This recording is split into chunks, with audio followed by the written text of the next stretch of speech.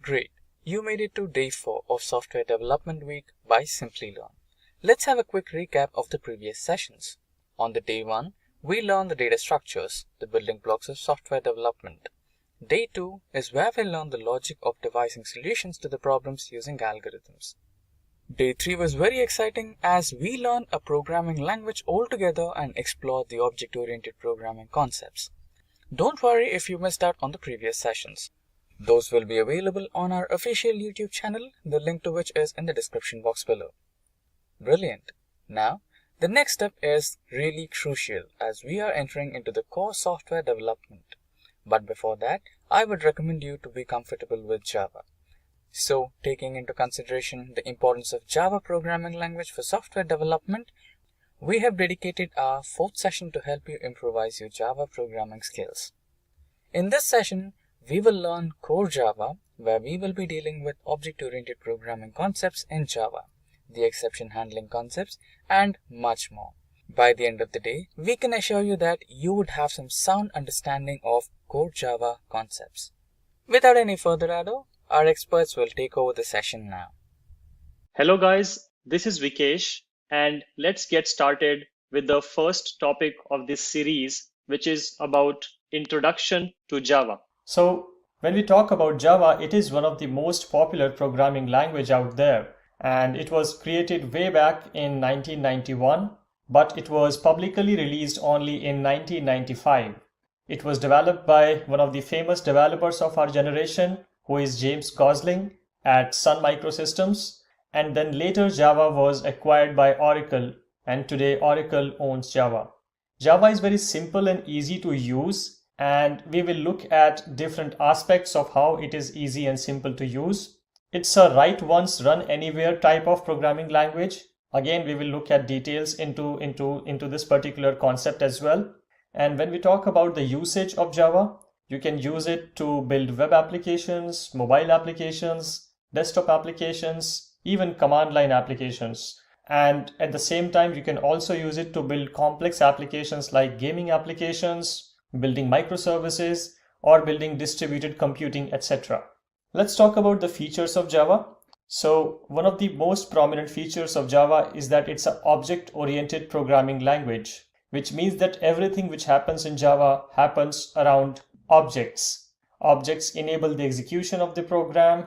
Objects talk to each other to exchange data and messages. We will look at the concept of objects in details in the upcoming lectures. It's a platform-independent language, which means that, again, going back to the previous point of write once, run anywhere, it basically enables the program to be run on any platform once compiled.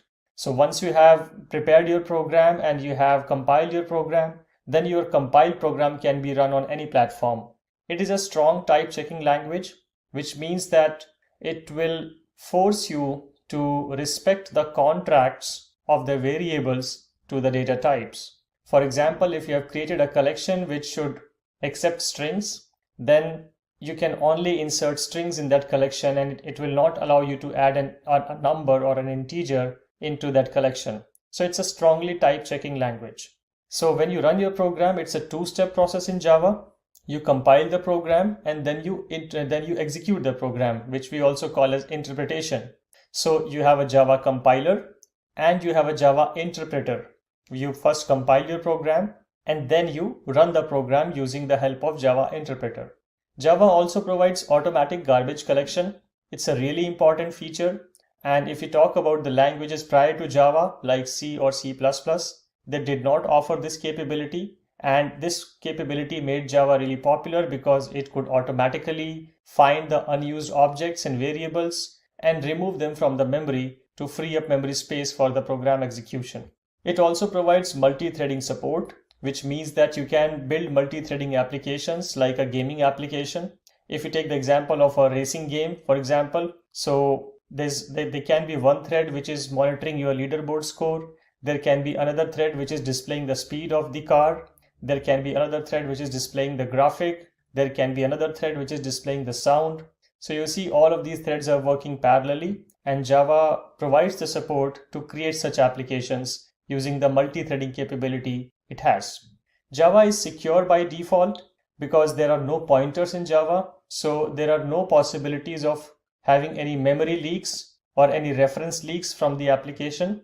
Again, if you take the example of programming languages like C or C++, you had the concept of pointers, and we witnessed a lot of scenarios and a lot of incidents where there was a memory leakage happening in the production application, which was really a bad experience for the organizations. So Java removed the concept of pointers totally from its programming language. It's also a very robust language because it provides a really great exception handling framework out of the box, which developers can use and implement to build really resilient applications.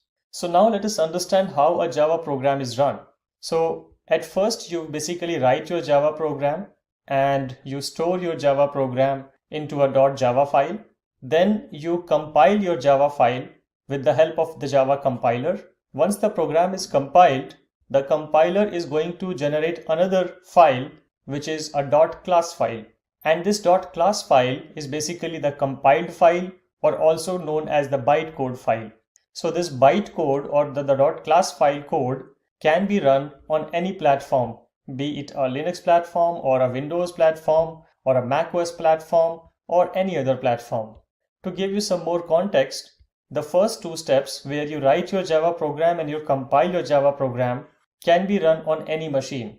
Let's take the example that you ran these two steps on a Windows machine. So you write your program and you compile your program on a Windows machine, which generated a .class file. Then you transported this .class file to a Linux machine and it also worked there. You transported your .class file to a macOS machine and it worked there as well. And that's what brings the platform independence concept of Java, that you can write the program once on any platform, and once you have the bytecode available, then you can run this program on any other platform of your choice. Okay, so that was about how the Java program execution works and how the platform independence is actually achieved.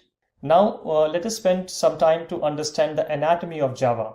So once you download Java and install Java on your local machine, you will hear the term JDK. Actually, we'll see that in the next lecture, that when you try to download the Java, it will say JDK download. JDK stands for Java Development Kit. So the Java Development Kit is the installation of the Java. This is what you're going to install on your machine. Once the JDK or Java Development Kit has been installed, the JDK will provide a lot of other components as well, like Java Runtime Environment or JRE, Java Virtual Machine or JVM, some class libraries, and some other supporting libraries. So let us understand what happens when your program is run and how these components work together to make sure that your program runs as expected. Let's start from here. So you install JDK or the Java Development Kit, you write your program, and then you compile your program with the help of Java compiler, which is provided by JDK. Once the program is compiled, your .class file will be generated, and then you can run that .class file using JRE. In fact, if you just run your program on your local machine, JRE will automatically kick in and run your .class file. So the Java Runtime Environment or JRE runs your .class file with the help of these three components. Let's talk about first component, which is Java Virtual Machine or JVM. So the Java Virtual Machine is actually the virtual environment inside which your program runs. This is the real main environment inside your .class file is running. So when this program is running, how does it achieve this environment? For achieving this virtual machine environment, it would need some runtime libraries, and that is provided by these class libraries. For example, there would be a runtime jar or rt.jar as a shorthand, which will be supplied to the program at the runtime to make sure that the program runs smoothly. Then there are other supporting libraries as well, which your program may be using. For example, if this .class file is, let's say, a calculator program, then it might be using a square root function from java.math package. So how does the java.math package get supplied at runtime? it would be supplied by the other supporting libraries which are present inside JRE. So JRE will make sure that your program runs inside the Java virtual machine. It gets the required runtime libraries, and it also gets the libraries which are referred in your program at runtime. And this all together will make sure that your program is running. So you can see JDK basically provides JRE automatically and JVM automatically, but you can also install JRE separately. If you talk about that use case where you compile your program on a Windows machine using JDK, and then you exported your .class file to another machine, and there you just install the JRE. You don't install JDK there, you just install the runtime environment, and you can run the .class file just using the runtime environment. And that brings us to the end of this lecture. Let's get started with installing Java. We will basically look at how we can install Java on a Windows machine. So the first step to install Java is to download it from the official Oracle website. So for that, let's open a web browser and let's type JDK Java download and hit enter. Then you need to find the link which says oracle.com, because like we discussed in the previous lecture, Java is owned by Oracle. So we need to download it from the official website only. So we can click on this link which says Java SE downloads. It will bring us to the downloads page, and we will see different versions of Java.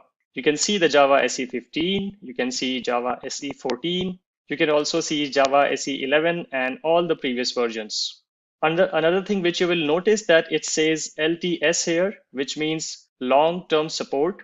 Basically, long-term support are the releases for which Oracle is going to provide long-term security patches and updates. For the non-LTS releases, Java will not provide long-term support and long-term patch fixes and long-term security fixes. So it's a good idea to analyze and evaluate on which version you want to develop your applications on. For this demo, I think it is fine. We can go with the non-LTS version. And even for your customer-facing applications, you can start with the non-LTS version and then upgrade to the latest LTS version whenever that is available. So for this demo, we can download Java SE 15, and you can also do the same on your machine. It will work exactly the same way as an LTS works. So you can click on the JDK download option here. Let's click on that. It is going to bring up the downloads detail page. And you can see there are multiple options given here in terms of what platform you want to install Java on, whether it is a Linux platform or it is a Mac OS machine or it is a Windows platform. So like I said in the beginning of the demo, that today we are going to see how we can install this on a Windows machine. So I'm going to download the Windows x64 installer here. If you are working on a Linux machine or a Mac OS machine, you can download those respective installers as well. So you can see the exe here. So let's click on this. Once we click on this, we'll get this pop-up, which will ask us to accept the Oracle Technology Network License Agreement. So we can hit this checkbox and click on Download JDK 15. And this shall start the download, and you will see some exe getting downloaded in your download box here.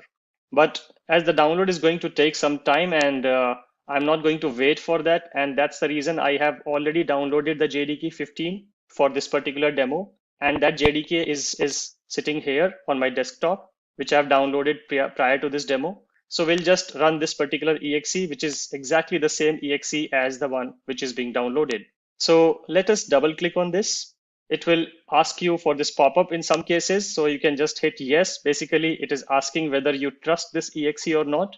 But as we downloaded this from official Oracle website, then we can trust this particular exe. So I will hit yes.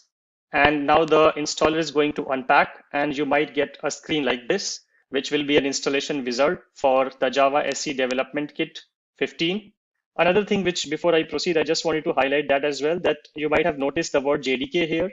It's exactly the same term which we covered in the last lecture, that when you install Java, you basically install the JDK, which is the Java Development Kit. And this is also visible here when it says Java SE Development Kit 15. So let's hit next. Then on this particular page, you have the option to change the installation location of Java if you want to. By default, it is going to install in C program files, /java/jdk15.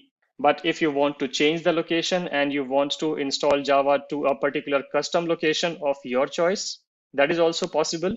You just hit change here, and then you can choose whatever directory or folder or place you want to install this Java on, and you can basically select the appropriate location.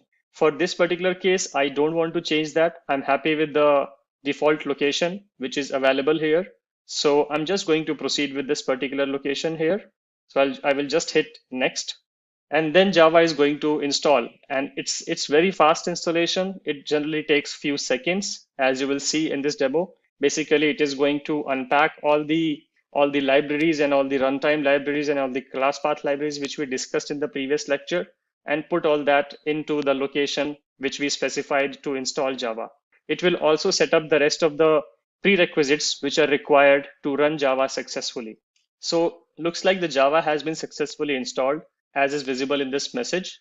And there's also a next step if you want to access the tutorials or the API documentations, the developer guides, the release notes, etc. I don't want to do that, so I will just hit close here.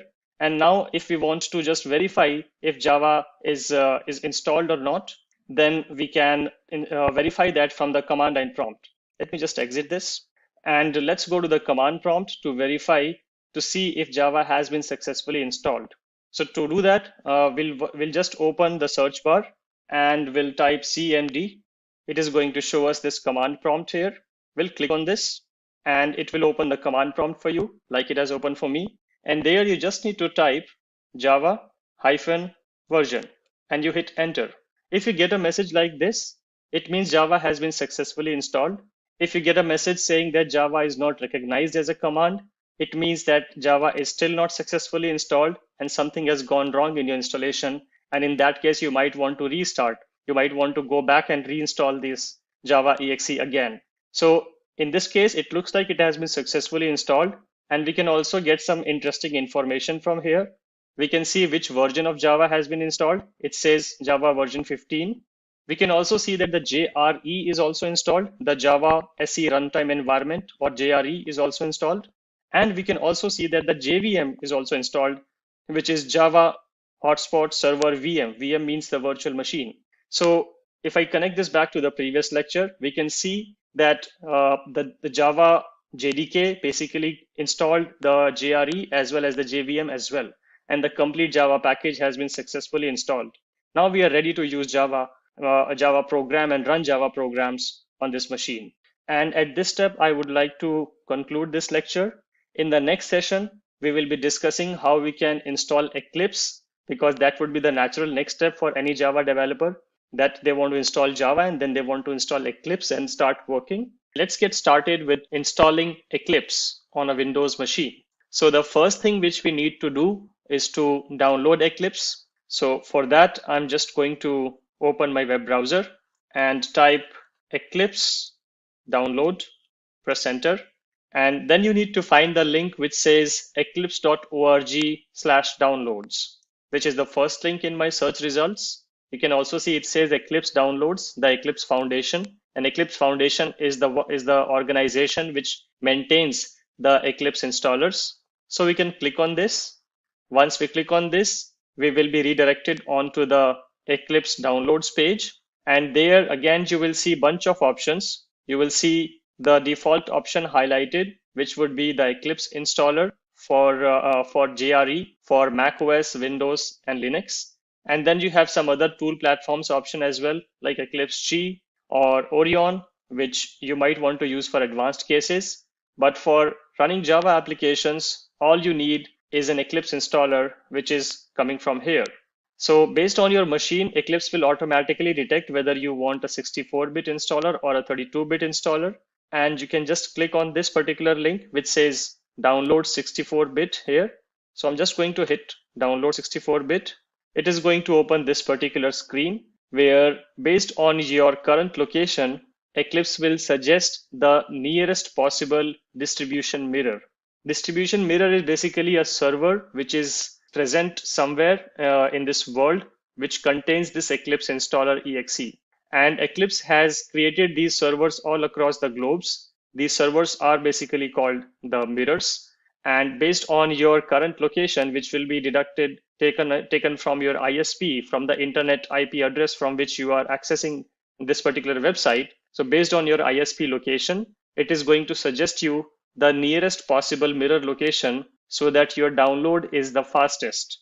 So in my case, the nearest location is Netherlands here, as you can see, and I get a download option. This is the file name, which says Eclipse installer JRE Windows 64.exe. And if you think that this mirror doesn't make sense, just click on this option, select another mirror, and then you can choose another mirror. But generally it works really well. It works based on your IP location, and it's generally the download speed is pretty good based on the suggested mirror.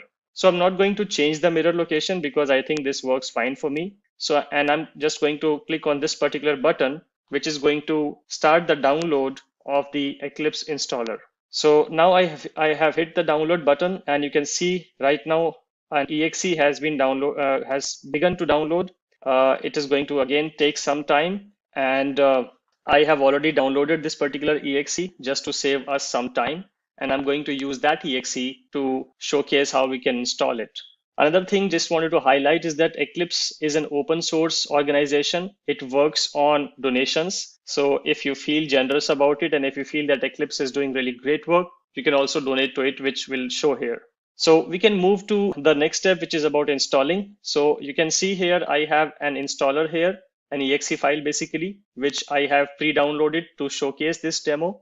I'm just going to double click on this, and it is going to unpack the installer. You can see this this icon will be presented to you, which says Eclipse installer by Oomph. Oomph is basically the provider for this particular installer who manages the installer.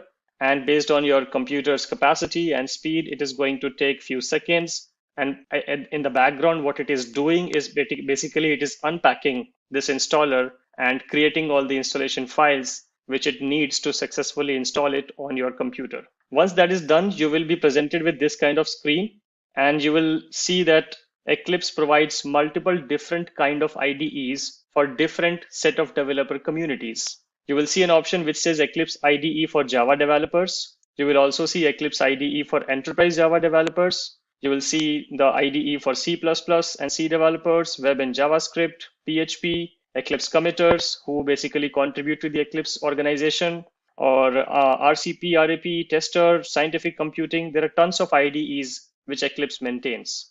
For our use case throughout this series, I think we will be focusing on this particular IDE, which says Eclipse IDE for enterprise Java developers. You can also use this particular IDE, but this is a very bare bone IDE with very limited set of integrations. Like it says, it includes a Java IDE, a Git client, an XML editor, a Maven plugin, and a Gradle plugin. But if you look at the enterprise, you will get more integrations. You can use this particular IDE to work on whatever you work here. So these all will work here. But in addition, you can also use this IDE to build a web application, build a web service, build a JPA application, data tools, Java server pages, faces, etc. So this is more advanced, I would say. And we will go with this particular IDE. And you can also choose this IDE if you want to, but for this demo, we are going to choose this one. I will click on this. Then it is going to show me which virtual machine it is going to use. So if you remember in the previous lecture, we installed Java 15. It has automatically detected that location by reading my C program files folder, and it has automatically taken that. If you have multiple JDK installations on your machine, you can click on this icon and change a different Java virtual machine. I'm going to leave it as is. Again, the installation folder is also by default taken to your C user's username /Eclipse / the JEE version number. And again, if you want to change this, you can also change a different installation folder. I'm going to leave everything as default. It will automatically create a start menu entry and a desktop shortcut. And now I hit install. It might come ask you for a user agreement. So you can hit accept now. And now it has begun the installation. The installation generally takes a bit of time to complete in some cases. So again, it depends upon your computer's capacity and speed. Basically, if it's a good robust machine with good capacity, the installation might be very fast, as you can see in my computer. And if you have a computer which is not very strong on configurations, you can just be patient and wait for some time, and the installation will be finished. Once the installation is finished, you will see this launch option here. You will also have an option to keep an installer if you want to, show the README file. But I think the main option here, which we are going to use, is the launch option. So if you hit the launch option, now the actual IDE is going to start up. It's again going to set up some configuration files and some bootstrap configuration files, which it needs to. And then it will ask you to choose a workspace. Again, workspace is up to you. Where you want to create your workspace? The workspace is basically the location where you will create your projects. It will store those project files and the source code of those projects. So it is up to you where you want to create it. Again, I'm going to leave it as default here, but if you want to change it, just hit browse here and choose whatever location you want to. You can see, you can go to PC and you can choose whatever location you want to. I'm going to leave it as is. And you also have a choice that you don't want Eclipse to ask this every time. So you can check this box, and next time Eclipse is not going to ask you to choose a directory as workspace. And every time you start Eclipse, it will automatically go to this particular directory. So you can either check it or uncheck it based on your convenience and hit launch. Once you hit launch, it is going to start the actual IDE as a desktop application, and you will get a nice interface and a welcome screen from Eclipse, which will basically show the basic overview of the screen, something like this. So now you can see that the Eclipse IDE has started. It has a welcome page, which has multiple options. You can check out a project from Git. You can import an existing project. You can go to the marketplace, create a Java web project or whatever, or you can just close this. You have a nice navigation project explorer bar here. So all the projects which you're going to create will be listed here. There are also some quick shortcuts here for creating different kind of projects. And if you don't want to use that, just go to File, New, and choose a kind of project you want to create, whether it is a Maven project or enterprise application project or dynamic web project or just a project. If you just hit just a project, you can choose a basic Java project to start with, click Next, give a project name. Let's call it test demo. You can choose an execution environment here, the JRE, and currently this particular IDE has support up to 14, but I think this is going to work fine. We don't need to worry about it. We can also use a project specific JRE, like in this case, Java 15, which is the current installation. So I can use this option because I want to use Java 15 environment because I have Java 15 installed. So you can basically choose whatever option you want to choose. It gives you a flexibility in terms of choosing the JRE, whether you want to choose an external JRE, whether you want to choose a project specific JRE, or you want to use the default JRE JDK installation. So you can use this option as well if you want to. Project layout is either you want to create separate folders for source and classes, or you want to create use the project folder. Again, these are just basic configurations which you can play around with if you want to. I'm just going to leave it as is and hit next. And then it is going to just give me a review screen here. If I want to change anything, I can. Otherwise, I can just hit finish. I can create a module name here if I want to, but I don't want to create it. So just hit on don't create and open the Java perspective. And that's it.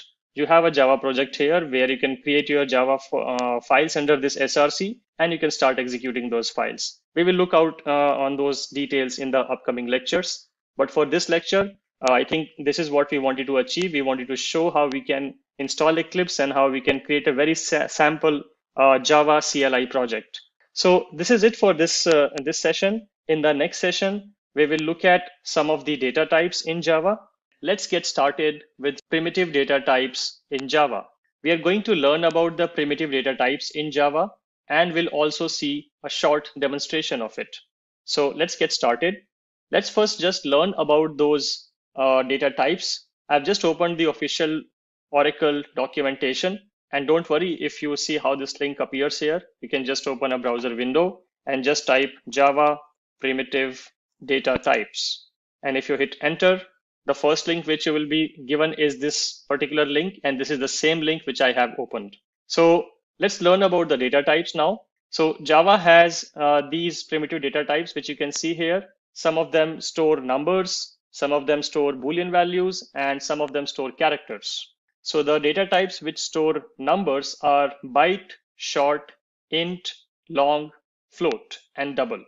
These 6 data types basically are used to store any kind of numeric value.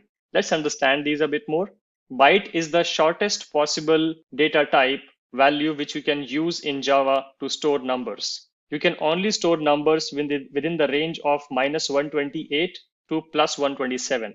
So you can see the range is very small, and Java has created this variable for use cases where you want to store numbers which have very small value in this range. Why do we provide these kind of options? Just to save memory, because the smaller data type will require less memory to be used in the Java program.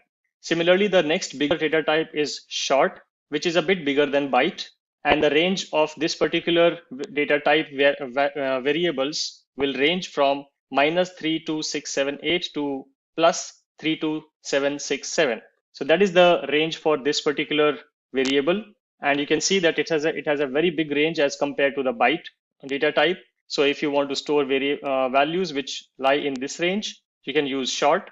The next one is int data type. You can use this one to store even larger values, which range from -2 raised to power 31 to +2 raised to power 31 minus 1.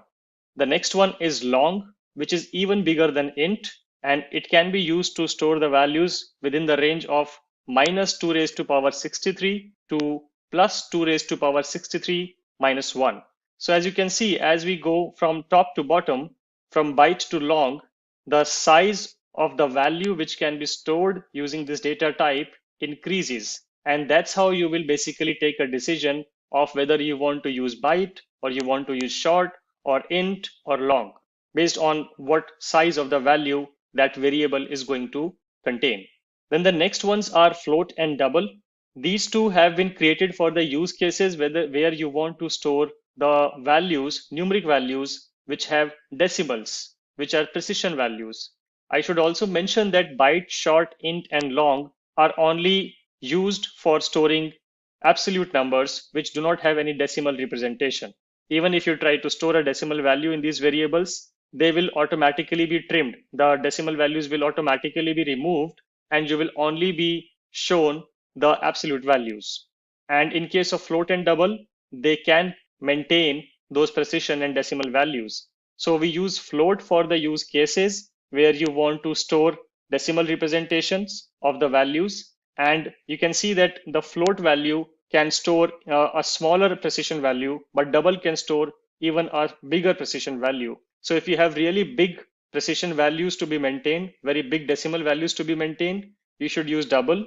And the float is used for storing a bit smaller size of the precision values. I mean, its range of values basically beyond the scope of this discussion. If you want to read more about this, you can go to this particular links, which will explain this in detail.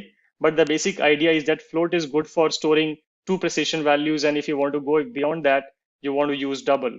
In some cases, some people also use float to store even beyond two values as well. So it completely depends. The decision factor is how long the value you are going to store in the decimal. And that will decide whether you want to use float or double. The next one is Boolean, which is used for storing the Boolean values. Boolean values can be either true or false. So there are only two possible values. And then we have char, which is used for storing characters. It is using 16-bit to store the value. And this is a very popular Java question for beginner level programmers, that why does it need 16-bit to store the character? It's because it stores a Unicode representation. Unicode representation is the representation which can be accepted across platforms, across the world, in different character encodings. So let's move on to Eclipse now, where I have prepared a very short and simple demo. I'm just creating a variable for each data type and I'm printing them. You also see some things here like these keywords, and don't worry about these keywords. I will cover these keywords in detail in the upcoming lectures. You also see this, and you can just, for now, you can remember that system.out.println is used for printing anything in Java. Anything you want to print on the console, you would be using system.out.println. What is system, what is out, and what is println? Again, we will cover these in the upcoming lectures. For now, I'm just creating a bunch of data types here, variables here basically. I'm creating a char type variable, a byte type variable, a short type variable, an int type variable, a float type variable, a double, and a Boolean. The way you create variables is basically you put the data type name, you put the variable name, which can be anything, you put an equal sign, and you put the value, actual value, which this variable is going to store. And I've done the similar thing for all of these variables. Java wants semicolons to be there when you write your statements. So please remember that your statements always end with semicolons. So I've declared all of these variables here, a byte, a short, an int, float, double, and boolean. And then I'm printing all of them basically. Here I'm printing the char variable. Here I'm printing the byte variable. Here I'm printing the short, and so on and so forth. So how do we actually run this application or this program? You just double click on this or right click on this. You go to this run as option. You see this run as Java application option. So you can hit this option. It will run the application and it will present all the output here in the console tab. Let me just bring this up. So you can see all the variables have been printed here, and this is coming from these print statements. Like I said, this is used, system.out.println is used to basically print anything. And I've used that to print all the variables here. First, I'm printing the char variable whose value is A. Then I'm using the byte variable, which is denoted by B and whose value is 2. So you can see the value is 2 here. Then I'm printing the third variable, which is C, which is a short type variable, which has a value 22. You can see short, and this is coming here. The next print statement is int. So you can see int here with the value 45, and this value is coming from here. Then we have float. You can see the float value being printed here, and you can see the float value declared here. You also see an F here, and this is the standard naming convention which Java proposes, that whenever you declare float and double, you end them with F or D based on whether it is float or it is double. Then you see the double value, which is having a bigger precision than float. So I've printed the double value using this particular print statement, which is printed here. And then we have the Boolean value, which is stored as G, and the value of G is true, and the same value is printed here. So whatever I write here basically is printed here. This is just a placeholder, and this is the actual value. So you can see that we are able to use all the variables here, all the primitive variables basically, which range from byte, character, byte, short, int, float, double, and boolean. And that's it for this session. In the next session, we will be discussing about the non-primitive data types in Java.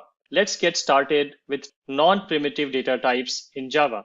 In the previous lecture, we talked about the primitive data types, and now we'll discuss about some of the data types which are not primitive. First of all, let's understand what is the difference between primitive and non-primitive.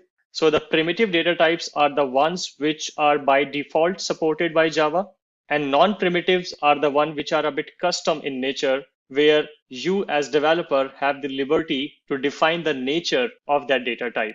We'll look at some examples of that as well. But when we talk about which all are the non-primitive data types, we broadly talk about arrays, we talk about classes, we talk about strings as well. And we will cover some of them in today's lecture. And we have a detailed lecture upcoming about the classes as well. In fact, in the after a few lectures, we'll cover how we'll create classes as well.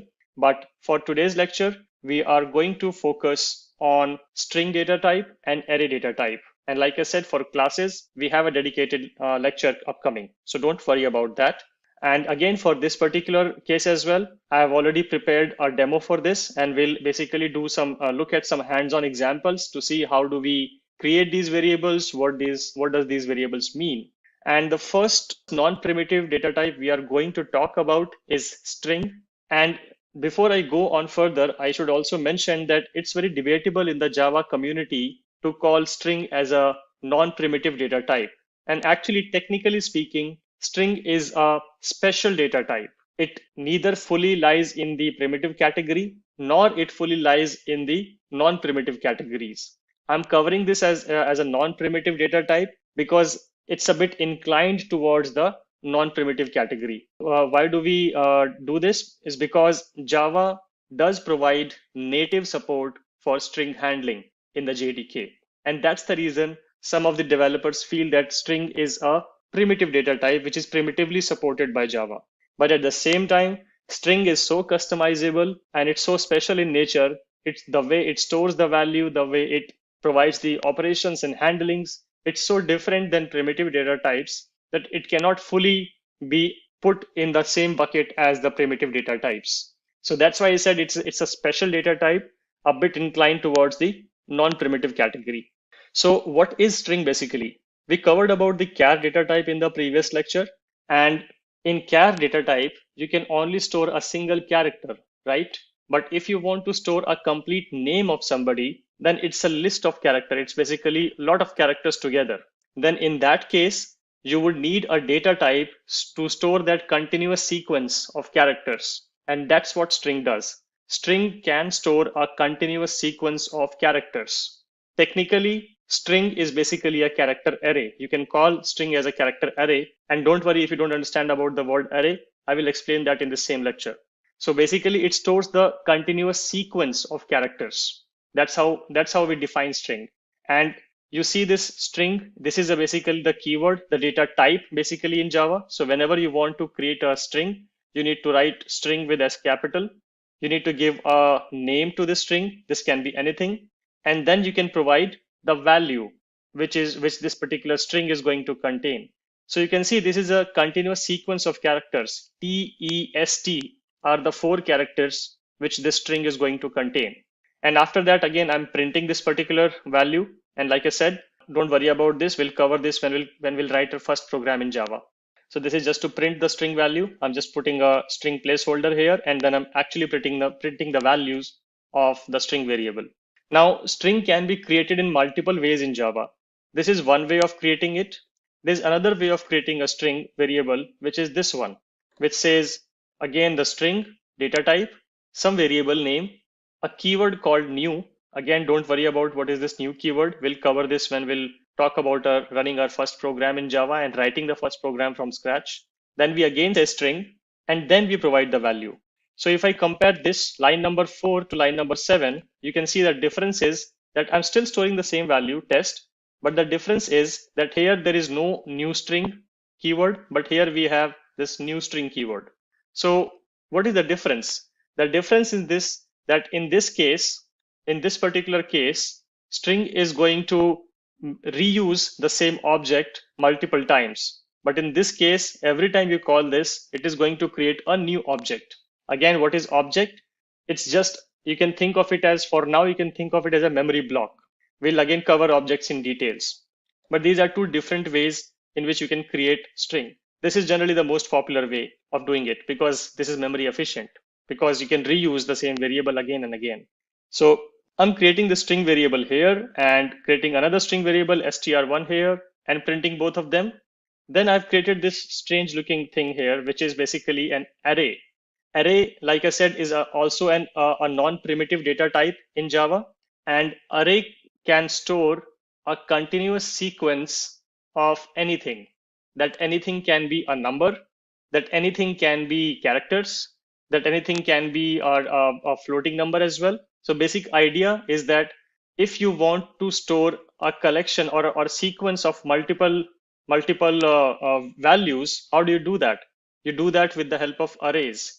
Array is a data structure, a non-primitive data structure in Java, which can store a lot of values of similar type. We also call it as homogeneous data structure, because it can only store same data type values or homogeneous data type values. So the biggest way to identify array is this square bracket. Whenever you see this square bracket in Java, it means it's an array variable.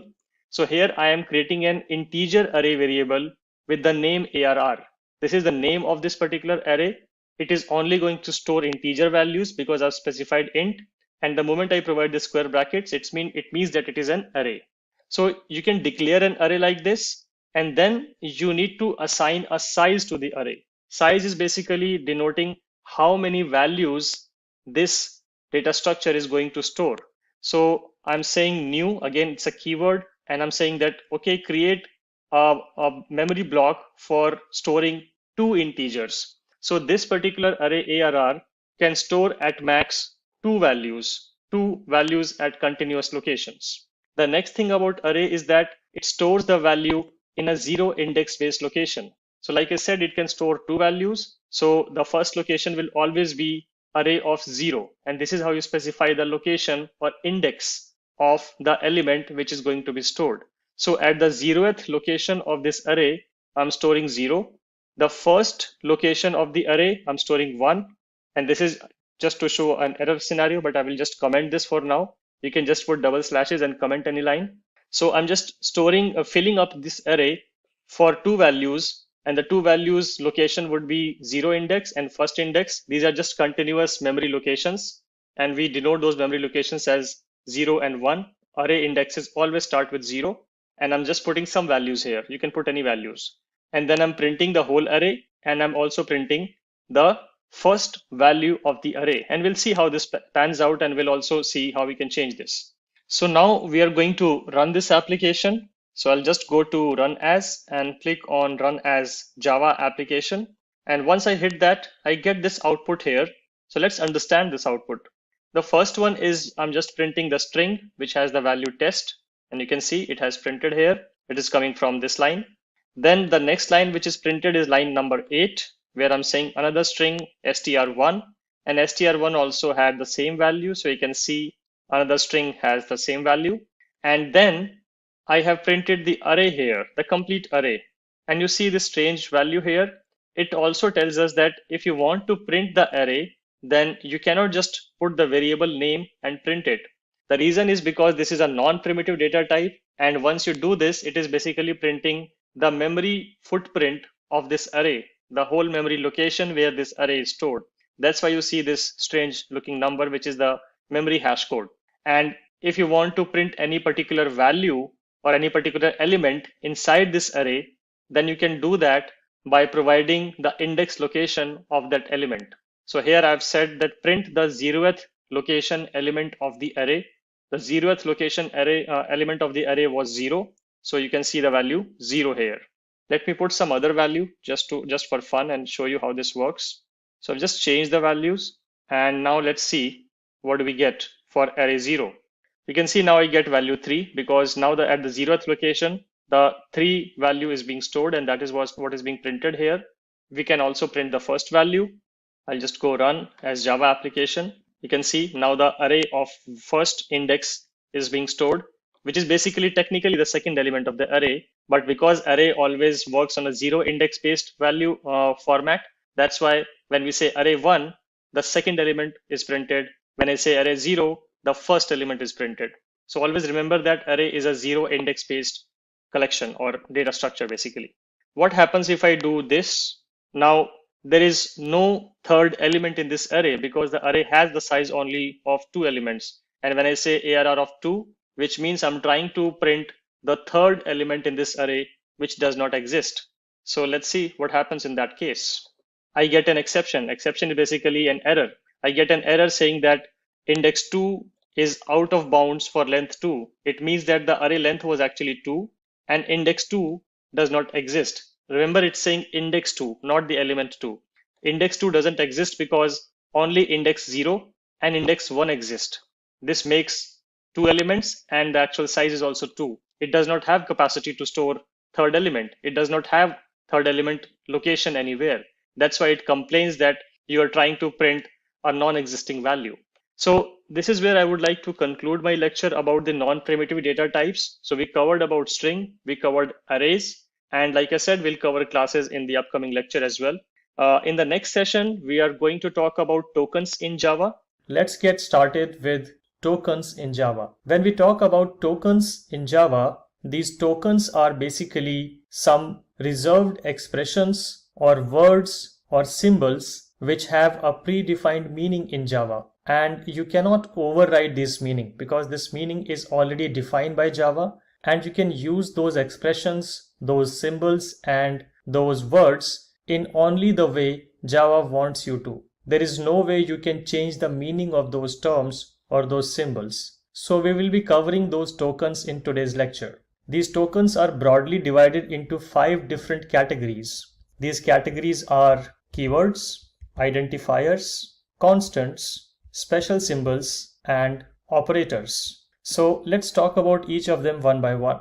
So when we talk about keywords, these are the words which are reserved by Java and they have a predefined meaning. You might have already seen some of these reserved keywords. For example, We have used int when we were working on the primitive data type lecture. We have seen this as well, though we haven't actually found out the meaning of this, but we will find out the meaning of this in the coming lectures. So don't worry about that. We have seen Boolean as a data type again. We have seen byte. So these Boolean, byte, int, class, char, catch, super, switch, synchronized, all the keywords which you see here, these keywords have a predefined meaning in Java. And you use these keywords so that you want to take an action, an expected action by Java. For example, if you call something as int, then you want Java to treat it as int. Int will only have a single meaning in Java, and there is no other meaning of int in a Java program. So that's the intent with the keywords. These are reserved words which have a predefined meaning. And we will cover these keywords at length during this whole course. The next token is identifier. An identifier is nothing but just a variable name, technically. And we have already covered this kind of identifier when we were showing the demonstrations for primitive data types and non-primitive data types, etc. It's basically anything which you declare as a variable is an identifier.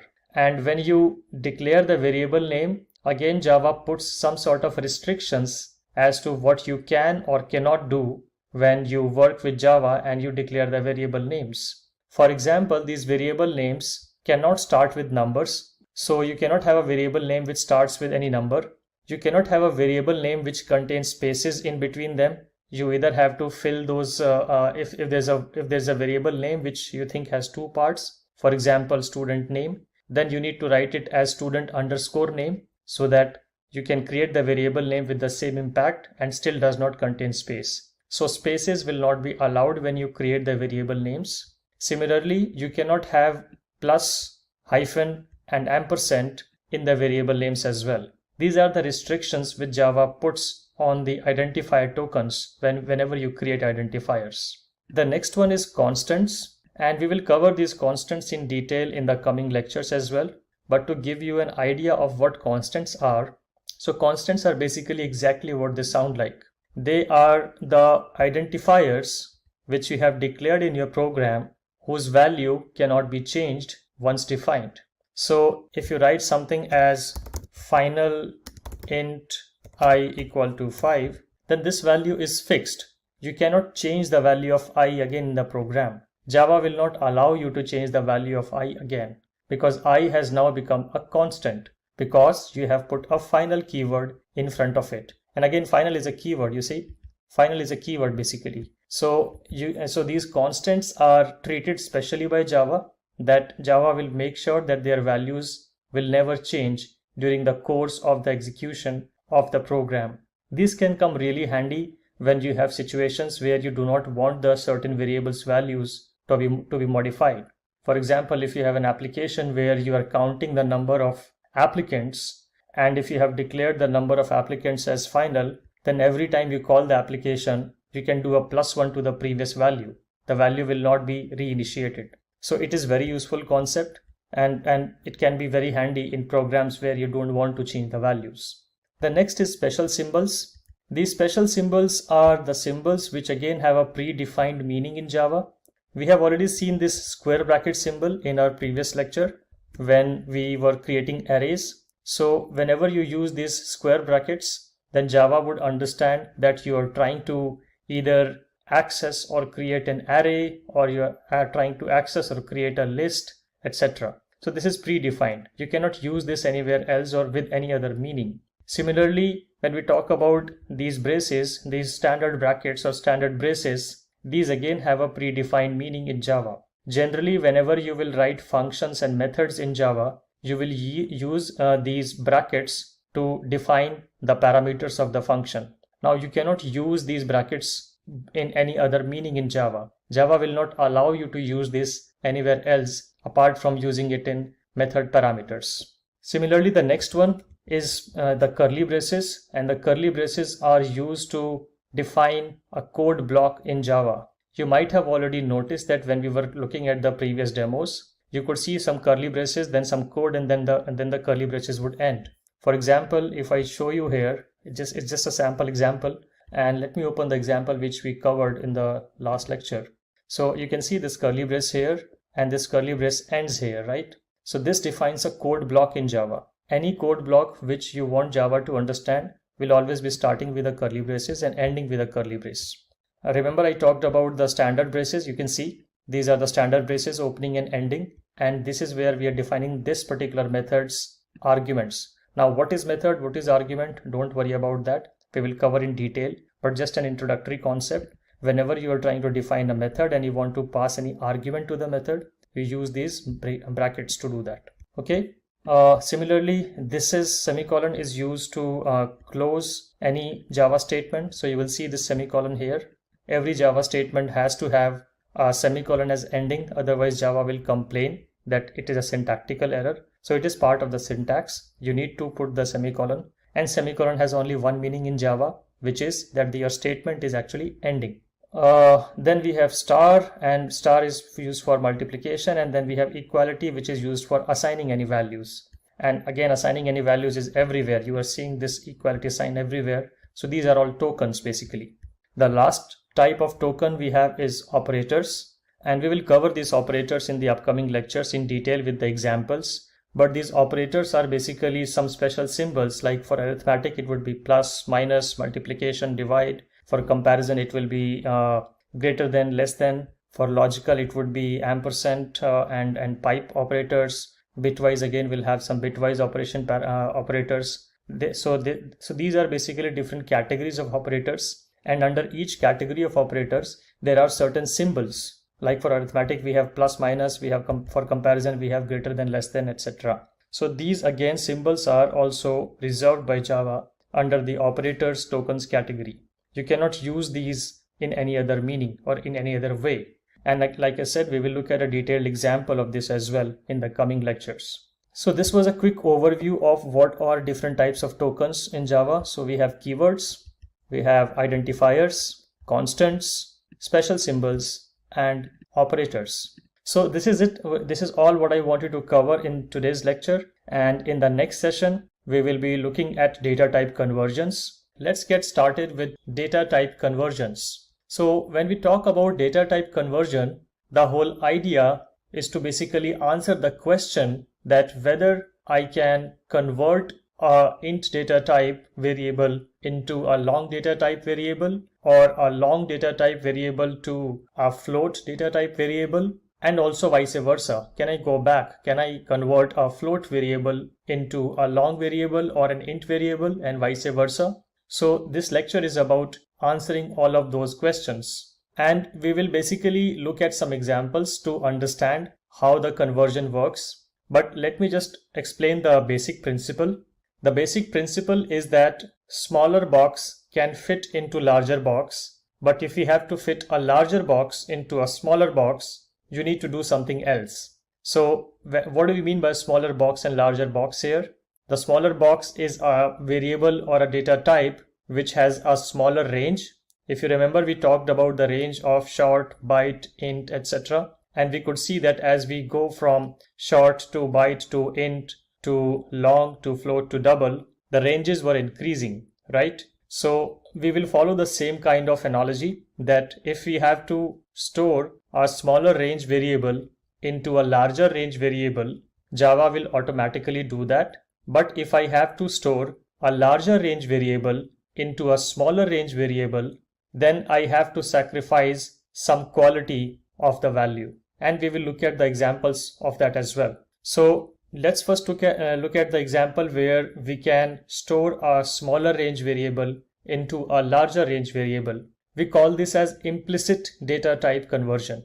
So here you can see I have declared an int variable with the value 100, and I'm printing the int variable. Then I have declared a long variable, and what I'm doing that I'm assigning the value of int a to the long variable b. So I'm not assigning a new value to this long variable, but rather I'm just passing on the existing integer value into a variable of type long. Similarly, after that, I am taking the value of this variable of long type and storing this value into a float type. So you can see int is basically smaller than long, and long has a smaller range than float. So I'm just storing a smaller range variable into a larger range, and then a larger range variable into the largest range. And then I'm printing all the variables values to see if this actually is working. Can long automatically store the value of A, and can float automatically store the value of B? Here I'm just printing the variables, and again using the concept of the previous lecture, this is just to print the values, and I will cover this in detail in the next lectures of how this works. But here you can understand that we can use system.out.println to basically print the values. And here I'm just printing a string and then the value, then again the string and the value, and here also the string and the value. So this is what is happening in this program. And again, don't worry about these details. I will cover about what these concepts are in the upcoming lectures. So let's run this and see if the data type conversion actually works. So I will just right click and do run as and go to Java application. And if I click on this, I get this output. So the first output is pretty straightforward. I'm just printing the int variable as is. So this works. Then I am storing the int into a long and printing the long representation of A, which is B basically. And this also works without any errors or any warnings by Java. Similarly, when I talk about storing the long variable into a float variable C, this also works. But here you see an additional decimal precision here, because as we remember from the previous sessions, float is used to store values which have decimals or which have precisions. So it will automatically convert your absolute number into a number which has decimals whenever you try to cast this into float. Casting is also a word which is used. Some people call it as implicit data type conversion. Some people call it as implicit data type casting. So if you hear the word data type casting or implicit data type casting, you can think that it is exactly the same concept as data type conversion. So this is about implicit data type conversion. Now let's look at an example of explicit data type conversion. How does that work? So using the same analogy of the boxes, now I will try to store a larger ranging value variable into a smaller range variable and see how that looks like. So I will start with the largest, which is double variable. So I have created a double variable, and as we know that double is a variable which is used to store decimal values. So I'm storing this value here, and then I'm just printing the double representation as is without any changes. Then I'm trying to store this variable's value into a float variable. So I'm trying to go to a smaller box now. I'm trying to grow from double to float. And if you remember, I told you that if you have to do that, it will not work out of the box, but you have to do something special as well. And this is the special part. This is called type casting. Type casting is basically a way to tell Java to explicitly cast this variable's value into this data type's variable's value. And you always need to do this whenever there is no implicit casting happening. If you are trying to store a larger value variable into a smaller value variable, you have to do this, otherwise Java will complain. You will get a compilation error. So that's what I'm doing. I'm telling Java to store the value of A as a float and store the value in F. And this is where I'm telling to store the value as float. So you just put brackets and you define float.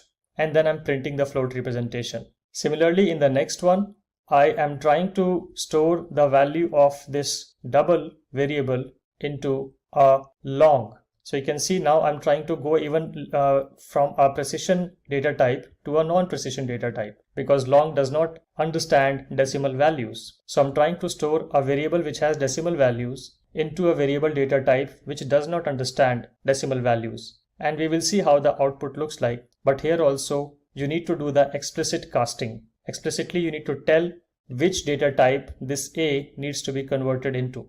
That's what I do here, and then I print the long variable here. And then next I will again go down further and I will try to store a larger long variable type into a smaller int variable type. So again I'm trying to store the value of B into a smaller data type which is integer, and I'm naming the variable as C. Here again I have to do this explicit casting. I'm telling Java to explicitly cast the value of B, which is a long data type variable, into an integer C, which is an int data type variable. And then I'm just printing the value. So this is what is happening in this program, that from double to float to long to int. Now let's run this program and see what happens. So I will right click and go to run as and choose the Java application option. And this is the output I get.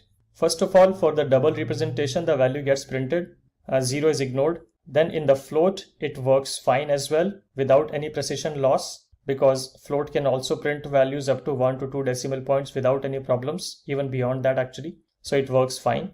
Then when we talk about the long representation, we are trying to convert a double variable into a long variable, and we see that the precision, the decimal values are lost. This is expected because long does not understand decimal values. That's why anything after the decimal, or in fact the whole decimal portion, is gone when you're trying to store double or float into some absolute data type variables like int or long. And then in int representation, since you already have this long can easily be casted to int by just providing this explicit casting, and the int representation also prints 50. So we started from this value and we ended up with these values when we try to store them as long or int. So this is all I wanted to cover in today's lecture. So we covered basically about the data type conversion or data type casting concepts. How does implicit data type casting works and how does explicit data type casting works. And as we know the concept, the basic concept is that the value can easily be casted from a smaller range to a larger range without any changes or without any extra code. But when you have to go from a larger value to a smaller value, you have to provide these casting instructions to Java to successfully cast those variables. In the next session, we will be looking at how we can write the first Hello World program in Java, and there we will actually cover all these things which I have been saying that we will cover. So we will cover all these ways of how we can write the first Hello World program in Java.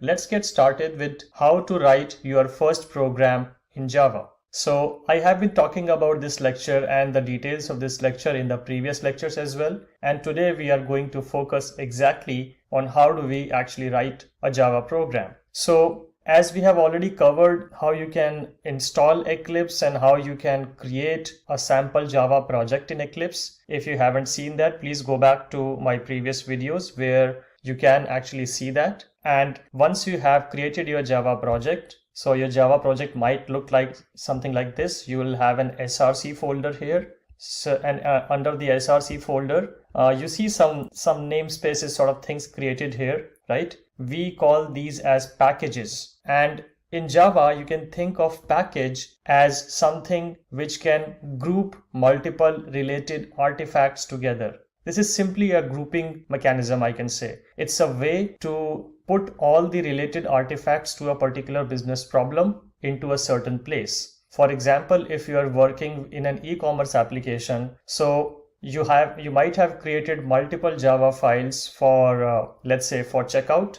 and then some more Java files for the filters flow, I would say, then some other Java files for designing the advertisements. So you have multiple Java files, and these Java files now belong to these three different domains. So you want to group them together for easy accessibility, for referencing each other files within the code. So if you want to achieve that kind of flexibility, you would group the checkout code files into a single package. You can name it as checkout package. Then you can similarly do the same thing for the advertisement package and for the filters package. So similarly, I have created some packages here which you can see. You see a package here which says IO GitHub Vikesh Pandey Hello World. And how do you create a package? You just right click on this. So you go to the src and you right click, you go to new, and here you will see this option which says package. So you can just click on this and write anything which you want as the package name. Let's call it as test package. It says invalid because the package is a keyword, so it is not allowing me to put package here, but let's call it test package 1, and you can just click finish and you will see a test package popping up here. Then you can right click on this again, go to new, and then you can create a Java class. Now what is a Java class? A class is basically a blueprint for an object. It's basically the specifications of an object. Like I covered in the very first lecture, everything in Java is an object, or most of the things in Java are object, I would say. So object is basically an instance of the class. So let's say you create a class for, if I take the same example of e-commerce, you create a class for writing the business logic of checkout, and then you create instance of this particular class to work for a particular customer order. So class is basically a blueprint. It's the specification, it's the skeleton of the object. So once you click on this, you can create a class. Now Eclipse is a pretty smart IDE. It will provide you with bunch of options on how you actually can create a class, and it will also provide you with some sensible defaults. For example, it will automatically select a source folder in your project which you have created. It will automatically select a package. In fact, they currently selected package. And if you want to change the package, just hit browse and choose any other package which you want to choose. So your class file will be created in that package. Then you can provide a name to the class. So let's call it as test hello world. And you can see I have followed a sort of a naming convention here. The first character I've kept it as capital. And then any other new word which is coming in my class file name is also capitalized. So Java would expect you and it would encourage you to follow this naming convention, that whenever you are creating a class, always start with a capital letter, then small letters, and every new word you are writing can start with a capital letter again. Java will not throw an error if you don't do this H capital or W capital, but it's a good practice. The next thing is the modifier. We are going to cover the modifiers in details in the upcoming lectures. But for now, you can understand that anything which is marked as public is accessible to every other Java class in this whole project. That's the basic meaning of making a class as public. Public, as the name suggests itself, it means it's visible to everyone. You can select a superclass, and again we'll talk about this superclass later, but this is the Java lang object is the superclass of all the classes which are created in Java. Again, interface is again an advanced concept, and there are some other interesting defaults it provides. For example, if you want to create a main method. Now what is a main method? We'll just cover it in a while. So I will not do that. I will leave everything as default and I will click on finish. So I have this new file coming up here, and you can see it has automatically picked up the package which I selected, and it has also written public class test hello world with a starting and ending curly braces. In the previous lecture, we covered about these curly braces, that all the code block have to be in the curly braces. Whenever you write a Java class, the very first statement Java would expect to have in the class is package name. So make sure that you have package as the keyword and then the actual package name as the package name for that particular class. You can see the package follows a dot convention and it always ends with a semicolon, like all the Java statements end with semicolon. So that would be the first thing which you will write in your class. Second thing is the access modifier of the class. Like I said, you want this class to be accessible to every other file in this project. Then you can mark this class as public. The next thing is the class keyword. You need to write this particular keyword as is, otherwise your class will not be detected. So you write this as class. Then you write test hello world or whatever name you want to write. But make sure that whatever public class name you provide here, that name should match with the file name. These two things should match, the file name and the class name. If they don't match, you would experience weird behaviors as the class will not be compiled or class might not be able to run, etc. So always make sure that whatever file name you provide, you always have a class with that name in your file. So my class structure is ready, but there's nothing here in this class. In fact, you cannot even execute this class, because for executing the class, for executing any class in Java, any class at all in Java, you would need a main method in Java.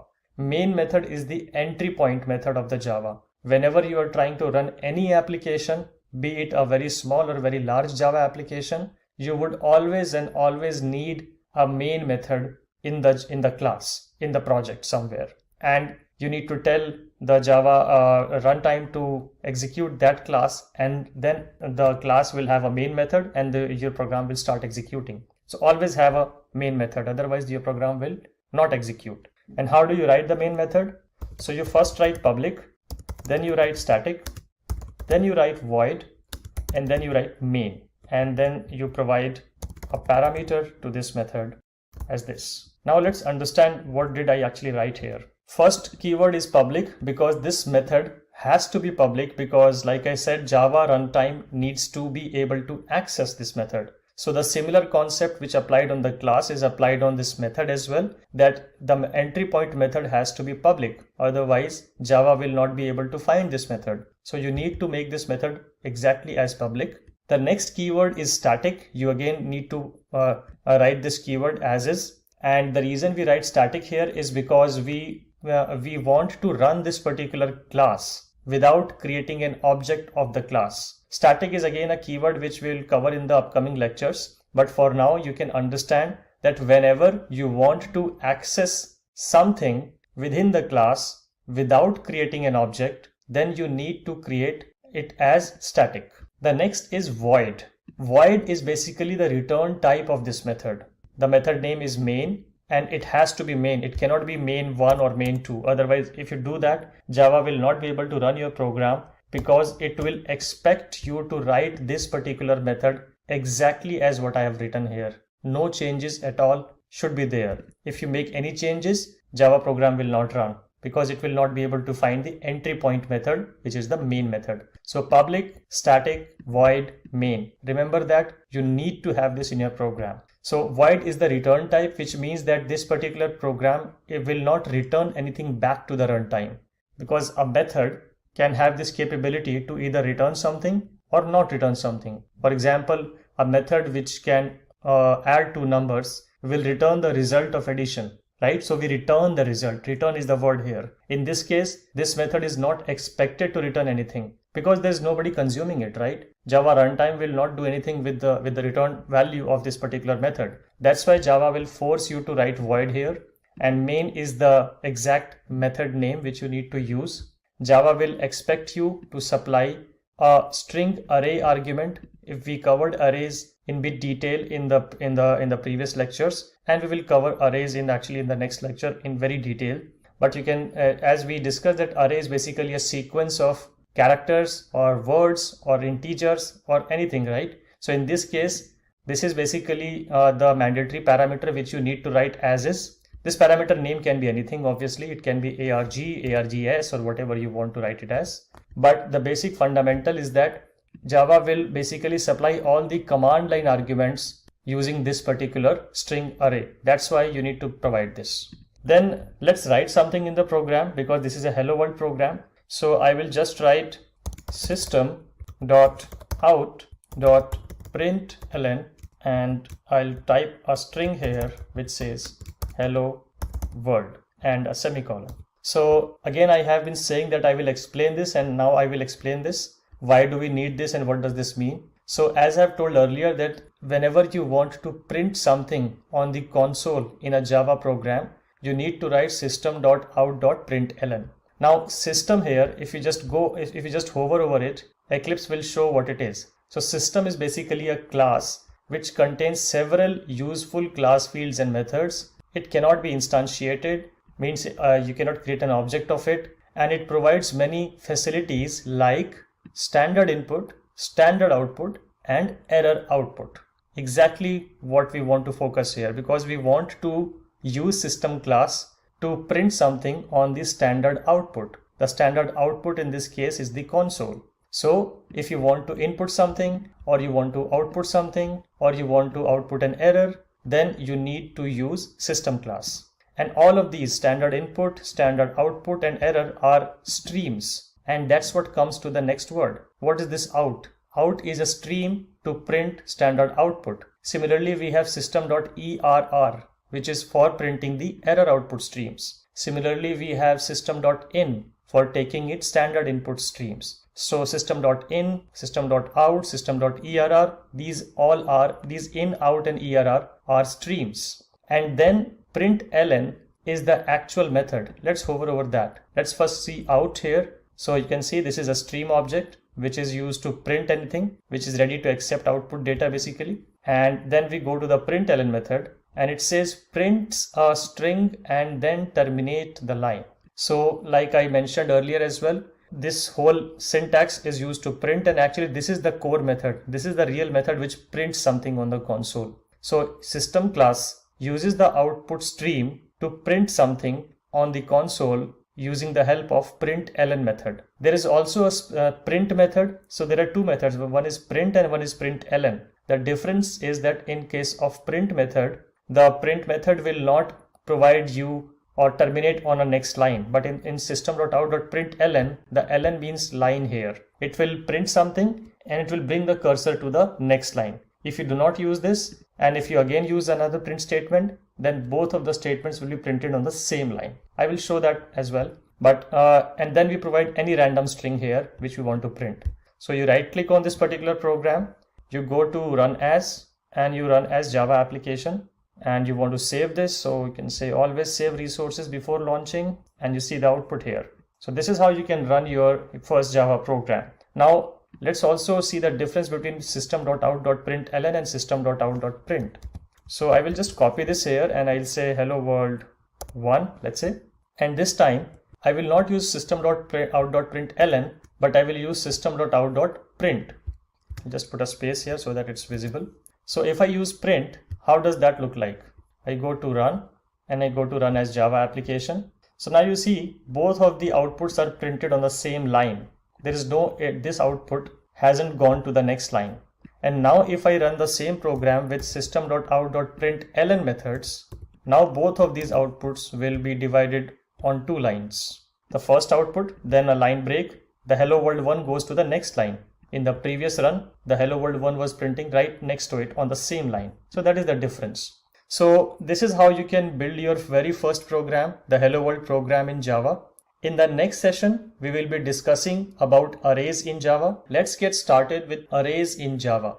We discussed about arrays in a bit detail when we talked about the non-primitive data types, but this is a concept and a topic which needs to be understood well. So that's why we'll do a deep dive on arrays in this particular lecture. So as I described earlier, that array is basically a container which can store values or a sequence of values or sequence of numbers or sequence of characters into itself. We can think of it as a box which can store all the values in a continuous fashion. As you can see here, this is just a pictorial representation, and this is coming from the official Java docs. And you can see that if we create an array of size 10, then we have these 10 blocks created here. You can see 1 to 10th. So the whole length of boxes, the number of boxes here are 10. But the way arrays are designed is that the index is basically used to access the element in this particular box. The index of the boxes start from 0. So it goes from 0 to 9. So remember, the array length is 10. The array can contain 10 elements, but the index of the array starts with 0 and will always end at length minus 1, which is 10 minus 1 in this case, which comes as 9. So it will always be length minus 1. It will always the index will always start from 0 and go till length minus 1. Length can be anything. In this case, the length is 10, so the index ends at 9. If the length was 20, the last index will be 19. But in total, you have these 10 memory locations. We also call them as continuous memory locations because they are continuously placed. An array basically blocks 10 memory locations and creates a container over it. So this is how an array basically looks like inside the memory. And whenever you want to access the elements of the array, you will say array of 0 or array of 1 or array of 2. You basically need to specify the index to access the element at index. For example, if you want to access the element which is sitting in this box, you need to say array of index 8. And we'll see how we can do that. But this is the basic understanding and idea of the concept of arrays. So let's try to understand this with the help of an example. I will switch back to Eclipse IDE, and I've created a very simple program here to demonstrate the functionality of arrays here. So we already covered in the previous lecture of what is package and what is public and what is class. How do we give the class name and what is the meaning of this particular method? So I'm not going to cover that again. We'll start directly from here. So here the first thing which I'm doing is I'm declaring an array of integer. This is a variable name, the identifier basically. It can be anything. And this is the data type. It's an integer array, and as we covered this as well, that whenever you put square bracket in front of a data type, it becomes an array data type. So this is an integer array representation. Now we just declared an array, but we still haven't allocated a size to it. So you can do that with this particular syntax. So you can put the variable name of the array and say new int and put the right size here. This size can be anything. And once you do this, now array will actually allocate those memory boxes which we covered here. The moment you do new int 10, these boxes, continuous boxes, will be placed in the memory, and the memory is allocated to this array. We call this memory allocation. This is how you allocate memory to the array. So we allocated memory to this array for storing 10 integers. The next thing is now we can start storing elements in those boxes. So like I said, that the array index always starts with 0. So if you have to store the first element, you actually have to store it at index 0 location. So you give the array name, you provide these square brackets, and you put the index value within the square brackets. That is how you basically point to a particular element inside the array. So we say an array of 0 and we put the value 100. Then we initialize the second element, which will be index 1. Then will be the third element, which will be index 2. Fourth element, index 3. Fifth element, index 4. Sixth element, index 5, and so on, until we store till the last element. So this is the 10th element, which is accessible as index 9, and the value is 1000 basically. So from 100 to 1000, we stored 10 values in this array, and we stored them by accessing the index. And this is actually the only way you can store values in the array, by pointing to the indexes. So we go from 0 to 9, and we stored all the values, 0 being the first element and array of 9 being the last and the 10th element. Remember the length minus 1 concept. Okay, so now we will try to print all the elements one by one. That's pretty much what we are doing now. So as we covered in the previous lecture, that we use system.out.println to print anything, and we understood the whole meaning of this, so I'm not going to repeat that. Now we want to print the first element. The first element is sitting at index 0, and we can access that element with this syntax by providing the variable name and the actual index value. So I'm just writing a random string here which says element at index 0, and then I'm putting this plus here and putting the variable name. This plus is basically used to concatenate the output of a static string with a random variable, or basically you can print anything with using plus. Plus is used for concatenation. So I'm just trying to print this whole value, but here this is a string value which is a static string, and then I have a value coming from the array. So whenever you have to print some value from a particular data type or variable or collection, then you can use this plus syntax to concatenate a string, static string, with your actual value. So that's what I've done here by saying plus and array 0. And similarly for index 1, I'm printing the first index, then for 2, 3, so far, and so on so forth till the index 9. So basically I'm just printing all the values of the array starting from index 0 to index 9. So that's all which is written in this program. Now let's try to run this program. So I will right click, go to run as, and go to Java application and hit on this. And now if I just expand this console, you can see all the system.out.println statements have been executed, and they printed this. So this is the static string part, in fact including the colon. This is the static string part, element and index 0, printing exactly as is, and then dynamically the 0th index element of an array is printed here. Similarly, we have printed the index 1 location element, index 2 location element, index 3 location element, and so on so forth till the index 9 location element. So in total these are the 10 elements, but the index always works from 0 to length minus 1. In this case it will be going from 0 to 9. So this is basically all which I wanted to cover in this lecture. The whole idea was to give you more understanding of arrays. And remember, this is just an integer array. You can similarly create a character array.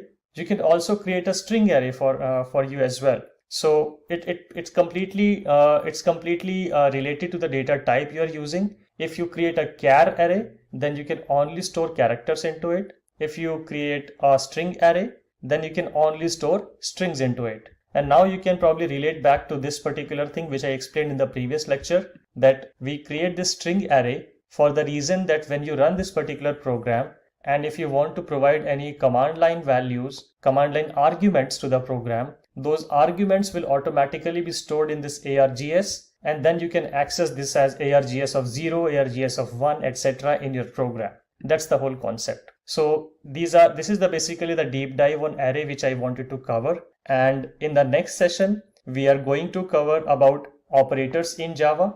Let's get started with operators in Java.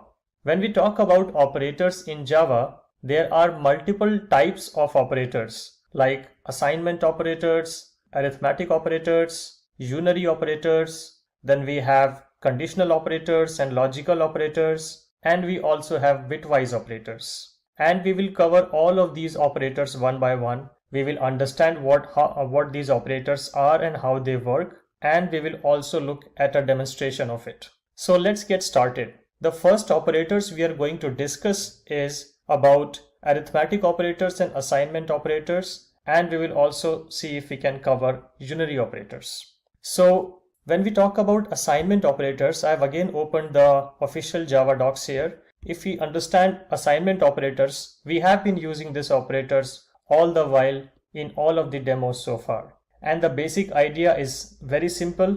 Whenever you assign a value to a variable, you use the assignment operator, which is nothing but the equal sign. We have already covered this in multiple demos, so I will not cover this as part of the demo. But what I'm going to cover in detail is about these arithmetic operators. So arithmetic operators are basically used to perform any kind of arithmetic operation on a Java program. It can be an addition operation, it can be a subtraction operation, it can be a multiplication operation, a division operation, or an operation by which you can find the remainder of the division. So we will look at each of these with an example. And as you can see, the symbols are expectedly what you generally use in mathematics. So you see the plus sign here, which is for addition. You see the minus sign, which is for subtraction. You see the star sign, which is for multiplication. You see the slash sign, which is for division. And you see the percentage sign, which is for finding the remainder of a division. So let's see an example of each of these and how we can use them in a Java program. So for the arithmetic operations, I have prepared a demonstration of it in the Eclipse IDE. Again, I'm using the same Java project which I have shown you we created in the previous lectures. So for all the demonstrations, I will just continue in the same project. So again, the way to create a class remains the same, exactly the same as how I covered in the previous lecture in the Hello World program where we created a class. So here also I created a class. I named the class as arithmetic demo, and I have a public static void main method inside this particular class. And I have basically tried to demonstrate each of the operation. So let's start with the addition operation first. So I create an integer variable here named as result, and then I try to use the addition operator to make this variable store the result of this addition. So it's a simple 1 plus 2. You can also create two different variables for 1 and 2. Let's say x equal to 1 and y equal to 2. And you can also do int result equal to x plus y. It will have the same effect. But just for simplicity, I have put the literal numbers here. So result is storing the expression value of 1 plus 2. And then I'm printing this value here. You can see I'm printing the result variable here with using system.out.println. Then I'm storing this result into a variable, into a new variable, original result, with using the assignment operator.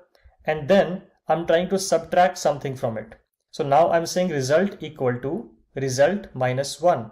It means whatever the current value of result is, subtract minus 1 from that value. So the value was 3 here, and here 3 minus 1 becomes 2. So the new value of result becomes 2. The original result still holds 3 because it is storing the old value. The new value of result has now become 2. So I'm printing the original result, and then what I'm doing that I'm again assigning the new result, which is 2, to the original result. So now original result and result both are at 2. Then I move ahead and I try to demonstrate the multiplication operation. So I take the same variable result and I say multiply it by 2. So whatever the value of result was, which at this place should be 2, multiply that value by 2. So 2 into 2, the new value of result should become 4 after this multiplication operation. And again, I'm assigning the value of original result to this particular variable. And then I'm showcasing the fourth mathematical arithmetic operation, which is division. So you can see result by 2 here. So basically, whatever the current value of result is, I'm dividing that value by 2. So 4 divided by 2 should become 2. So again, the new value of the result variable should become 2. Then I'm printing the value and again storing the value back into the original result. Then the next operation is again an addition operation where whatever the value of result is at this particular point, which is 2, add 8 to that particular value. So the new result value becomes 10, and then I'm printing that particular value, again assigning the original result to the result. And then to showcase the remainder operation, I'm doing result. We call this particular operator as mod or modulus. So result modulus 7. So the current value here is, in this case, would be 10. So I'm saying 10 mod 7. So 10 mod 7 would become 3, because if we divide 10 by 7, the remainder should be 3. And this modulus operator is used to calculate the remainder of a division operation. So that 3 will be stored in this result variable, and then we print that particular variable. So that is what I'm doing. If I take you back up there, I'll just minimize this window and this window as well. So if I take you back to the starting, I'm doing an addition first here at line 7. Then I'm doing a subtraction at line 12. Then I'm doing a multiplication at line 17 and a division at line 22. And then again an addition at line 27. And then a modulus at line 32. And I'm printing the respective values. So let us run this program and see what results do we get. So I right click, I go to run as, I go to Java application. There is also a shortcut for it. If you want to use the shortcut, you can use that. So I click on this and the output is displayed here. So you can see, let me bring this output back to its original position. Yeah, I just dragged it here to the top, to the bottom. So if we start from the top and see what all results did we get printed. So line 9 says 1 plus 2 equal to the value of result. So 1 plus 2 equal to, at this particular point, the result value was 3, because 1 plus 2 equal to 3. Moving on, the next variable here is minus. So the current value was 3. We said 3 minus 1, which becomes 2. And we store the value of result or 3 into this result variable, and we print that value at line 14. So original result plus original result is 3. Then a string here, minus 1 equal to. So this is just a string. And then the actual current result value, which is 2. So far so good. We move ahead, and then at line 19 we are multiplying the current value of result by 2 and again displaying the original result and the current value. So 2 is the original result here, because here 3 minus 1 had become 2. So original result value was 2. Multiply that by 2 becomes 4. Then moving on to the line 24, 4 by 2 should become 2. So 4 by 2 equals 2, the current value of result. Then again moving on to the next variable at line 29. Now the result value should become 10, because 2 plus 8 is 10. And again we are printing the original result and then the current result value. So the original result was 2, then we added 8 to it, and the new result value had become 10, which is coming from this particular variable.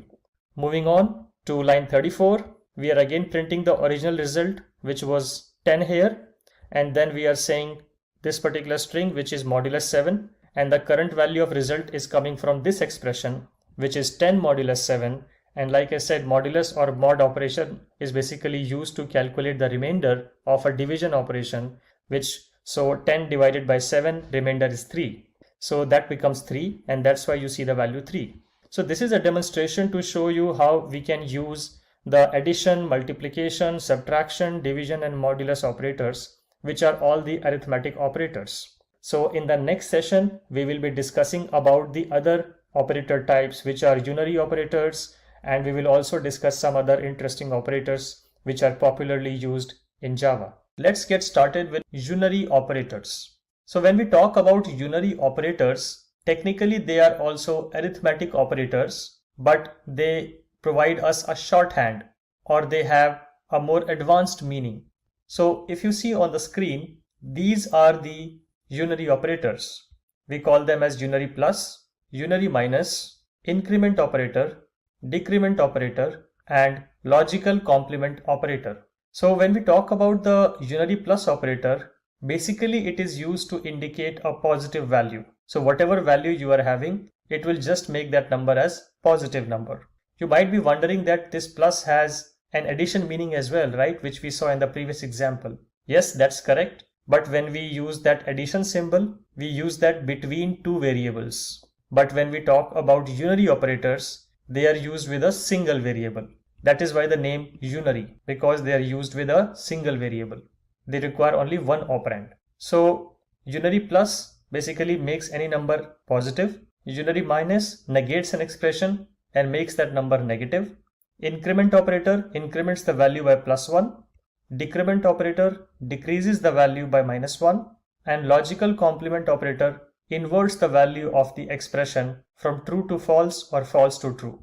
Let's understand this with the help of an example. So I have created a class here called unary demo, and I have a static void main method here, and I have created a variable called result.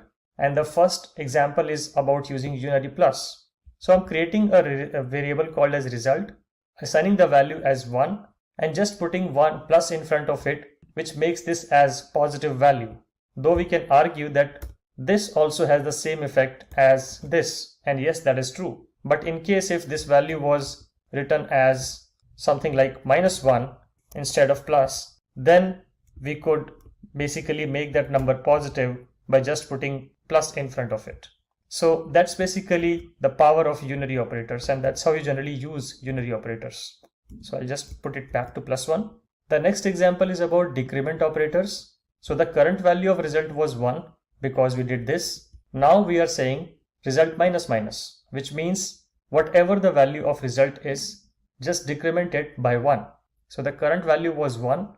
So now the new value of result after this evaluation becomes 0. So at line 14, we print the current value of result, which is 0.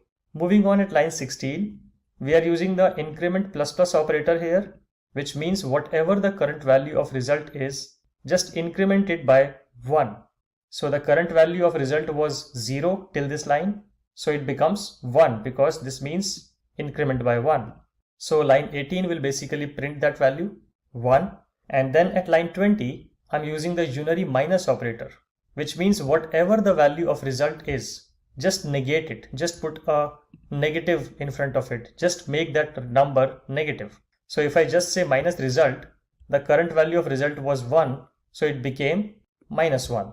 And then to showcase the negation operation, I created a Boolean variable, named it as success, assigned the value of this variable as false, and printed the value of success variable as is first, and then printed the value of success with a negation in front of it, with an exclamation mark, which will basically flip the value or invert the value of a Boolean variable.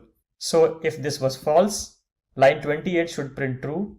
If this was true, line 28 should print false. In this case, this is false, so the line 28 should print true.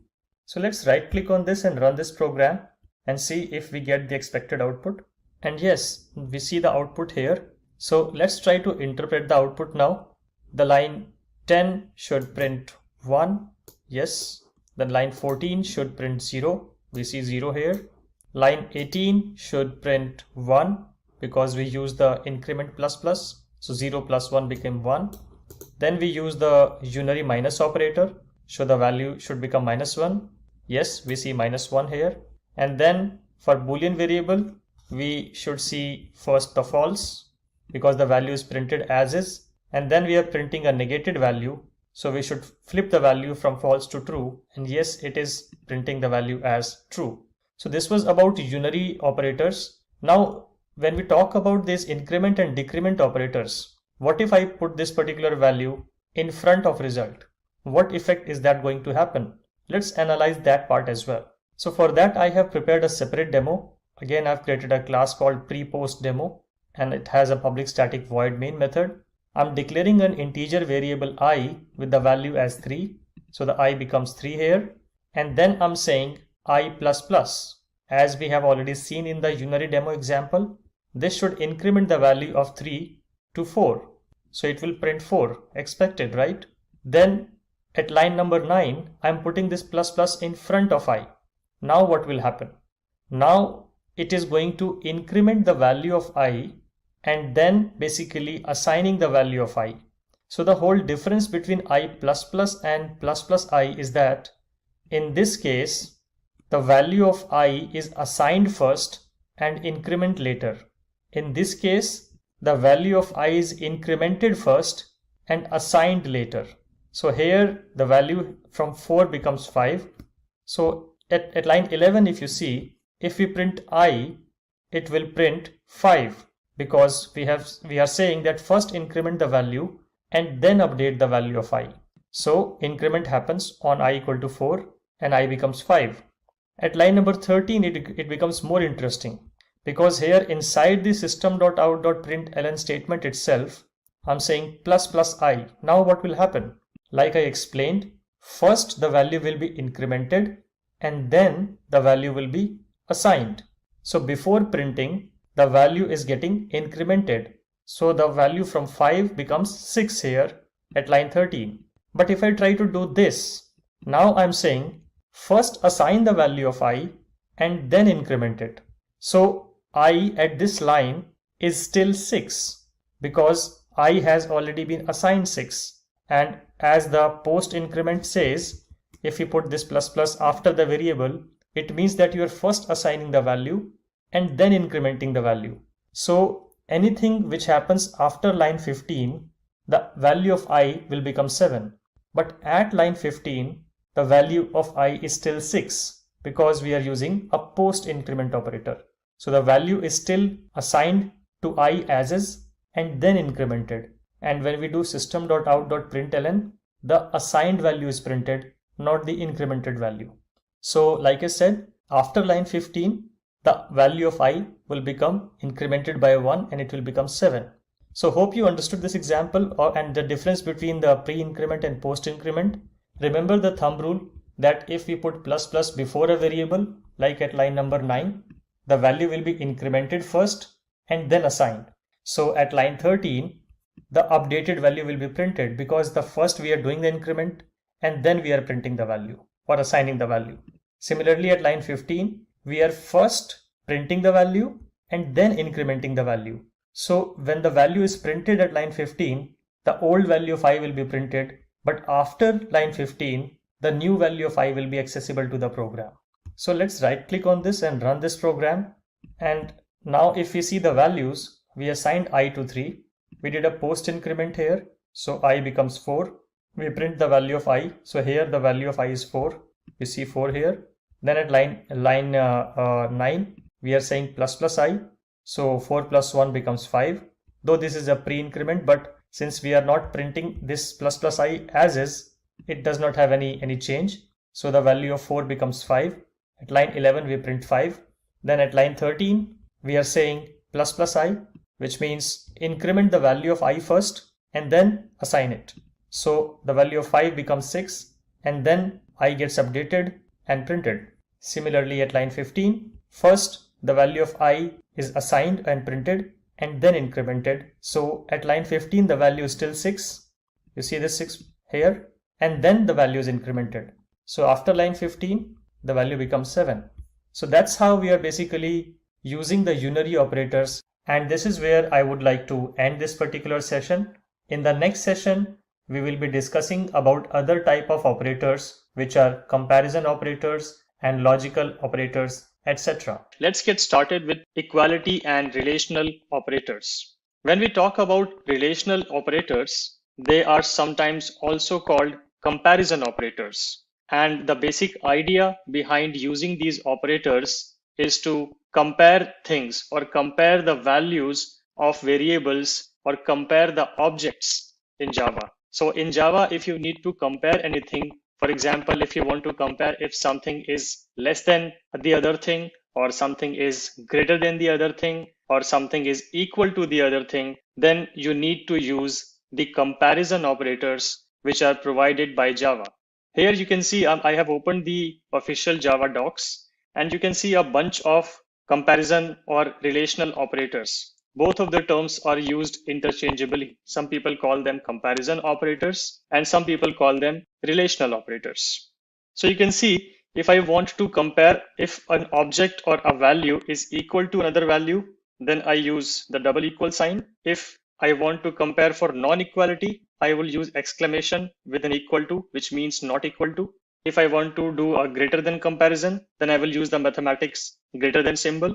If I want to do the greater than equal to or less than equal to, they again follow the same kind of terminology as we see in mathematics. So this is all we have in terms of the relational operators. So let's understand the usage of these operators with the help of some examples. So as you can see, I have created a class here, which is called comparison operator. There is a public static void main method inside this class. And this method has two variables of integer type called value1 and value2. Value1 has the value 1 and value2 has the value 2.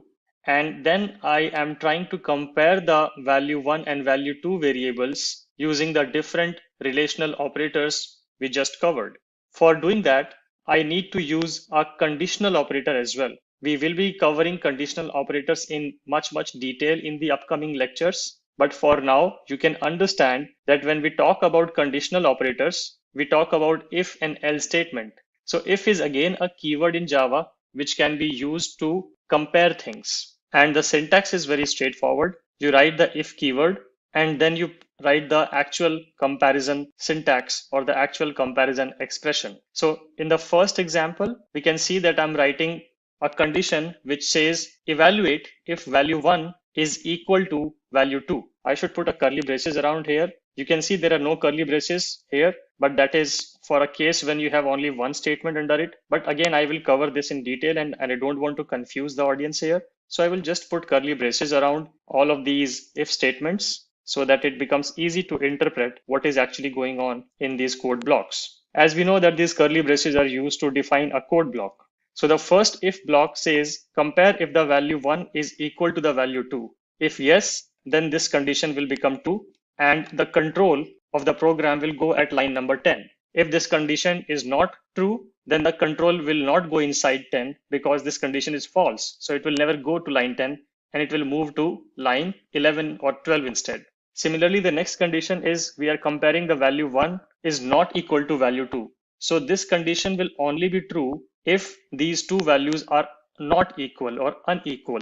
And if that is the case, then line 14 will execute it. Otherwise, line 14 will not be executed. Similarly, in this condition, I'm saying compare if value 1 is greater than value 2 or not. So if the actual value holded by value 1 variable is greater than the value 2 variable, then this condition will become true and the line 18 will be executed.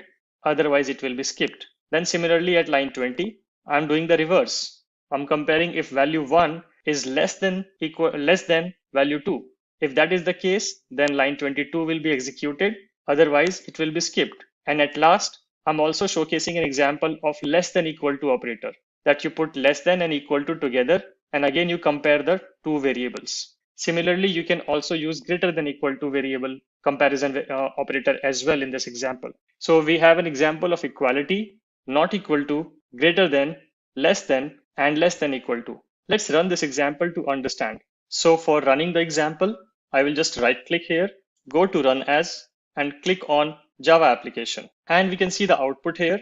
So as the value 1 holds the value 1 and value 2 variable holds the value 2, obviously 1 is not equal to 2. So the first condition is not going to be evaluated to true. So line 10 will never be executed because 1 is not equal to 2. Similarly, if I talk about the next condition, which was if value 1 is not equal to value 2, then execute statement 14. And yes, 1 is not equal to 2.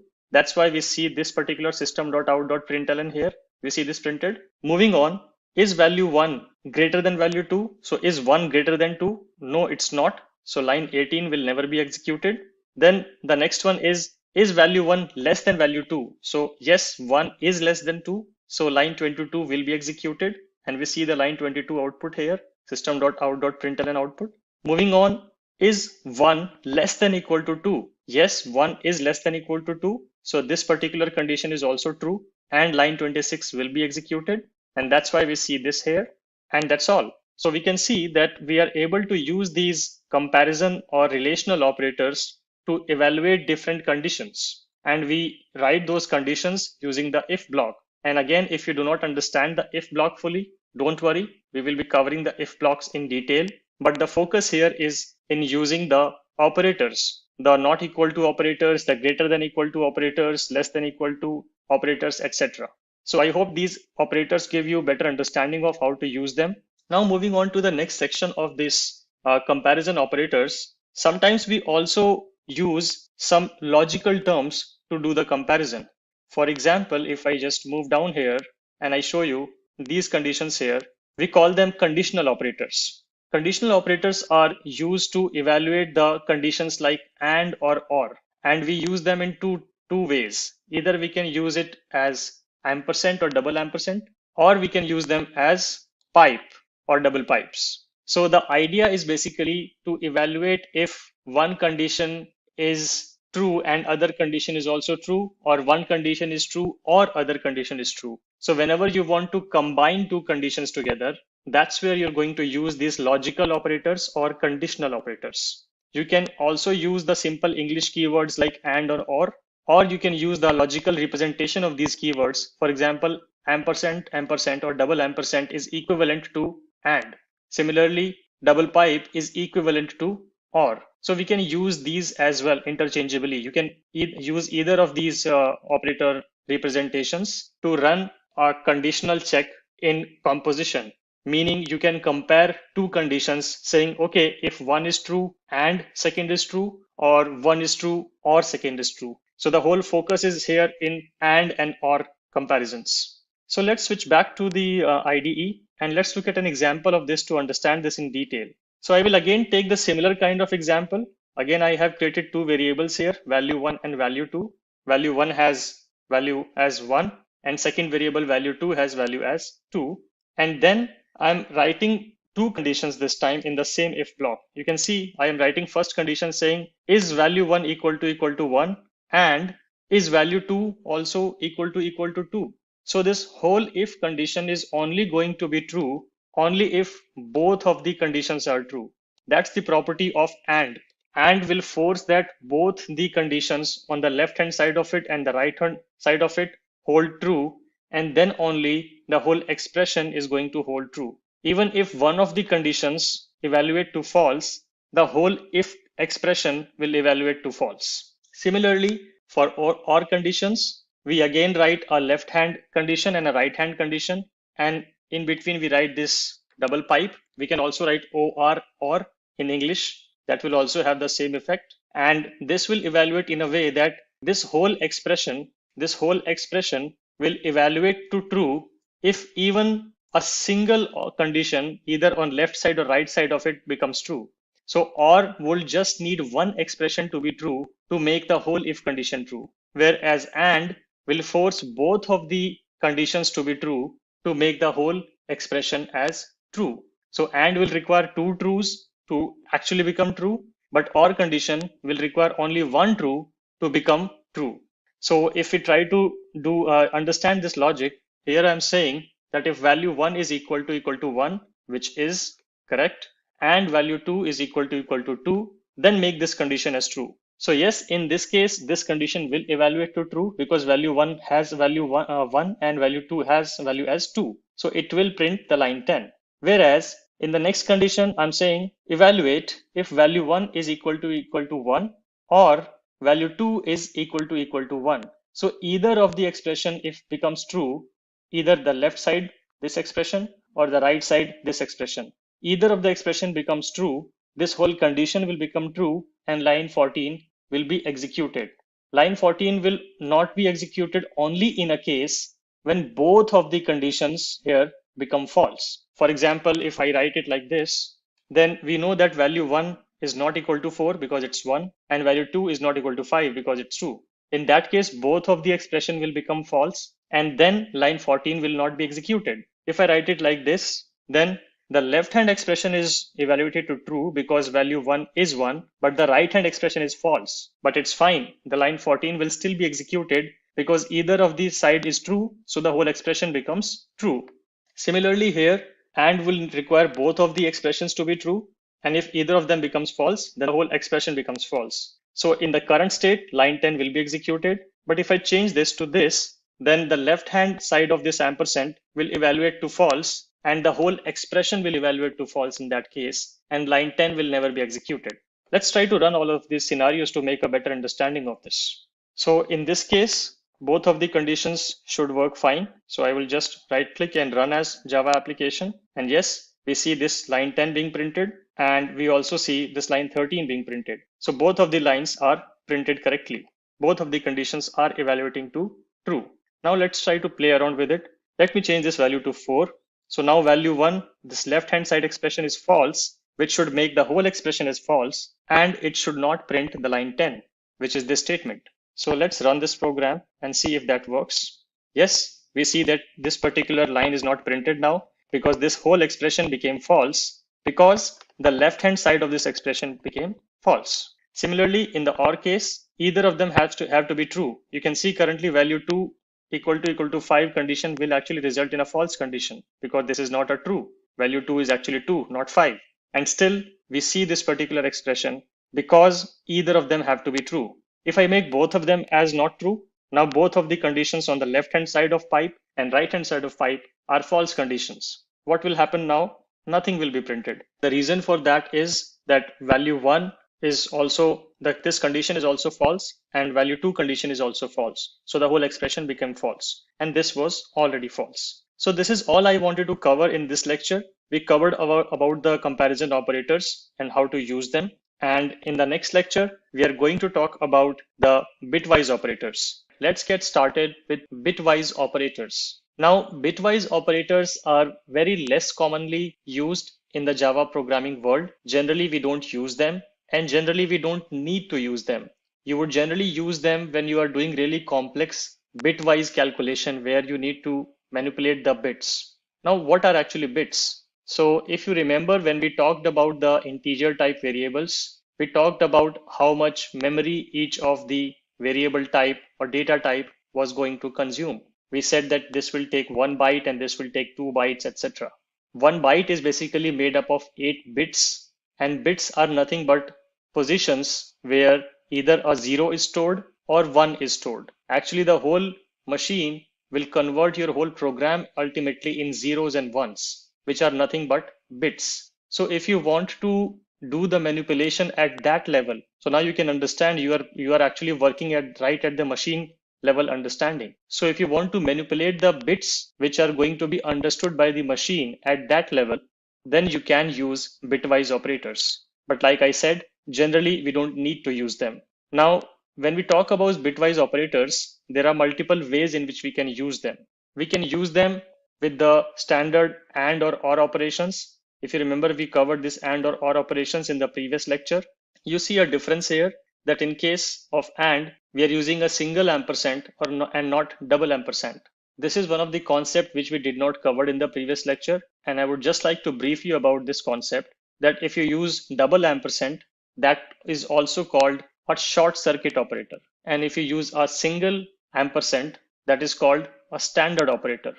To build an understanding about this, I will just quickly recap of what we covered in the last lecture and we'll try to explain these concepts as well. So let's go to the logical operator demo. And here, if you remember, there were 2 ampersands and 2 pipes. This is also a valid expression. A single ampersand is also a valid expression. The only change is, in this case, even if the left hand condition evaluates to false, still the right hand condition will be evaluated.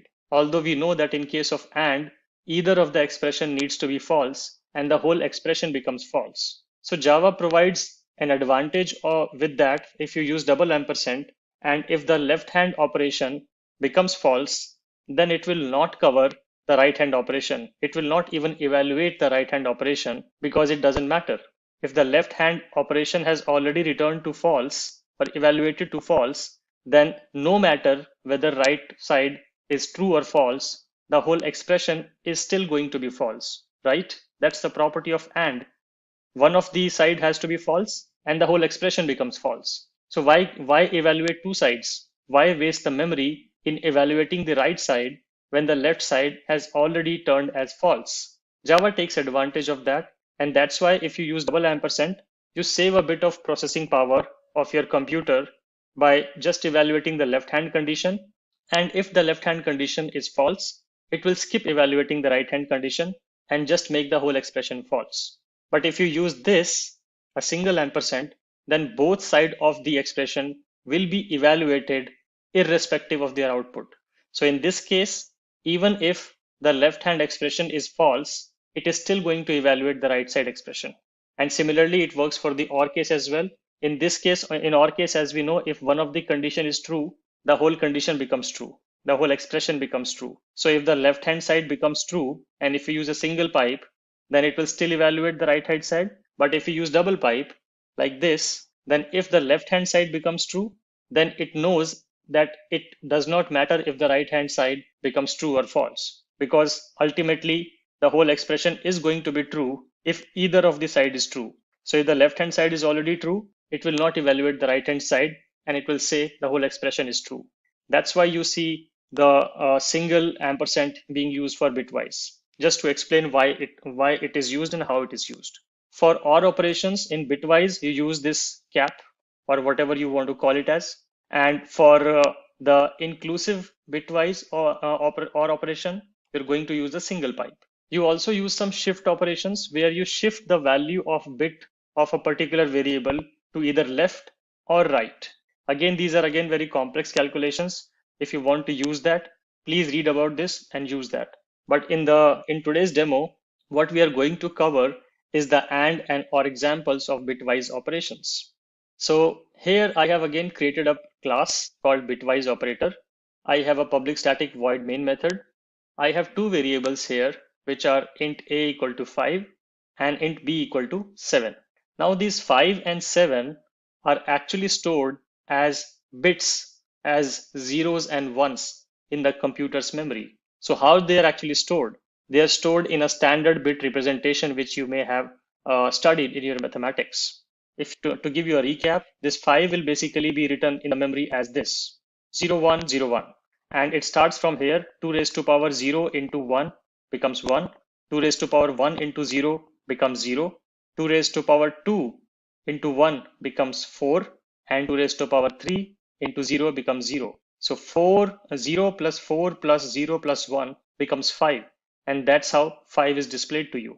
Similarly for 7, 2 raised to power 0 into 1 is 1, plus 2 raised to power 1 into 1 is 2. So 1 plus 2, 3, plus 2 raised to power 2 into 1, which is 4. So 1 plus 2 plus 4, 7. And 2 raised to power 3 into 0 is 0. So 0 plus 4 plus 2 plus 1, which is 7. And that's how this 7 is built and stored. And now if you try to do this, if you try to write this condition, you can also write the condition into a system.out.println block, and it will basically evaluate this condition. So now if you say A and B, in this case, this is going to do a bitwise operation because this is bitwise operand.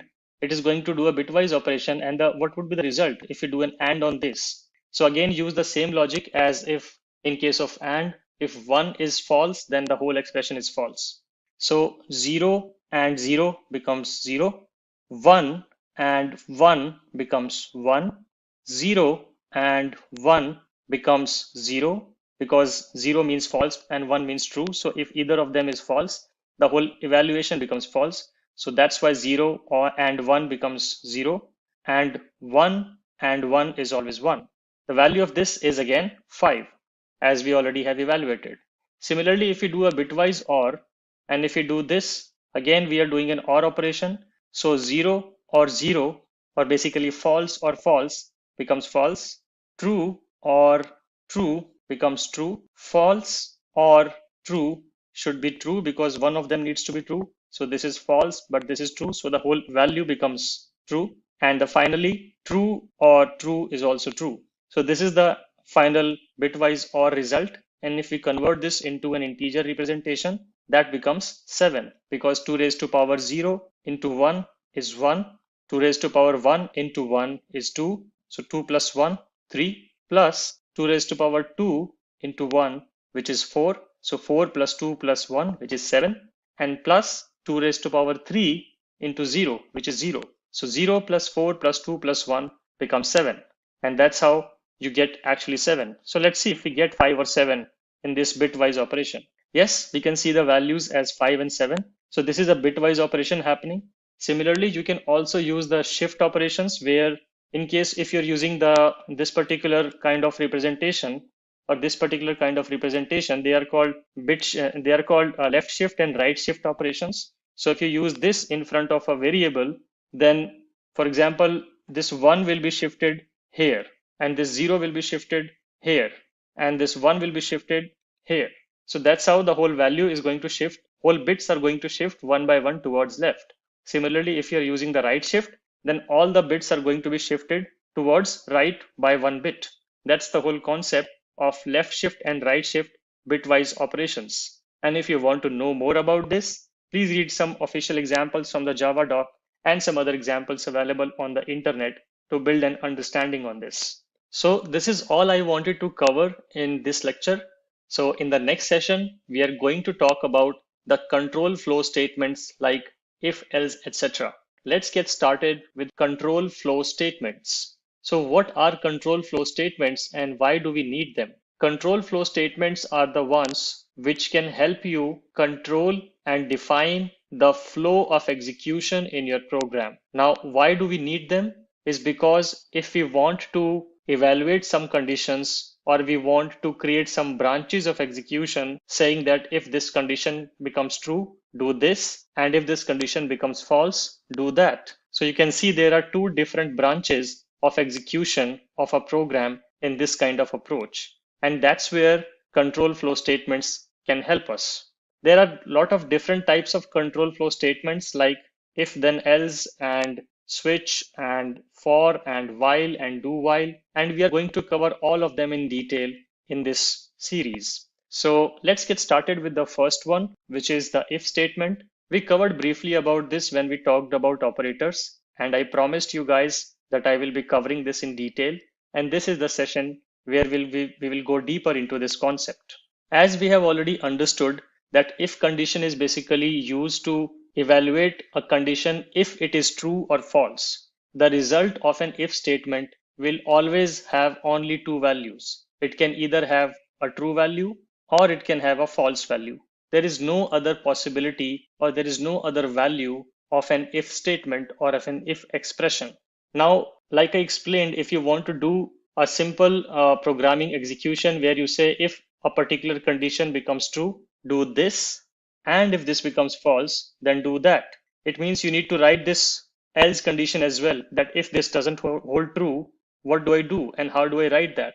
So let's understand that with the help of an example. For this particular example, I've created a class and there is a public static void main method, which is the entry point of this program's execution. I have a variable which is called test score. This is an integer variable with the value 76. And I have a char variable, which is grade.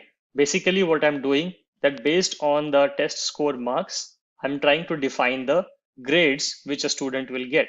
So for that, I have built a condition here. So you can see it starts with if, which is a keyword. Then you put these standard braces or brackets and you write your condition inside it. In this case, I'm writing the condition saying that if test score is greater than equal to 90, then the student should get an grade A. So here I've defined this grade variable and here I'm just assigning the value to the grade variable at line 11. If the test score is greater than 90, the grade should be A. But what if the score is not 90? What if this condition becomes false and you want to do something? In that case, you can write this else block here. We call this else block. So you write else as the keyword, you start the curly braces, and then you define the grade. If the score is not greater than 90, what should be the grade of the student? So in this case, we are saying the grade is F. So if we try to run this example in our mind, we see that the value is of the test score is 76. So 76 is not greater than equal to 90. So this particular condition will not be true. So line 11 will not be executed, but instead else block will be executed, because if the condition goes false, then else block should be executed as per Java. So this block will be executed and grade will get a value of F. And then we are printing this grade value by just writing a system.out.println, a string plus the value.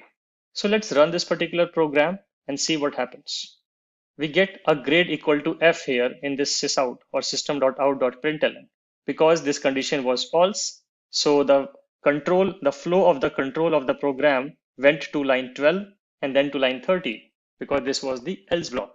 So this is one understanding where we can write an if and else logic. In some cases, you might not need an else block. So else block is not mandatory. It's an optional block. If you want to remove this, and if you just want to do a sysout here, that is also fine. Sysout means system.out.println. For shorthand, we sometimes call it as sysout. So you can do something here as well if you don't need the else block. If you need the else block, feel free to write it, but this is an optional block. But in some cases, your conditions will be more complicated than just a single condition. If you try to understand it from a real world example, in real world, you will not have only two grades as A and F. You will have more grades, right? A, B, C, D, so on and so forth. So what are you going to do in that case? For that kind of case, Java provides us with a keyword which is called else if.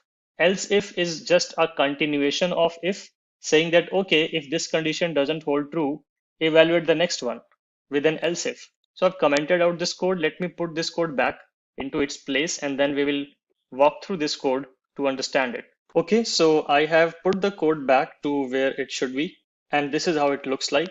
So let's just walk through this. The line 10 and 11 doesn't change. It's still the same, but then I have added some additional conditions saying that, okay, if the score is greater than equal to 90, the grade should be A. But if the score is not greater than 90, but greater than equal to 80, then the grade should be B. Similarly, if the score is not even greater than 80, but greater than equal to 70, then the grade should be C. Similarly, if the score is not even greater than equal to 70, but greater than equal to 60, which means basically between 60 to 70, then the grade should be D. And if the score is even below 60, then the grade should be F. So you can see I have basically defined the whole logic for defining the grades here. And it always works in a top-down approach, one by one. The way in the sequence in which you will define the else if block will be the sequence in which they will be executed. So after the condition at line 10, and if this condition fails, line 12 will be naturally executed.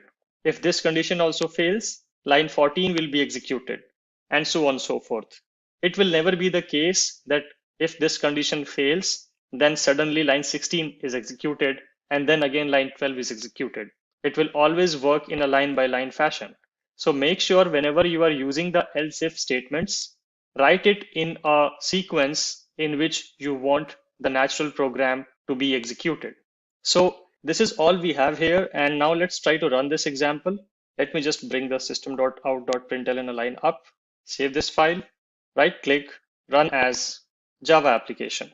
So we see the value is grade equal to C, which means this particular code block was actually executed. Only this condition held true. Now let's try to understand how this happened.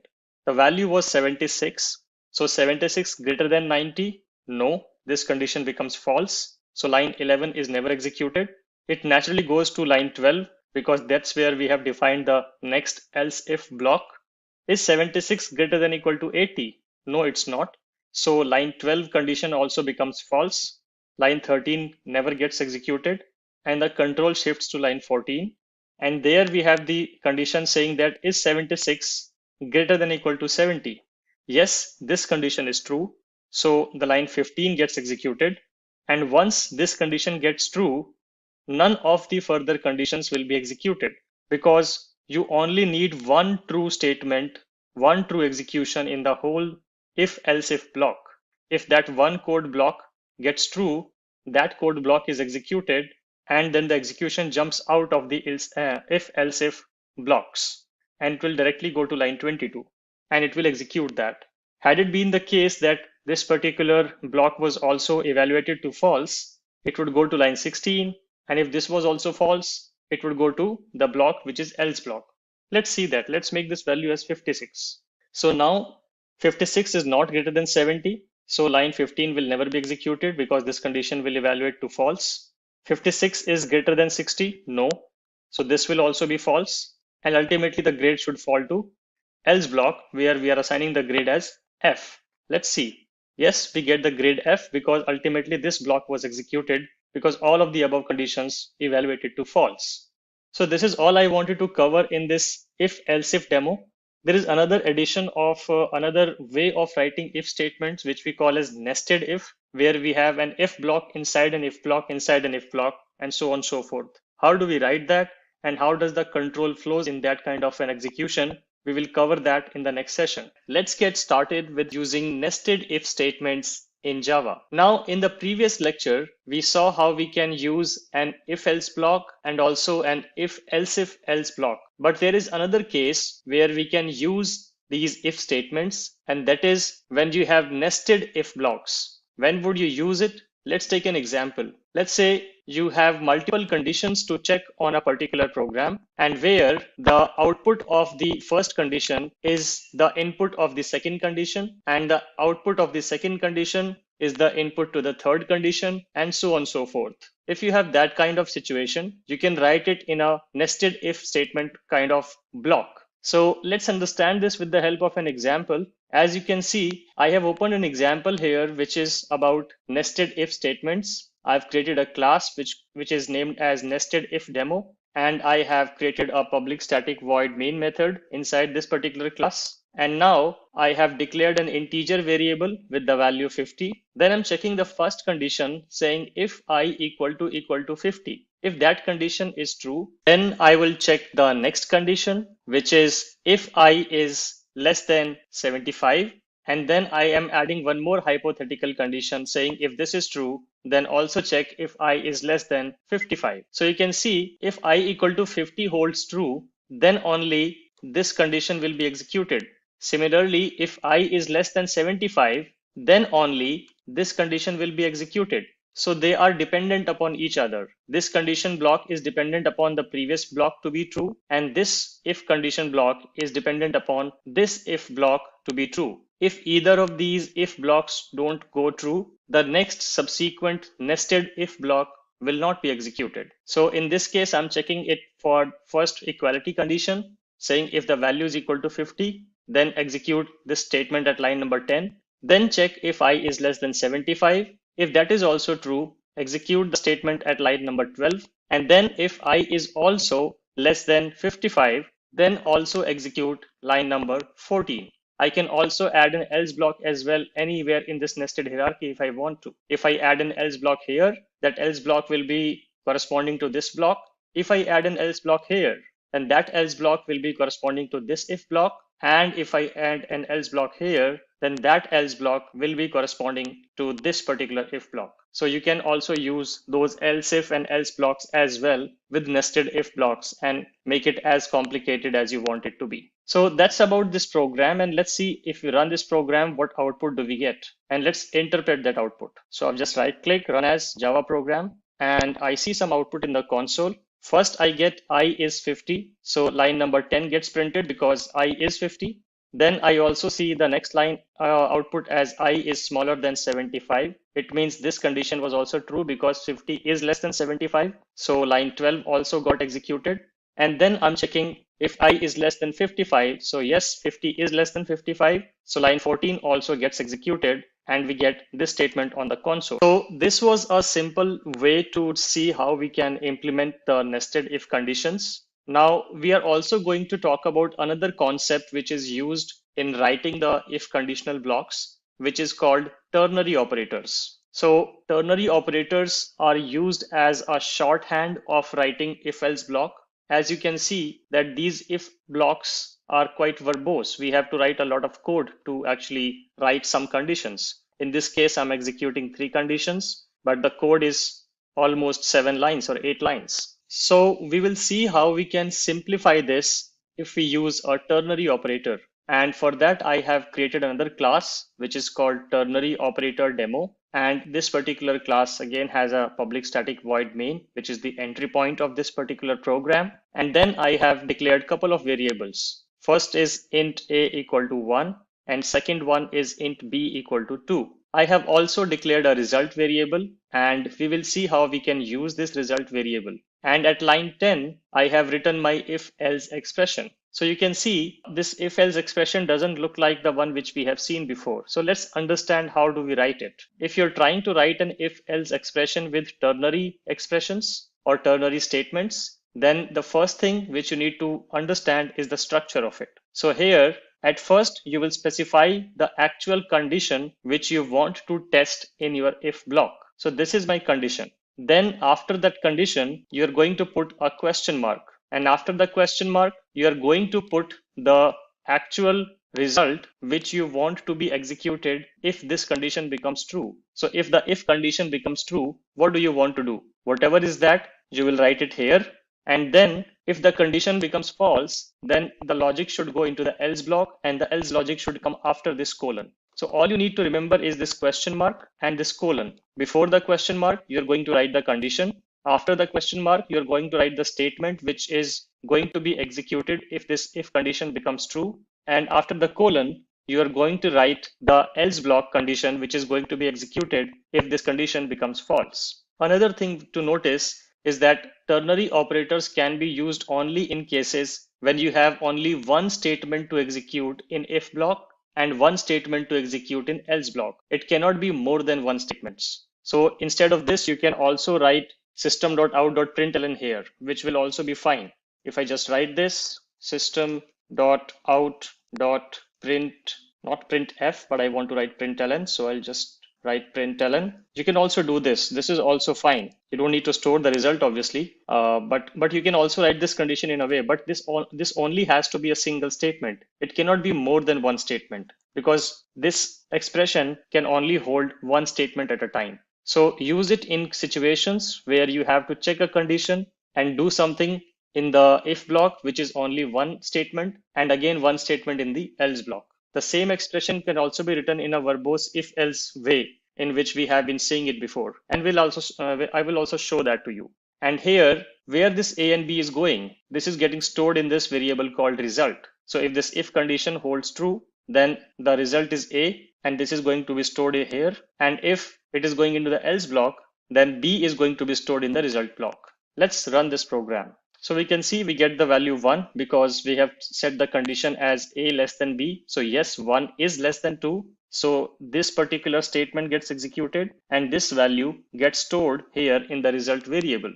So that's how you can use the ternary operators to write shorthand if-else statements. The same expression can also be written in a verbose way. For example, you can write it in this way, saying if A is less than B, then result equal to A, else result equal to B. This code has exactly the same effect as this one line of code. So you can see this is pretty simple to write, pretty short to write. The code which I'm writing here in 4 lines can be written here in 1 line, and that's the power of ternary operators. So this is all I wanted to cover in today's session. So we talked about nested if statements and the ternary operators here, how to use them. In the next session, we are going to discuss about switch case statements. Let's get started with using switch statements in Java. So let us first understand why do we need switch statements. Generally, whenever you want to check a condition, you can use an if-else block.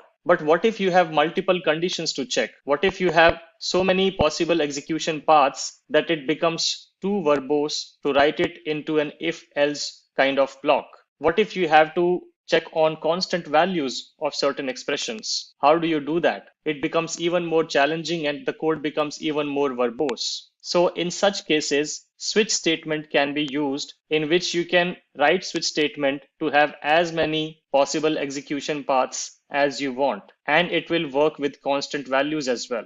So let's understand this with the help of an example as how and why will we use the switch statements. So for that, I have created this class which is called switch demo. and it also has a public static void main method, which is the entry point. And in this program, what I'm doing is I'm trying to accept a number as the month number in the program. And then with that particular number, I'm trying to print the corresponding month's name. So that's the logic. Pick a month number and you should get the month's actual name. So now in this case, you can imagine there will be at least 12 if-else-if blocks, which is a long line of if-else statements. At the same time, if we try to do this for other conditions where the value is constant, please understand that the value of month is going to be constant. It's going to be the same number. So it's not similar to you evaluating a condition. It's similar to you evaluating a condition to a particular constant value. Imagine if you have to do some sort of a classification of employees in higher salaries and lower salaries, and there are hundreds of salary bands in the company. So are you going to write 100 if-else logics? That is going to take a long time. And then what if new bands get introduced? Then it gets even more complex. So we will use switch case statements in cases where there are lots of if-else conditions and the expression evaluates to a constant value. Remember, in the if-else cases, the expression evaluates to a Boolean value. So here I'm supplying the month value as 6. Then I'm also creating a string month string variable just to print or store the name of the month. And then the way you write the switch statement is to write the switch keyword, and then in the brackets you supply the month integer value, and then you start writing your conditions. So you can see you write the case as keyword, and then you write the number or the possible values this particular variable or this particular expression can hold. So all the possible values this particular expression can hold will be written individually as cases. So case equal to 1. Here 1 means the value of month is 1. In that case, the month string, which we created here, shall store January. And then we see a statement called break. So break is again a keyword in Java. And this keyword has a special meaning. It has a special usage. You will use the keyword break to abruptly break the control of execution from the current code block. And the code block is identified with curly braces. So here you can see the curly brace starts from here and it ends down to line number 51 at here. So the moment your Java program is going to encounter this particular statement, it is going to jump out of the current code block execution and continue thereafter. That's the basic logic and usage of break statement. So use it whenever you want to skip the rest of the code after the break statement. If you don't want to execute the rest of the code, you will write break, and the moment the Java program sees this particular statement, it will jump out of the current code block specified by the curly braces and will resume execution after the code block. So in this case, it will resume the execution after the line 51.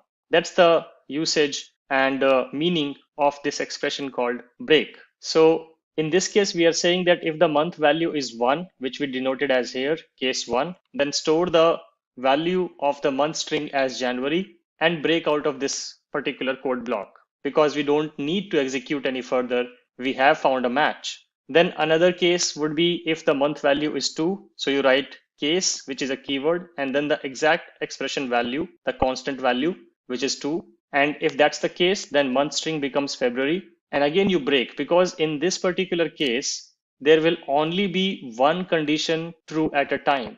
There will never be a case that month with the value 2 will have two meanings, will have two month names. A month with the value 2 will always have a meaning called February. It will never have two meanings or two month names attached to the same integer value. And that's why you do not want to execute any further. And that's why you write this break statement. If you do not write this break statement, it is going to evaluate all of the cases one by one. Even if the cases are not going to be true, but it is going to waste a lot of processing time evaluating all the case conditions which you have written here, which does not make sense, because we know that only one condition at a time can be true here, because we are evaluating and checking for a constant value, which is an integer value. So that's the reason we put a break in each case. If intentionally, if you want to check multiple cases, do not put a break statement, but the program can become really confusing in that case. So take your wise call. So here we put a break in each case. Similarly, case 3, the month string becomes March. Case 4, the month string becomes April. Case 5 becomes May. Case 6 becomes June. Case 7, we have month string as July. Case 8, month string is August. Case 9, we store the month string as September. Case 10 as October. Case 11 as November. And case 12 as December. After that, you will also see an interesting block called default. This is the another capability of switch statement, that what if none of the above conditions hold true? What if we specify a value which is not between 1 and 12, and it will not match any of the cases which we saw just above? And if you want to execute some code in that case, if none of the conditions matches, you may want to execute some default execution. Also, in such cases, you're going to use default. Default is the code block which will be executed if none of the case matches. So here you can see that if none of the cases match, then we are going to store the value of month string variable as invalid month, and then we'll eventually break out. And once we break out of this program, we just want to print the month string. That's all we are doing in this program, that we take an integer value as the month number, and then we print the corresponding month name here by looking at the case blocks. And we also define a default case block if none of the conditions hold true. So let's run this program. We have specified the value as 6, which should result in the month name as June. And yes, we can see we get June. Let's change the value and let's put the value as 10 and see what do we get. So right click, run as Java application, and we got October. Yes, exactly correct. Let's put an invalid value as 13 and let's see what happens now. Now we get invalid month. So our default code block just got executed because we entered a value which is not matching any of the case conditions which we have specified. So this is how you are going to use the switch and case statements while writing your conditions whenever your condition evaluates to multiple constant values. Remember, the key here is to understand if your expression is evaluating to multiple constant values which do not change. And in those cases, using a switch case block is a better idea than writing if-else statements. So that is all what we are going to cover in today's session. And in the next session, we are going to understand something about two-dimensional arrays and multi-dimensional arrays as well. Let's get started with understanding arrays in detail. We have been talking about arrays throughout this course of Java in the previous sessions as well, and we have covered some basic understanding of how to create arrays, how to declare them, how to fill values in the array, and how do we print the array with positions as well as the array as whole. But whatever examples which we took previously were one-dimensional arrays, because arrays can have more than one dimensions as well. You can create a one-dimensional array, you can create a two-dimensional array, you can create even a three-dimensional array, and you can go up to as many dimensions as you can handle in your Java program. So it depends upon the kind of complexity you want to have in your program and the kind of values, the kind of structure you are going to store in your arrays. And based on that need, you can choose whether you want to use a 1D array or one-dimensional array or a 2D array or a 3D array and so on. In these sessions, we are going to talk about 1D arrays, 2D arrays, and 3D arrays. And after that, we'll leave up to you to try out more dimensionals if you want to. We have already covered the basic array structures, which were one-dimensional arrays. So I will just give you a quick walkthrough of how we actually handled one-dimensional arrays. So this is a sample program to demonstrate one-dimensional arrays. If you remember, this is how we used to create arrays. We write the data type of the array, and then we write the square boxes, which denote that this is an integer array data type. We assign a variable to this, and then we initialize the array with the size 4. So new is the keyword which is used to initialize anything in Java, and we are going to use this heavily when we talk about classes and objects and even collections. Literally any object which you want to create in Java requires a new keyword. So here I'm writing new and then int 4, which means create an array of size 4. And then I'm filling the value of the 4 positions which I have created as part of this array. And if you remember, when we create these kind of arrays, we store them in a zero index based position. The first value gets stored at 0th index position and then so on and so forth. So it will always start from 0 and never start from 1. Remember that. And after that, we just print all the values of individual positions of the elements in the array. And if I just run this program, all of the elements of this particular array should be printed one by one. So if I just show the full console of the output, you can see that element at index 0 was 10, element at index 1 was 20, element at index 2 was 30, and element at index 3 was 40. So this was just a quick refresher of how one-dimensional arrays can be written.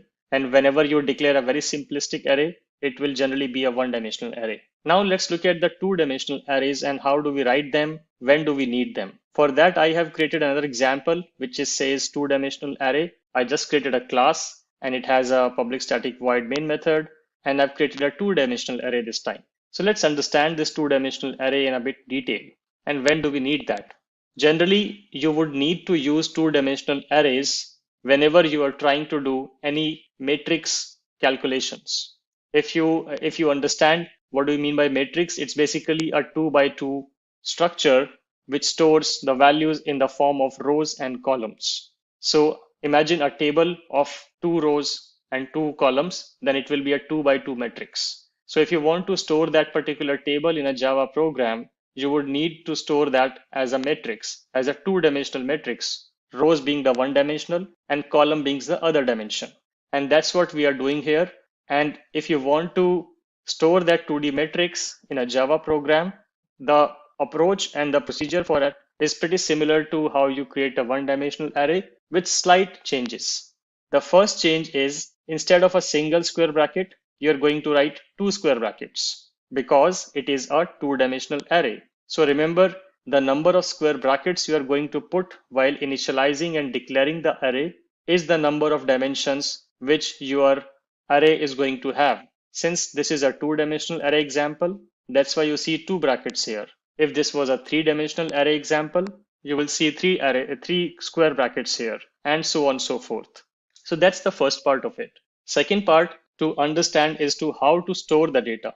Remember, I told you always imagine the structure of rows and columns whenever you are trying to store a two-dimensional array in Java. So what are rows and what are values, and how do you represent them while you declare and initialize a two-dimensional array?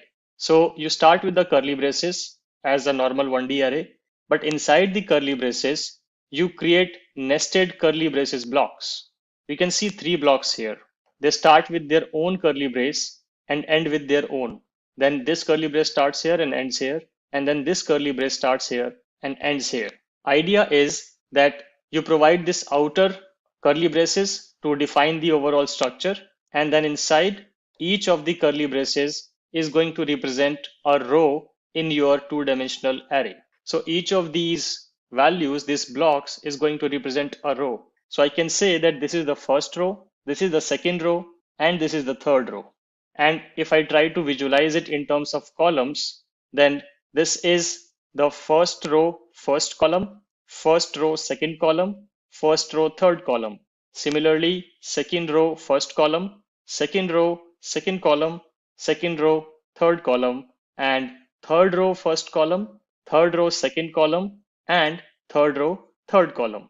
So individual values are going to be represented as columns, and the whole curly braces is going to be represented as arrays. That's the basic mental idea or mental image you should have while declaring a two-dimensional arrays. Remember to declare the rows inside the nested curly braces, and whatever elements you have will automatically be indexed as columns.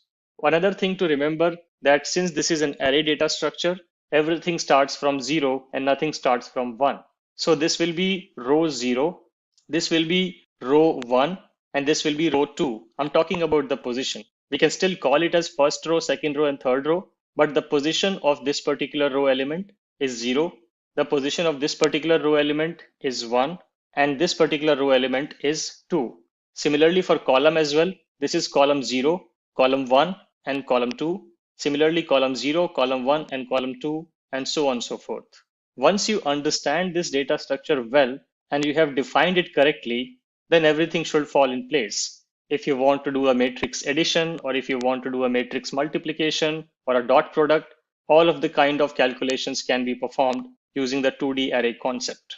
Here in this program, what I'm doing is I am printing the values of this particular 2D array into a matrix style. And you see some strange code here, which is for etc. Don't worry about this. I'm going to cover in detail what this for means and how do you write this. For now, what we can understand that we just want to print this. You might not need to print this in your Java programs when you write a production grade application, but you might want to do manipulations on these arrays as metrics. Maybe you want to create a transpose of a matrix, or you want to do a dot product or addition or subtraction or whatever be your use case. In this case, just for demonstration purpose, I'm printing the values as rows and columns, nothing else. So this all of this code from line 8 to line 14, or in fact line 13, is just showing how to print the values. You can see some system.out and you can see some construct here. And like I said, don't worry about this. I will cover this in detail. Let's run this program and see if my Java array is stored correctly and how can I represent this. So you can see I have represented it in a style of a 2D matrix, where this is the first row, this is the second row, and this is the third row.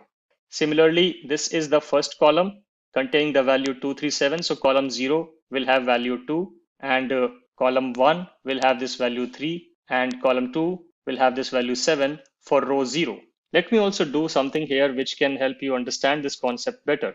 Let me do a system.out.println and let's print an individual value, because like I said, the for loop can be confusing here to understand. So let's say I want to print ARR of 0th row, first column, and see what kind of values do we get. Let me comment this code. Comment is control \, and this code will be commented, and this code will not be executed. And now only line 15 will be executed instead of the for block. So if I run this, I get the value 7. So row 0 and first column. Row 0, first column is 7. Let's try with 1, 1. I want to print the row at 1 position. Remember, not the first row, but the 1 position row, which is basically technically the second row. So second row, second column, and see what kind of value do I get in this case. I get 6. So second row, second column. Similarly, if you change this value to 2, then third row, second column, which should point to 4. Yes, we get 4. Similarly, you can write a value here as 0, and you can write a value here as, let's say, 2. This will print. This is a simple demonstration of how you can use 2-dimensional arrays. And in this session, we also did a refresher of 1-dimensional arrays. So that's all for this session. And in the next session, we are going to be discussing how we can define 3-dimensional arrays, and we'll also see an example of it. Let's get started with how to create and use a 3-dimensional array, or how to go about using multi-dimensional arrays in Java. So as you can see from this image, we talked about 1D array, which is having just one axis. Then we talked about 2D arrays in the last session, where we had rows and columns, basically an x-axis and a y-axis. And then we can also have a 3D array, which will have 3 axes, which will have an x-axis, a y-axis, and also a z-axis. Think of a simple box, which every box in this world will always have at least 3 dimensions. And from here, you can go even build more complex arrays, which can have 4 dimensions or 5 dimensions or as many dimensions as you want it to have. And today we are going to look at an example of how can we build a 3D array and how do we access those elements. But this picture is just to show you the mental model of when you will be creating a 3D array. So for example, generally an image data is stored in 3 dimensions. So you might want to store the image data into a 3D array. And there can be many other use cases in the mathematical and research computational use cases where you might want to use a 3D array. So, but remember, there's an x-axis, there's a y-axis, and then there is a third axis, which is called the z-axis. So let us look at a Java program to understand how we can build a 3-dimensional array. And for that, I have created this class, which is called multi-dimensional array. It has a entry point method, which is the public static void main method. And then I have created an integer array. And this time, instead of 1 or 2 square brackets, I have 3 square brackets. And if you remember, I mentioned this in the previous session as well. The number of square brackets which you're going to put while initializing the array is the number of dimensions of the array. And since in this particular program, I'm going to demonstrate a 3-dimensional array, that's why you see 3 square boxes. Let me just minimize this. Yep. So we have 3 square boxes here, and we have created the variable name as ARR, or short form as array. Then we start with the outermost curly braces as is. Then we put another curly braces which starts from here and it ends here. Then another set of curly braces which starts from here and end here. So this is the first dimension. This is the second dimensions, and these are the third dimensions. That's how you're going to define the different dimensions. Remember, this is the first dimension when the first curly brace starts. Then you have this second dimension, which covers this hole and this hole. And then you have third dimension, which are these. So that's how you're going to visualize and put the 3 dimensions in use while declaring a 3-dimensional array. And the values work in the same fashion. It's a 0 index based position. So since we do not have an official name for the third dimension, so I'm just going to use x-axis, y-axis, and z-axis to refer to the 3 axes. So this would be x of 0, this would be y of 0, and this would be z of 0. Similarly, x of 1, y of 1, and z of 1, and so on and so forth. So now if I try to access the value which is at 0th x position, first y position, and second z position, what's the value do we get here? Let's run this program and understand and interpret the output. Okay, so when we ran this program, we got the output as 11. So let's understand this output. So when we say the 0th position on x, the first position on y, and the second position on z. So this is the 0th position on x, and this is the first position on y, and then this element is 0, 1, 2 is the second position on the z-axis. So to describe it in a nutshell, this defines the x-axis. So we have 2 elements on the x-axis here, this one and this one. Then we have 2 elements on the y-axis on each x-axis. So this is 1, this is 2 on the first x-axis, and this is 1 and this is 2 on the second x-axis. So 2x and 2y, and then on the z-axis, I have 3 elements each. So hope this helps you understand and visualize this. So x-axis, and this one is other x-axis, and then y-axis, and then in elements inside this are z-axis. So I'm saying 0th x-axis in this block, first on the y-axis, which is this block, and then second element or the z or second position element on this particular axis in this particular block, which is 11. And that's why we get 11. If I print 0, let's say I change this particular value as 1. So now the output should be coming from this side. So second x position, because it's 1, second y position, so this will go here, and then the 2 position, which is the third element of the z-axis, which is 13. So let's see if we get 13. Yes, we get 13 here.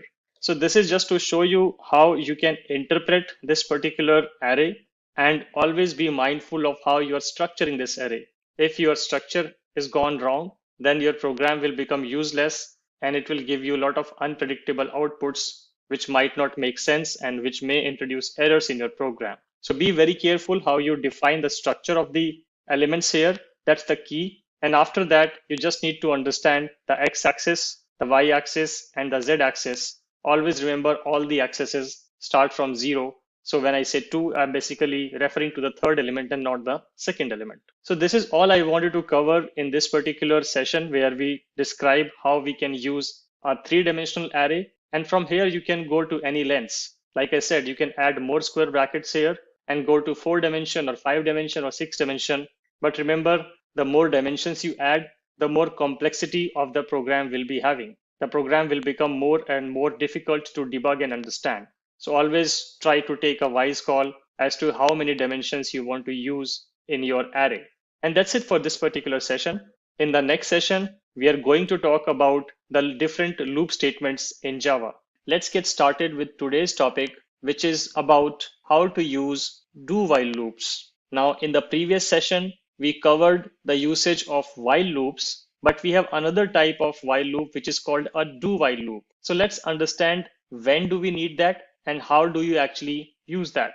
Let me switch to the Java documentation and if I can find some syntax of it as well. Yep. So as you can see here, if I just highlight this portion, this is how you actually write a do-while statement block.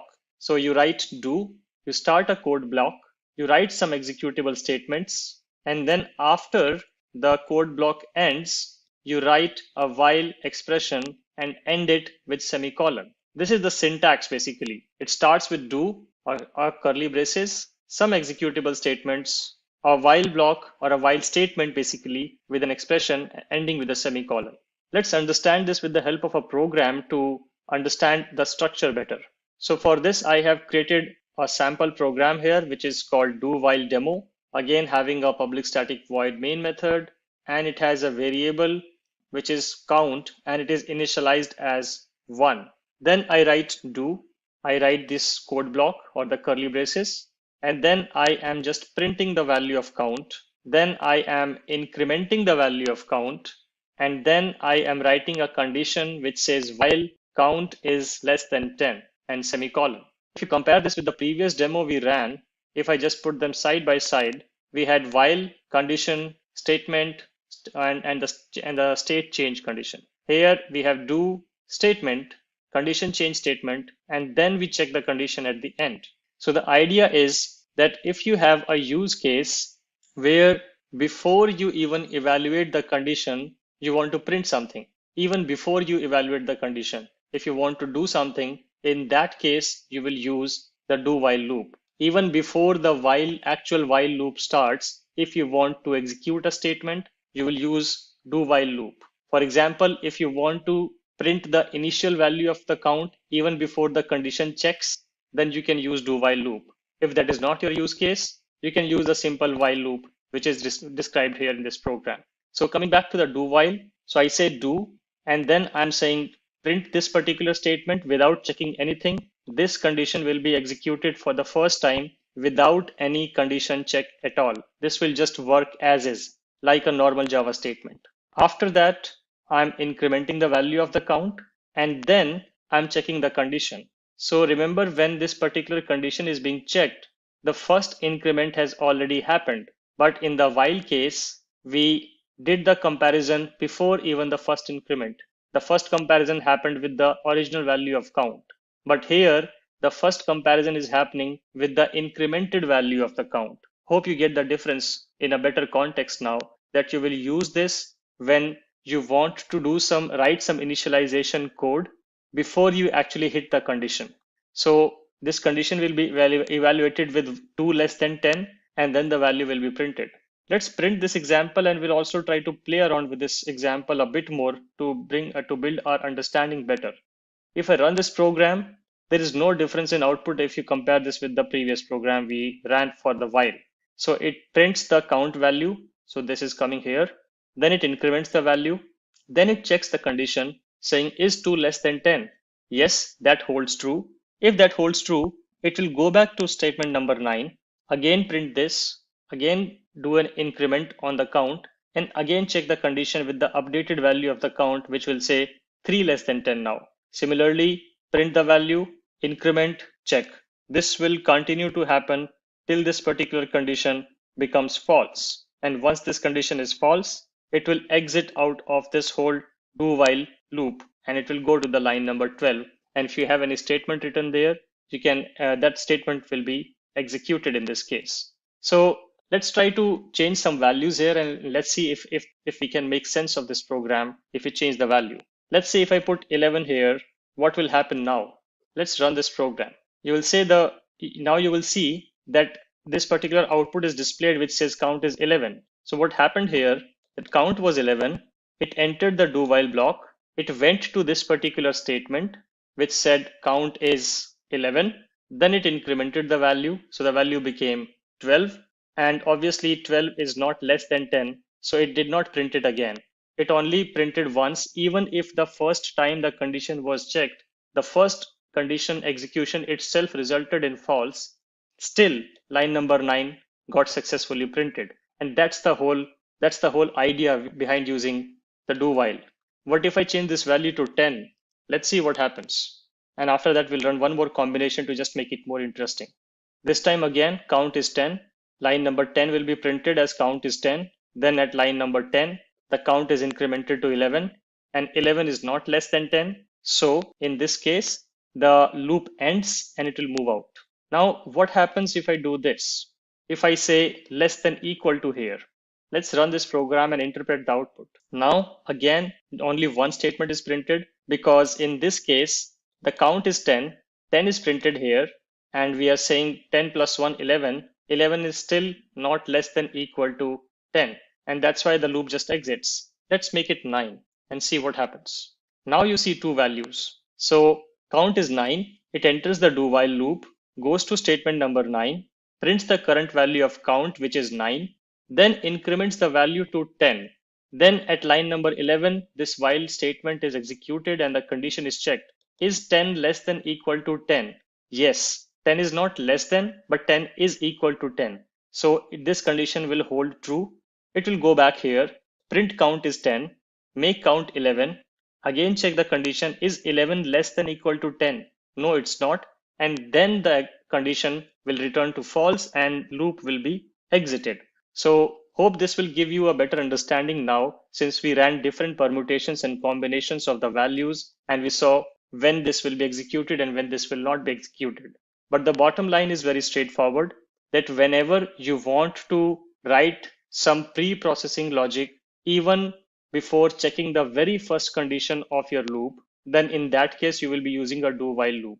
Otherwise, a normal while loop or a for loop will absolutely work fine. So that's the takeaway I would like you to take away from this particular session. And that's all for this particular session. We talked about do while, and we also tried to give you some sort of a comparison between while loops and do while loops. In the next session, we are going to be discussing about for loops in detail.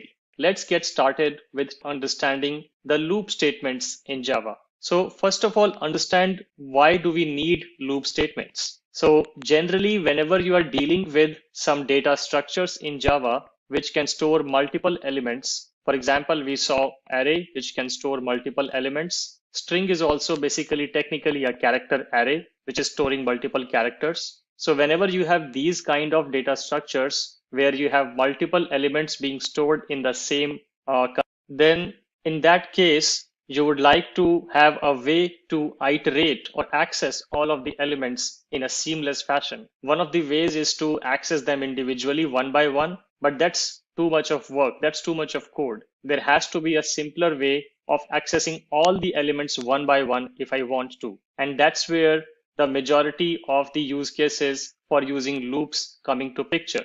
Now, Java provides multiple constructs to write loops in Java. There is a while loop, there is a do while loop, there is a for loop, there is also an enhanced for loop. And in the previous versions of Java, a use case of iterator was also very popular. So there are multiple ways in which you can actually iterate over a collection and access all the elements of the collection one by one. And you can use it to multiple useful cases. For example, if you have a huge array of employee salary and you want to give bonus to each of the employees and add the bonus to the salary, then you need to do this addition for all the employees. It would be nice to have to return a while loop, and the while loop can automatically access all the employee salary one by one and keep adding the bonus to the salary. This would be an easier way to do this rather than individually updating each employee's salary. And the first loop statement we are going to understand is a while loop. So the syntax of while loop is very straightforward. You write the while keyword, you enter the actual condition which will be evaluating to a Boolean true or false. So you write the expression which will be a Boolean expression, exactly similar to the conditions which you use to write in your if statements. So you write your condition which will evaluate to either true or false. and then you write your statement. And these statements will keep executing till the time this particular expression evaluates to true. So generally the way it works is that it will enter the while block, it will evaluate the expression. If the expression becomes true, then the statements inside this particular while block will be executed. And after the execution of the statement, it will again go back, again evaluate the expression. We call them steps basically. So it will go to the next step, again evaluate the expression. If this still holds true, it will again go inside, execute the statement, move on to the next step. It will again go to the evaluation. So this loop will continue to go till the time this condition will hold true. If it still doesn't make sense for you, don't worry, we will have a demo of it to make you understand how to use the while loops. And maybe it's a good idea to switch to the IDE and look at an example of it. So I have already created while demo for it. Here it is. It looks very small and simple, but it will get to the point where we can understand how and why will we be using the while loops. So I've created a while demo class. I've added a public static void main method here, which is the entry point. I have declared a variable which is int count equal to 1. So the count value is 1 right now. And then I'm writing a condition here. I'm saying while count is less than 10, do this. So it will print the current value of count. And after that, I'm using the post increment unary operator. If you remember, we covered this in the previous sessions. What is the meaning of this? It basically will increment the value of count by 1. This expression is equivalent to if I write it in this way. If I write count equal to count plus 1. This is exactly the same as this. No difference. So this will have the same impact. I will just remove this line because we already have the count plus plus here. So if we try to understand this, we are basically incrementing the count and then checking the condition again. So at first time, it will be 1 less than 10. Yes, that is true. It will go inside and print the count value, the current count value, which will be 1. And then it does count plus plus. So now the count value becomes 2. It will again go back here, again check the condition saying is 2 less than 10? Yes, that is true. So the while condition again becomes true. It will again go inside this, print the current value of count, which is 2, then do count plus plus. So it will again increment the value of count. So now the count value becomes 3. Again, go back here at condition and saying is 3 less than 10? Yes, that is still true. Again, come here, print the 3. Again, go here, make count as 4. 4 less than 10, prints 4. Again, count plus plus, count becomes 5, and so on and so forth. It will keep doing that till the value becomes 10. So at a step when count plus plus results in the count value being updated to 10, it will go here and say is 10 less than 10? Now that is not true because 10 is equal to 10, but 10 is not less than 10. So this condition will become false and it will exit of this while loop and it will come here and it will execute if there was anything written after the while loop that will be executed. So that's the idea, that you want to do something till a particular condition holds true. Then you can use the while loop, define your condition and execute the statements and try to do something which changes the state of this condition. Here I'm changing the count so that every time a new evaluation happens. If I comment this will result in an infinite loop because 1 will always be less than 10. I will not be incrementing the count here and it will keep running forever. It will never stop. It will just keep printing 1, 1, 1 every time till your computer program runs out of the memory. So always remember not to end up into an infinite loop. That's probably one of the biggest mistakes any beginner programmer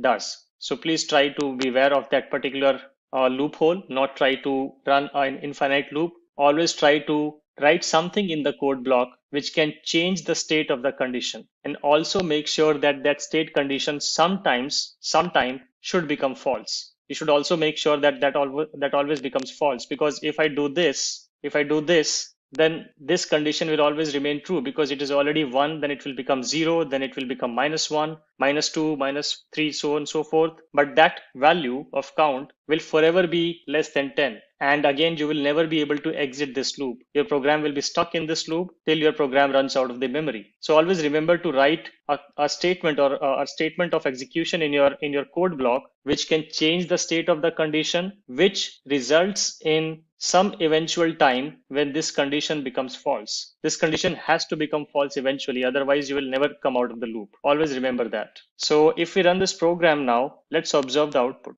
So we can see here this particular statement is printed for 1, 2, 3, 4, 5, 6, 7, 8, 9, and that's it. After 9, the moment the count plus plus resulted into the count value becoming 10, it checked that condition and then it just came out of the loop because 10 is not less than 10 and the condition became false. So always do something inside your code block which results at least of one scenario where this condition becomes false. And that is how you can use the while loop. Now you can see this is a pretty generic code and you can write any kind of condition here, write any code you want to execute here, and then do something to change the state of the condition as well in a positive way, in a way which results this particular condition to be false at some point of time. And then your while loop will run fine. So this is all I wanted to cover in terms of the while loop. We have a lot of more exciting stuff coming in terms of different loops. And in the session, we are going to understand how our do while loop works. Let's get started with for. Far we covered about while loops and do while loops, and we also saw different examples of using different types of data structures like arrays. But one of the core requirements whenever you are working with any kind of collection is to iterate over it. Exactly similar to what I explained in the do while and while lectures, that often require to iterate over a collection or a data structure. And for that, one of the most sophisticated and easiest way to do that is using for loops. So let's understand the syntax of for loop first, and then we will also look at an example of it in the Eclipse IDE. So I have just opened the official Java docs here. So if you see, this is basically the syntax of a for loop statement. So let's understand it. And let's also try to compare it with a while loop so that we can understand how it compares with the while loop. So if we see the syntax, we first see the term initialization, then we see the term termination, and then we see the term called increment. Now, if I try to compare it with a while loop, there also you basically did these three things. You first initialized a variable outside the while loop, which is called initialization. And then you wrote a condition, which is your termination condition. You wrote a condition saying, let's say, while I is greater than 10 or while I is less than 10. So that is the condition, which is also the termination statement. The loop will continue to execute till that condition evaluates to false, and that's when the loop terminates. That's why we call it as termination. And then the third piece of it is the increment, the I++, which we used to do in the while loops. So these three portions together make or constitute any kind of loop in any kind of programming language.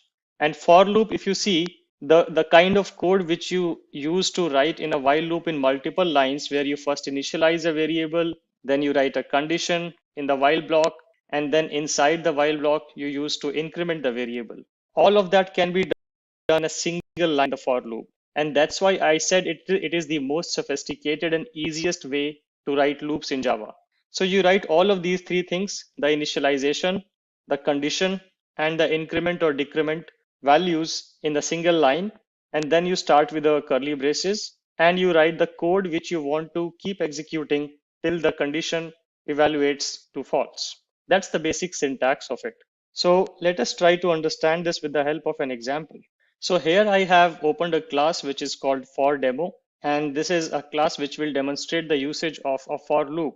So again, we have a public static void main method, which you can see here, which is the entry point. And then I use the keyword for. I put standard braces or the brackets, and then I do the initialization. So this part is the initialization part. You initialize the variable. So I just say int initialize. You end it with a semicolon so that it understood by Java. And then you, which is your evaluation/termination condition. So this is basically the deciding factor of how long your loops should run. It's exactly similar to what you used to write in the while. If I just show you the example, this is what we used to do. So we did the initialization at line number 7.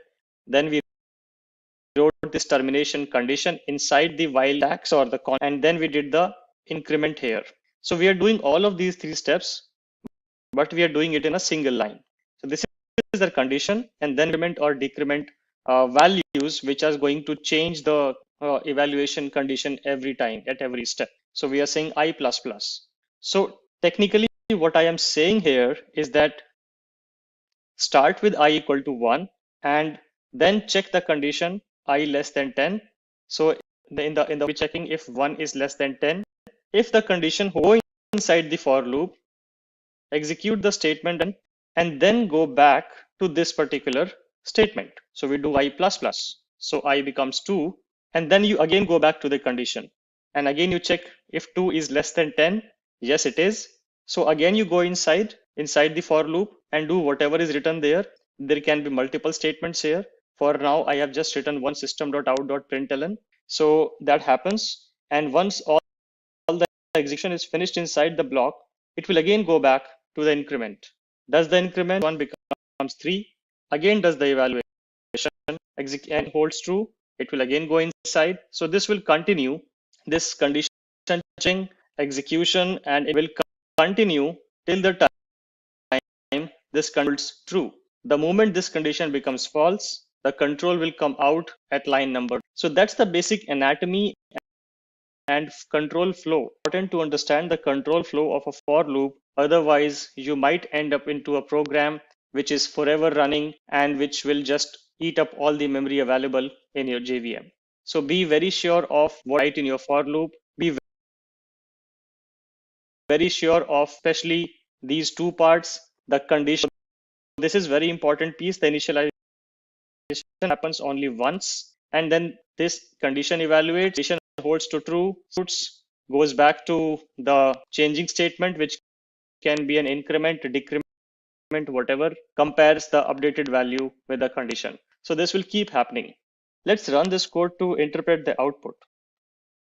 So I will write as Java application, and if I interpret the output here, I can see that its count is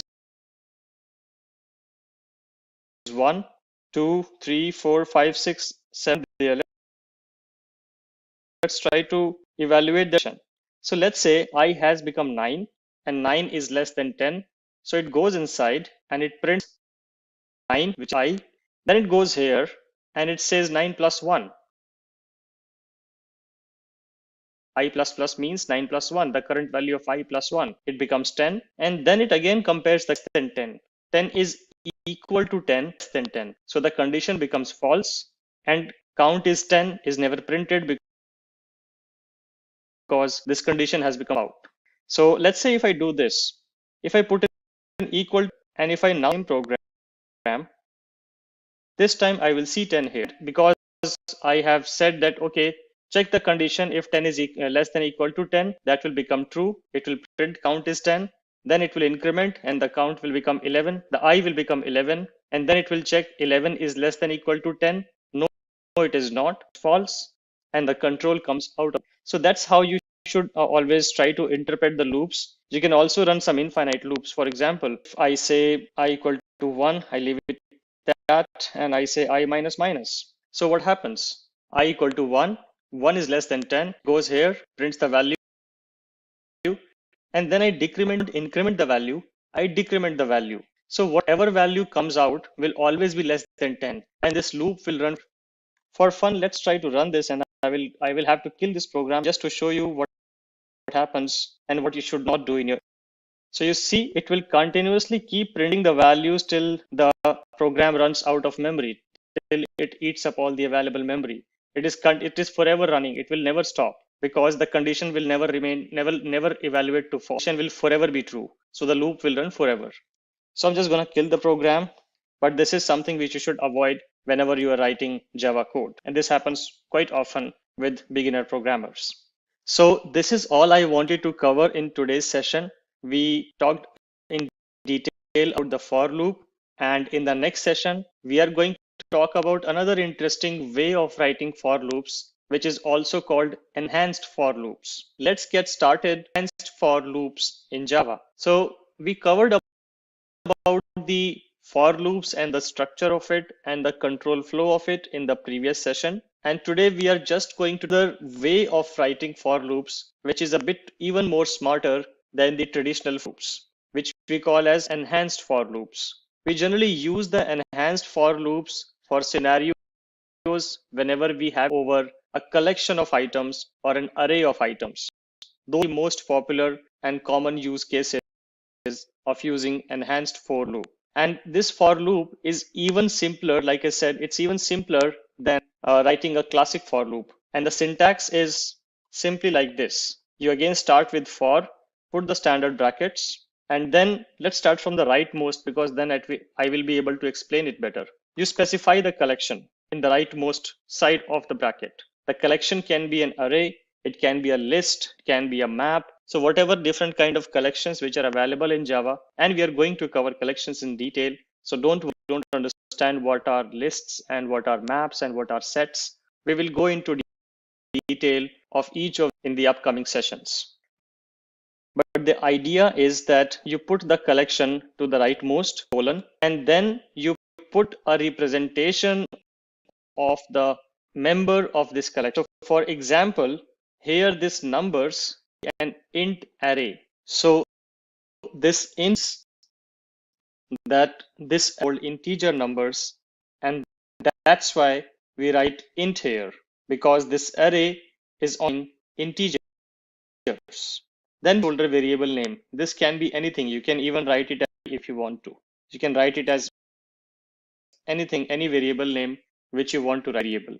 So now this code is going to execute in a manner that it is going to iterate over this array one by one, starting from the first element, going till the last element.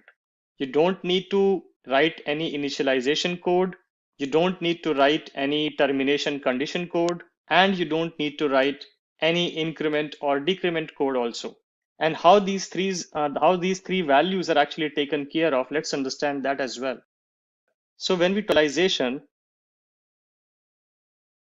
as I have array here, a data structure here, the automatic initialization index, the first index. So when we do the iteration, when this for execute, it is automatic to initialize a temporary variable with the value at the first index, which is the index 0.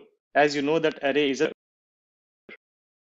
Then comes so the evaluation is going to be again based on the size of the array or the size of the data structure which you are using. It is going to start from the first index, which is the index 0, to iterate till the array element is reached. So technically start from the and go till the last element. That's your evaluation condition. And then comes the increment part.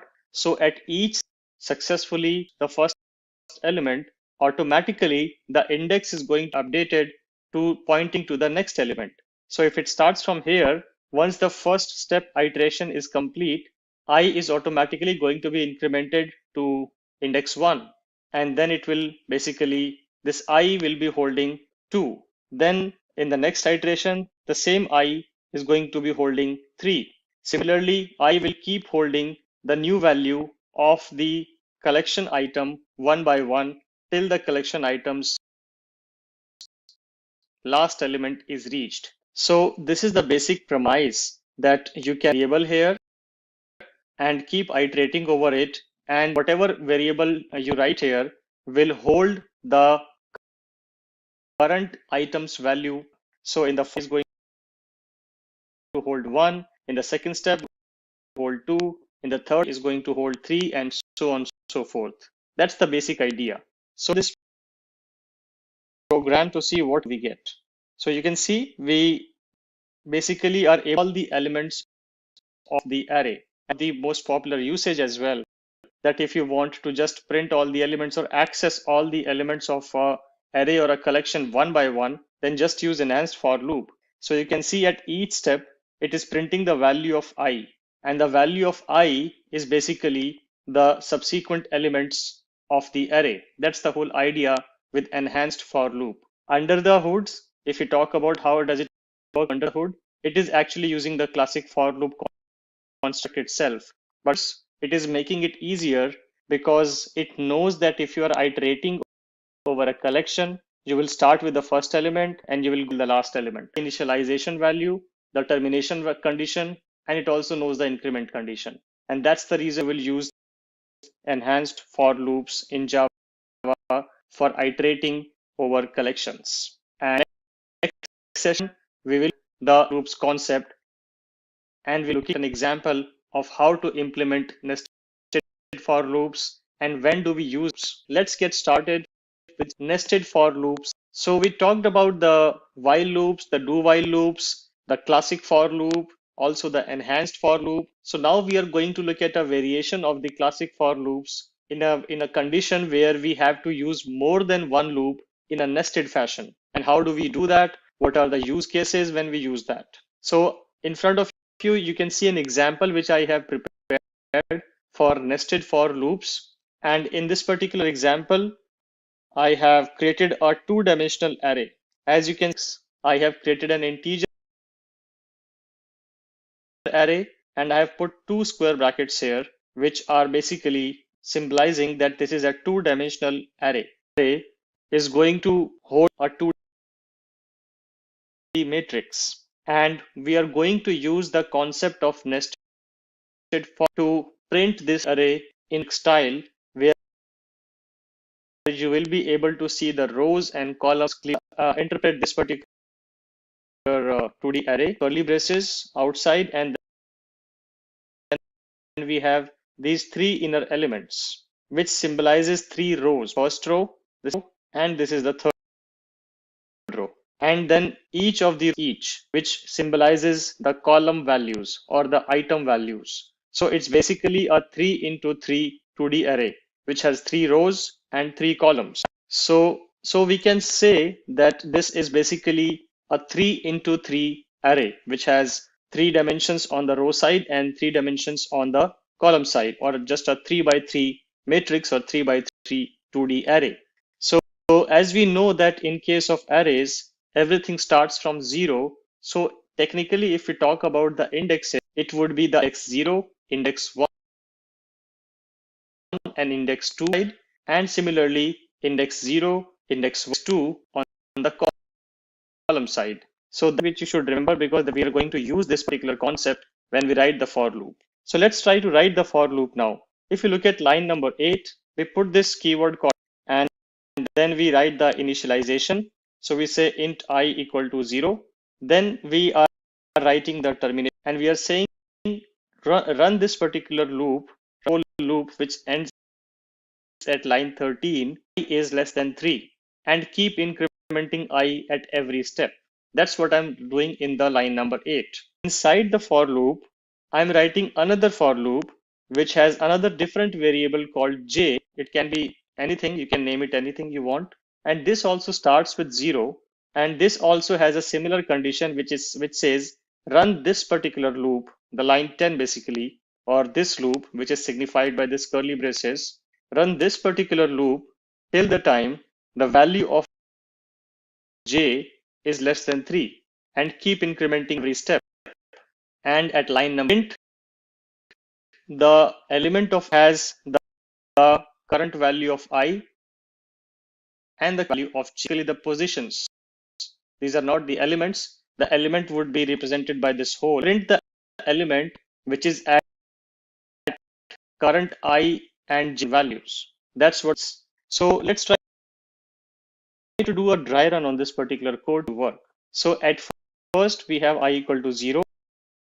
0 is, and it goes inside j as well with 0, and j is less than 3. So this condition went true. That's why we went to line number 9, and line number 9 condition also went to true. So we went to line number 10. Remember that in this particular case, at line number 10, the values of I and j are 0 and 0 respectively. And we are saying print the array of 0 and 0. So 0th rows, 0th column element should be printed. So this is the 0th row, because this is the first, and this is the first element. So in this case, line number 10, 2 should get goes here, and it increments the j to 1. So 0 plus 1 becomes condition. is 1 less than 3? So yes, 1 is less than 3.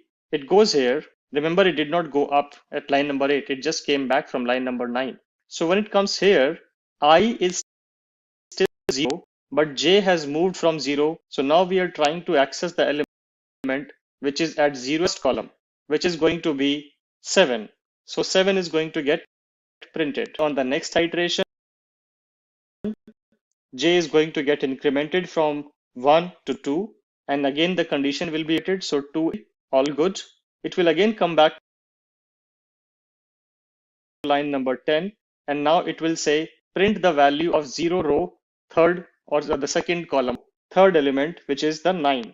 So 9 will get printed. Then again j will print, and j will plus 1 3, and now the condition will be evaluated less. No, it is not less than 3. The condition becomes false, so it breaks out of the loop. But 12 prints an empty line because we are not writing anything here, so it will just print a blank line, and now it will go back to line number 8's condition, and it will do an increment of I, and now I will move from 0 to 1, and now the evaluation will happen. Is 1 less than 3? Yes, 1 is less than 3. So it will again go to line number 9. Again, initialize j with a fresh 0. The previous j got destroyed the moment you came out of the loop. So this is a new j. So this j gets initialized to 0. 0 is less than 3. It goes, remember, I was 1 in this time. So now it will print the value of this 2D array at 1, 0, basically first element. So second row, which is 3. Again, j is going to, and it will become from 0 to 1 is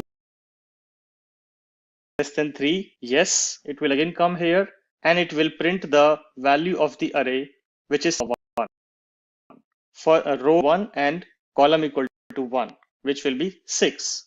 Similarly, printed again 2 is less than 3. Come back here, will print j will become 3. 3 is less than 3. It's false. The condition is false. So it jumps out of the loop, goes to line number 12, prints a blank line, again goes back to 8, line number 8, increments I, and I now becomes 2. 2 is less than 3. Yes, it will again go here, initialize j again with 0, and again does the same thing for the row 2 and column 0, 1, 2. And again it will come out of the loop. This time again when it will go here, the value will become from 2. 3 is not less than 3. So then it will break out of the outer loop. So the idea, execute the inner loop for every value of the outer loop. Remember this, you will be knowledge of loops to be used in condition. So whenever you have a scenario to iterate over a collection based on another collection, then you can use nested for loops. Or you have scenario where you have to 2D or 3D arrays. If we were dealing with 3D arrays, then you would have seen 3 nested for loops here, and where it will apply the same logic that iterate over all the collections, all the values of the inner loop on a particular value of the outer loop. Then increment the value of the outer loop and do the same thing again. Iterate over all the values of the inner loop based on a fixed value of the outer loop. So let's run this program and let's see what kind of output do we get. So like I said, our motive, our target was to print this in a matrix style, and you can see that it is printing in a sort of a matrix representation.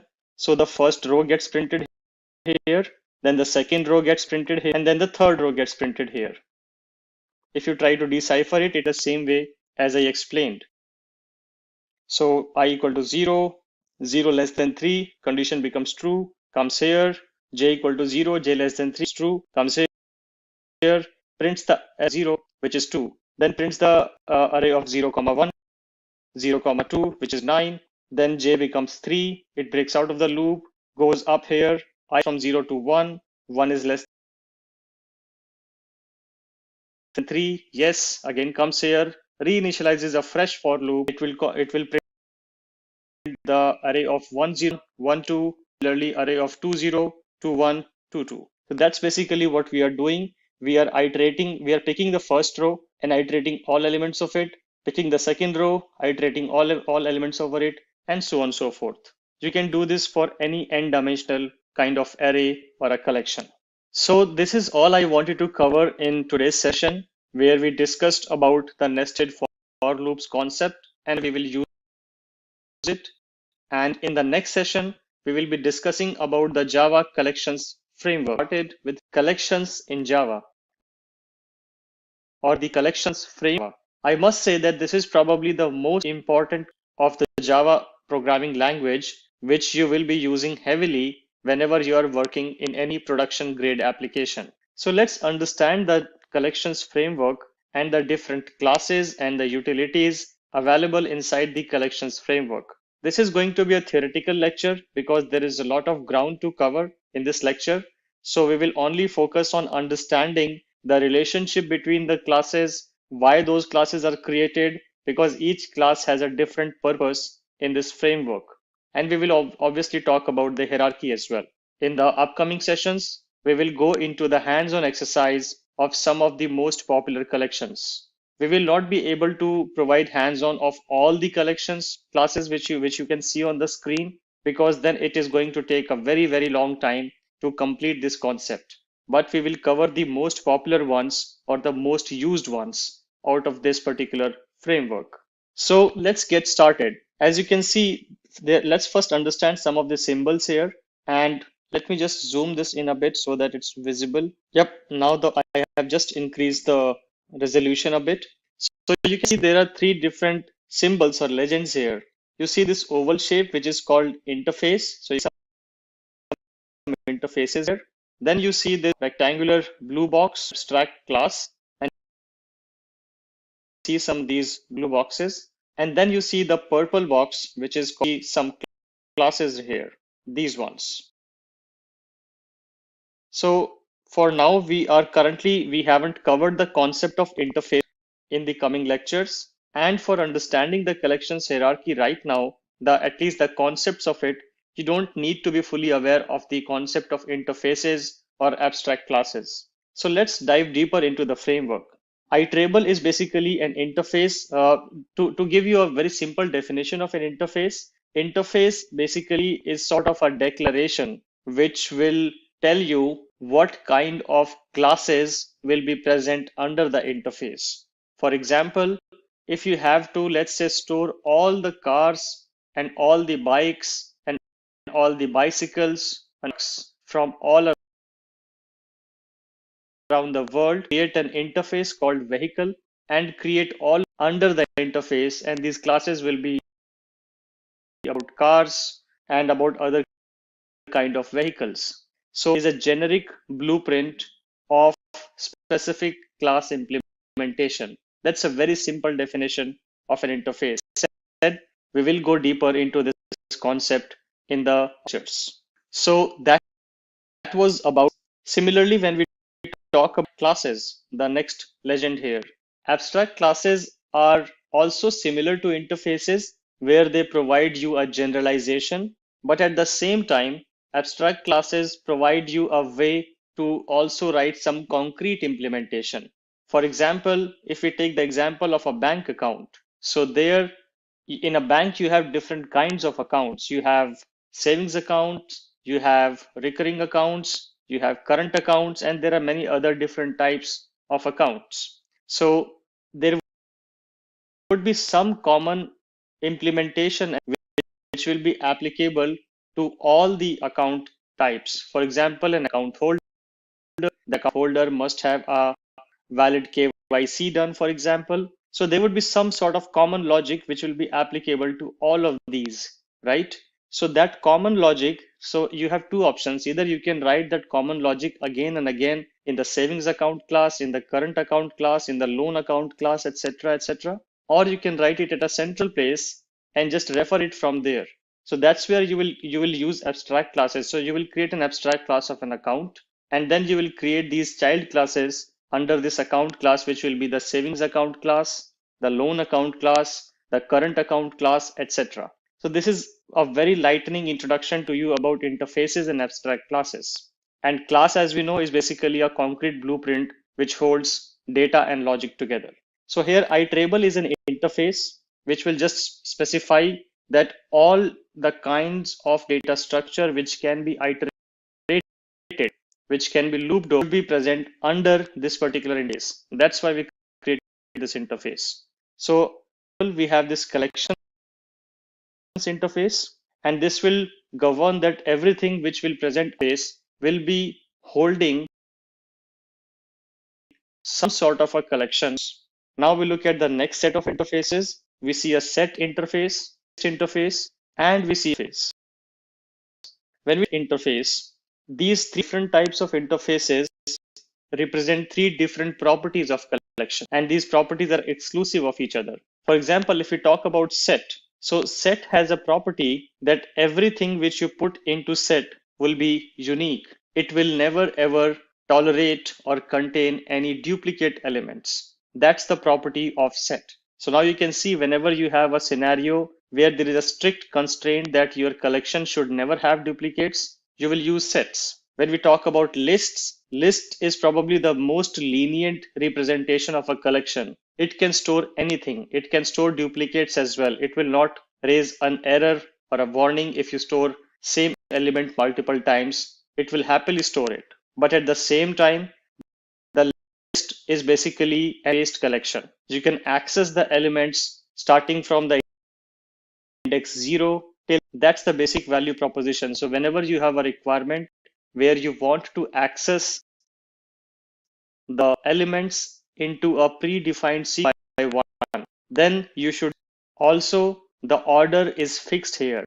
The first element will always come after the 0th element. The second element will always come after the first element.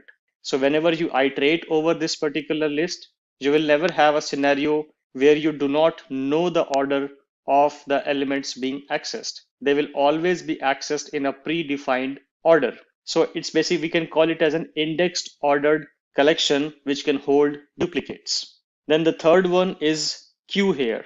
So queue is basically, as you can, this is basically inspired from real world. So think of any queue. If you go to buy something at a grocery store, or if you go buy a ticket at a railway station, or you go to the check-in counter at the airports, so you stand in a queue.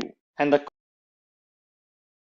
concept of queue is that it works on a concept of first in, first out. The person who served and coming out of the queue. And if the second comes, that has to be standing behind the first person. And once the first person is served and goes out of the queue, the second person comes at the front of the queue, and that particular person is served. So you can see it's if you have to store that kind of behavior, or if you have to implement that kind of behavior in a Java program, then you would use queues. So this was about the top level interfaces, which are set, list, and queue. And out of these, list and set are very, very popularly used, very heavily used in any kind of Java enterprise grid. Now there are more interfaces like sorted set, navigation, and dequeue. Sorted set is basically additional constraint on the set that the elements will be unique. At the same time, you can also elements into a sort. That sorting can be an incremental sorting, that depends, but the whole idea is that it will be sorted. Similarly, navigable set brings another navigation kind of properties. Dequeue is basically a double-ended queue where the elements can be inserted and removed both from the front and from the back. So there are the different properties of these interfaces. But like I said, the most popular ones are these three ones. Now let's talk about the abstract classes. So the abstract classes you see here are abstract collection, abstract set, abstract list, abstract queue, abstract sequential list. Generally, you will not be using these directly. You don't need to use them directly, but you should be aware that they exist. If you have a very specific case where you want to use these abstract classes, you use them in your program, but most of the time you don't them, and most of the times you will be dealing with either the interface or you will be dealing with the concrete. Now this lecture is getting a bit long, so we'd like to stop this lecture here. So we covered about the interfaces part of the collection. and we also understood a bit about the abstract classes, though we are not going to use abstract classes in much detail in the programs. In the next session, we will cover the second part of this collection framework, or the remaining part of this collections framework, which is around the classes. Let's get started with discussing the concrete classes in the collections framework. In the previous session, we talked about the interfaces part of it, where we discussed about sets, the lists, and the queues, and we also touched a bit upon the abstract classes. And like I mentioned earlier, you don't need to generally use these abstract classes directly in your Java program, but you must be aware that you see some arrows here, right? If I just scroll up, you see multiple arrows mean that if the arrow goes from bottom to top, it means this particular element is a type of the parent. It's basically a parent-child kind of relationship. So for example, here you see tree set is a navigable set, and also extends abstract, which extends set. So similarly, you can send off complex relationships here, and generally you don't need to remember all of those. You only need to remember the few, and those few are basically easily can be spotted. For example, whenever you see a tree set, it means it's basically a type of set. Whenever you see a word called list, that means that it is a type of list. And whenever you see a word called queue, then it means that it is a type of queue. So let's understand these classes. Let's first go to the list interface. So you can see list interface has the relationship with abstract list, and from there it goes down to array list. Abstract list has another child which is called abstract sequential list, which is another abstract class, and which has a concrete class linked list. So let's understand these two collections, or these two types of list right now. So when we talk about array lists, we already have covered arrays. So what are array lists? Very similar to arrays in they are also indexed based collections. So you can store elements and access on the index position starting from 0 going till the length -1 index. And this is an ordered collection. You can access the elements only in a predefined sequence. It can obviously accept duplicates as well. And these all our properties are also applicable to arrays. The differentiating factor here is that array list is a dynamic array. It's not a static array. If you remember, when we talked about arrays, we had to initialize it, or we had to specify a fixed size of it while we initialize it.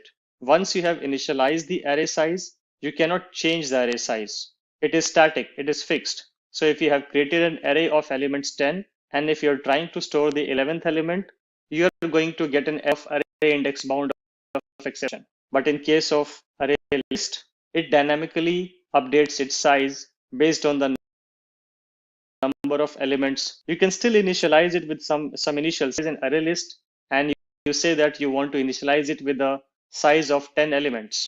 Absolutely fine.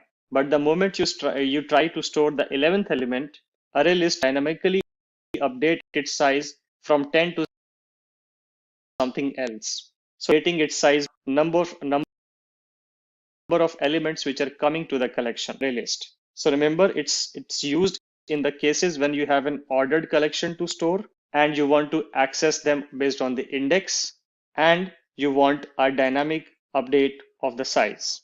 The second sibling of it, which is linked list, is also a type of list, but it has slightly different properties than array list. In case of array list, it was an index based collection. You access the element based on the indexes, but in linked list, you access the elements based on the previous and the next element. That's pretty much what it knows. So an item can only be accessed in a particular sequence starting from head to the tail. And when we talk about linked list, the idea is that you have an element which will have a data, and it will also have a pointer, or basically a reference. That reference will be pointing to the next element in the linked list. Similarly, the next element will store the value, the actual data, and it will also store a reference to the next element. So you can see, if you have to go to the fifth element, you cannot directly say linked list of 5. the way you can say this in Arraylist, because an index-based position list, right? So you can access the 0th element or the 5th element or the 10th element direct in one line or one go. In case of linked list, you cannot access the 5th element or the last element of the linked list directly. You have to start from the first element and keep jumping the references till you reach the last element. That's the property of linked list.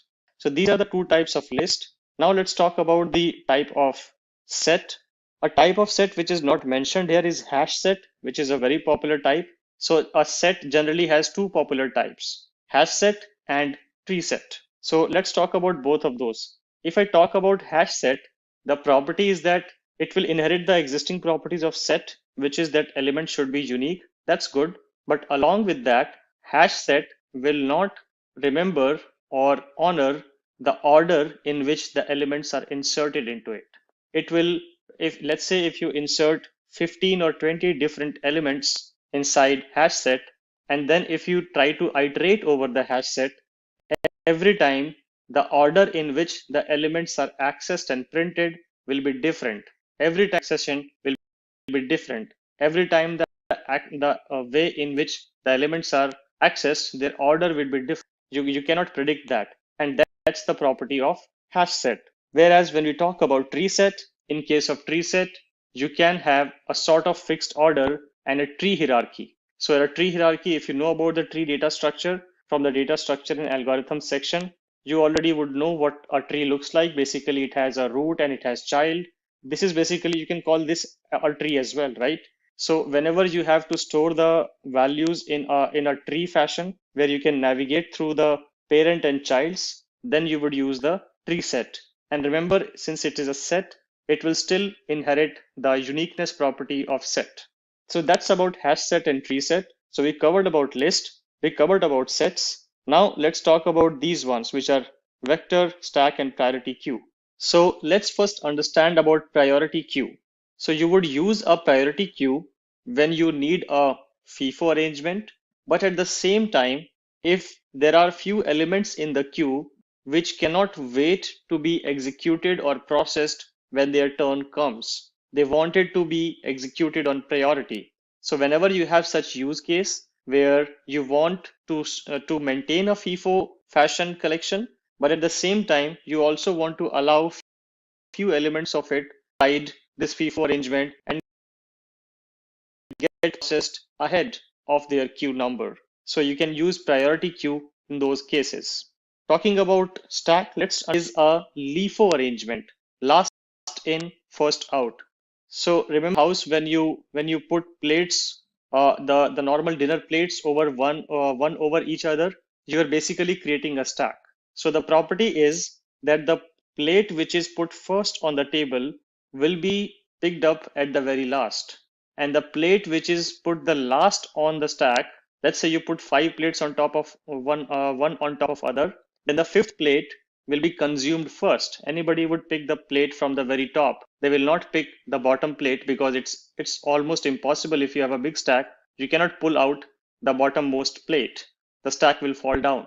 So you will always pick out the elements from the top. So it has a LIFO arrangement. So whenever you have to create a last in, first out kind of arrangement in your program for storing collections, you will use stack. Talking about vectors, vectors are very similar to lists. They're exactly similar. There is basically one major difference is that vectors are thread safe and lists are not thread safe. Now list has provided a way to be thread safe. We will cover that later. But for now, you can understand that whenever you have a program in which you want to access a collection in a thread safe manner, where 2 threads cannot modify the same element at the same time, then you will use vector. So we covered about the complete collections framework classes, the interfaces, and the abstract classes. And always remember the reason why you will use array list or linked list or a hash reset or a vector or a priority queue or a stack. That is the most important concept I want you to take away from this session. Let's get started with array lists in Java. So when we talk about array list, we are technically talking about a list. In the previous session, I covered in detail about the various implementation of list interface, which were Arraylist and linked list. And in today's session, we'll be focusing only on the Arraylist. I have opened the API documentation of the Arraylist class. So if we just scroll down, we will see a nice description which is provided by Java. And it broadly covers all the points which I described in the previous session, which were that an Arraylist is basically an array-based implementation of a list. It's an index-based implementation, so you can access the elements based on their index position. You can directly, and if you know its index, it accepts any kind of duplicates as well. And by default, it is safe. If two threads are trying to access the same collection at the same time, or maybe collection, then you will get inconsistent behavior. So that was about the basic description of Arraylist. There are quite a lot of interesting utility methods as well for adding elements, for adding multiple elements, for removing elements, for fetching an element from the Arraylist. And we will cover those methods in detail in the demo. And with that, maybe let's switch to the demo. So for this, I have created a class which is called Arraylist demo. It has a public static void main method, and it has an Arraylist example written inside it. So at line number 10, you see that there is an initialization happening for the Arraylist. And this is how you basically initialize the Arraylist. To start with, you write the interface name. You can obviously write Arraylist as well here. You can write Arraylist, that is absolutely acceptable. But the reason here is because it is a better practice, or I would say it is a best practice, to always initialize the concrete implementations with the interface type, making a very generic statement which is applicable to collections and at any classes and objects you might be creating in your program. Always try to declare it with the type of interface and then define the concrete implementation on the right hand side. So the LHS or the left hand side will contain the interface declaration, and the right hand side will contain the concrete implementation. The reason for this is that if tomorrow, if you have to change the representation of this array list to, let's say, a linked list, then you don't need to do a lot of work, because the linked list is also a child of the list interface. So since list understands and knows about both of the classes, you can interchangeably use this reference to point to any of those implementations. That's why it is considered a best practice to basically write the left hand side as the interface and the right hand side as the concrete implementation. That's the first bit of it. Second interesting thing you notice is this. So you see these expressions here, and this basically encloses any kind of generics or class type. What are generics? We will cover this in detail in the upcoming sessions. For now, what you can understand and what you should know, that these are denoting a class type of which the objects will be stored inside this particular list. So once I say list of integer, it means that this particular list hold integer objects. If you try to insert a string object, you try to insert a character object, or if you try to insert a float object or any other kind of object, it will create an error, because remember in the very first lecture we said that Java is strongly typed language. It has very strong checks for these kind of data type mismatch. So if that's why it will expect you to specify the object type here, and whatever type you have specified here, that's the kind of objects which are going to be stored inside this list. I have been using these terms called classes and objects interchangeably, but for now what you can understand that this is a type. How we write classes and how we write objects and how we create objects. Again, I will cover this in detail in the upcoming sessions. So we have specified the list interface, and I'm saying that this particular variable should hold any list of integer type. Then on the right hand side, I'm specifying what type of list this array list is, and this array list will be an array list class type. And again, I have to specify the class type specifications, and then I'm specifying a size here. This is the size of the array list, the initial size of the array list. You can obviously write it without this as well. This is a fine statement in Java, and in this case the array list is going to be initialized with its default size. If you specify, then the array list will be initialized only that size. It is also considered a best practice to always initialize the array list with some known initial value. Let's say if this array list is going to store only 2 elements and the default size is definitely way bigger than 2 elements, then you're going to waste a lot of memories. So that's why it is a best practice to explicitly specify some sort of an initial size. This is also acceptable because it is automatically inferring the type from the declaration. You don't need to specify it again here. In fact, some of these modern IDEs will also show you a warning if you write it here. So the next thing I'm going to do is basically going to add some elements to this array list. So I've created an array list which should hold only integer values, and it should hold to start with 5 values, but it will not complain if you try to add the 6th value. So for that, I have just written a small loop here. Let me just put curly braces around it for readability.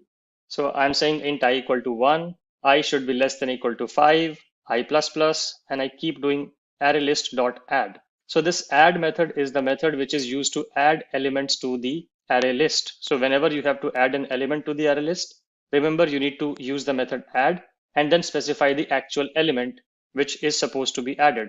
So I'm adding 1, 2, 3, 4, 5 in this array list one by one using this loop. And then I'm just printing the whole array list. That's what I'm doing here.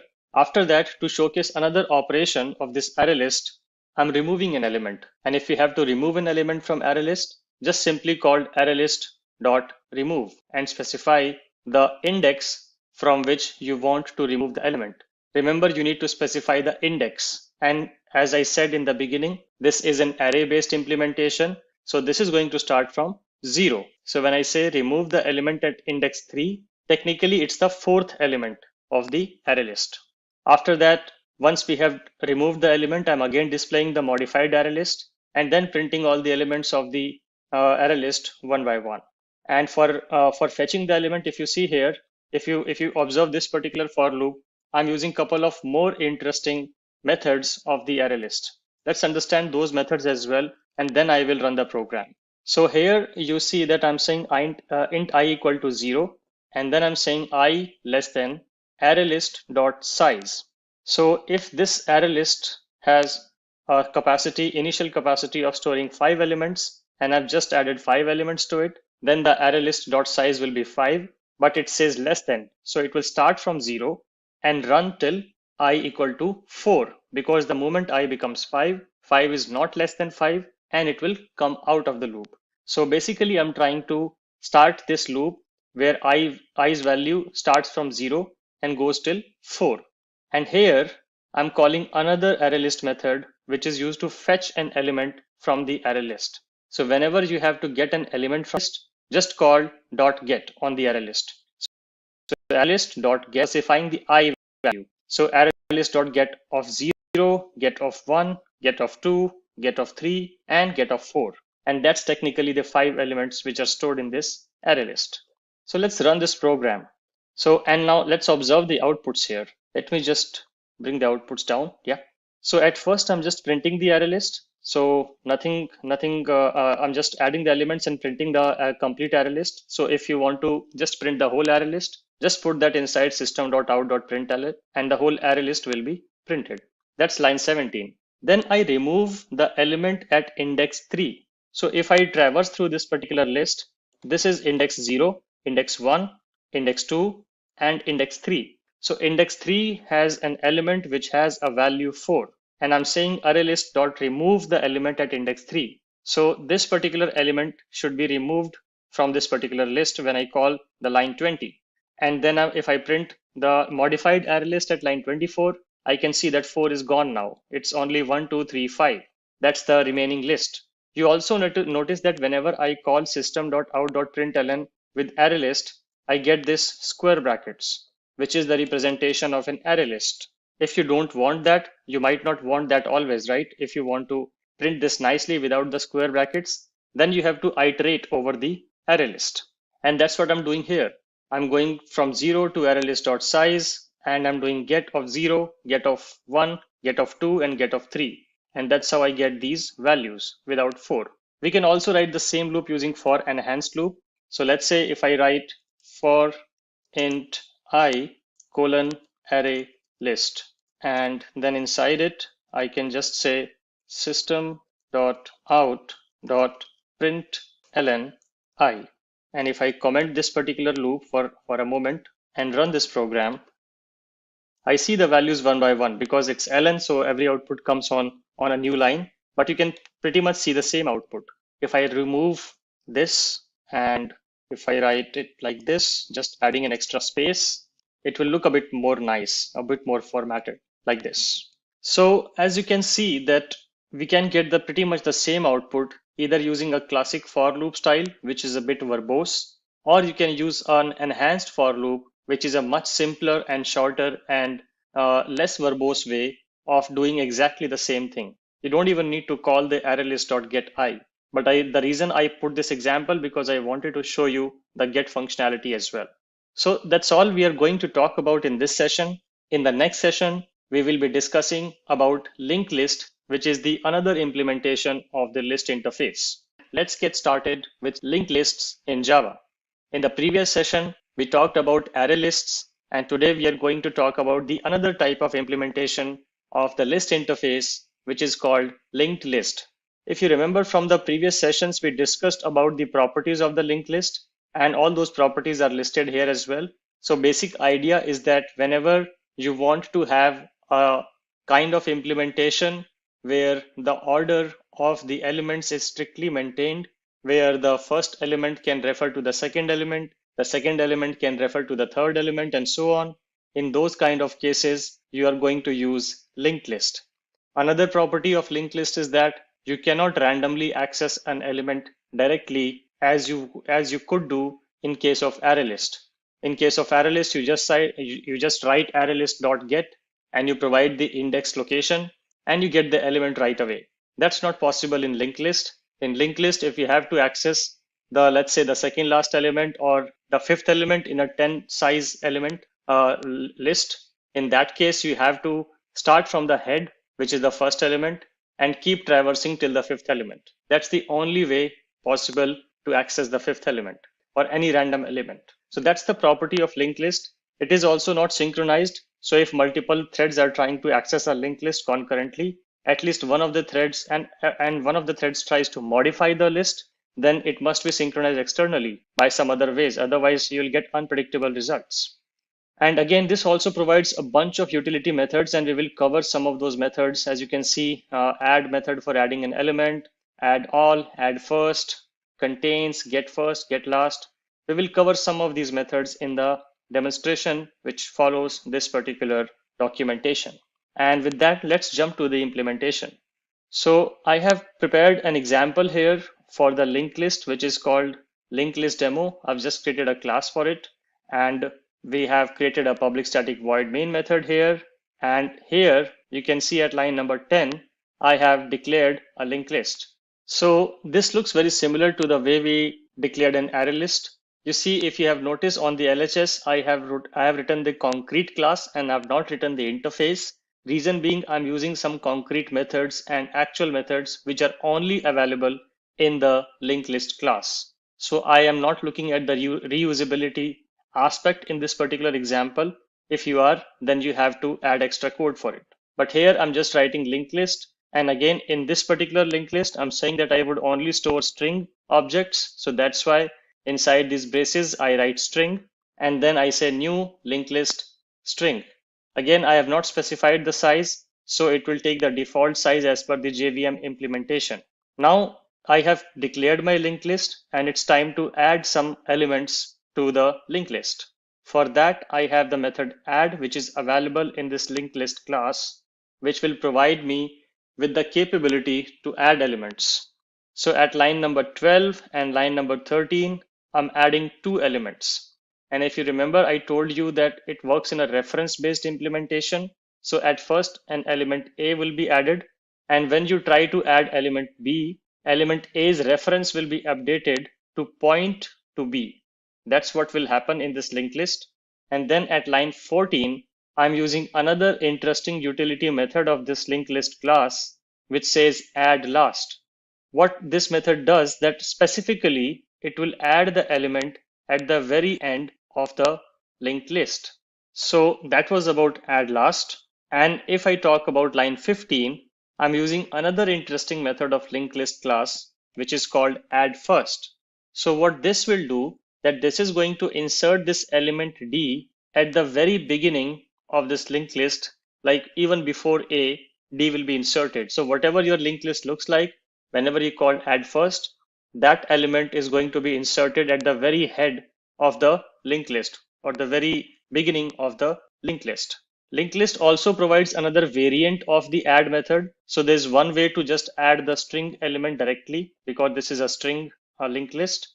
You can also add it based on the position. So you can say add E at the second position inside the linked list. So let's observe this output. Let me comment all the code below line 18 because we will be using some more methods here. So we'll cover that in a while, but let's first understand the output at line 18 if we run this program.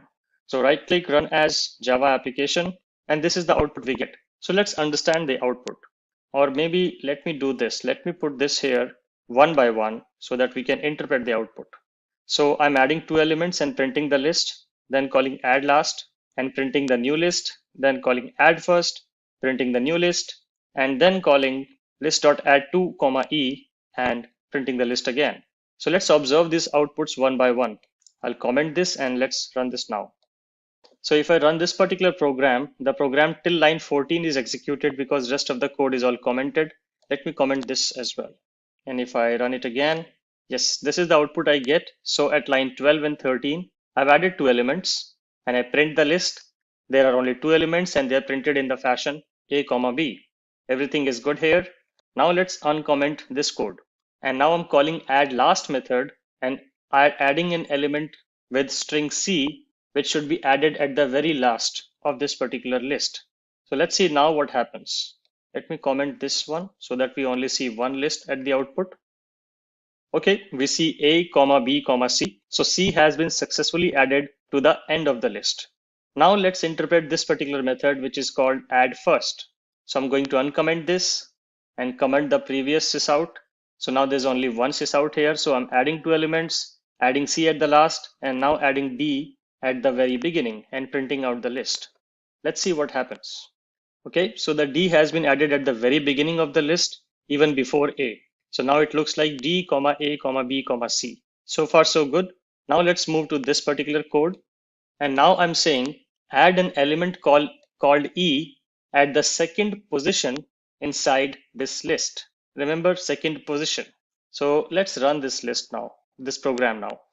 So now I see D, A. If you remember, the previous output was D, A, B, C. If I just uncomment this for a while, just to make it more clearer, and if I run this program, the previous list was D, A, B, C, and the new one says D, A, E. E has been inserted at the position 2. So 0, 1, 2. Position 2 has been added with this new string E, and my list is modified. Now it's time to find some interesting operations about the removal. So what happens if I try to remove elements from this list? And then we will observe the output again. So let's say if I say list.remove B, and so I'm saying just drop this particular element. So you can directly specify that particular element's value, and that element will be removed from the list. And let's see what output do I get if I just call list.remove B and I comment the rest of the code. We should see a new output here, which should not have B. So running the program again, yes. So this was the old collection, and this is the new collection from which B is gone because I've called list.remove B. Now you can also remove elements based on the index position. Instead of specifying the element explicitly, you can specify the index position. And what happens if I call list.remove 3? Let's observe the output here as well. So I'm just going to copy paste this is out, and we'll see what output do we get if we remove the element at third location. Okay, so this was the previous output after removing B. And if I call list.remove 3, so 0, 1, 2, 3, C is the element which is at third location, and it is gone. When I call list.remove 3, C is gone, and D, A, E is only remaining. Now let's try to understand this particular line which says list.remove first. Expectedly, this is going to remove the element from the very beginning. So whatever element is present at the beginning, it is going to remove the element, and then we are going to print the list, the modified list. So we were here till DAE, and D was the element which was at the beginning. And if I called remove first, D is removed, and now only A comma E is available. And now I use another interesting method, which is called list.remove last. And then I print the list, the modified list. So this is the list remaining, and I'm calling remove last. So E should be dropped, and only A should be left in this particular list. Yes, we only see A here. So this is basically what I wanted to show you in this program, that we can perform different kind of operations using different methods like add, add first, add last, remove, remove first, remove last. Obviously, there are more interesting methods available in this particular class. Do check out the API documentation for it. And there you can see all the different interesting methods which you can use while implementing linked list. So this is all I wanted to cover in this particular session. And in the next session, we are going to cover an interesting framework class, which is called set. We are going to learn about sets in Java in the next session. Let's get started with hash set in Java. If you remember, I covered in the collections framework session that hash set is part of the set interface hierarchy, and sets have a property that they keep the collections element unique.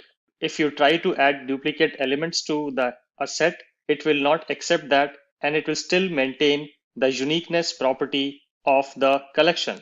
Hash set provides some additional features to the set, which is that in this case, the elements would be accessed in a random fashion. They will not be accessed in a fixed sequence, rather they will be accessed in a random fashion. Hence the name hash set. So if you read about this particular class in the documentation, it will basically cover all the things which I just described. It also accepts null elements if you want to insert null. But why would you try to insert null? That's the first question which you should ask. It again provides similar kind of utility methods to the list interface collection hierarchy we covered, like some utility methods to add the elements, to remove the elements, to check the size of the collection, and to check if an element exists in the collection or not, etc., etc. And we will cover some of these methods in the demo. This is again not synchronized, so this is not a thread safe collection, which you should know. So let's look at a demonstration of hash set and how do we actually create a hash set, how do we operate upon a hash set using different utility methods. So as you can see, I have created a class here which is called hash set demo. There's a public static void main method, and then at line number 10, you will see that I have created the hash set. And again, it starts with a concrete class here which says hash set, and you can obviously write it as set as well, which will also work fine. So we write the set type as string. So this particular set is going to hold only and only string objects and nothing else. And this set is basically a type of hash set. Again, this is not mandatory, so you can remove that. It will still not complain and the program will run fine. If you want to specify a size, please do that. If you do not want to specify the size, nothing goes wrong and it will be initialized with the default memory footprint. But remember, doing this wastes a bit of memory. So if you're running this program on a machine which is really tight on memory, always put some kind of initialization size based on your knowledge of how many elements are going to be stored in this collection. So after that, at line number 12, we start adding elements to this collection. And for adding the elements, the method which is provided by the hash set class is add.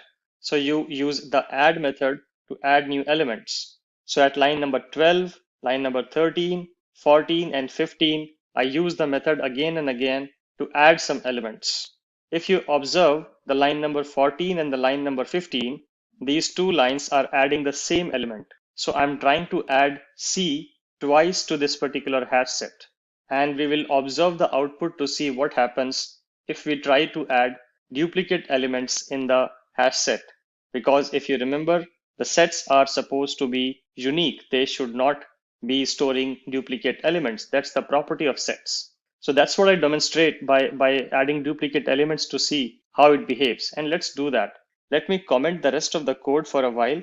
And let's run just this part of the code where I add C twice and I print the hash set. And let's see what happens. So I go to run as and I click on Java application and I only see 3 elements, even though I added 4 I only see 3 and C has been added only once, not twice. Now you might be wondering whether this C is the C added at line 14 or the C added at line 15. So to understand that, we need to understand how HashSet's add method works.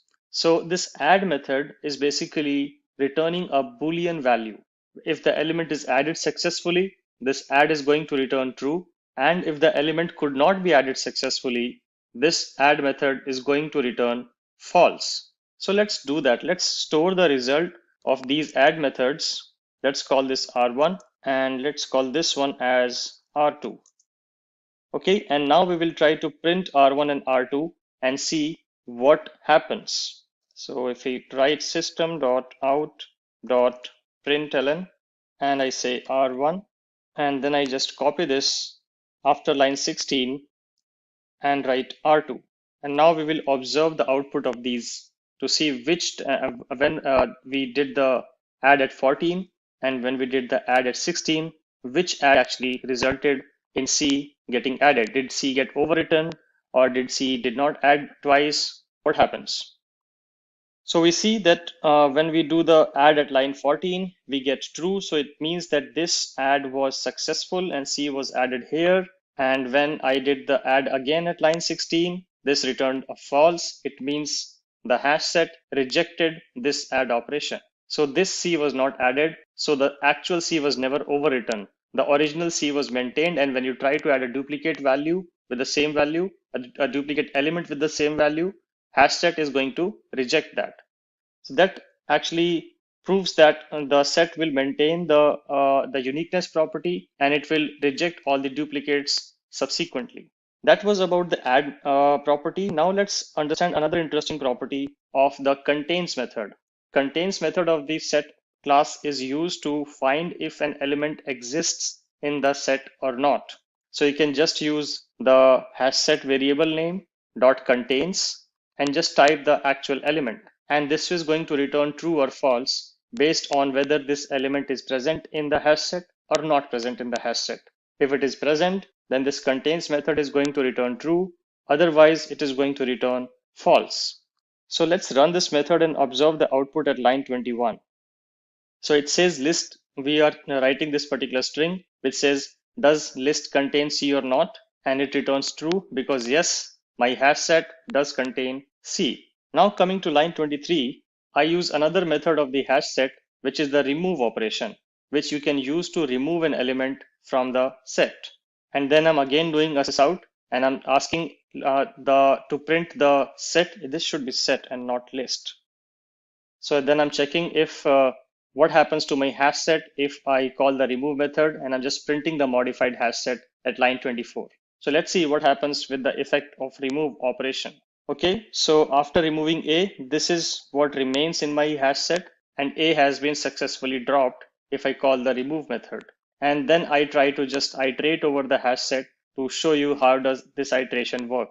It again works on exactly the same way it has been working for the list implementations, that on the RHS of this column, you write the collection name, so hash set, and on the LHS of this column, you write the representation of the element. So this hash set is going to contain string, and this is just a placeholder. It can be anything. This is just a temporary variable to store the current value at the current step of the hash set iteration. And I'm printing all the items one by one. So if I run this, I'm able to print B and C because that's all which is remaining in this hash set. So this was a very quick demo to show you the functionalities of the hash set. How does hash set maintains uniqueness? How do you remove elements? How do you add elements? How do you check for an element's existence using contains? There's also a method to get the element of the hash set if you want to. So these are all the different properties and methods available in the hash set. And do check out the API documentation of the hash set to learn about more methods. So that's all I wanted to cover in this particular session, where we focused only on hash set. And in the next session, we'll be discussing about tree sets, and we will also see an example of how do we implement tree sets in Java. Let's get started with tree sets in Java. So in the previous session, we talked about hash set, which is one of the implementation of the set hierarchy, and today we'll be focusing on tree set. And if you remember when we talked about this collection framework, I discussed briefly about tree set that the main reason you will use tree set is basically when you want to maintain natural ordering of the elements. If you're adding your custom elements, then you need to tell Java how to compare and sort and order the elements. But that's for another day when we'll cover about the detailed comparable and comparator interfaces. For now, what you can understand that whenever you have to maintain the natural order of the elements automatically, then you should use tree set. Along with that, the set property still holds true that this tree set cannot have duplicate elements. We should also know that tree set is not synchronized, so it is not a thread safe collection. So be aware that whenever you are trying to use tree set in a multi-threaded environment, you need to write more wiring code around it so that tree set works as expected. Okay, that was about the brief theory about the tree set. You can read about it in detail in this tree set documentation class. And with that, let's switch to a demonstration of the tree set class. So I have prepared a class here which is called treeSetDemo. As you can see, it has a public static void main method, and at line number 8, I'm initializing the tree set. Again, it's the standard representation of initializing a collection which we have been using throughout the different examples of the collections. So tree set of string. So this particular tree set is going to hold only and only string elements. If you try to add another element, it is going to throw a compilation error. And on the RHS, I'm just saying new tree set. And again, this is not mandatory, so I can remove that and it will still work. You can specify the size. Whenever you know about the scope of the collection, you should always specify the size. For this demonstration, it's a lightweight program, so it's fine. After that, from line number 10 till line number 13, I'm again going to add some elements. And again, if you see, I'm adding elements in random order. I'm adding B, and then I'm adding A, then I am adding C twice just to show you the uniqueness property of the tree set. Does it still hold true or not? We will be able to figure that out from this particular example.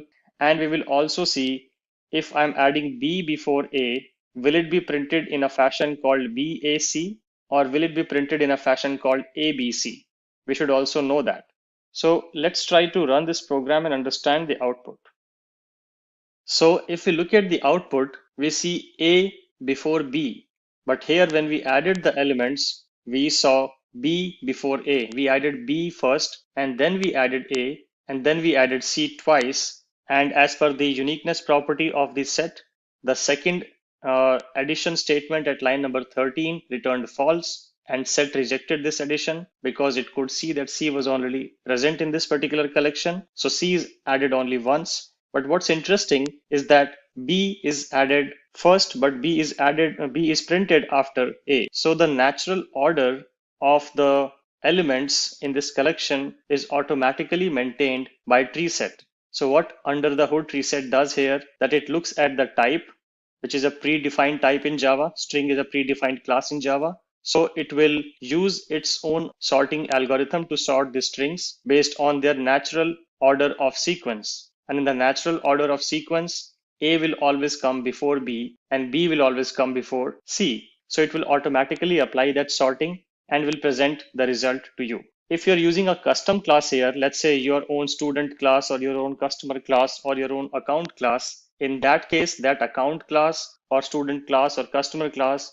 needs to tell Java how to sort elements. And for that, you need to write comparable and comparator implementations, which we will cover in detail in the future sessions. But for now, you must understand that whatever the type of class you are specifying here should tell Java how to sort the elements. Either Java should know it automatically. If it's a predefined class like string or integer or float or double, then Java would automatically know by default how to sort the elements. But if you're creating a custom class of yours in the tree set and specifying that as the tree set type, then you should also tell Java how to sort the customers, whether you want to sort them based on their first name, whether you want to sort them based on their age, their salary. Java doesn't know that. So you need to tell Java about that if you're trying to use a custom class as the type in tree set. In this particular example, I'm using string here and it will apply the natural ordering. Let's put C here in the very beginning to see what happens. And I can comment this as we have already maintained and verified that C is only printed once and added once. So I'm adding C, B, A, and let's run this program. I still get ABC because again, the natural order is implemented. Contrary to this, when we talked about hash set, remember I told that hash set is a random access element collection list. So if you run the hash set, if you try to print the hash set again and again and again, you might see a different order. Sometimes if I use a hash set here, sometimes it will print ABC, sometimes it will print BAC, sometimes it might print CAB, any kind of sequence, any kind of random sequence, it will pick automatically. That's the property of hash set. But in case of tree set, no matter how many times you run it, you will always get the same order based on the sorting implementation available in the class type. So that's all I wanted to cover about tree set. Please read about its Java documentation in the API docs to understand what all other methods and utilities tree set provides. But it's pretty much similar to what we saw in the hash set example, like remove or get, etc., and contains, etc. So all similar methods are available in the tree set class as well. And that's all we'll focus on this particular session. And in the next session, we're going to talk about an interesting framework called maps. Let's get started with maps in Java. So first of all, before we understand this particular diagram and the classes in this map framework, let's understand why do we need map. So there would be instances when you would write a Java program or any kind of program, there would always be instances where you would need to store a key value kind of arrangement. A very simple example can be that you want to maintain a company database and you want to just bring the whole mapping of the employee ID to the employee name into the Java program. How do you do that? You need a key value sort of arrangement where you can store the employee ID as the keys, and each of the employee ID key would correspond to an employee name, which will be called the value. So you need a key and value arrangement in a Java program to store that kind of information and use that kind of information in your program. And that's where map comes into picture. Whenever you have to store a key value arrangement, remember, you would always think about maps. Maps should be the right collection or the right data structure to be used if you want to store any key value arrangement in your program. So that's about map. And here you can see a nice framework representation of map. And this is going to be a theoretical lecture where we will understand how this map framework works, what is the property, and what are the different implementation classes. And then in the future sessions, we will again look at some examples of the most popular map implementation classes which are used in the Java world. So again, the orange oval are interfaces. The blue boxes or the light blue boxes are the abstract classes, and the purple boxes are the concrete classes. So map is an interface which will provide this kind of a blueprint that every class underneath it would be working on a key value arrangement. When we talk about this key value arrangement, so we have these keys and we have the values. So the keys here are supposed to be unique. The values can contain duplicates. Remember, this is a very important concept that in map, the keys will be unique and the values can have duplicate. And because we want to maintain the uniqueness in the keys part, that's why the keys are technically stored as a set, because we know that set cannot contain duplicate. Sets are by design made to be storing only unique elements. So map uses the set class to store its keys, and to store the values, it generally uses a list class. So you can see map is basically reusing the classes from the collections framework, sets for storing the keys and lists for storing the values. That's the basic anatomy and basic idea of how map is working. Now you see some classes here called abstract map and sorted map. And again, similar to the set hierarchy, whenever you see the sorted word, and if you look at the concrete class, which is called tree map, this is going to provide you some sort of an order, sorting order automatically. And then you have the hash map class. And this class is going to be providing a random access. This will not maintain the insertion order. This will not provide you a natural sorting order. This is just to store elements in random order. And the element here, a single element here, is basically consisting of two parts, which is key and value. Always remember that. You also have hash table here. Hash table is basically a synchronized representation. This is a thread safe. Hash map and tree map are non-thread safe. So multiple threads, if you try to work in a multi-threading program with these hash map and tree map, you're going to get very unpredictable results. But if you use hash table, then it is inherently thread safe. So it will only allow one thread to access the hash table at a particular time.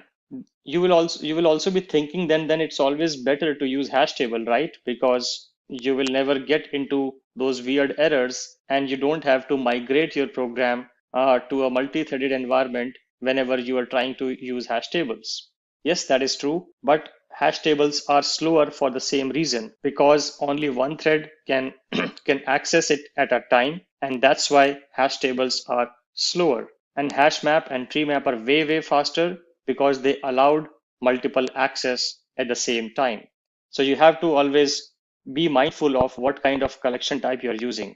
There are some external ways as well to make these hash maps and tree maps and hash set and tree set and array list and linked list as synchronized as well. And we will talk about that in a future session. But for now, you can understand that hash map and tree map are non-thread safe and hash table are thread safe.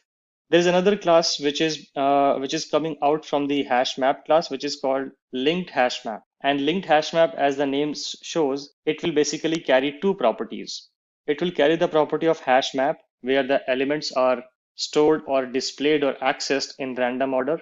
And at the same time, it is also providing the linked property of the linked list, where the sequence is maintained. So you can see you can actually get the insertion order. If you use a linked hash map, the way in which you insert the elements would always be the way in which the elements will be accessed. So you are getting sort of a ordering property, but the order is the insertion order. It's not the natural sort order, it's the insertion order. That's why the name linked hash map, because it brings the linked list part of the link property inside the hash map, where the elements would be presented to you in the order they are inserted when you call the add method. So that's what we covered here. We covered about map interface. We covered about hash map class, which is going to store the values and the access will be random. The value means the element means a key and value. We sometimes also call this as an element. You will see that representation sometimes. Some people also call it as iterable element. It's all the same thing, but it's a key and value arrangement. Tree map also stores the key value arrangement, but it will provide you a sorted representation. And here the sorting will happen on the keys, not on the values. The sorting will be happening. The natural order of sort, which will be maintained by the tree map, is only applicable to the keys here. Similarly, linked hash map, it will insert the elements, but when you try to access it, it will maintain the insertion order. No matter how many times you access it, it will only be presented to you in the order the elements were inserted. And hash table is very similar to hash map, with the difference that hash table is thread safe. Multiple threads cannot manipulate the hash table at a time. It will only let a single thread access itself at a time. So that's the property of hash table. The most popular classes are generally these ones: hash map, tree map, and linked hash map. Very rarely you will also see hash table, but since we have some ways to get these synchronized, so generally you would not see much of the hash table implementation.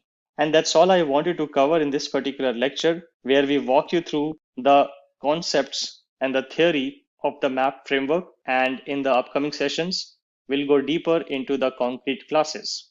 And in the next session, we'll specifically be discussing about hash map. So we will understand how hash map works. We will create a hash map, and we will again look at some utility methods which are provided by the hash map class through the demonstration.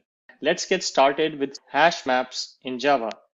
In the previous session, I covered about the theoretical concepts of map and the key value arrangement, and the keys being basically a set and the values basically being a list. And now we are looking at the API documentation of the hash map class. You can see the k, v here. These are the types of the key and the value which the hash map will accept. You can see K is basically the type of keys and V is basically the type of mapped values. Like I explained, it's basically keys are stored in a set fashion and values are stored in a list collection fashion. This is not by default synchronized. So if you want a thread safe collection, then you would have to do something else, which I will cover in the future sessions. This is a very brief overview of what HashMap is, but let's look at the example to understand better, and then I will be able to explain it in a bit more detail. So now we are looking at an example, which is basically a class, which is called HashMap demo.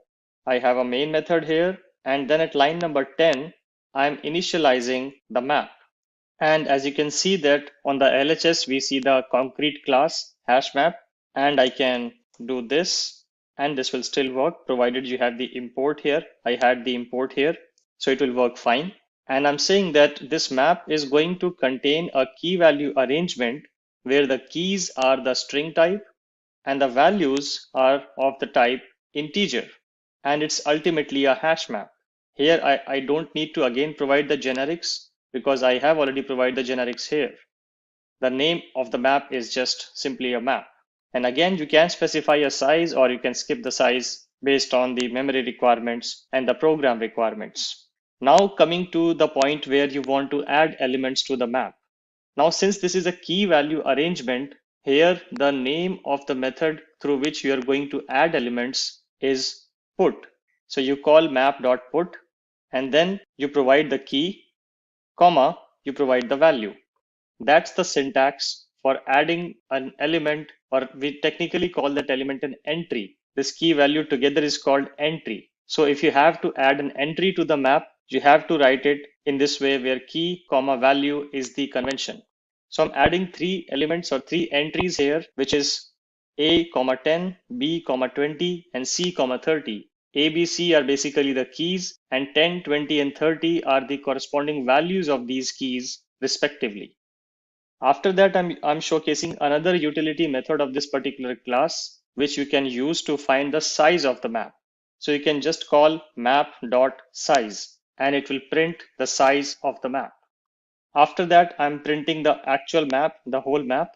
And then I'm using some more methods, but again, let's comment this code and let's understand this code one by one so that there is no confusion. So to start with, I'm going to add some elements, some entries, and I'm going to print the size of the map and the map itself. Let's run this program. So here you can see the size of the map is printed as 3 because I've added 3 entries.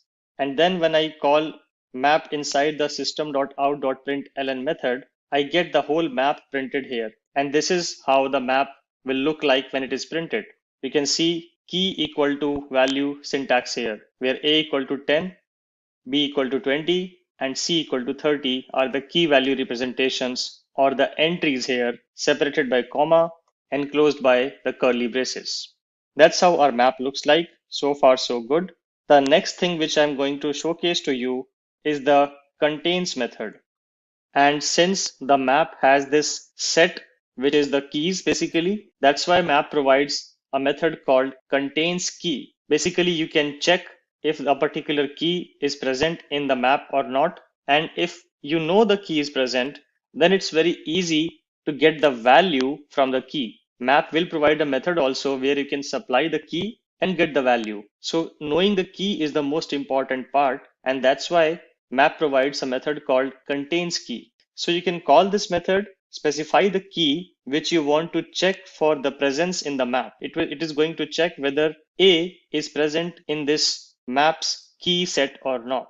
If the A is available in this keys, we can see A is available, then this condition is going to hold true. And then, like I said, if you want to fetch the value, then you can call the get method providing the key. You can fetch the value from the key. That's the core idea which you should remember. So I call map.get, specify the key, and this is going to spit out the value which is being pointed by this particular key. In this case, A is pointing to 10. When I say pointing, it's not pointer, remember, it's just a reference. So map.get of A is going to get the actual value which this key is pointing to, which is 10. And then I am printing this integer A, which is the actual value pointed by this particular key. So let's run this program and see if this works. So we get these two outputs from the above, and then this is the output which is coming from the if block. So it checked whether the map is containing a key with the name A. Yes, it was able to find that. And then we asked the Java program to fetch the value corresponding to this particular key. So we just called map.get of A, and it fetched 10 and it printed 10 here. That's why you see 10 here. Okay, so that's how you can basically use the contains key method and the get method. Now, what if you want to iterate over all the keys? What if you what if you have to use all the keys, and you have to make some pattern or make some observation about all the keys in your map? You can do that by iterating over the key set, and for that map provides a method called keyset. So you just called map.keyset, and this is going to fetch all the keys in a set representation and will be provided to you. So here when I call map.keyset, this is basically giving me a set which is containing all the keys, and then I'm iterating over the keys one by one. You would be familiar with this syntax by now, which is the enhanced for loop syntax. And inside this, I'm printing the key, which is the current temporary variable holding the current key, and the value pointed by that particular key at that particular step. And I'm again using the same method get, which I showed you here. Same method. So you provide the key and you will get the value. So I'm going to get all the keys, iterate over the keys, and then print the key and the value. Let's see how this looks like. So till this we were good, and here you will see the output which is coming out from this particular for loop. From this particular for loop, line 25 to line 27, where I'm iterating over the key set, printing the key and value one by one. So this is how to show you, if you just have access to the key set, you can still iterate over the whole map. But what if you know everything? You have access to the key set, you have access to the values, and if you just want to iterate over it, then you can use this particular way. And instead of map.keyset, you're going to use map.entrySet. If you remember, map treats each key value arrangement as a single entry. Entry is the keyword here.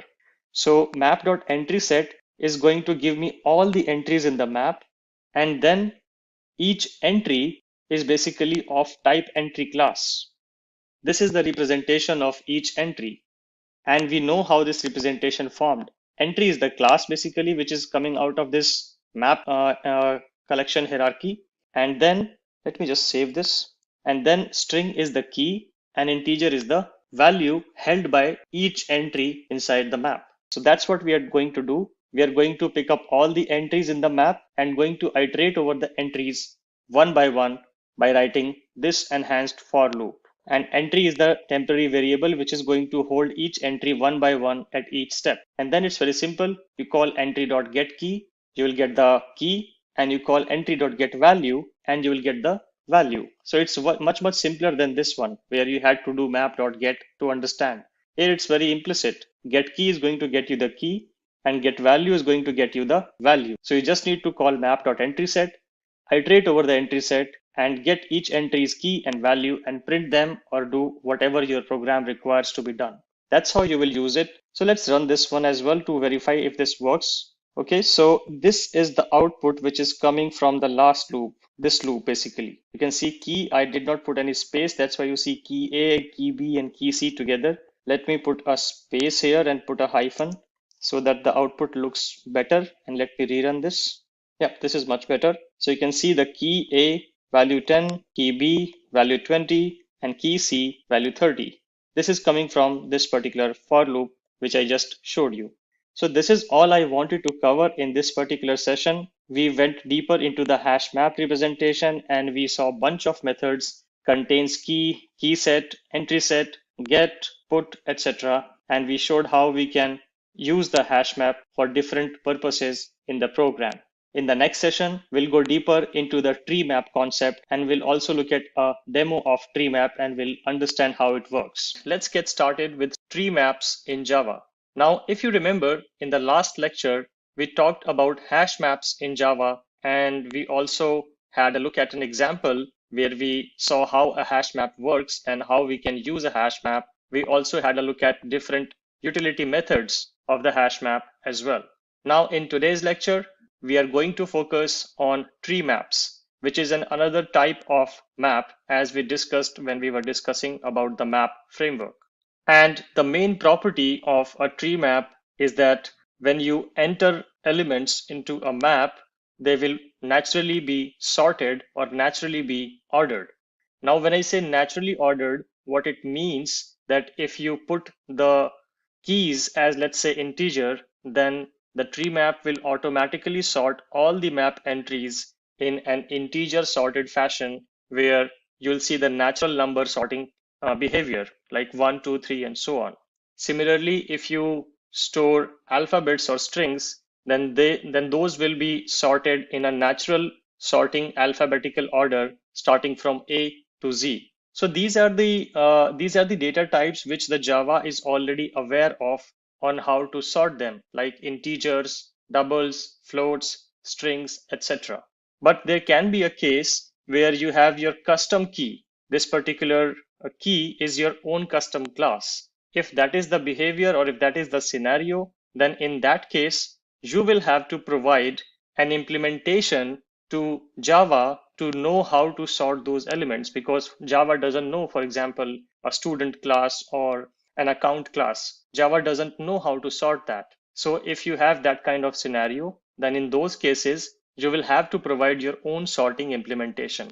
And we will cover about what kind of sorting implementation you can provide in those kind of scenarios in the upcoming lectures. For now, we will have a look at an example of tree map where you can see that I've created a class which is called tree map demo, and I have initialized a tree map with the keys as integer and the values as string. So this means that each entry of the map will have key as the integer value, and the value of that particular entry will be of string type. So basically an integer to string mapping is what each entry of this tree map is going to store. So nothing different here. You would have already seen this kind of initialization for any kind of map. And after that, at line 11, I use the standard put method of the map, and I started storing the values. So at line 11, I'm saying store 3 and A. So 3 is the key, and string A, remember this is not a character, this is a string because I have specified string here. If you specify a character here and if you try to store a string, this is going to throw an error and you need to fix that. So I store 3 as the key and A as string as the value. Similarly, at line 12, I store 2 as the key and B as the value. And at line C, I store 1 as the key and C as the value. So these integers are the keys and the string are the values. And if I just put them and if I just try to print them, what happens? What kind of order can we expect? Let's try to analyze that. So I right click on this, I go to run as, and I go to run as Java application. It will run the program because I have a static void main method. And now you see that the map is printed in a different fashion than the way it was added.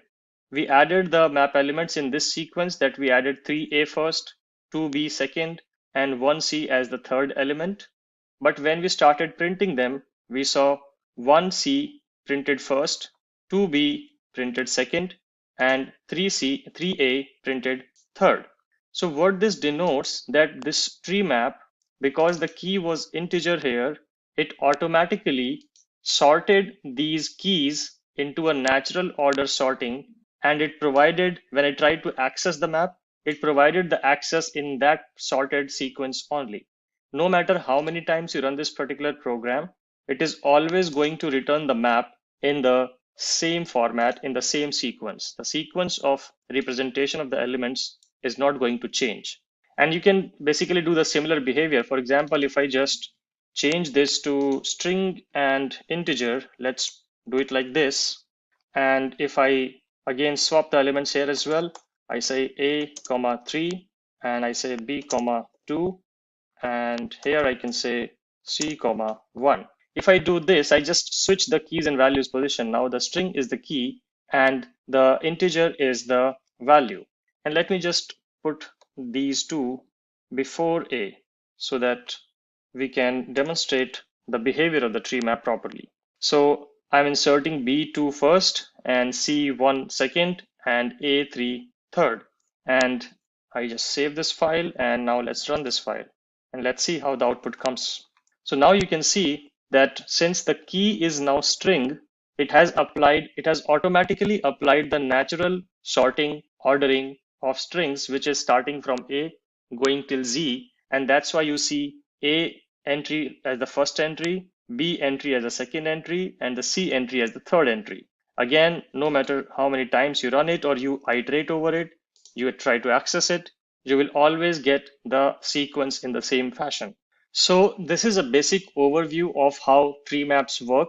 Now you can, and I would strongly recommend you to go and read about all the other methods which are available in the tree map, which you can use. For example, how can you remove elements? How can you iterate the elements of the tree map, etc. In fact, the iteration is going to be exactly the same way as we have seen in the case of hash maps, because iteration behavior doesn't change. But if you want to see what all different kinds of methods tree map support, it supports a lot of different methods. We can't cover all of them in this short tutorial, but I would strongly recommend you to go and read the Java Docs API of the tree map to get familiar with those methods so that you know what kind of functionalities tree map can provide. In the next session, we are going to have a look at how we can use stacks, and we will look at a hands-on example of how we can build stack and how we can use them in a real life scenario. Let's get started with stacks in Java. Now, if you remember, when we were covering about the collections framework, I walked through a complete hierarchy of interfaces, abstract classes, and concrete classes. And I briefly talked about what are stacks and what kind of functionality they provide, in which scenarios you would use them.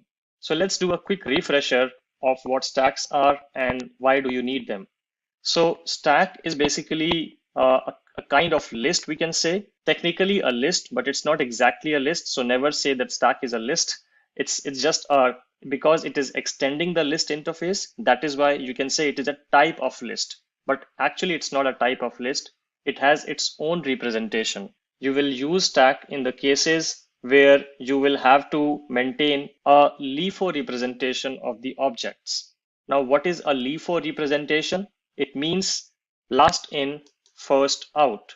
That's basically the full form of the LIFO acronym. And what it means that the element which goes at the last inside the collection will be the first to come out. Think of it as a stack of plates at your dining table, where you put plates over one another, and the last plate which you put on that plate stack will be the first one to be picked up by somebody who wants to eat something, because people will not take out the bottommost plate, otherwise the whole stack will fall. That's why they will take the topmost plate, and that's why we call that plate representation as stack of plates. And this representation in Java is exactly inspired from that, and we call this stack. You see a bracket here, you see a generics representation here which says E, which means that stack, you need to define what kind of stack it will be, whether it will be a stack holding integer values or string values or any of your custom class values. So that is the basic property, that the last element to be going inside the collection will be the first element to be coming out. So let's have a look at an example of how you can use stack and what are the different properties which we can leverage while working with stacks. So for that, let me switch back to Eclipse, and you can see I have a class created here which is called stack demo, and it has a public static void main method which is making this particular class executable. And here you can see I have initialized the stack. So stack of the class type. So you provide the class type as string, which means that this particular stack is going to store string objects. And then you just say new stack and you provide the same generics here. Actually, you can skip that. If you do this as well, this is going to work fine. So that is how you can basically initialize a stack. You can see the import here, which you need to import to make this work. It's basically part of the java.util package. What are packages? Again, we will cover that in detail when we'll cover classes and constructors and etc. So now at line 11, I'm using a method called push. Now the push method is used to insert elements inside the stack. But we call it push because, like I said, stack is a special type of collection. That's why it doesn't use the add method. Rather, it has a method which is called push, which is used for inserting elements or pushing elements on the top of the stack. So at line 11, you say stack.push. Basically, this stack is holding the list of all the countries or the entries of all the countries. So you say America at line 11. Then at line 12, I'm again doing stack.push and entering Germany. At line 13, I'm again doing another stack.push and entering India. So basically, I have added 3 countries' names inside this stack. Now, if you can think about the mental representation, or if you try to build a mental representation of this, then stack.push America is basically the first entry. Then when you added Germany, this entry went on top of America because that's how the stack of plates work, right? And then India entry will come on top of Germany. So the America is the bottommost entry. Then we have the Germany, which is sitting in the middle. And then at the top, we will have the entry for the India string. And after that, at line 15, I'm just printing the stack. So if you want to just observe the output till 15, let's comment this particular section for now. And we will just focus till line 15. And once we have figured that out, then we will move to the rest of the code here. So let's run this particular program and observe the output. So you can see this is the system.out.println, which is getting printed. So I'm printing a stack string and then I'm printing the stack as is. And you can see it's printed in the sequence in which the elements were inserted. So when you print the stack, you will not be able to figure out which is the bottom and which is the top, because you don't need to know that while you are just printing the whole stack. When you actually want to understand and observe that behavior is when you will start taking elements out of the stack. At that time, it would be critical to know which element is at the top and which element is at the bottom. But for now, we can see that we are able to successfully add elements or push elements to a stack, and we are able to successfully print the stack. Now let's uncomment this particular code and understand what is happening here. So at line 17, I'm using another method of the stack, which is called pop. So the push method was used to push elements or insert elements into the stack, and the pop method is used to take elements out of the stack. And remember the LIFO property of the stack, which means that if I call the pop method, which is basically I'm telling stack to remove an element, it is going to remove the topmost element from the stack. And it is also going to return the element. Remember that part? If you want to remove the element and if you want to see which was the topmost element which got removed, then you can actually store the output of this particular execution into a variable, and you can see which element was popped or removed. And that's the basic property of a LIFO, right? That when you have a LIFO collection, when you pop the element, when you call the pop method on the stack, you would expect the topmost element to be coming out. And that's why we store that into this particular string. And then we print that popped element to verify and see which element was actually popped. And after that, because I have removed one element here, then I print the modified stack to just see what all is remained in the stack. So let's run this particular program. Now let's comment the first part. Maybe this particular sysout is not needed because we have already observed the output of this. So let's observe these two output after pop, which was the element which was popped, and how the stack looks like after the removal or popping of one element from the stack. So I right click run as Java application, and now if you remember, when we inserted the elements, we inserted the elements in this fashion: America, Germany, and India. And when I called pop, the topmost element of the stack should get removed. So basically the Java looked at this particular stack and it could see that the element India was added at the very last, which means this element was sitting on the top of the stack. And when you called stack.pop, this method or this string basically got popped out. This element got removed from the stack, and we stored that element into this particular variable.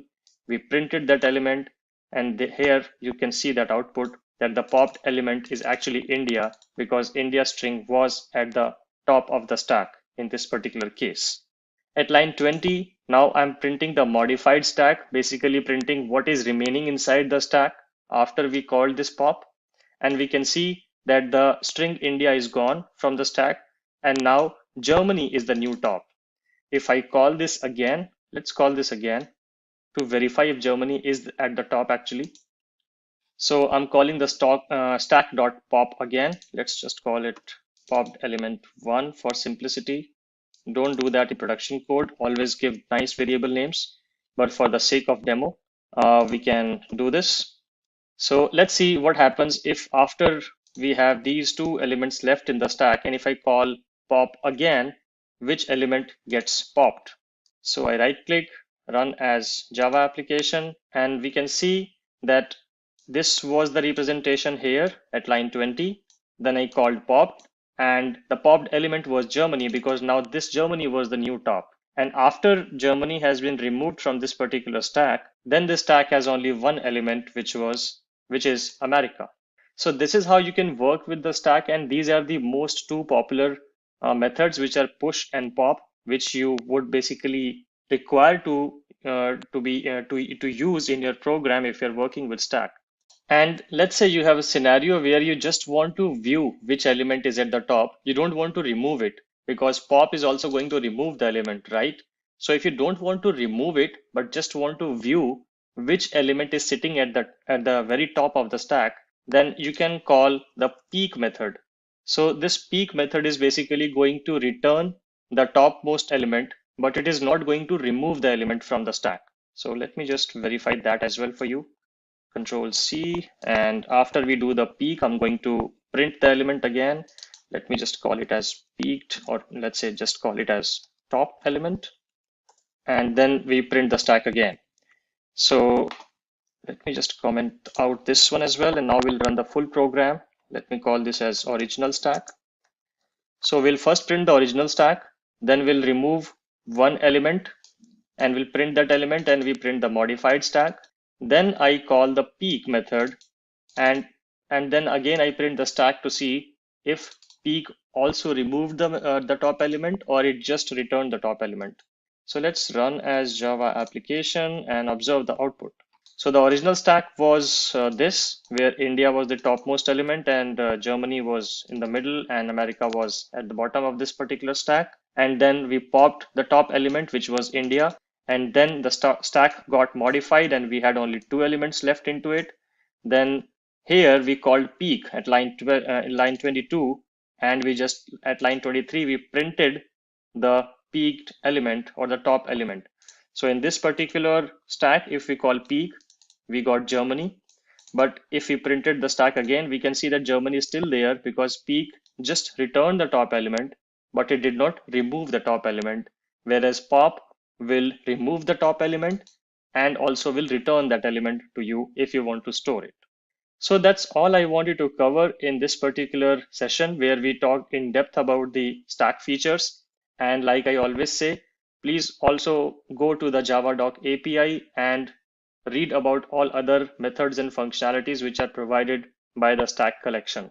In the next session, we are going to focus on queues, and we'll look at a hands-on demo of queues as well. Let's get started with queues in Java. So again, taking it back to the time when we discussed about the collections framework, we briefly discussed about the queue interface and what is the property of a particular queue. So queues were again inspired from real life queues, which you form whenever you try to go to a particular place where you want to get your things done. You generally stand in a queue.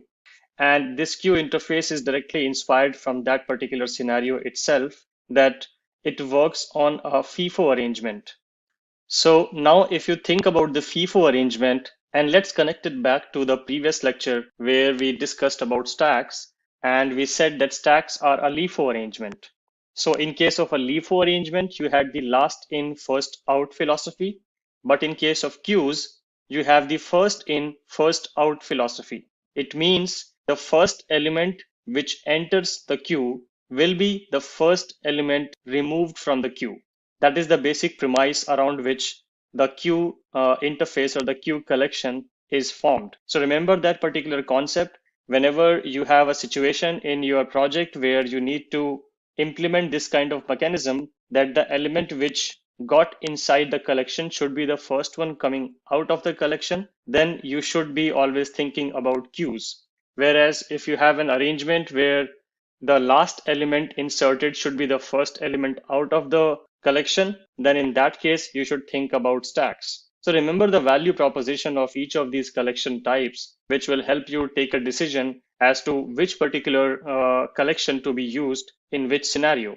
So talking about queue is again an interface. Again, like I said, we are very soon going to cover the concept of classes and interfaces and abstract classes. So just hold tight on that particular concept. But connecting it again back to the theory lecture where we talked about the collections framework, you can think of an interface as just a blueprint, just a skeleton with nothing concrete implementation details inside that interface. So the queue is again an interface, and there are few implementations of it. One of the most popular implementation of queue interface is a priority queue class. So the priority queue class is again, technically it is a queue, which basically works on the concept of first in, first out. But at the same time, it also works on a priority. You can assign a priority to the elements, which will decide when which element is going to come first and which element is going to come second. And that concept is basically again governed by the same natural ordering logic which we have been seeing in other ordered collections like tree set and tree map. So that's the basic idea about priority queue. And let me take you to a hands-on example so that you can relate it better. So here I have a class which is called queueDemo. It has a public static void main method. And then at line number 9, I'm initializing the queue. I'm saying that this particular queue should hold only string objects, and it is a type of priority queue. And like I mentioned, if you use priority queue, you can see the import of it here.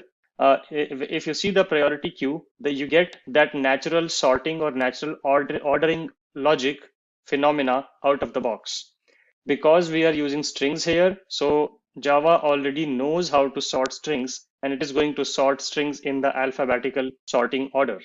If you are providing a custom class of yours, maybe let's say queue of students, then in that case, you need to tell Java how to sort those elements. And like I mentioned in the previous sessions, we are going to cover in detail about how do we write that sorting, we provide that sorting implementation or sorting logic to Java in case of custom classes, but we'll cover that when we'll cover about that sorting logic. For now, for the demo's sake, we are just taking a string or a queue of strings basically, which is of type priority queue. And then again, following the same example as we saw in the case of stacks, just so that you can build some sort of similarity. I'm again inserting few strings here, which are country names. So at first I'm inserting India, then I'm inserting Germany, and then I'm inserting America. So I have basically added 3 entries into this particular queue. Then at line 15, I'm just printing the queue. And I just want you to see if I inserted elements in this order, where India with an I go first, Germany with a G goes second, and America with an A goes third. And if it is a priority queue, does it automatically sort the elements or not? So let's first observe that part and let me comment the rest of the code. We will cover the rest of the code slowly so that we build a sort of cognitive flow. So let me comment this code and let's just print the queue for now. So I'm inserting the elements into the queue and just printing the element. Queue has a concept of head and tail. Remember that.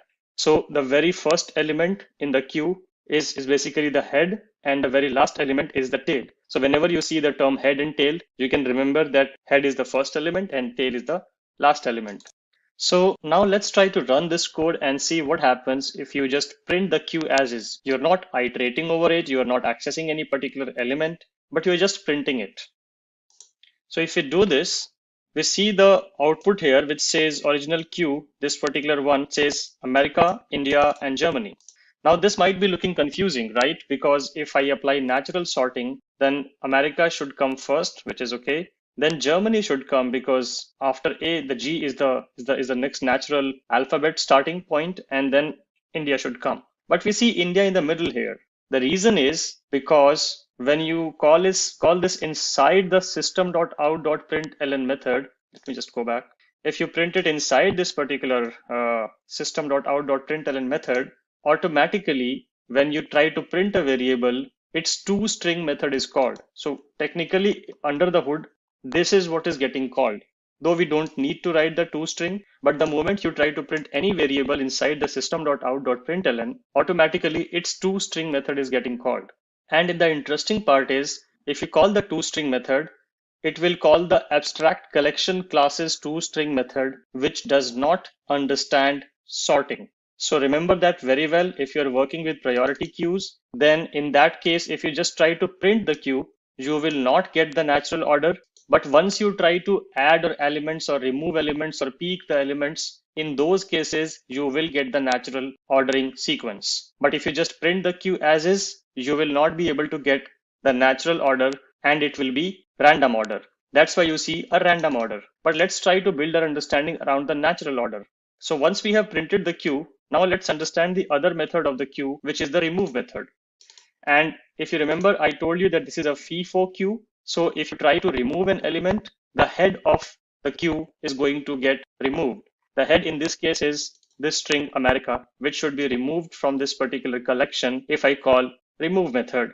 So I'm just calling the remove method and then printing the remaining queue. Again, this queue will be printed in random fashion, but if it is respecting the priority queue's natural ordering sequence, then America should get removed once I call remove. So let's verify our understanding. So I can see the queue after removing the head element remains as Germany and India. These are the elements which are left now, and America is removed from this particular queue now. So that verifies our understanding that when you call remove, the head of the queue will be removed, and the head will be the alphabetically sorted first element of the queue. There's another interesting method in the queue. Similar to stacks, we have a peek method. If you just want to view which element is sitting at the head of the queue, if you just want to view it, you don't want to remove the element, but you just want to view the element. In that case, you can call the peek method. So I'm just calling queue.peek and storing the output of queue.peek into a variable called head, and then just printing the head. So let's see what happens in this case. Okay, so I'm getting this message which says head of the queue is Germany, because Germany is now the new head after America was removed from this particular collection. So that is our head. And like I said, whenever you call these methods, these will respect natural sorting order. Sysout will not respect natural sorting order. Remember that. Another interesting method is poll.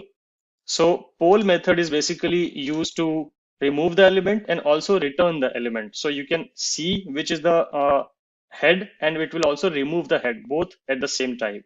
But in case of remove, you were just removing the element. You were not able to see which element was removed. In this case, you will be able to see which element is sitting at the head, and also at the same time, the head will also be removed. So for that, you need to call the poll method. So I'm calling queue.poll and storing this again in the same variable head. So the head variable's value will get just overwritten if I reuse it again. And then I'm printing the removed head. Let's see. So I'm just running this application again, and I see this message, removed head Germany, which is coming from here. So when you call the queue.poll, the current head of the queue got removed, which was Germany, and it also was returned from the poll method. So you can store the removed element and use that removed element for further processing in your program. And after that, only one element in the queue should be remaining, which is India. So at the last line number 26, I'm just printing the remaining portions of the queue. So yes, now only India is remaining. So you can see all the outputs here. This was where we started from. Then we removed the head element of the queue. So this element got removed, and we were left with Germany and India. You can see here India, Germany was in this order, and here the order was changed because it is random order when you use it under sysout. Then we wanted to just get the head of the queue, but we did not want to remove it. So we used the peek method and we got Germany. Then we wanted to remove the head. So we removed the head with the help of poll method, and it also returned the removed element, which is Germany. And after the removal, the queue looks like this, which is having just one element left in the queue. And in this case, the head and the tail both is India in this case. So this string will be both the head and the tail. This is a special case if the queue has only one element left. So this is all I wanted to cover in the case of queues. And like I mentioned in all the previous sessions as well, do go and check out the Java Docs API of the queue interface and the priority queue classes. Learn and just get familiar with all the different methods which are available in this class, so that when you start using these queues types or these collection types, you know what all utilities and methods are available. And even if you don't know, like I always mention, if you just do dot here, it will any good IDE will automatically show you all the methods which are available here, which you can read about in the documentation here and understand what each method does, and you can use that method as well. So that is also possible. So that's it. That's all I wanted to cover in today's lecture. And in the next session, we are going to talk about classes and objects. Let's get started with classes and objects in Java. So like I have been promising in the previous sessions that I will cover this in a dedicated session. And this is the session where we will go deeper into the concept of classes and objects. You have been seeing this keyword all along in all the sessions wherever I ran the different examples. And let's understand what this means. Technically, if you go by the definition, a class is basically a blueprint of an object, which brings the question as what is object? An object is basically an instance of the class. I know this becomes more confusing, so let's break it down into simpler definitions.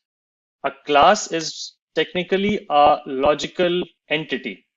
You can think of it as any entity in the world. If you have to, let's say, if you have to build a student management system or a college management system, then all the real life objects which you see, we always say that Java is heavily inspired from real life examples, and classes and objects are the reason we say that, because whatever you see in the world is always basically some entity. Human beings are an entity, cars are an entity, students are an entity, lecturers are an entity. So all the actors which you see in the world are basically entities, and you can map them as classes in the Java program. Now, why do you want to map them? Because these entities have basically two kind of specifications. One is every entity will have some attributes and it will have some behavior. And actually, that is how you identify an entity.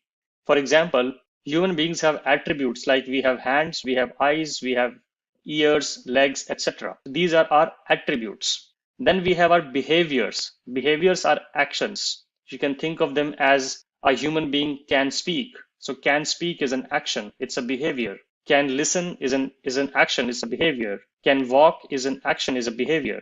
Similarly, can eat is also an action or a behavior. So that's how you basically represent an entity. That's how basically you identify an entity, that an entity will have some attributes and some behavior. If you see those two specifications in any entity, you can map that entity, or you can write that entity inside a Java program as a class, because a class in Java will exactly have these two properties.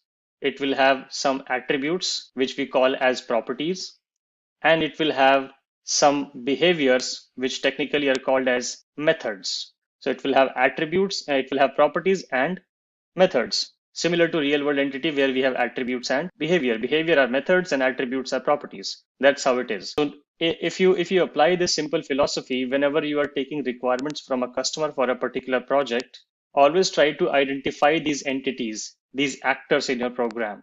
Once you have identified those, you will be able to write a corresponding Java class in your Java program, which can represent those entities. And without representation of those entities, you cannot write the program. So Java will kind of force you to think in this direction, to find entities which will have attributes and behaviors.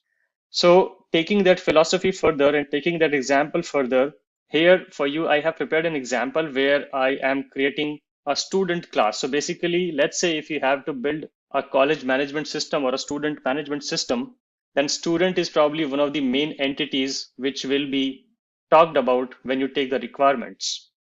So if you think about the attributes and the behavior concept, a student will have a name, will have an age, will have an address, and at the same time, a student can also have some behaviors, like can enroll in a particular course, can attend a lecture, can take a leave, can take exam, etc. These are all behaviors. Let's understand this in a more detail with the help of this example where I've created a class which is named a student.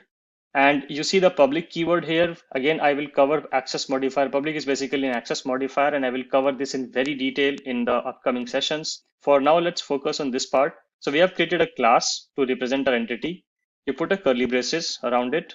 It ends here. And after that, you provide the attributes. So here I'm saying that a student will have a name, it will have an age, and it will have an address. It has 3 properties. So the technical name of attributes is properties. After that, let's skip this part and I will come back to this part. Once you have declared these properties, you would want to provide a way for the name to be filled or replaced or received. For example, if you have created the student class, how do you insert the name inside the student class? Or how do you insert the age, or how do you insert the address or modify the age, name, or address properties? For that, we have these setters and getters methods. We call them setters and getters because they start with this keyword, not keyword, but they start with a string called set. It is not a keyword. You can actually write it as anything. You can call it as modify name. That will also be absolutely fine. Java will not give you an error. But the standard naming convention given by Java is to start the methods as starting with set and get. This is the standard naming convention. And like I said, it's a naming convention. It's not a compulsion. But if you write this way, your core developers and the people who are going to maintain this project in the longer run will be very happy. Otherwise, they will be very angry if you use strange methods, because like I said, this is the standard naming convention. So now you are going to write a setter method for each of the properties in this particular class for name, age, and address. So we call set name. Again, you put public void because this is not supposed to return anything. This is just supposed to set the value of name with whatever value you specified. Then you call set name, and then you provide the value which you are supposed to set against the name. So whatever value, like any random name, John or Jane, whatever, you need to supply that name here while you call this method. And that name, whatever name you supply, will be set against the name property of this particular class. And remember, I use the word this here intentionally because the way you are going to represent this is with the help of this keyword. This keyword means current object. It means that you are, when you use this dot name, it is referring to the current object's name property. And this name is basically corresponding to the name which is coming in when somebody is trying to set a name. Similarly, for set age, age is a numeric number. If you observed, it's basically an integer. Then I'm saying int age, and whatever value of age will be coming will be set in this particular object's age. Then similarly, for set address, we have a string address argument being passed into this method, and this gets set inside the current object's address property. So I've provided a way for the external world to set the values of name, age, and address, because for each student, you would need to set these values. Now, you also need to provide a way to receive the values or to return the values or to read the values. For reading operation, you need to provide the getter method. So you see this get, again, this is not a keyword, it's a standard naming convention. So similar, when you wrote set name, similarly, you will write a get name method.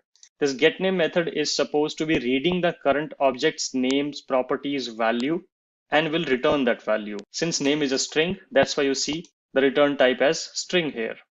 Similarly, get age is going to return the age, which is an integer, and address is going to return the address. You can also write it like this, which is absolutely fine. It is not going to complain because technically it is returning the current objects, name properties and age property and the address property. Now let's talk about this. What is this section? So this section is basically called a constructor, and I have a whole session dedicated on the constructors, but let's understand why we need this. Remember when I told you the definition of the class, I said that class is a blueprint of an object. So you have created a student class and you have 5,000 students in your college. Now you need to create a new student object for each of those students. You need to initialize this student class 5,000 times. How do you do that? To do that, we do that with the help of constructors. We call this constructor. This is a special type of method. Remember, this is a special type of method which is provided by Java to initialize any class's objects. If you want to create multiple objects of the student class, you can repeatedly call this student constructor. We call this constructor. So you put public here because we want this constructor to be accessible to the outside world. Then you put the exact class name. So whatever class name you have provided here, you need to put the exact class name here. If you don't do that, Java is going to raise an error. If I do this here, it is going to, you see a red line here because Java failed to compile this constructor. It does not understand what is student 111, but it does understand what is student. So this is how it is going to be. And then you provide all the properties which are going to create the student object. So you're going to create the name, the age, and the address. So the name, age, and address. And then you set those values again, similar to the setter methods we have seen. The reason we need to use this here because if you write it like this, then Java doesn't understand the difference between the current object's name and the name coming from the argument. So to differentiate that, you need to use this here. If you use n here, and if I just use n here, then this is fine because there's only single name variable in this whole class then. But if I write it like this, then Java doesn't know if this name is basically the student class's name or this name is student class's name. It will get confused, like you are getting confused if you try to just find this in the mind mapping. So that's why we need to write this here so that it's clearly differentiable that whenever I use this dot name, I'm referring to the class's name property. And when I'm just using the name, I'm referring to the method argument. That's what we do in this constructor. So you basically initialize all the properties of your class with some values with the help of constructor. So we have the constructor, we have the setter, we have the getter. We can cover about this toString. Basically, this toString is to print something, but we can cover that later. Now let's initialize this particular class. So I'm similar to the initialization we have seen so far. You just write student. You write the object name, this can be anything, and then you use the new keyword, which is used to initialize anything in Java. New is a keyword in Java, which you can use to initialize literally anything in Java. So you use new student, and when you say new student, you can provide all the values which should match its constructor. So here we have three values, string, integer, and string. And here also we are supplying three values, string, integer, and string again. So remember to match this exactly with one of the constructors which is available in the class. If it doesn't match, it is going to fail. It will not work. So if I, for example, if I do this, then I'm supplying 4 arguments to the student class, but there is no constructor matching 4 arguments, so it is going to complain. You see this red line and the code is not compiling. If I remove this, then it is matching it. And that's how you basically create a student object. So an object is basically an instance of the class. Remember that very well. An object is an instance of the class. Once you have created an instance of the class, then you can call any method like let's say you want to read the name. So you can call get name. You can read the name. Similarly, if you want to if you want to read the age of the student, then you can do that as well. So let me just copy this and do this. Let's call get age. I want to print the name, I want to print the age, and I also want to print the address. So get control space, I get suggestion, address. Yep. So I'm printing the name, I'm printing the age, and I'm printing the address after I have initialized the object successfully by using this constructor representation using the new keyword. So now let's run this method or run this class basically. Okay, so when I ran this class, the whole class got compiled, the constructor, the getters and the setters and the properties and their types, everything was set. Then the main got called and I created a new object from this class's blueprint. The object name was John. Then I called john.getName to print the name which is stored inside this particular instance of the student class. Similarly, the age which is stored in this particular instance. So we stored the name as John. So when we call john.getName, we get John. When we call john.getAge, we get the age 25. And when we call john.getAddress, we get this particular address. Whatever values you specified here, the constructor got called here, and the name John got set to the student's name value. the age value which you supplied got set against the student's age, and the address value which you supplied got set against the student's address. And that's how you're going to create a class. So remember, whenever you create a class, identify the properties and the behaviors like setters and getters. Write a constructor which can cover all the values which you want to initialize. And after that, just initialize that class, create an object of that particular class basically. And once you have the object, then you can call getters. You can also call this in this way. If I don't supply any of this, then currently it complains. And why it complains, I will cover that in the following session when I will cover the multiple constructors concept.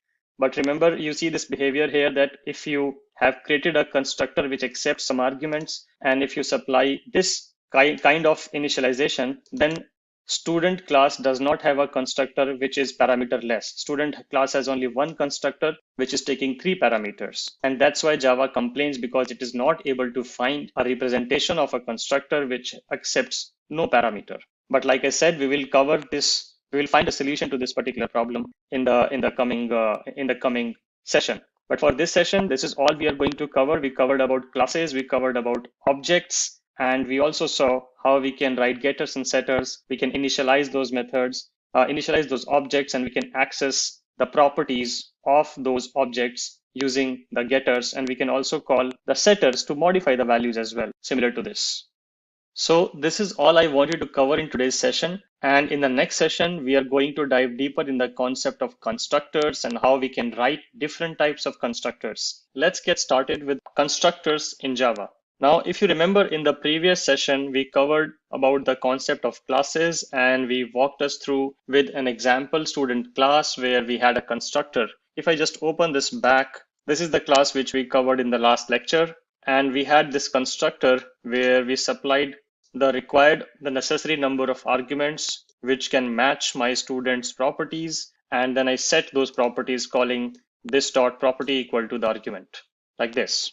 But what if you have a use case where some of the values are mandatory and some of the values are optional in these properties section? For example, what if all the students have same address? Although this is a very hypothetical situation, but let's assume if you have a scenario where you have a particular entity, you have identified the entity, but there are certain properties in the entity which remain constant for all the objects. If you have such case, then it does not make sense to supply an argument for that particular property which is going to remain the same for all the objects. What if you can just initialize it with some default values? That would be simpler, right? Because let's say, for example, if this property is going to remain constant for all the student objects, then you can just supply these two properties, these two arguments in your constructor, and you don't need to supply the address. Let's go further. What if you have a class where you have more than one property? Let's say if your class has 10 properties and 8 of them are remaining constant or are optional, and only 2 are changing and mandatory, then how would you write that? And what if you have a different use case for the same class? Let's make it even more complicated, that you have a single class, the same class or entity is being used by different consuming applications. One application would expect, let's say, these 2 to be mandatory and this one to be optional. Other consumer application wants these 2 to be mandatory and this one to be optional. The third consuming application wants all 3 to be mandatory. The fourth consuming application wants none of these to be mandatory. Then how are you going to do that? The answer is multiple constructors. You can write multiple constructors for each of those consuming applications, and whichever application wants whichever constructor, they can use that constructor to initialize the object of the class. So taking that concept further, I have created a class called cuboid. And I have 3 different properties written in this class. As we know that a cuboid has basically 3 properties, which are width, height, and depth. So I'm taking that example here, creating a class for a cuboid, providing the width, height, and depth. For simplicity, I'm taking this as integers, but generally you will see this as doubles probably, because the values can be in decimal points. But for simplicity's sake, I'm just keeping everything as integer here. Then with a standard use case, if you have to create an object of this cuboid class, you would need a constructor where you can supply all these three values. And here it is. This is the constructor which can be called to provide these three values. So I'm supplying the width, I'm supplying the height, I'm supplying the depth, and then I am setting all of these values with this keyword, say this dot width equal to the coming width. This object's height will be the height which is coming from here, and this object's depth will be the depth which is coming from here. Now for another use case where, let's say there's another consumer application where it would expect the depth to be constant for all of its objects, let's say a value 10, and it only wants width and height to be supplied. Then you can create another constructor. Java does allow the use of multiple constructors in the same class. Remember that concept. So you can create another constructor for that representation where you supply only the width and height and you keep the depth constant. Now, if a consumer application calls this constructor 100 times, all of those 100 cuboid objects will have the depth as 10 only. That will be the fixed value, and only width and height will be the changing values. Similarly, if there's another consumer application which wants to have the same height and width and depth for the cuboid, then it would just require a single parameter. Whatever value the consumer application is providing, you're setting the same value to the width, to the height, and to the depth. So technically, this is basically becoming a cube because then the three dimensions, the height, width, and depth are same. And what if you have another consumer application which does not intend to supply any of the values, because for it, all the objects are going to hold the exact same values for all the properties. Let's say there's a consumer application which would always expect the width, the height, and the depth to be 10. Then you can create a constructor with no arguments. You can see there is no argument here. You can create a constructor like this, and you can supply all the default values, which are static values. So in this case, I have created 4 constructors. I have created this constructor here, which accepts all the values. And whenever you call this particular object, you will have to specify 3 values, and each object will have the width, height, and depth different. Second use case, where a consumer application wants the depth to be constant with the value 10 and only wants the width and height to be variable for each of the objects, then this particular constructor can be called.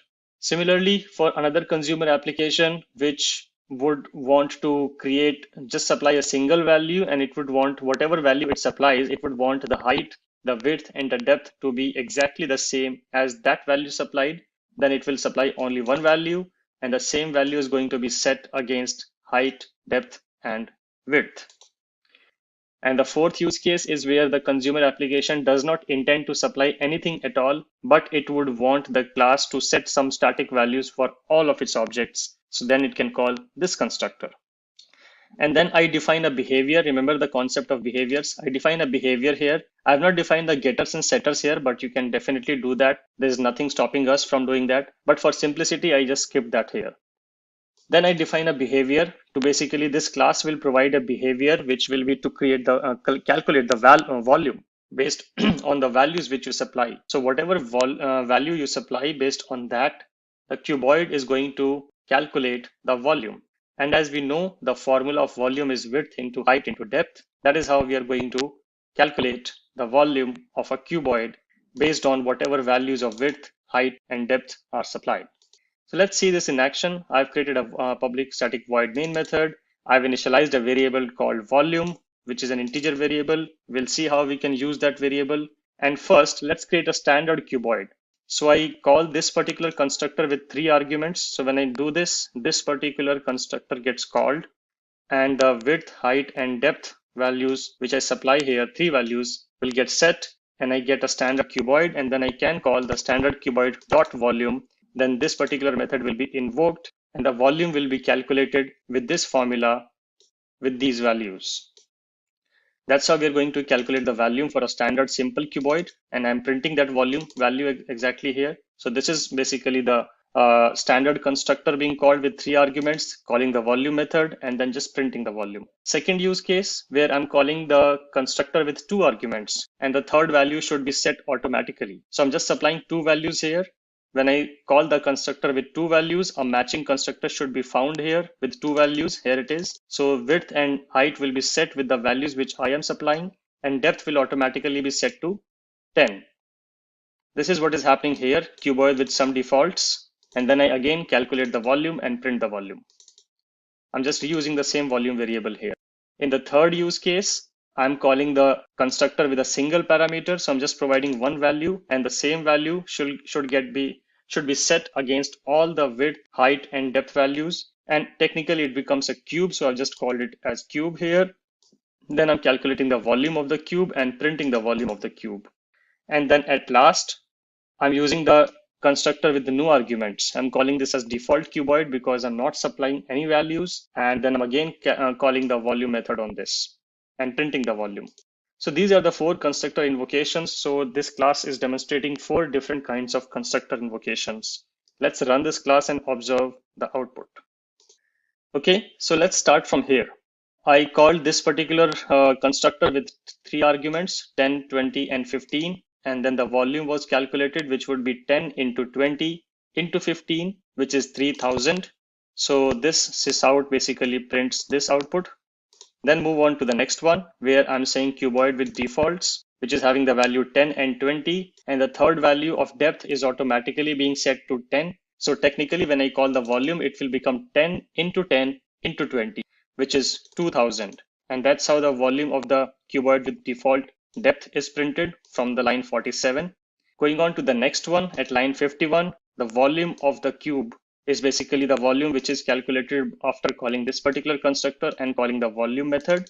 So here the height, the width, and the depth, all three are set to 10. So it will technically be, when we call the volume method, it will be 10 into 10 into 10, which is 1000. And that's how you get this output. It says volume of the cube is 1000. And then I call the default cuboid method, which is simply providing no values, and we expect everything to be set with some defaults. And the default constructor is setting the value as 10 for height, width, and depth. So in this case, if I'm calling the volume method and if I'm printing the volume, it should be printed as 1000 because 10 into 10 into 10 is 1000. So this is basically to showcase you how you can use different constructors. There's another thing which you should know is if you do not provide any constructor to this particular class. Let me just comment out all the constructors in this class. And let me comment out most of the code here as well. So now if you see, I have not provided any constructor in this particular class, right? There's no constructor. Let me just maximize this. So there's no constructor being called here. There's no constructor being left here. Everything is commented. So there's no constructor in this class, but this line still passes. There's no compilation error. There is no red line on this particular line.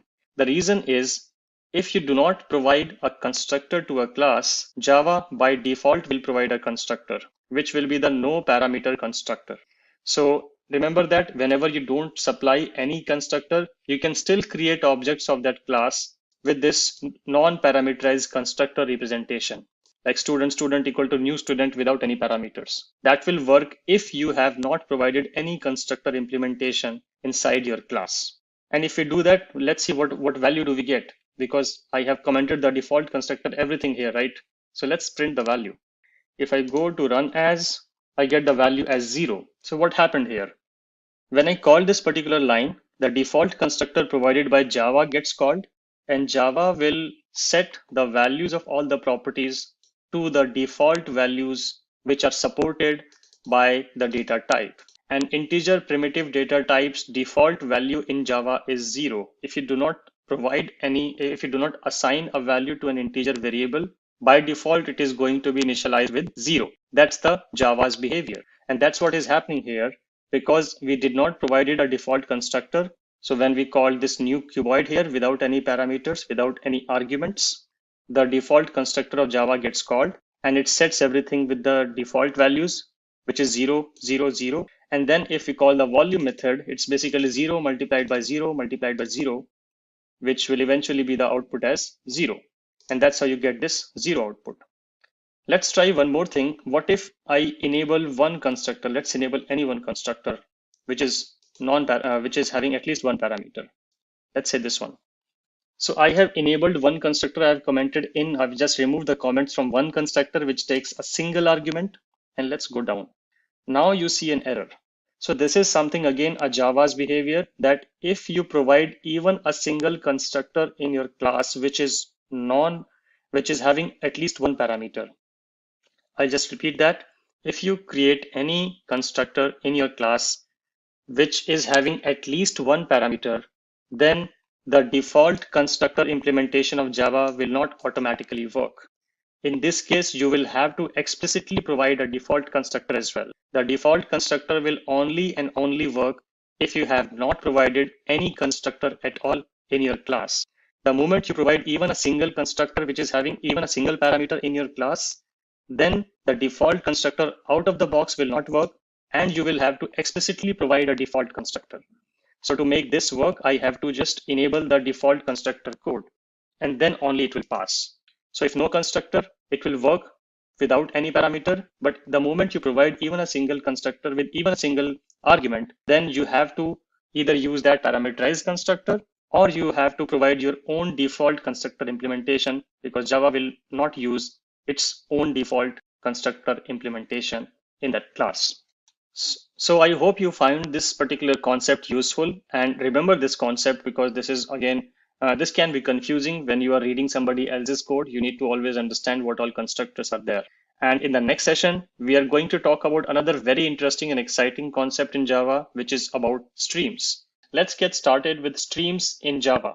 Before I go any further, I just wanted to clarify that when I say stream, I am not talking about the input-output stream, but I'm talking about stream as a concept in general. This is a slightly newer concept which was introduced in Java 8 and has been there, and it is extremely popular. And the reason Java introduced the concept of streams to the JDK was to promote the functional programming paradigm. What we have been seeing so far is basically an object-oriented, the same lines of code which you would write in Java in a classic object-oriented way in, like, let's say 10 lines. The same line of code, the whole 10 lines of code, can be written in a single line using the functional programming paradigm. So let's understand the concept of streams first. So the basic concept of streams is to help you iterating and manipulating collections. So remember all the classes which we covered in the collections framework, the list, the set, the map, etc. Streams provide you with a better and optimized way to basically allow you to manipulate those collections, iterate over those collections, change the representation of the collection types,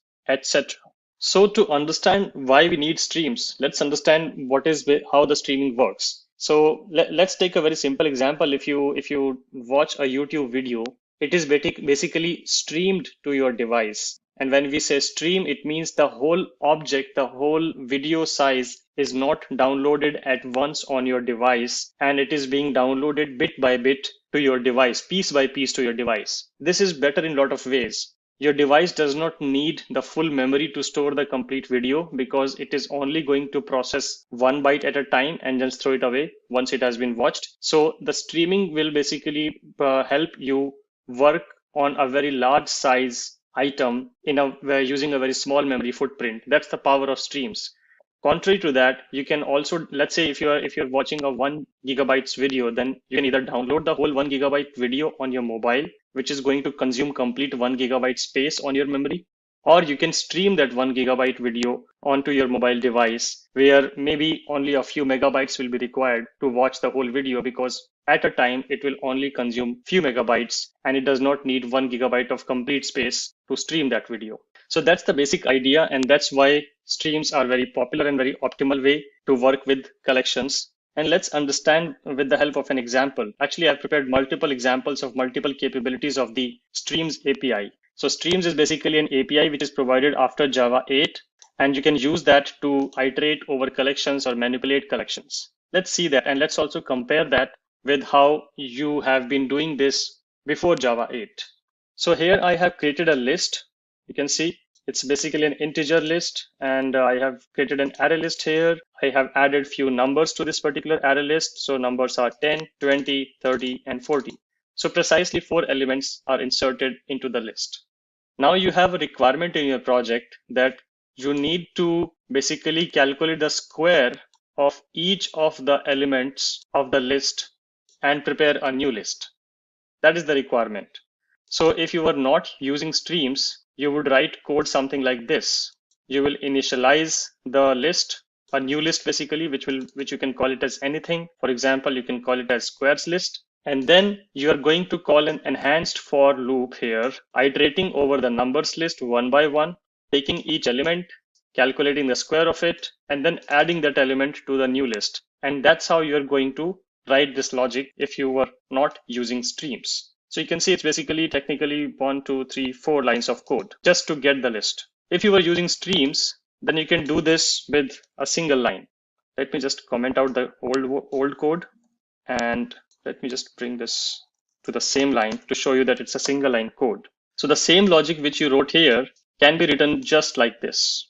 You can see it's so optimal, so simple. For the processor to compile this code is also very fast because they can process a single instruction very fast and very quickly. And streams do utilize the multi-core capabilities as well. So now is the time and the era of multi-core processors. And that's why streams are more beneficial to use rather than writing the verbose instructions. So let's understand how this works. To convert a particular collection into a stream, you need to call the collection type.stream. So here the numbers list was the collection variable. So once you call this .stream, you will get a stream representation. Now the elements of the list are being streamed one by one. They are not being sent at all at once. They are streamed one by one now. So you get a stream the moment you call stream. Then now the stream API has multiple methods, utility methods, which you can read about. For example, if I just write a dot here, you will see lots of utility methods which the stream API provides you, which you can use in different conditions. We are going to cover few of the very important and very popular methods, but again, please do read out the streams API documentation to get the hang of all the other methods. So once we have the stream, then the first method which I'm going to showcase to you out of the stream API is the map method. Map method can be used to change the representation of the elements one by one. And that's what we need to do, right? We need to change the representation of these elements to the square of these elements. So remember that line which I said, whenever you have to change the representation of the elements inside the collection, think of map. Think of the map method. This is not the map collection. This is not the map collection. This is the map method of the stream API. So if you're using stream API, you have a use case to convert the representation of the elements of the collection. Think about maps always. So I call the map method here, and then you see the strange syntax here. This is basically a lambda function syntax. So lambda function is another concept which Java introduced in Java 8. Lambda is as a concept has been there in some other programming languages like Scala for a very long time, but it's been introduced in Java of late in Java 8 only. And lambda is basically, you can say, is the paradigm which will enable you to write functional programming constructs in Java. And the syntax of lambda is very straightforward. You provide a representation of the element here. So each element here, one by one, is going to be represented to X. Then you write this arrow here, basically a hyphen and a greater than sign. And after that, you write what is the final value which you want to see for that particular element. So here my requirement was that I want to convert the representation of the element to the square of its element. So I just do X into X because X is the current element. I want to change this to this. So whatever destination representation you have in your mind, write that on the right-hand side of this arrow. On the left-hand side, it will be the element. On the right-hand side, it would be the representation which you want to work with. So you have written your conversion logic inside the map method with a lambda function representation. Under the hood, if you want to know more technical details about it, it's basically working on the concept of functional interfaces. Do read about the functional interfaces concept as well. That will help you build the usage of lambda functions and how this whole construct is written. So read about functional interfaces and lambda functions to understand map in detail. And but to work with it, like I said, the left-hand side will be the element and the right-hand side will be the final representation which you want to have for that particular element. Once you have done that, till this particular point, you have converted the collection into the stream. It is streaming the elements one by one, and you have successfully also calculated the square of each element, but this is still a stream. Now you need to convert this stream back to a list which can be used further in your program. So to do that, you can use the collect method, which we also call as the terminal methods. This is another concept which I'm just introducing to you right now. So there is an intermediate method concept and there is a terminal method concept. This is what streams understand, Java stream understands. When you say intermediate method, those methods are, or those operators are basically the ones which are used before the final collection is prepared. Like the map method is basically a intermediate operation. And then you have some terminal operations like collect. Once you call the terminal operations, after that, the stream has been concluded. The stream is dead. So once you call this collect method, and if you try to do something here, again, let's say if you want to do something, it will not work because the moment you use the collect method, stream will expect this to be the last method which you want to use in this particular instruction. After that, the stream is dead and you will get strange exceptions if you try to write any further operation after collect. So also do read about what are all the different terminal operations available and what are all the intermediate operations available. I'm going to cover a bunch of these in the different examples I've prepared in this particular class, but because I will not be able to cover all of the methods. So do read about those methods. What are the intermediate operations and what are the terminal operations? And the concept I just explained to you, intermediate operations can be used in a chaining fashion. After this dot map, you can use another dot map, another dot map, another dot map. You can again like do this. This will work fine. You can keep concatenating multiple map methods and multiple filter methods and any of the other intermediate operations which are available. But once you have called the collect method, after this, you cannot call another map. If you try to do this, it is going to fail. It will not work because collect is a terminal operation. And what I want to do in the terminal operation is I want to convert this new stream, which is having the square of the elements, convert that back into a new list. And to do that, I can call the collectors.toList method. The moment you write this method inside the collect method, it is going to take the stream of the elements one by one, just collate that stream into a single stream, into a single collection, and then return that collection back into the list which you want to store it in. So remember the collect method, terminal operation, and the moment you do collectors.toList, the whole stream's elements is going to be converted into a list, and that list is going to be stored into whatever left-hand variable you have written. And that is how you can basically write this whole code which we wrote in 4 lines into just a 1 line, and then you can print the squares list. So let's do that. Let me comment this particular code as well so that we don't get any strange errors or strange outputs. Let me comment this part as well. We will cover these one by one, and let me cover all of this as well. I'm just going to comment everything here and we'll focus on only the squared list which we have prepared using the streams API. So right click, run as Java application. There you go. You have the output here. So the first number was 10. The square of it is 100. So yes, you get 100. Second number is 20. The square of it is 400. Third number is 30. The square of it is 900. The fourth number is 40. The square of it is 1600. So you get all the values squared by using the stream API. And like I said, you can write the same code in the old way as well, but this is the efficient and the better way of writing the same code in a single line. This is all I wanted to cover in today's session. Let's get started with streams API in Java. In the previous session also, we covered some basic functionality of the streams API of how we can convert a list of numbers into the squares of the numbers of the same list. Today, we are going to look at an extension of the same kind of functionality. Let's say you have a requirement where you have a list and you are asked to convert that list into a set. And while you convert the list into set, you also have to calculate the square of each number. So instead of just converting the list of numbers into a set, you have to convert the square of those numbers into a set collection. That is our objective. So I'm going to use the same list which I had created in the previous example, which you can see here. I have a numbers list and I have added 4 elements to it, 10, 20, 30, and 40. And then if I did not have to use stream, or if I did not have the option to use stream, this is how the code would look like, where you would explicitly create a set of type hash set, and then you will iterate over the numbers list, and then you'll pick each item of the numbers list and multiply it by itself, hence calculating the square. And then you will be adding that result into the destination set. This is what I'm doing here just to show you the different comparison of how do you write it in the classical way. And then in a while, we will look at how we can write the same kind of functionality using the Streams API. So let's first run this particular approach where I'm adding all the square of all the elements into a set, which is a hash set type. So the order of the set is not guaranteed because I'm using a hash set. And then I'm just printing the hash set. So let's try to run this program. So I go to run as Java application and I get the output.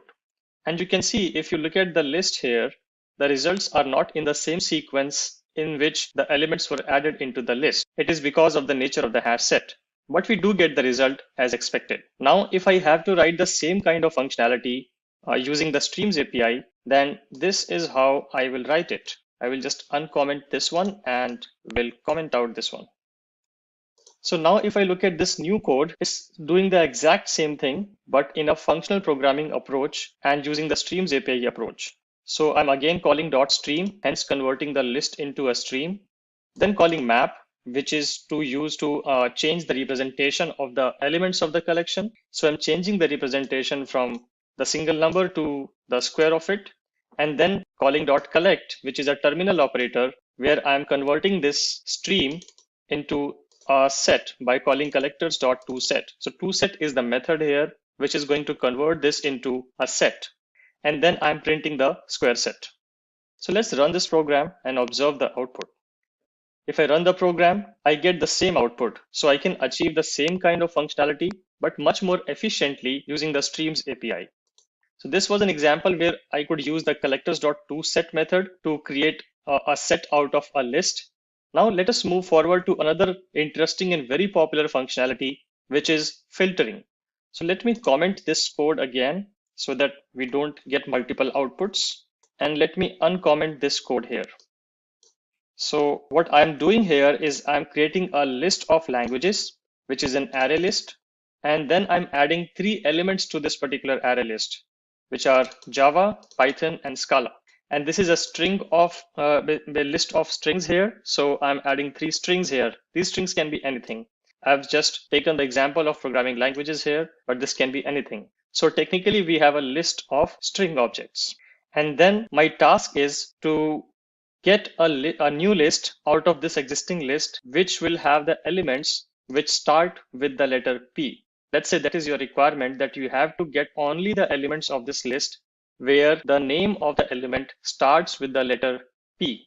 If that is your requirement, probably this is how you will be writing the code if you are not using the Streams API, where you will create a new list, an empty list basically, and then you will iterate over the old list, which is the languages. So you will iterate over the languages list, and then you will pick each element of this particular list and check if that string starts with the letter P. If yes, then you will add that particular string element into the new filter list by calling the add method, and then you can print that particular list. That is how you will be doing it if you were not using Streams. So let's run this program and understand the output. So I'm again going to right click, run as Java application. And the output I get is Python, because that is the only string in the list which starts with the letter P. So we get the expected output. Now let's try to write the same code using the Streams API. So let me comment this code and I will save the file. And let's look at how we can do the same thing in a single line using the Streams API. So to write the same kind of logic using the Stream API, we start with the same kind of syntax where we take languages.stream to convert the list into a stream. And then we call a new method called filter.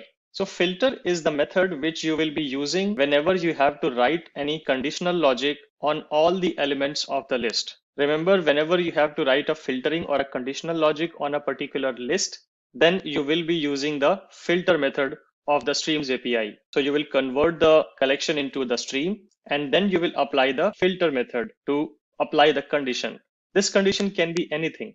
In this case, the condition is that the elements should start with P. It can be anything. For example, it can be based on the string length if you want. If it's a numbers collection, it can be if a number is greater than 100 or not. So any kind of if logic which you might have to run on a particular collection can be run using the filter method. So we call the filter method and we again follow the same lambda function syntax where here this particular S denotes each element one by one, and this arrow represents the lambda notation. And then what we want to do, that we want to run this condition on each of the element of the stream one by one. And the condition is that the element should start with the letter P. If that is true, then whichever elements satisfy this particular condition will be getting out after this execution. So the block which I've selected, once the filter method has completed its execution, after that, only the elements which have satisfied this filtering condition will be left in the stream. Rest of the elements have been filtered out. So once you have the filtered result, then you can again call the collect method, which is the terminal operator, and you call collectors.toList, same as the example covered in the previous session. So I'm running the filtering logic and getting a new list, which will have only the elements which satisfy this condition. So I get the collectors.toList result back into a new list, which is called filter result, and then I'm printing the filter result. So let's see if we get the same kind of output if we use this logic. Yes, we do get the same kind of output. And this is something which validates how we can use the filter operation seamlessly by applying exactly the same kind of logic which we used to apply by writing this much verbose code. Another benefit is that the Streams API are more efficient in using the multi-core processors which are common nowadays on any machine. So this is all I want to cover in today's session.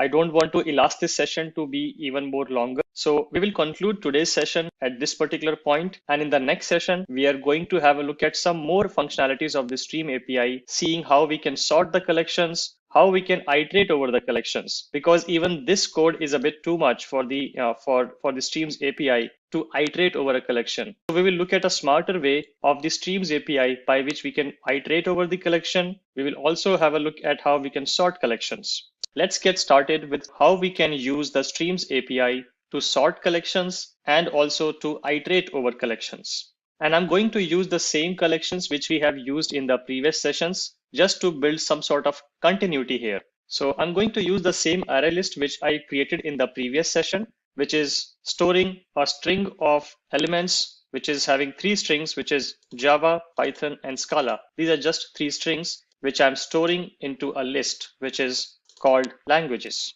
And now my task is to sort this particular collection. I have to sort the elements of this particular list so that when I access the list, I get the elements accessed in a natural sorting order. So I should get the result Java first, then Python as a second result, and Scala as the third result.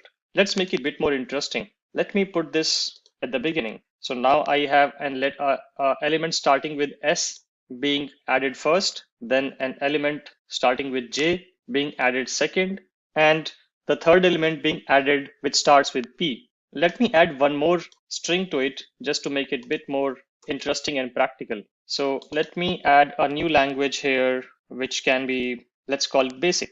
So now I have 4 elements here, and now I want to sort this particular collection. So for sorting, Streams API provide a very straightforward way to sort any kind of collection, which is to use the dot sorted method. And we will follow the same kind of semantics which we have followed in the previous session, which is you pick the current collection, call the dot stream method on it, which will convert the collection into a stream. And once the stream has been created, then you call the dot sorted method on the stream, which is going to sort all the elements of the stream in a natural sorting order. Remember, we are using strings here, so Java already knows how to sort strings. If you were using a custom class, let's say list of students or list of customers, then you have to specify your sorting implementation to Java because Java doesn't know how to sort customers or how to sort students. So in that case, you will have to provide your own sorting implementation. And we will cover that in the upcoming sessions. But for now, let's understand this example by using one of the pre-built data types, which is string.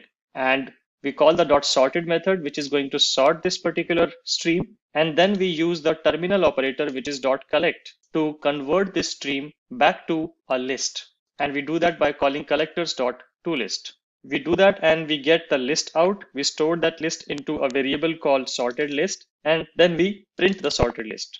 So let's run this program and understand the output. Remember that we have these strings added here. So right click, run as Java application. And this is the result I get.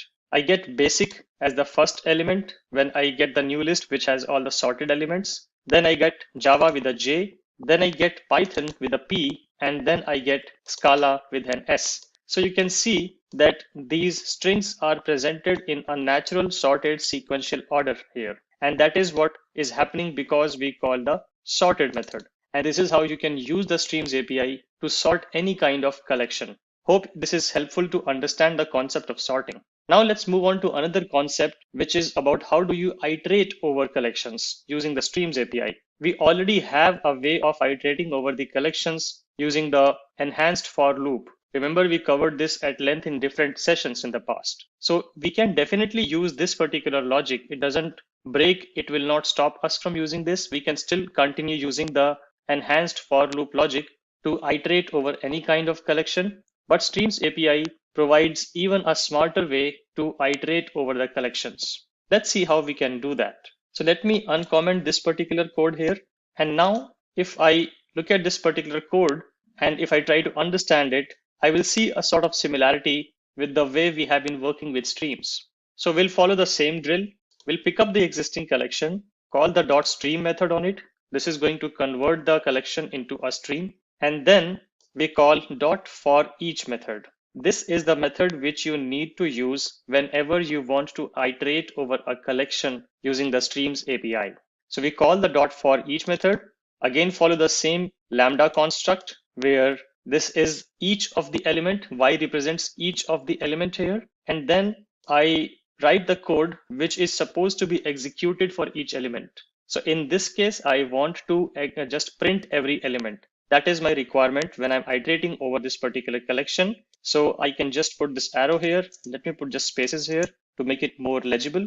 So each element should be applied this particular logic on, and we are printing each of the element one by one. If I do that, let's observe the output and let me comment this particular code, which we just covered for the sorting logic. So we get only one output.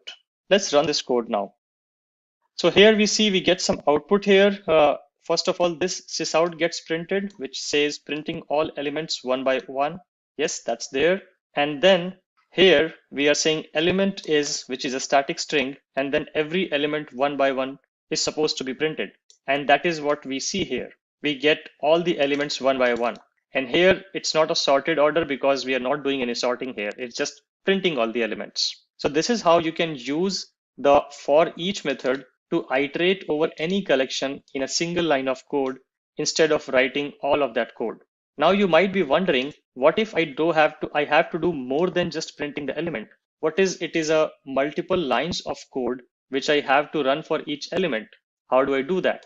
It's pretty straightforward. We just put curly braces here in the starting and in the end of the code block inside the for each method. And let me just put an enter here just to make it more readable. So here you can write the code whatever you want to in terms of the kind of logic you want to apply on each element.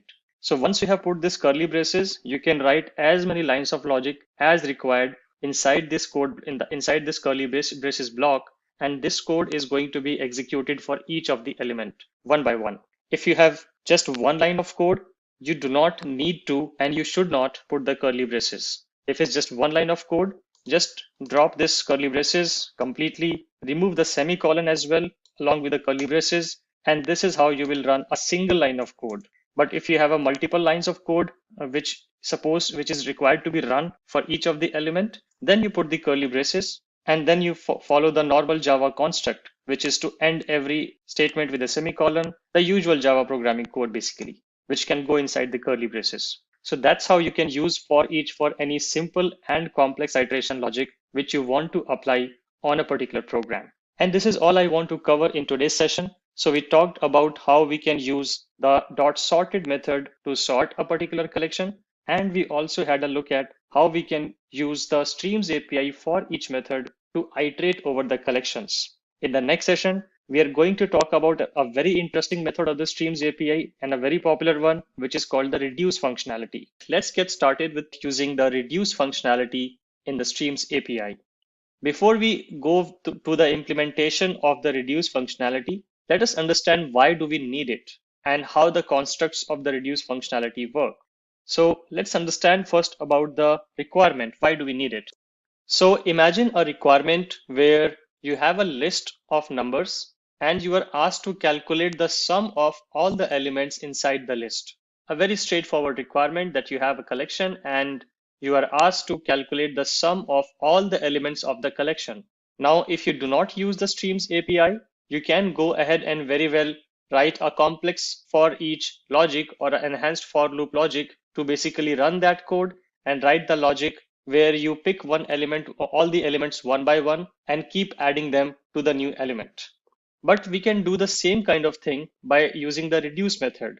And to put it in a generic way, if we have to understand why we need reduce methods, so whenever you have to change the whole collection representation into a single result, remember that line, whenever you have to change the representation of the complete collection into a single result, in those cases, you will use the reduce method of the Streams API. And if you apply this definition to the example I gave you, I have a collection of numbers and I want to calculate the sum of all the elements of this collection, which is a single result, which is a single number. So yes, my example does apply correctly to the generic definition of the reduce method. So remember this generic definition. This will help you understand when to use the reduce method in your program. So how does the reduce method work? You can see I have shown you an example of the syntax of the reduce method, and it looks a bit complex here. So let's try to understand what is happening here. To understand the functionality of the reduce method, we have to understand three terms, which are identity, accumulator, and a combiner. Let's understand each of them one by one. Identity is basically an element which is the default or the initial value of the reduction operation.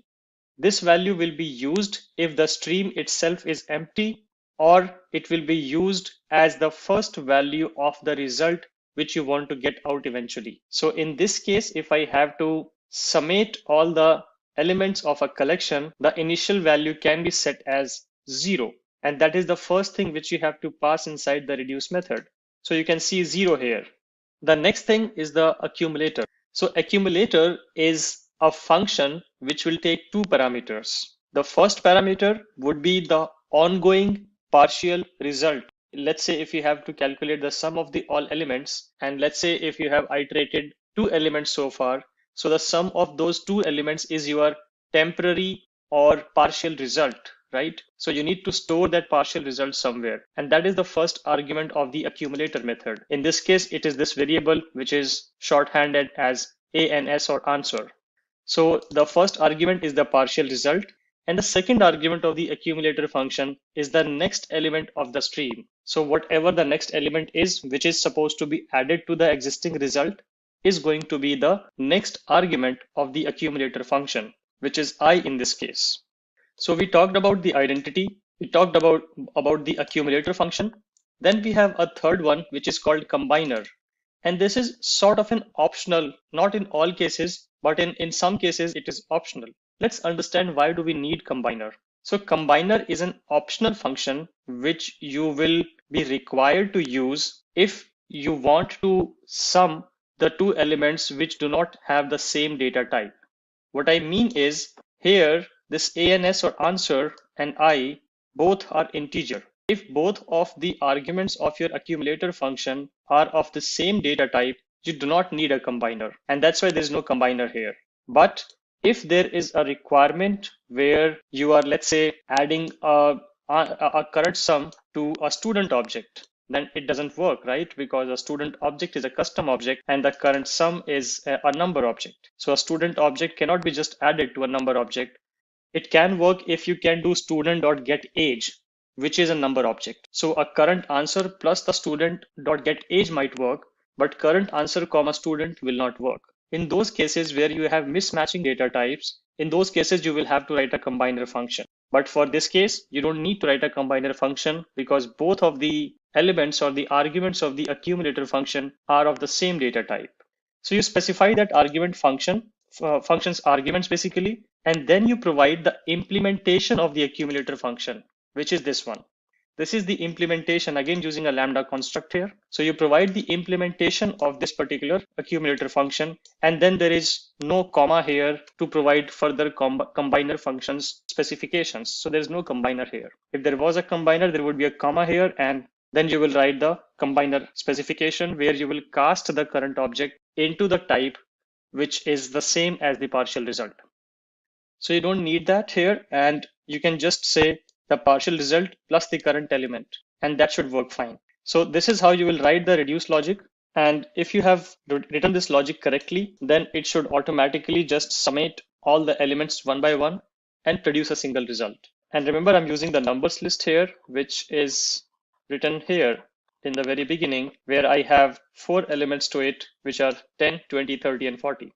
So if the reduce operation works fine with my intended objective, then 40 plus 30, which is 70, plus 20 is 90, plus 10 is 100. So I should get the 100 as the final result of this reduce operation. You will also notice that after this particular method, you don't need to call any collector method or any collect method at all. The reason is because this particular function itself will return a single result, which you can store in the desired variable.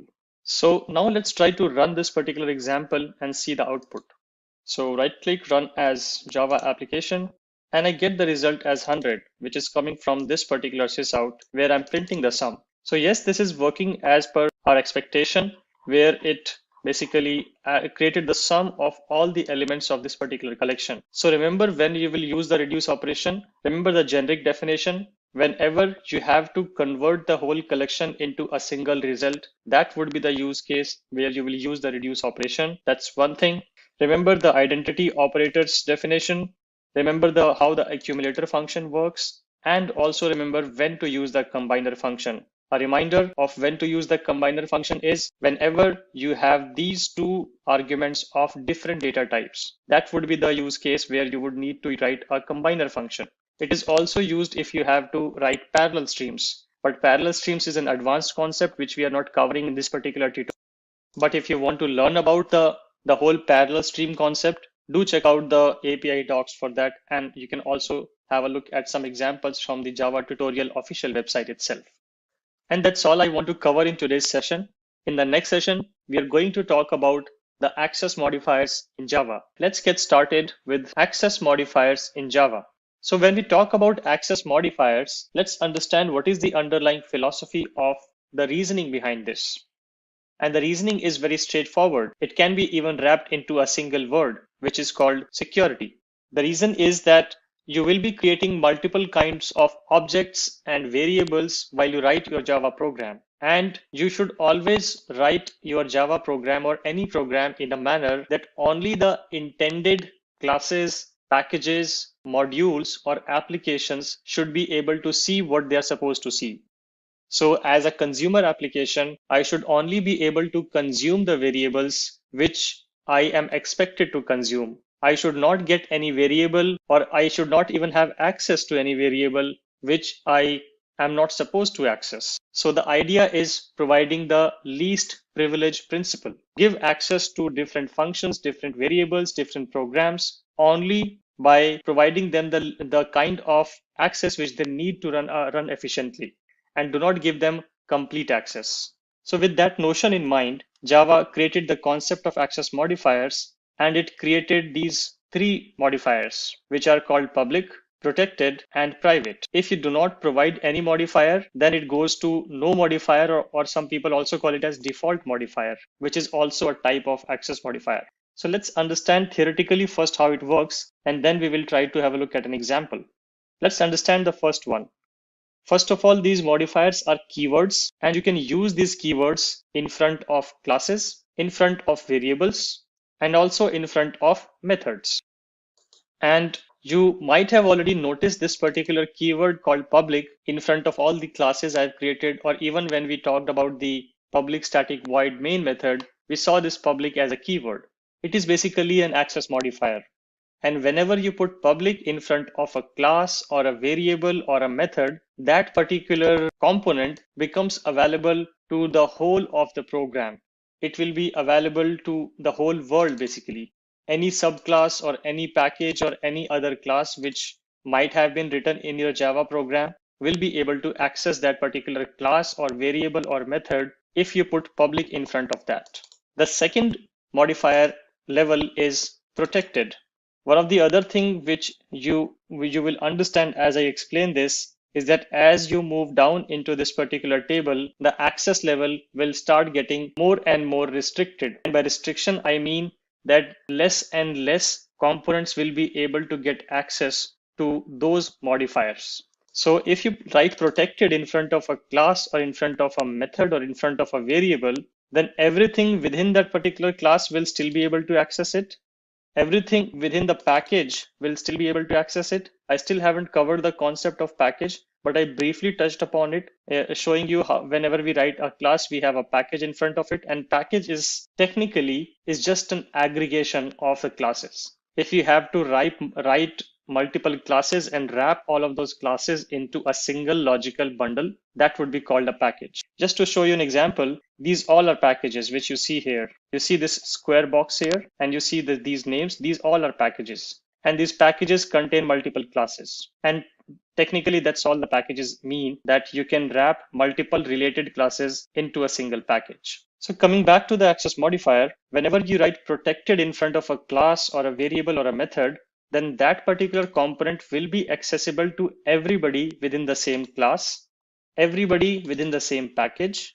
It will also be accessible to everybody which is a subclass of the class. This is again a new concept which I have not covered, but this basically means a child of this class. Now, what is a child of the class? We will cover that concept in detail when we will talk about inheritance. But for now, you can understand that it is basically an extension of the class. So when the moment you declare something as protected, it can easily be accessible within the same class in which this protected component was declared. It can be accessed in the package. It can also be accessed in the subclasses of the class, but anything outside the package will not be able to access it because you see an N here.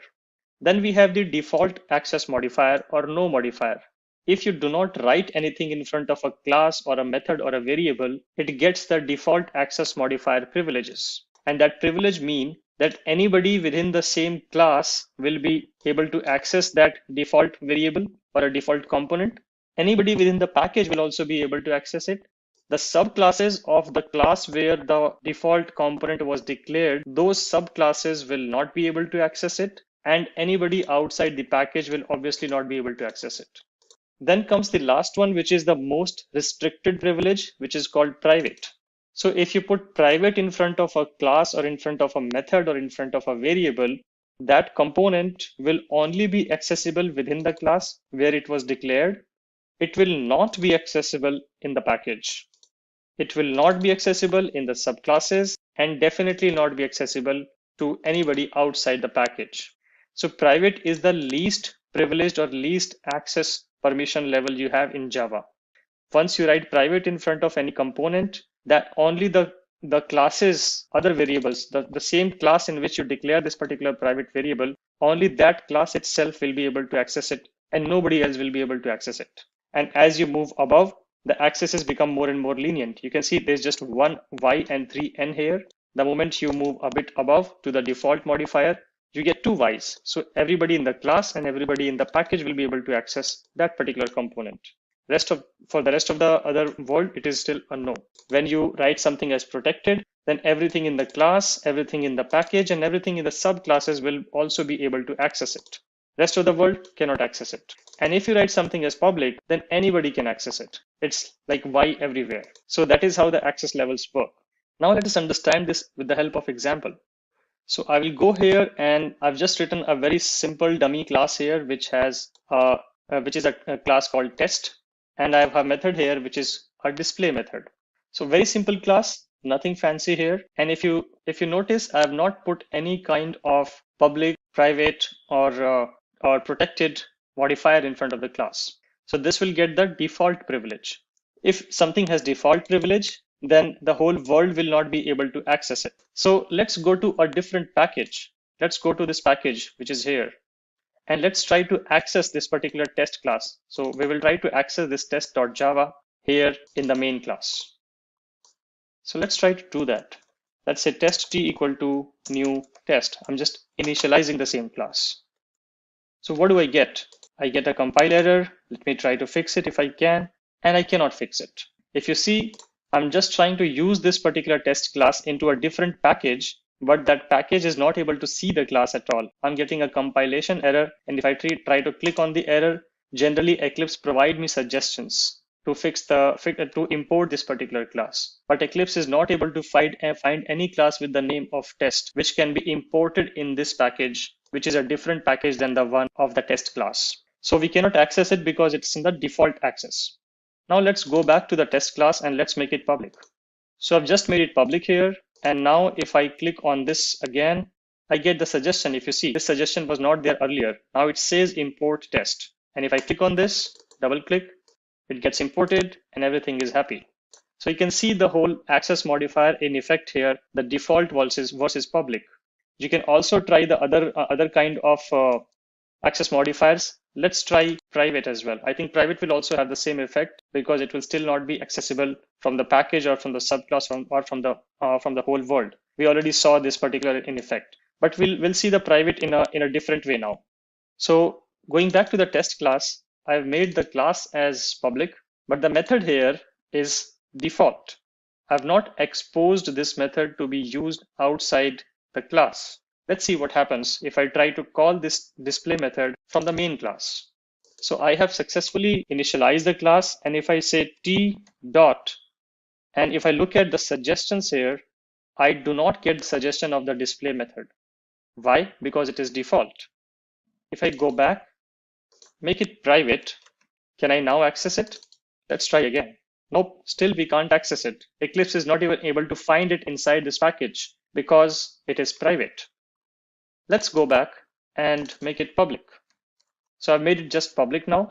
Going back to the main class and again saying t dot, now I get the display suggestion as the first suggested method here. And now I am able to use the display method once I have made it public. So you see, the moment you change the access modifiers, the changes are propagated immediately. And you can see the public versus default versus private in play here. We can even go into further detail by using the protected, but for protected, I have to explain the concept of subclasses. So I will cover this protected versus subclasses concept when I talk about inheritance, and there we will see the usage of protected variables and the protected access modifier. But we saw the usage of public, the default modifier, and the private modifier.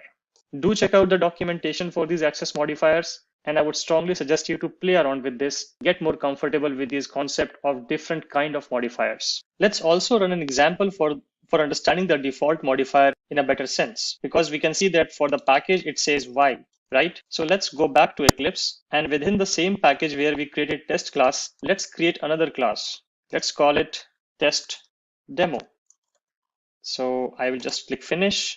I get a new class. Let me also write the public static void main method here.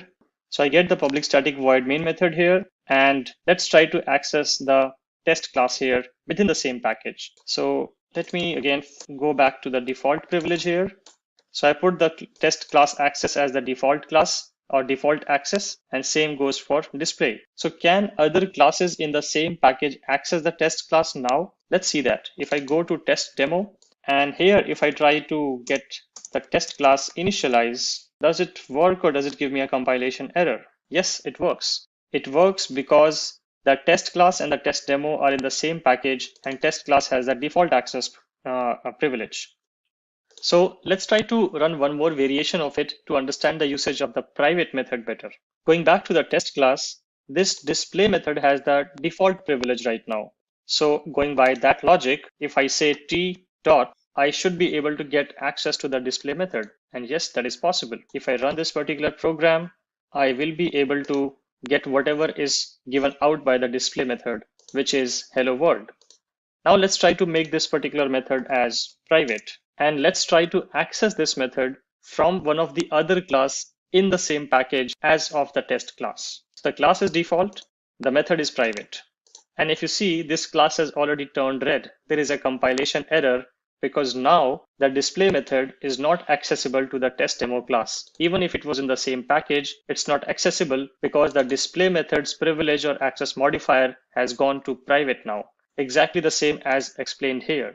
because it has become private, so the package level members cannot access it. There's an N here. So this was another variation to show you how you can use public, protected, and private together to only expose the members, methods, and classes which are supposed to be exposed to the consumer. This is a very critical and very important concept to be used in Java, and it is used from a very simple program to all the highly complex application. This is sort of the bare bone or the laying foundation for any kind of basic security level premise which you need to build in an application. So that's all I want to cover in today's session, where we discussed about the different access levels.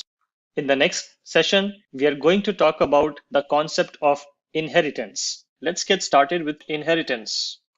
So inheritance is basically one of the most important properties of any object-oriented programming language. It's basically a concept, and the concept says that what if you have a scenario where you want multiple classes to share similar behavior and similar properties. Let's understand this with the help of an example. Let's take the example of a bank. When you go to a bank to open an account, there are multiple types of accounts. There can be a savings account. It can be a type of current account. There can also be a different offering for personal account and commercial accounts, such as for businesses. Then you may also have loan accounts, which are having different kind of properties. So all of these types of accounts are still technically accounts, and they will share some similar properties. For example, all of them will have to maintain some sort of an interest rate, for example. All of them will be used to either deposit money or withdraw money. So there would be some kind of similarity across all of these types of account classes. But at the same time, there will also be some sort of differentiality amongst these classes. The way you will calculate the interest rate for a current account will be different from the way you will calculate the interest rate for a savings account. And the same applies for commercial account, personal account, loan account, etc. So you see that we have some common behavior, but at the same time, we also have some different behavior. So whenever you have such scenario, always think about applying the concept of inheritance in your application. There's another simple way to spot whether inheritance can be used at a particular place or not. Inheritance is also called is-a relationship. So whenever you read the requirements from a customer, just try to find the words which use this particular phrase is a. For example, car is a vehicle. Savings account is a type of account. Similarly, you will find many other types of similar examples. So whenever you will see that is a relationship between two different kinds of objects or two different kind of entities, that means that there might be an inheritance relationship being applied between them. And that's how you will spot the usage of inheritance. So far we have understood this concept that there would be some sort of relationship between the two classes. What will be this relationship? The relationship will be of parent-child type. There will be a parent class. Some people also call that as base class. And then there will be a child class. So the child class will be inheriting the properties and the behaviors from the base class or from the parent class. I will be using base class and parent class terms interchangeably during this session. But the basic idea and basic premise is like that only, that there will be a child class and there will be a parent class. And the child class is extending from the parents class. Remember the word extend because we are going to use that. And I've just shown you the what you see here is basically the official definition, which is given by Java docs here. You can read the definition as well. And the basic idea which I told you lies in the parent and child relationship. And this is how you can conceptualize it, that you will have a base class or a parent class, and then you can have multiple children of it. And then those children can again have their own children, and so on and so forth. So this hierarchy, this whole inheritance hierarchy can go as deep as you want it to be. And that's the basic idea and basic conceptualization of how you understand and how you visualize inheritance. Now let's move to Eclipse IDE and try to understand this with the help of an example. So for this particular case, I have created a set of classes basically, which we will be using to demonstrate the relationship of inheritance. And I've taken the simple example of a bicycle. So a bicycle is again a very generic definition of any two-wheeler, and bicycles can have multiple types. There can be an all-terrain bike, there can be a mountain bike, there can be a city bike, there can be a bike which is specifically made for ladies. And similarly, there can be multiple different types of bikes. But all of these bikes will have some similar properties. For example, all of them will have two wheels. All of them will have a seat. All of them will have brake. All of them will have some sort of a speeding mechanism, whether they can accelerate or deaccelerate. So there will be some commonality. But at the same time, a mountain bike's features might be very different from a city bike feature. A mountain bike mountain bike might have gears, for example, whereas a city bike might not have gears because you don't need that much of a variation in inclination and declination when you drive down the road. So I'm trying to conceptualize the same example here where I've created a class called bicycle, and this is my base class. I define two properties in the bicycle class, which is gear and speed.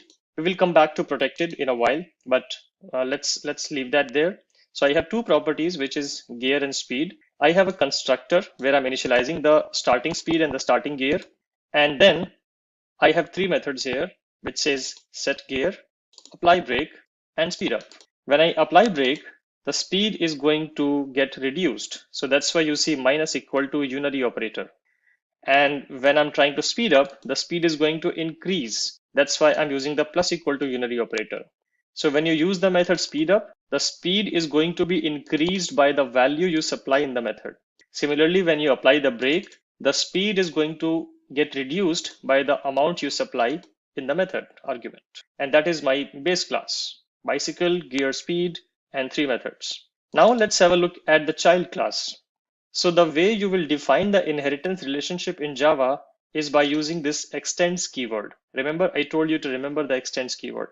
So what you will do, that you will write your class name as usual, and then you will use extends keyword, and then you will use the parent class name or the base class name. So here I'm saying class mountain bike extends bicycle.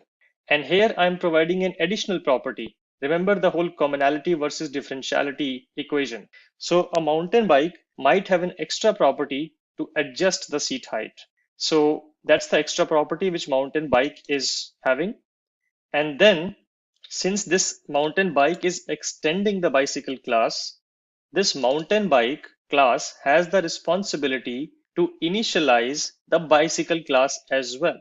And the way it will fulfill that responsibility is by taking all the arguments of bicycle class plus the mountain bike class in its constructor. And that's why you see three different properties here. You see the start height property, which is the property of this particular class, which is the seat height. And then you see the start speed and start gear property, which directly are not available in this class, but this class is inheriting those properties from the base class. Remember the keyword inheritance here. And then once you do that, how do you initialize the base class constructor? Is by calling the super method. This is again a keyword in Java, and you will use this super keyword to refer to the base class constructor in this way. So what you will do technically is that you will write super and you will supply the arguments which is required by the base class constructor. If I go back, the base class constructor requires two arguments, start speed and start gear. So I write super and then I write start speed and start gear. So whatever I got from here in the constructor of mountain bike, I'm supplying those values as is to super. And Java will automatically take care of invoking this particular constructor the moment it encounters this kind of statement. Another thing to notice is that this super keyword or super statement has to be the first statement inside your constructor. Remember that whenever you are dealing with inheritance and whenever you have to initialize the super class constructor or the base class constructor, use the super constructor invocation as the very first statement inside your child class constructor. Otherwise, Java will not compile the program. And then you will initialize the local variable. I should call this as this. Remember, we discussed about this in the classes session. Okay, and then it just has a method of set height. So there's no extra method which this mountain bike is providing, but this mountain bike will have access to all the methods which have been provided here and all the properties which have been provided here. This mountain bike can access everything from the bicycle class. And that's the whole idea of inheritance, that the child class can access the properties of the base class by extending the base class. Now let's look at how do we invoke this particular class. So for that, I have a simple class name as inheritance demo, which has a public static void main method. And then I am initializing the mountain bike class. I'm supplying three values as 20, 10, and 1. So the 20 goes to start height. The 10 here goes to start speed. And 1 here goes to gear or the start gear. And that's how I'm setting the values. So when I call this particular constructor here, the mountain bike constructor is going to, mountain bike constructor is going to get called, and which in turn is going to call the base class bicycle class constructor as well, and everything will be set accordingly. And then let's try to access the gear property. Remember, gear is not directly available in the mountain bike class, but I'm still able to do mountain bike.gear because child class can access the parents class properties. Similarly, the same thing goes for speed as well. And seat height is the local property of this particular class, mountain bike. So it will anyways be accessible. So I can access all the properties of the base class and the child class itself seamlessly without any differentiation. Now let's try to call a method. So here I'm calling the method apply break. Remember, apply break was defined in the base class, not in the child class. It's defined here. So I'm calling the apply break method, and I want to reduce the speed, the current speed, by 1. And then I'm printing the current speed, saying that bike speed after applying break is mountain bike.speed. So let's run this particular program and observe the outputs. Okay, so the first statement which gets printed is at line number 7, which says gear is 1 because it's coming from here. Then the seat height is mountain bike.seat height, which is 20, which is the first argument here. And then the bike speed is 10, which is coming as here and getting printed here. And then when I apply the break, let's go back to the apply break method. The logic is that whatever is the current speed, reduce it by the value I supply in the method. So if I supply 1, 10 minus 1 becomes 9, and that becomes the current speed. If I supply 5 here, the current speed will be 10 minus 5 equal to 5. Let's assert that particular assumption as well. Yes, we can see that. And similarly, you can access other methods of the base class as well. If I just do control space here, and you can see apply break is accessible, set gear, set height, speed up, all the methods which are defined in the base class are accessible in the child class as well. This is the power of inheritance. One more thing which I said I will come back to is around the usage of protected access modifier.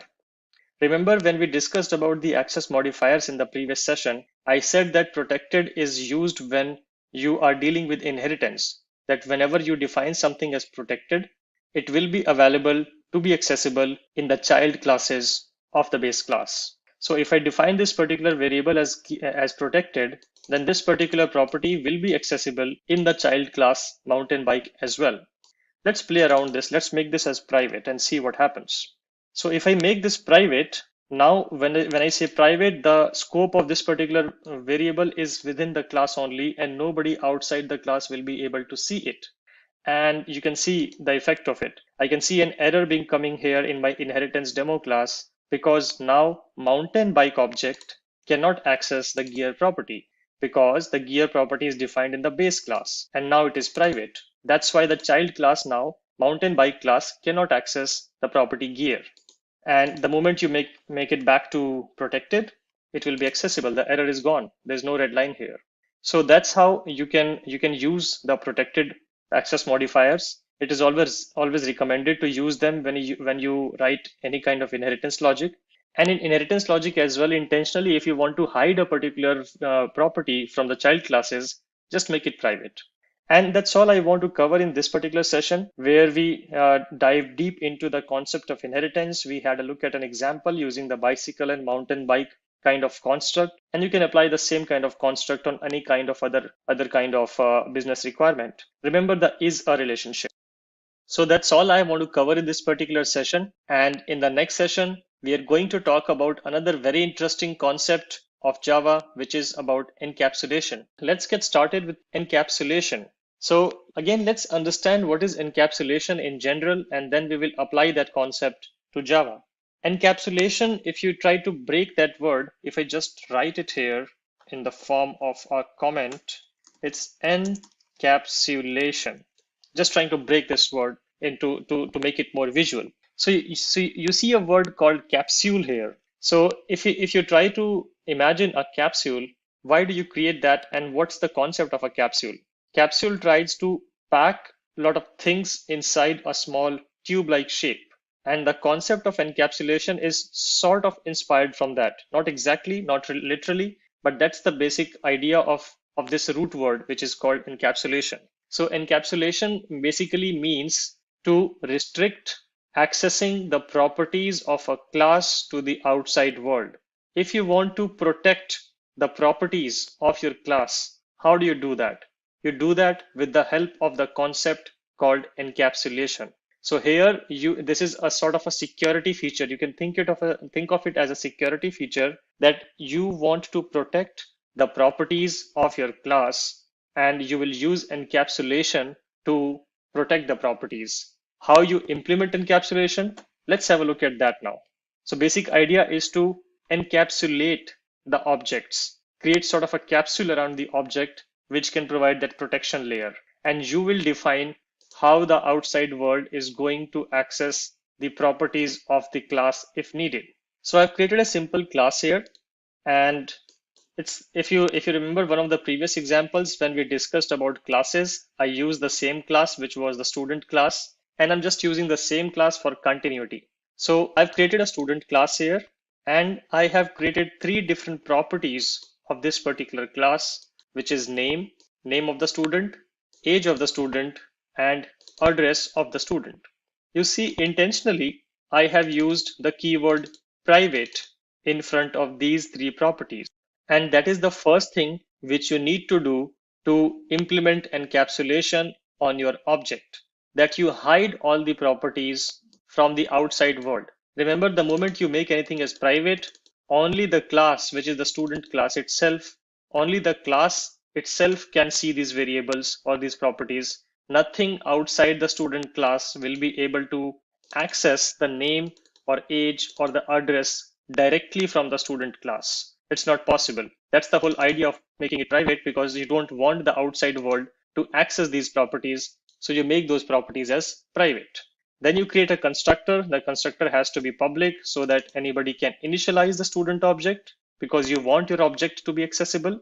Remember, so you want the objects to be accessible, but you want the restriction on the access of the properties of the object. And these are the properties of the object. So you have restricted them by making it private, but that doesn't solve the problem, because there will be some illegitimate consumers of the student object which should not have access to the student properties, but there will also be some legitimate consumers of the student object which should be having access to the properties of the student. For example, the payroll application will need access to these particular properties. The examination application will require access to these particular properties. So how do you do that? You create getters. We call them getters because they start with the keyword get. So you create a getter method for each of the property. You create the method called as get name, and this is the naming convention which Java promotes, that you write get and then you write the name of the property in camel case. So you write get name, and this property is supposed to return the name property of this particular object. And here you say return name. So you're returning the name which is being stored by the current student object whenever somebody calls student object dot get name.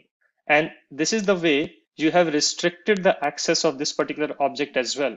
So remember, you made it private so that nobody can access it. And then you defined your own way of providing access to the name property of this particular class. Now, if anybody wants to access the name value of your student object, there's only one way to do that, which is via calling get name. So you have provided restrictions, and you have also provided prescriptive guidance on how you are going to expose the properties of your class. That's the second thing which you need to do to implement correct form of encapsulation on your object. That is to provide the getter methods with the right visibility. You want to make them public so that anybody can call them, but since you are governing what is written inside the method, you have full control on what kind of exposure you want to give for this particular property. Similarly, you create a getter for age, calling getAge, which returns the age, and then you call you write getAddress and return the address. Here it is simply returning it, but if you want to do more stuff here, feel free to do that. Like I said, you govern the control of how do you want to return the name. Maybe you don't want to return the complete name and you want to just return the initials. Then you can split the string, trim the string, and return only the initials. So that's the basic idea of getters. Now, after you have created the object, there might be use cases where somebody needs to overwrite the values of the properties like name, age, or address. What if a student's name was incorrectly mentioned when they called the constructor and now they want to overwrite the name or fix the name? So basically they have to replace the existing value of the name with a new name. So in that case, you need to provide what we call as setters, and they start with set. That's why we call them setters. And we follow the same kind of logic that you provide the setters for all the properties of your class. So you had three properties, which were name, age, and address, and you provided the setters for all three of them. And how do you provide that? You again make them as public because you want the outside world to access this setter method to override the values of the name. This method is not going to return anything, so it is going to be void. Then you write the name of the method, which starts with set, and then the property name in camel case. And then you provide the new value, which is the value which should be the new value, and this is the value which should replace the existing value. So whatever new value you want to supply, you supply that as the argument of the setter methods for set name, for set age, or for set address. And then you write this particular line, which says set the current name property of this particular object with the name which is coming in from the argument. So this dot name, remember, this dot name represents the current object's property because this represents the current object. So whatever is the current object property value of the name is, just override that value with the argument coming in. Do the same thing for age in set age method, and do the same thing for set address in the set address method. So this is how you are going to provide the setters and the getters. So setters and getters can also be generated in smart IDEs like Eclipse. So you just right click, you go to source, and here you will see the option of generate getters and setters. If you click on this, it will give you the list of the fields which are available to be having getters and setters. Currently, it says no fields or all fields have getters and setters already. Yes, because they have it. Let me just comment this and show this how this works. So for example, let me comment all the getters and setters. So I'm commenting them. And if I right click, source, generate getters and setters, I get all the fields available for which setters and getters can be generated. So you can select them and leave everything as default, hit generate. And it is automatically going to generate the getter and the setter. You see, all the code of the getter and setter is automatically generated. You do not even need to write it. And this is the power of the smart IDEs. Let me just revert what I did. So you created everything as all the properties as private, and then you define how you want to replace the values by providing the setters, and you define how you want the outside world to access your properties. So you have full control of the class now. You control the visibility, you control how they are going to get initialized, you are controlling how the properties are going to be overwritten or set, and you control how the properties are going to be returned. So you have complete control of the class. So you have created a perfect capsule here, a perfect form of encapsulation in this class. And this is how you can implement encapsulation. And that's all I'm going to cover for this particular session. In the next session, we are going to discuss about abstraction. Let's get started with abstraction. Let's first understand the definition of abstraction before we relate this to Java. Abstraction generally means hiding something. When you want to hide some details of a particular object from the outside world, you apply the concept of abstraction. For example, when you drive a particular car, you just hit the accelerator and the car speeds up. Now, it's not only one action. When you hit the accelerator, the whole machinery of the car and all the components, different parts of the car work together to speed up. There would be engine, there would be propulsion, there would be fuel, there might be some, if it's an electric car, there would be batteries, there would be whole different kinds of pistons and plugs which will make the car speed up. It's not only a single component, it's a lot of different components under the hood. And that's the concept of abstraction, that we only show the relevant parts to the user and we hide all the internal details from the user. That's the basic idea of abstraction. So a car manufacturer abstracts away all the inner technical details from the driver and just gives the driver a single pedal to speed up the car. For a user, it's a very good experience because he doesn't need to know about all the internals of the car. But the car manufacturer can hide all the details and provide a very simple interface for the driver to interact with, which is just a gas pedal. And that's the basic idea of abstraction. And we try to apply the same kind of concept to Java in the form of abstraction. And Java provides this kind of concept implementation with the help of a keyword which is called abstract. Now, abstract is a keyword which can be used in front of a class or a method. When you use it in front of a class, the whole class becomes abstract. Abstract class is a type of class. So the class itself becomes an abstract class. One of the things to remember is that abstract class cannot be instantiated, but can be subclassed. Remember, we talked about the concept of subclass and the parent class when we talked about inheritance. So if you make a class as abstract class, you cannot call the constructor of the class because you cannot instantiate it, but you can extend the abstract class and create a child class out of it. That's the concept of abstract class. Another concept is abstract method. You can also use the abstract keyword in front of a method. And when you use abstract keyword in front of a method, then that method is only declared without an implementation. You are not going to provide any implementation of the method, and you're just going to declare the method. Something like this. We will see a similar example in the hands-on as well. But that's the basic idea, that you just declare the method. You are not providing an implementation as to what does move to method actually does, because that's the whole concept of abstraction. And it is the responsibility of the child classes which inherit the particular class in which the abstract method would be sitting. So that child class will be having the responsibility to provide a concrete implementation of the declared method. Let's understand this better with the help of an example. So here I have created a class called graphic object, and I have made the class as abstract class. This is the keyword which you need to use in front before the class keyword, and the class becomes an abstract class. Now, when you create an abstract class, it automatically gets some properties. The first property is that this particular class must have at least one abstract method. And this is how you define the abstract methods, where you just provide the declaration, but you do not provide the implementation of the draw method or the resize method. And the way you will create the abstract methods is by using the abstract keyword before the actual method declaration starts. So general method declaration would look like this. And if you use abstract in front of it, this becomes an abstract method declaration.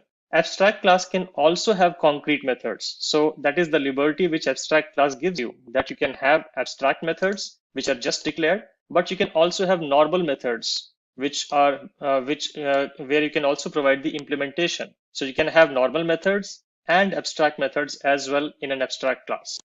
So this is the abstract class. Now, if you want to provide an implementation of the draw and resize method, you have to extend this abstract class. So we extend this abstract class by creating two child classes out of this particular abstract class, which is circle.java, where you can see I create a normal class and I use the extends keyword for inheritance. And I'm saying that circle class is inheriting from the graphic object class, which was my abstract class.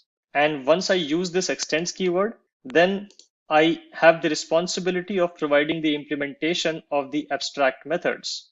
Actually, Java will force me to provide the implementation of these two methods. If I do not provide all the declared methods, so there are two declared methods here. So if the circle class does not provide the implementation for both draw and resize methods, then Java will throw an error and it will ask you to take an action, which can be either define all the methods, meaning provide implementation for all the methods, or make the circle class itself as abstract. Let's see, if I just comment this particular out, I get an error. You see a red line here. And if you click on this particular balloon here, it will say either you can add the unimplemented methods or you can make the circle type as abstract. So these are the two options which you will get to fix this particular error. So an abstract class can be extended by another abstract class if the child abstract class is not implementing all the methods of the parent. If you want to implement all the methods, then just implement them and keep it as a normal class. And that's what I've done here. I've just created a normal class here and provided the implementation. And once you provide the implementation of both of the methods, the error is gone.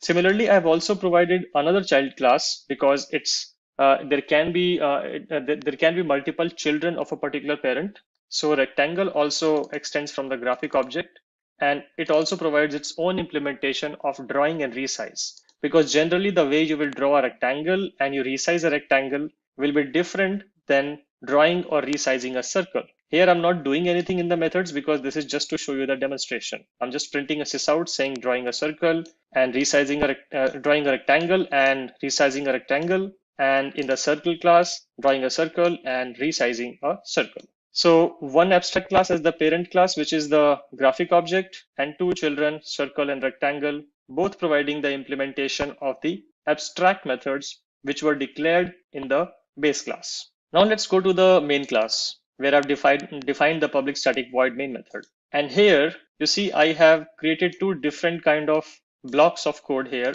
One block is where I'm saying graphic object, creating a reference of the graphic object named as circle and initializing the circle object. Now you see a difference here. Here is the abstract class and here is the concrete class. So whatever you define on the right hand side, whatever is the type of object will be the type of methods being called. So if you created a circle object and then if you call the draw method and resize method, these methods will be called from the circle class.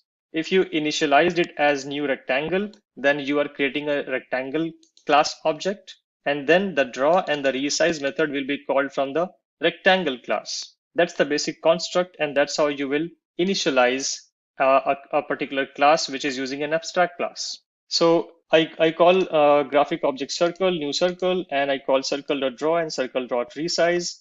Similarly, graphic object rectangle equal to new rectangle and rectangle.draw, rectangle.resize. Let's run this program and observe the output. So when I call this particular block of code, circle object gets initialized, and then circle.draw method prints drawing a circle, and circle.resize method prints resizing a circle. Similarly, when I create the rectangle class object, referencing it with the graphic object class, rectangle.draw prints this particular line, drawing a rectangle, and rectangle.resize prints this particular line, which is resizing a rectangle. And this is how you will use the concept of abstraction. There's another very interesting thing which is going on here. Remember, I told you if I do this and I just put a system out here, base abstract class. So if I do this here, if I still write a constructor, though Java says that it cannot be instantiated, if I still write a constructor of it and I do not do any changes here, and if I run this particular program, let's see what happens. You'll see the base abstract class being called here. Let me just reformat it by putting ln here so that we get a better output. So if I run this particular program, you see base abstract class is getting printed somehow, though we said that abstract classes cannot be instantiated, but still the constructor of this is still getting called somehow. When I create a circle class, the base class constructor gets called, and when I create a rectangle class, again the base class constructor gets called.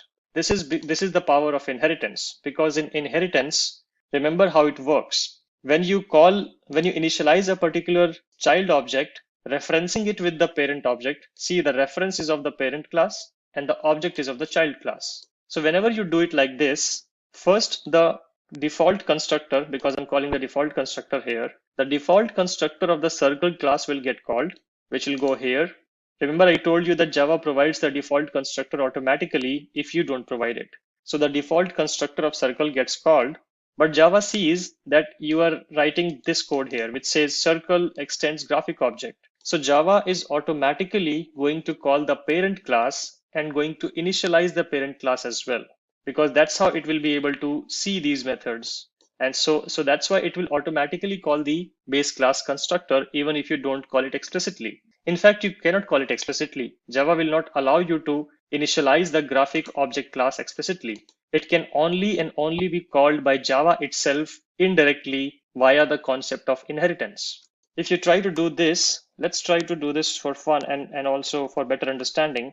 So if I write graphic object go equal to new graphic object, you see I don't even get an option, but let's write it and let's see what happens. So you see that this particular, it gives basically an error because it's not able to find the constructor of the graphic object class. Though even I have defined the default constructor here, but still Java is not able to find it because this class is abstract. So hence proved, abstract classes cannot be instantiated explicitly. They can only be instantiated by the child classes through the internal mechanisms of Java itself. And that's all I want to talk about in this particular session, where we looked in detail about the concept of abstraction. A couple of more things which I did not cover in the previous session. I just want to call them out for clarity. Java does not support multiple inheritance. When I say multiple inheritance, what it means that you will not have a scenario where a child will be extending from two base classes. Java does not support it. It does support it with the help of interfaces, but I will talk about interfaces in the upcoming sessions. But here, just understand this, that you cannot use multiple inheritance with classes in Java. A child cannot have two parent or two base classes in Java. Java will not allow that. It is also called the diamond problem because the child class does not know whether to follow the route of base 1 class or the base 2 class if it is extending from two different base 1 and base 2 classes. So a class can only extend from one class in Java. We can find a workaround of it by using the concept of interfaces, but that's something which will be coming later. Another thing to understand is that when you create an abstract class, here these variables, you can declare these variables as well. And these variables will be accessible by all the child classes as you access them. So that's all for this particular session. And in the next session, we are going to talk about interfaces. Let's get started with interfaces in Java. Now, again, let's understand what do we mean by an interface in general, and then we will see how do we apply the concept of interfaces in Java. So imagine, let's take the same example of vehicle industry because that's something which we see every day around ourselves and we can relate to it. So imagine if all the car manufacturers were creating a different way of driving a car. What if in one car you have a steering, but in other car you do not have a steering, but you have something else, which may be called something else. In one car you have the gas pedal to speed up. In other car, you have a button to speed up. Similarly, in one car, you may have different kind of doors, and in other car, you may have different kind of doors, which are completely different looking. It's not even a single simple handle to open it. So you see the problem here. The problem here is that all the car manufacturers are not working on a single contract. They are not respecting a single interface, which will create a poor user experience because whenever the users have to buy a new car or they have to switch from one manufacturer to other manufacturer, they are completely clueless as to how to drive that particular class because the interface they were using in the previous car is completely different from the interface they are being shown in the other car. And that's the basic need for the concept of interface. Think of it as a contract agreement.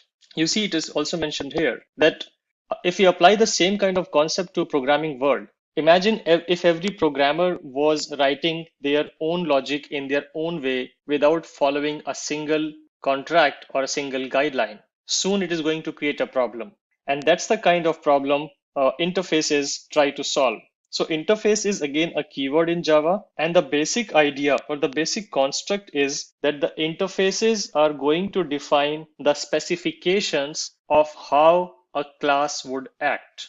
Let me repeat this in a more generic way. Interfaces are going to define the contract or the specification which is going to govern how an application or code or programming logic will behave. That's the basic idea of interfaces.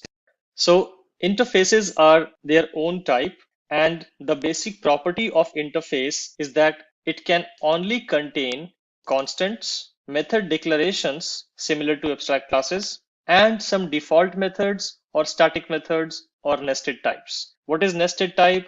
We will cover that later. Default methods we'll touch upon a bit here, and the static methods as well. But the basic idea is that when you create an interface in Java, you cannot write anything concrete in terms of the behavior of the interface. When I say behavior, always think of that as method. So you cannot define a concrete method in an interface. You can only declare methods. You can also declare constants. You can create a particular type of concrete method by using the default keyword, but use it in very special circumstances. You can also create static methods as well, which are only going to belong to the interface and nobody else. Now let's look at an example. And also, before we go to the example, let me also phrase this here that if an interface cannot define a concrete implementation of the methods, then naturally the interface is going to be extended by a child class, a concrete class, which is going to provide the implementation of the methods declared in the interface. It does sound like abstract classes, but there is a difference. Let's understand the difference with the help of an example. This is how an interface will look like. I've used the same construct of bicycle and mountain bike just to maintain some continuity and less context switching. But this is how an interface will look like. You will not use the class keyword, but instead of that, you will use the interface keyword. You can only declare methods. You cannot define methods. Remember when we looked at the abstract classes example, we were able to define concrete methods as well. But in interface, that's a strict no-no. You cannot define concrete methods. Let me show you the abstract class in the case of abstraction which we used. This was the abstract class and it did have a concrete method, right? But bicycle.java here, which is because it's an interface, it is not going to allow you to create a concrete method. Another thing is that if you try to declare a variable inside the class, they will have to be constant. You cannot just declare them without any value. For example, I cannot do this. If I do this, it is going to give an error. You see an error here. And it says initialize field X at declaration, something like this, public static final. So interface is going to force you to declare all the variables as public static final with some value if you try to use them inside interface. So that is also something which interface will mandate. So you see interfaces are more strict. They are more strict in terms of what you can do. You can only declare public static final variables and you can only declare methods. You cannot define methods. So abstract class is less restrictive. Interface is more restrictive. And that is the differentiation which we have to keep in mind, whether to use abstract classes or whether to use interfaces. That is also a very common confusing question in the interviews as well. And remember that interfaces are only for contracts or specifications, where in case of abstract class, you can write a concrete behavior as well in terms of a concrete method in the base class. Interfaces, there's no concrete implementation in the base class. Abstract classes, yes, there can be a concrete implementation in the base class. That's the basic difference. Moving on, I have created a child class here, which is again mountain bike, and it has three properties: seat height, gear, and speed, similar to the previous example. It has a constructor, and remember, again, interfaces cannot be initialized directly, so you do not even need to call a super method here because there is nothing to initialize. You initialize a class to create a state. State is denoted by the properties, but interfaces will force you to write a public static final property and initialize its value automatically. So you do not need a constructor for the interface because there is nothing to initialize. Everything has been initialized in terms of the variables, and the methods are anywhere just declared. That's why you don't need to call super here. After that, the moment you write this particular keyword here, implements, and that is how you will basically extend from the interface.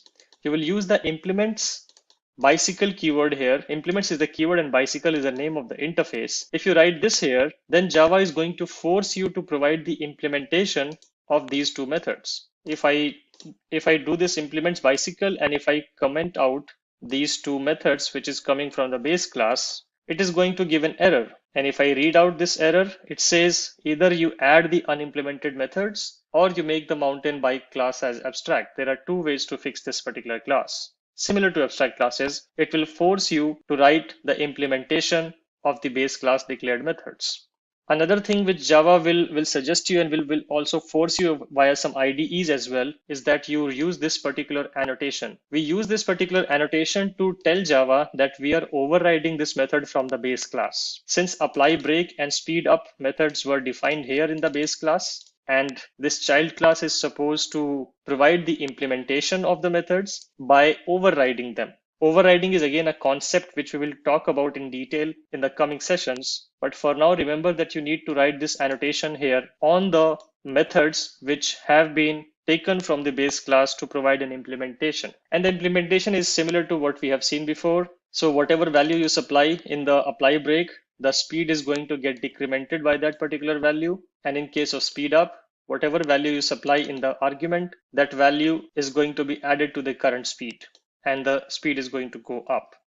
Let's look at the main class here, which is called interface demo. It has a public static void main method. And here I'm again initializing the child class. Nothing strange here. And then I'm using the getter method here because I have made everything as private here. And rest of the things are just here as is. I have the getters and setters here for all the properties, and I'm using those here. So I'm using the getters to just get the value of gear, seat height, and speed, and then I'm applying the brake, and then I'm printing the current speed after applying the brakes.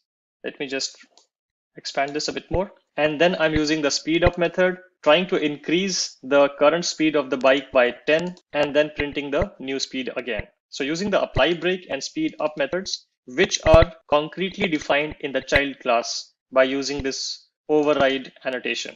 And these were the methods which were declared in the interface, in the base interface. And that's all which is happening in this particular class. Let's run this particular program. And these are the values I get. I get the gear as 1, which is coming from here. I get the seat height as 20, which is coming from here. I get the current bike speed as 10. This was the value which it was initialized with. Then I'm applying the brake. And after applying the brake, the speed of the bike gets reduced and it becomes 10 minus 1, which becomes 9. And that's what gets printed here. And then I'm speeding up the bike by 10. So the current value of the speed of the bike is 9. And if I incremented it by 10, it becomes 19. And that's what gets printed here. And that's all I want to cover in this particular session, where we had a look at an example of how we can use interfaces in Java and how we can use interfaces with the concept of inheritance. And in the next session, we are going to have a look at the concept of multiple inheritance using interfaces. Let's get started with multiple inheritance in Java using interfaces. If you remember, in the previous sessions, I said that multiple inheritance is not possible in Java. And it is not possible because of the diamond problem. Or simply put, a one child cannot have two parent classes. That's what Java says. And let's understand why this is a problem. So I have created a very simplistic diagram to demonstrate the problem of multiple inheritance. And then we will see how we can solve that. So let's say you have a class C, a normal class. Then you created two parents of class C. So basically class C is extending class A, and you also want the class C to extend class B. First of all, it is not possible in Java, and why it is not possible is because of there can be a superclass which is extending class A and class B as well. So you started with class C. You wanted class C to have two parents, which is A and B, but A and B also had a common parent, which is superclass. So now, as you know that the child classes can see the properties of the base classes as well, then if class C wants to access something from superclass, which route should it take? Should it take this route or should it take this route? That is the problem which we called as the diamond problem. And that is the reason why Java prohibits using multiple inheritance using classes. So that's the problem statement, that we don't have a clear route to reach to the superclass from class C, and we try to solve it using interfaces. So let's jump right into the Eclipse IDE to understand how we can solve it. So here I have prepared an example for this particular problem and the solution of it. So again, I'm using the same bicycle and mountain bike example for the sake of continuity. I have created an interface of bicycle which has two declarations, which is for applying brake and speed up. This is my simple interface. And then I have a mountain bike class, which is implementing the bicycle interface and providing the implementation of apply, brake, and speed up. This is something which you have already seen in the previous example. So nothing new here. And then you have other getters and setters, and you have a main class where you can initialize the mountain bike and get the gear, get the seat height, get the speed. We have covered all of this. There's nothing new here. But now let's say you have a requirement that you have another interface which is called vehicle, and your mountain bike should extend or implement this interface as well. Is that possible? Let's try that. Remember, mountain bike was already implementing bicycle interface. What if you want to have two parents of this mountain bike using interfaces? Like I said previously, that interfaces does solve the problem of multiple inheritance. So let's see if it does solve that problem. So I can just say vehicle here and see if the code compiles. The code doesn't compile here. And the reason is pretty expected. It's because vehicle has a declared method which is called can drive, and mountain bike now needs to provide the implementation of that particular method. So if you click on this balloon and hit on add unimplemented methods, just double click on that and you will get an empty method definition of that can drive method. And let's put a sys out for simplicity and say mountain bike can be driven. So this is how you can see this code is working fine. And now this particular child class has two parents. It has a bicycle parent and it also has a vehicle parent. So if bicycle and vehicle would have been concrete classes, then this would have caused an error. Let me quickly show you that if I can. So let me go to bicycle and I just change this to class and I put an empty definition for both of the methods.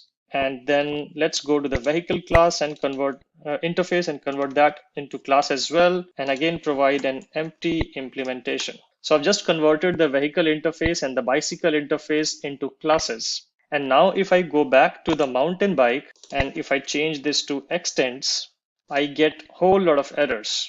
If I go here, it says multiple markers and it doesn't give you the right error, but the right error is happening because you cannot extend from two concrete classes. Now, bicycle and vehicle are both classes and mountain bike cannot do that because Java does not support multiple inheritance from classes. But if you go back to the previous state, if I just quickly do Control Z here and Control Z here in case of vehicle as well, converting both of them back to interfaces and putting the implements back here, everything goes fine.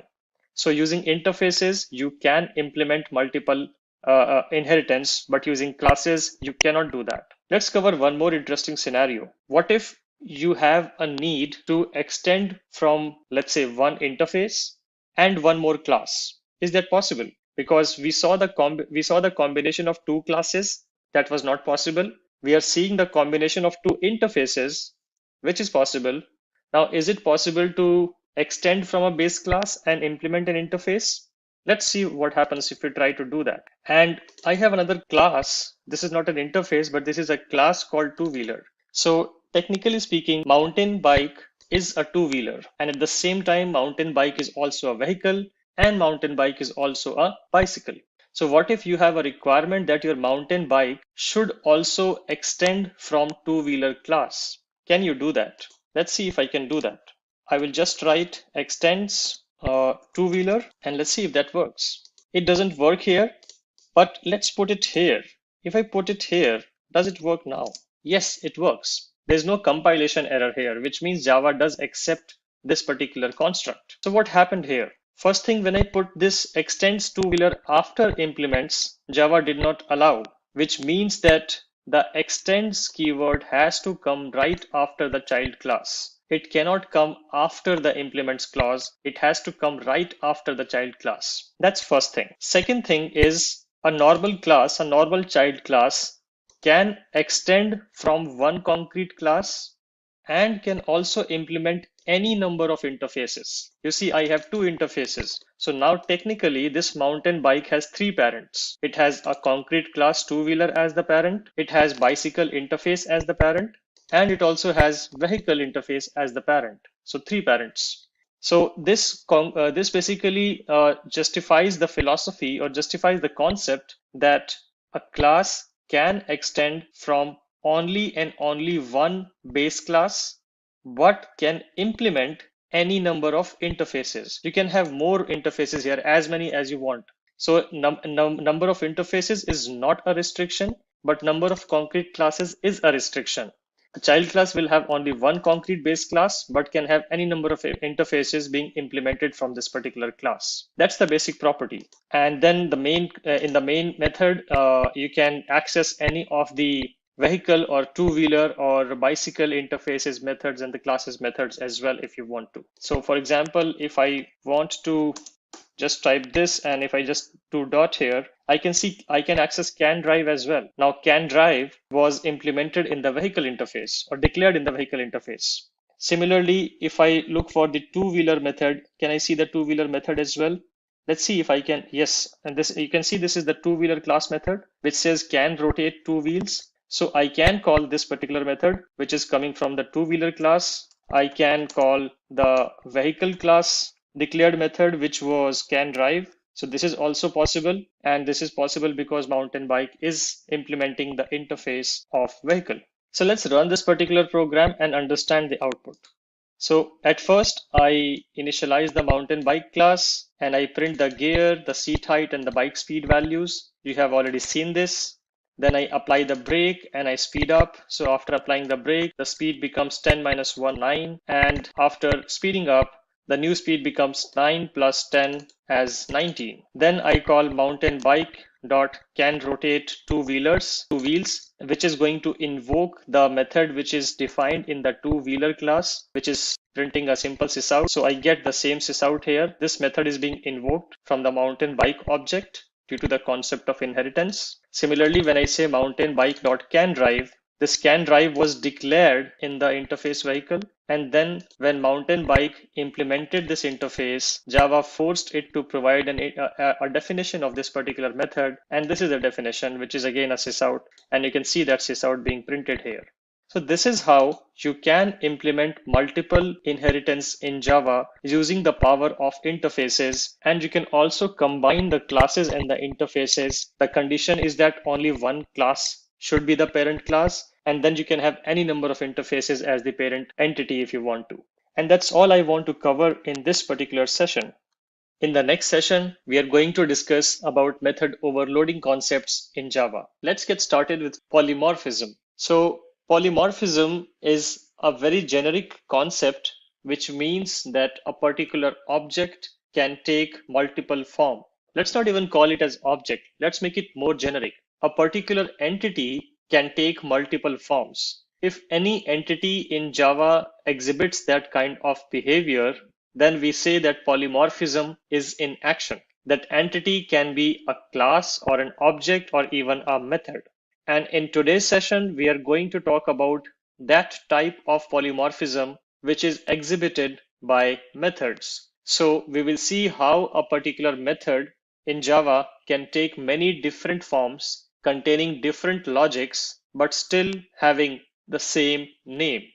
And that concept is called method overloading. So whenever you hear the word that you need to overload a particular method or this is method overloading happening, technically or conceptually, it's basically polymorphism in action, and polymorphism is being applied on a method here. And that phenomena we call as method overloading. So in today's session, we are going to have a look at how we can implement method overloading in Java. So the basic idea of method overloading is that the name of the method should remain the same. So you see in this particular class, which I have created to demonstrate the method overloading. So this is the class name, and the method name, which I am going to overload, is called multiply. And that is probably the first thing which you need to remember to implement method overloading correctly, that the method name is going to remain the same. The type of the return of the method may change. Here you see it's returning int here in the first instance. In the second instance also it is returning int, but in the third instance it is returning double. So the return type of an overloaded method can change. Another thing which can be varied between same method being defined again and again is that the number of arguments and the type of arguments. The first multiply method takes 2 arguments of integer type.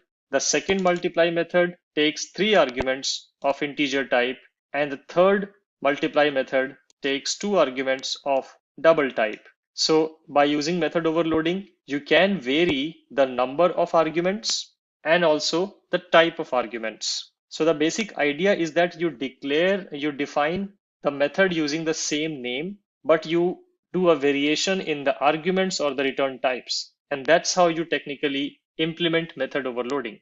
In this particular case, the multiply is the method being overloaded. And in the first case, it is accepting 2 integer arguments and returning the result of multiplication of those arguments. In the second case, the same method name multiply here, the same visibility public, and the same return type, but this time 3 different types of integer values can be accepted, and this method, multiply method, is going to return the multiplication of 3 integer numbers. In the third case, at line 15, I again use the same multiply name, the method name, but this time the return type becomes double, and this method accepts 2 double arguments and returns the result of the multiplication of these double values. So the method name is same, but the arguments vary, and also the return type may also vary. That's the basic premise of how you implement method overloading. So whenever you want to implement it, keep the method name same, vary the arguments and the return types. And after that, I'm just created a public static void main method here. I have initialized the class here, this particular class itself, method overloading demo. And then I am calling the multiply method on the object. And based on the number of arguments I supply, the corresponding method will get invoked. That is something which Java will take care automatically, that whatever type and the number of arguments you supply in the call, in the invocation, based on the number and the type of the arguments, Java will try to find a matching method in the overloaded methods. If it is able to find a method, it's going to get invoked. If it is not able to find the method, you will get an error. In fact, you will get a compile error itself while you invoke a method for which the definition is not available. For example, if I try to just copy this and make an invalid method invocation, let's provide 4 arguments. And if I do that here itself, I will get the error because Java is not able to find a multiply method in this particular class, which is accepting 4 integer arguments. So you will get the compilation error itself before you can even run the program. But the basic idea is that you use overloading with multiple different types and the number of variables. So I'm calling multiply 3 times. Let's run this particular program and observe the output. So let me just bring this output down. Yep. So first I call demo.multiply and pass 2 integer values 10 and 20. When this happens, this particular method gets invoked and it returns a result of 10 into 20, which is 200. In the second invocation, I'm calling again the multiply method, but this time with 3 arguments, 3 integer arguments specifically.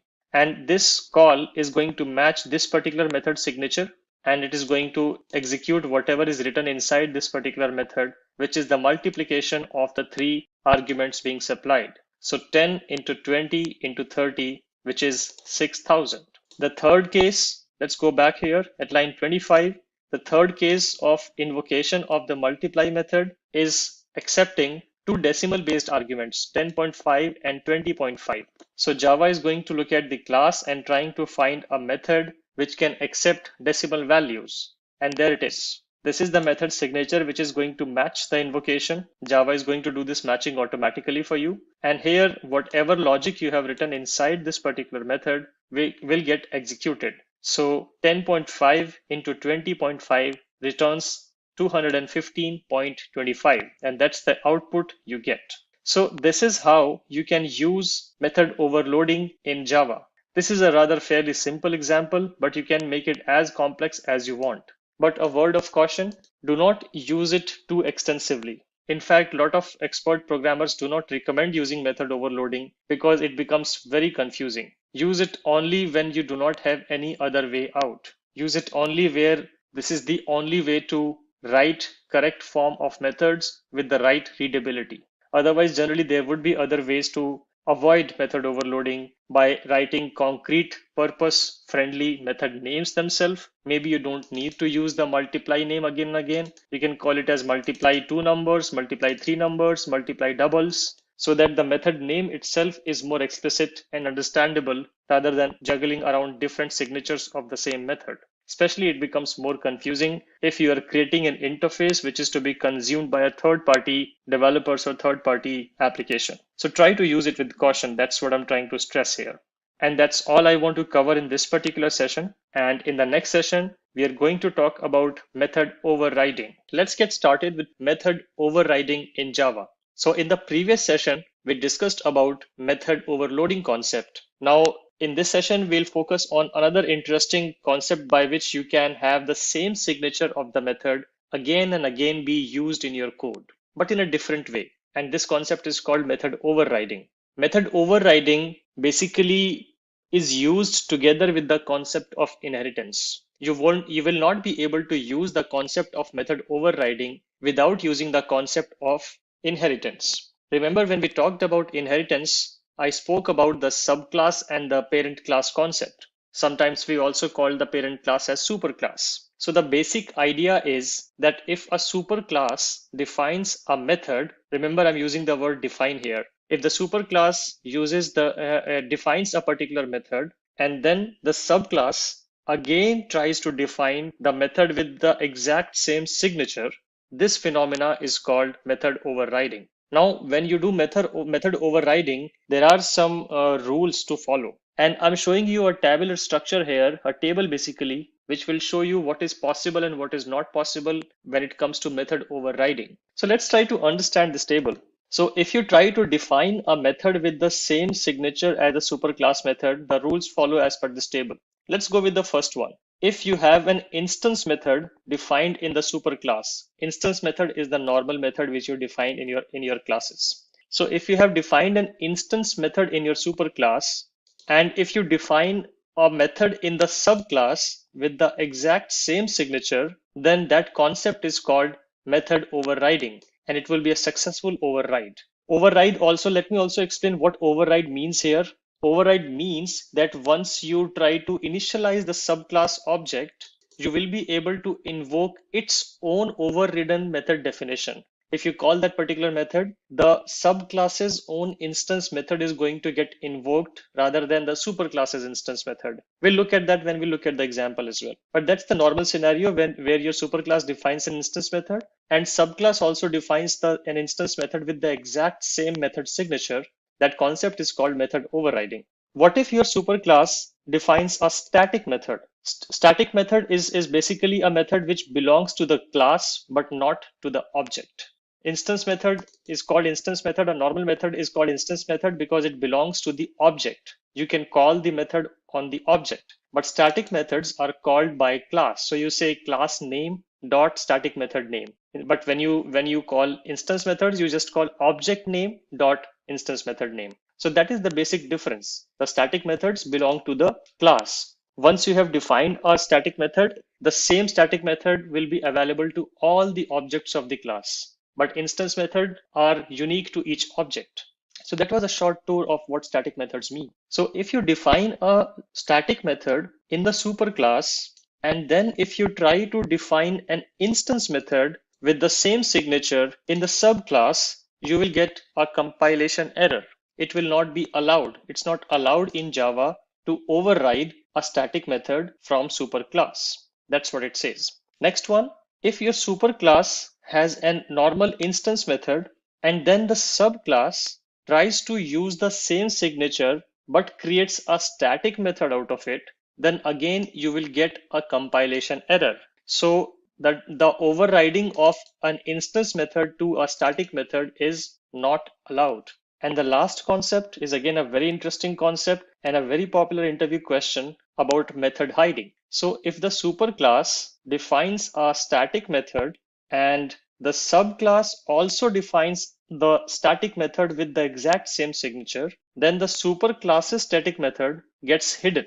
It basically hides the superclass method. So that's the basic idea behind method overriding. So if you see, technically, it's a form of polymorphism. because the same method is having multiple definitions. But when we looked at the previous example, the multiple definitions were in the same class. Here, the multiple definitions are in different classes, and those classes are having a parent-child relationship. That was about the theory of it. Let's go to an example of it to understand it better. And I've used again the same construct of bicycle and mountain bike, which we have been using in this series just to maintain continuity. So I have a parent class called bicycle here, which has two properties, gear and speed. It has a constructor, nothing unusual there. And then it has defined three methods: set gear, apply brake, and speed up. Set gear is just setting the new value as the gear value. Apply brake is going to decrement the speed by the value you supply, and speed up is going to increment the speed by the value you supply. Simple. This is exactly what we have seen before. Now, mountain bike tries to extend bicycle. So mountain bike becomes a child class. It defines a variable called seat height, defines a constructor called super here, nothing unusual so far. Also defines a setter for height, setter for the seat height, not exactly following the setter construct, but this is just to set the height. But here things get interesting. Let me just bring this down a bit. Yeah. So here it is overriding all the three methods of the base class. And by overriding, it is providing its own implementation of the same methods. Let's compare them.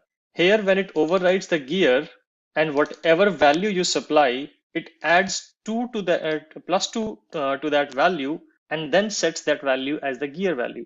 But in case of base class, it was just setting the new value as the gear value. So for instance, if you supplied 1 here, the gear value becomes 1. But here, if you supplied 1, the gear value becomes 3. Similarly, when you apply brake on the mountain bike class, whatever value you supply will be subtracted from the current speed, and 10 would be subtracted even more. So if the speed is, let's say, 50, and you supply the decrement value as 10, so it will be 50 minus 10 equal to 30. But in case of bicycle, if the speed was 50 and you supply 10, then it would be just 50 minus 10, 40. So there is extra 10 being subtracted from the speed when you apply brake in case of a mountain bike. Similarly, for speed up, it's increment of 10 in addition to what value you supply. So again, if the speed was 10 and you supplied 10 here in the argument, so 10 plus 10 plus 10, 30 will become the new speed in case of mountain bike. But in case of bicycle, if you supply 10 and if the current speed was also 10, then it becomes 10 plus 10 only 20. So that's the difference. So the basic idea, I hope you get the basic idea here, is that you override the methods and your own class provides its own implementation of those methods. That's the basic premise of method overriding. All good so far, and you do not have an obligation to override all of the methods, because here we have the concrete implementation of the methods. So here, in case of mountain bike, you can skip overriding one of the methods if you like to. This is also fine. There will be no compilation error because speed up has a concrete implementation in the bicycle class as well. So it's up to you how much you want to override. So let's move to the main class now. So in the main class, we have created the public static void main method here, and let's look at what is happening inside the class. First, we initialize the bicycle class. So bicycle class reference and bicycle class object. Nothing unusual here. We supply the gear value and the speed value. Then we print the gear and the speed value. We apply brake on the bicycle, and then we observe the new speed of the bicycle after applying the brakes. Let me comment out the rest of the code, and let's observe the output for only this part of the code, which we just walked through for this section. So if I run this as a Java application, and if I show you what I'm getting here, so bicycle gear is 1, which is what you supplied in the constructor. Bicycle speed is 10, which is again what you supplied in the constructor. Then you applied brake, and when you apply brake, this logic gets executed, and you supplied 1 here, so current speed was 10, so 10 minus 1 becomes 9, and the new speed becomes 9, which is what you are printing here. So far so good. Let's move on to the next section. Let me comment out the previous section now, and let me uncomment this section. So here I have a bicycle reference, but the object is of mountain bike. Remember this concept. This is called dynamic object binding concept or dynamic binding concept. Again, this might be asked in your interviews. So here I'm initializing the mountain bike with a reference of bicycle. Remember, whatever is written on the right hand side will govern the variables and the methods usage. We'll see how that works out, what I just said. So I'm supplying three values here, 50, 50, and 3 in the mountain bike. If I go here in the mountain bike constructor, so the start height, start speed, and gear are the three values which is supplied as 50, 50, and 3. Then I'm accessing the gear and the speed. Now remember, gear and speed are declared in the bicycle class, but they are accessible in the child class due to the inheritance phenomena, which we have already covered. So if I print only this part, I should get the expected values. Mountain bike gear is 3, which is what I have supplied here, and mountain bike speed is 50, which is what I have supplied here. Then I apply the brakes. Now let's move on to this section. I apply the brake, supply the value as 1, and then I want to see what would be the new speed after applying the brakes. So let's see what happens when we run this particular code. So if I run this code, after applying the brakes, the speed becomes 39. Before applying the brakes, the speed was 50. So what happened here is 50 minus 1. Basically, this logic is getting executed here. 50 minus 1 minus 10, which becomes 39. That's why you get the value as 39 as the new speed. Similarly, if you want to call another method as speed up method was also defined here, where I'm saying speed plus the argument supplied plus 10. So the current speed is 39 right now. Then I'm speeding it up by 10. So by this logic, 39 plus 10 plus 10, which will become 59. And then I'm printing the new speed after speeding up. So let's see what happens. So if I go to run as Java application, and if I observe all the outputs, the speed was 50 initially. After applying the brakes, the speed became 39. And after speeding up, the speed became 59.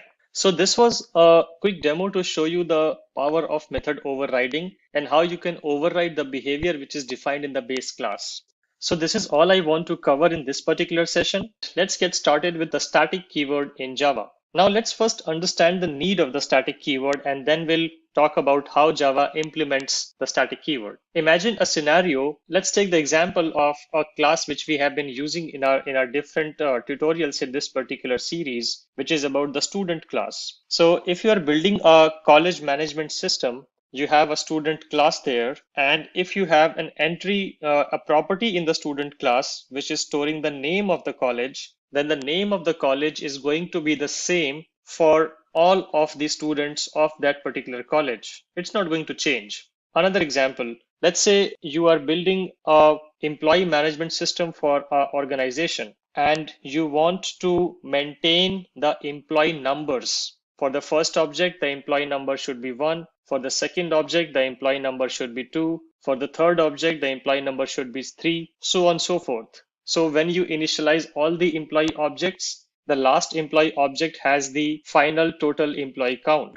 And you can also treat this employee count as, let's say, the employee number as the employee ID. So starting from the first employee to the last employee, the employee number is the employee ID, which is a way to uniquely identify an employee. So we talked about two different cases. In the first case, we had a particular value which was same for all of the objects, which was the student and the college relationship. And then in the second example, which I quoted, where all the employees objects have to share a particular property amongst them, because if the second object did not know the previous value of the employee number, it will not be able to get to the new number. It needs to know what was the previous value so that it can do +1. So each of the object needs to know the state of the previous object. Two different cases, two different scenarios, one single solution, which is static keyword. So the static keywords are used for those members which belong to the class. Now apply this definition to the examples which I gave you. If I make a member of the student class, let's say the college is the property of the student class, and if I make that property as static, now that static member becomes the property of the class and not the property of the object. It means it belongs to the class. It also means that all of the objects will get the same copy of this static member variable. And that's one of the first usage. And you can make any property or any member of the class as static, by just putting the static keyword in front of it. We also call the static member variables as class variables like I just described.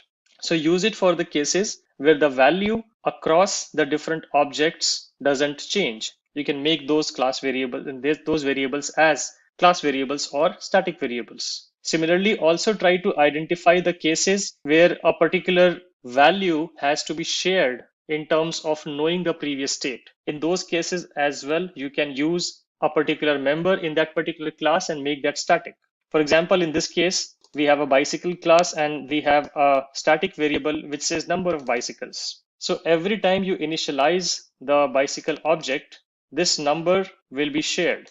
And you can see, this is here, it is incrementing the number of bicycles. So every time you create the object, the ID becomes +1 to the previous count of the number of bicycles. Exactly same example as I gave you for the employee number. So every time you create an object, you do a +1 to the previous value. Next object will take the previous value +1 and so on and so forth. So you can use the static keyword in front of a property of the class and make it a class level variable, which will be tied to the class and not tied to the objects. You can also make the methods as static as well. And the same kind of rule will apply on the methods as well, that the methods will belong to the class instead of belonging to the objects. Let's say you have again a common functionality which you want to share amongst objects. Just make that common functionality as a static method, and that would be shared amongst the objects. For example, you want to get the total number of bicycles for the previous example, which I just shared in this particular doc here. So you can just create that method as static, and any object which will call this method will get the latest count of the number of bicycles. You can also make these static variables as constants by putting the final modifier in front of it. So if a variable in a particular class is static and final both, then technically it becomes a constant. So these are some of the interesting use cases and constraints of the static methods and static variables. There's also a thing called static block, which is just a code block which you can write inside your class. And we will have a look at that example as well. So let's shift to the IDE and let's have a look at how we can use this static keyword. So I have used the same class which I have been using in other examples, which is student.java. And you can see I have this same class. You would have seen these properties earlier as well. And the code below is exactly the same, just setters and getters and constructors. And it has an additional property, which is college. And the college name XYZ is the same for all the students. So I have just hard coded it. But you see, what is happening here is that every time you create a student object, this variable gets initialized. Even though the variable for all the objects has the same value, still it gets initialized again and again and again. So technically it's a waste of memory. You're just wasting memory of a new allocation every time, even though the value is same. What if we create this object once and this member variable once and just use it across objects? You can do that by just writing static in front of it. If you do that, then you see this becomes sort of italic here, and that's Java's convention to show that this particular variable is a static variable. You can also see the static keyword in front of it. And then whatever value you have specified, this will be initialized only when the class is loaded. Remember, I'm not talking about the object initialization. I'm talking about the loading of the class in the JVM. So the first time the class is loaded, this particular variable will be initialized, and that's it. After that, no matter how many student objects you create, the same college reference will be used again and again, and the college variable will not be initialized again. It will be initialized once, and the same college reference will be used again and again. That's the power of static variables of the class. The static methods will not be able to access the non-static variables. Count is a non-static variable. Count is a normal instance variable. So a normal instance variable, for that matter, name or age or address, nothing would be accessible here. If I try to access, let's say I try to access name here. So if I just say sysout and I say name, it will also give me the same kind of error. If I go here, it gives me the exact same error because static method cannot access the non-static member variables of the class. So you have to make this count variable as static as well. And then only this compilation error will be fixed. I can remove this one. And now this method is fine. Now I can increment the count every time that object is created. And that is one of the use case of using the static method, that you can share the state across the different objects.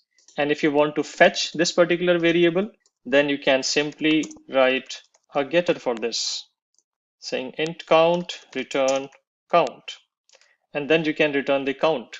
You can see that now an instance method can access the static member. So the reverse is fine. A non-static method can access a static variable, but a static method cannot access a non-static variable. Remember that a static method can not access a non-static variable, but a non-static method can very well access anything, including the static variable. That's second thing. The third concept is of static block. And static block also has a similar usage, that if you have a block of code, it's not just a variable, it's not just a method, but you have a block of logic which you want to execute only once when the class is loaded into the runtime. If that is your requirement, then you can write a static block. And the way you will write it, generally we write it at the beginning of the class. And the way you will write it is as you write static and you put curly braces and you start writing code here as to whatever. You can say initializer, and you can write whatever code you want to write. The only caveat is that in the static block, you will only be able to access only the static member variables of the class. So you will not be able to access these variables. You can only access these two variables. You can very well move these two variables here if you want to.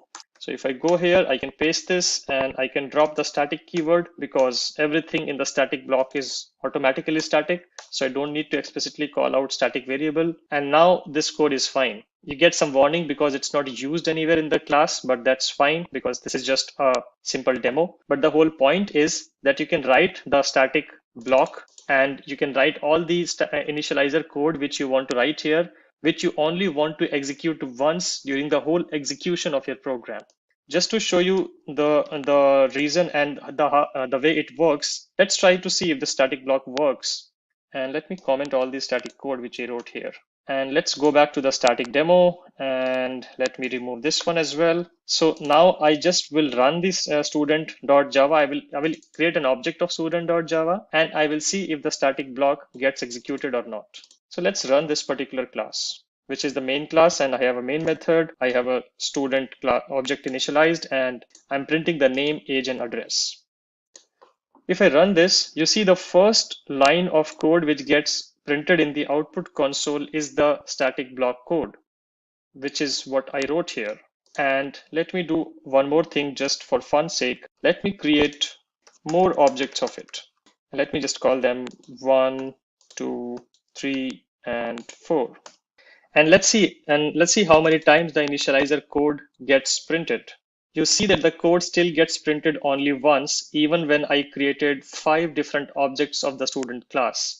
And that's the property of the static block, that it will be executed only once when the program is loaded into the runtime.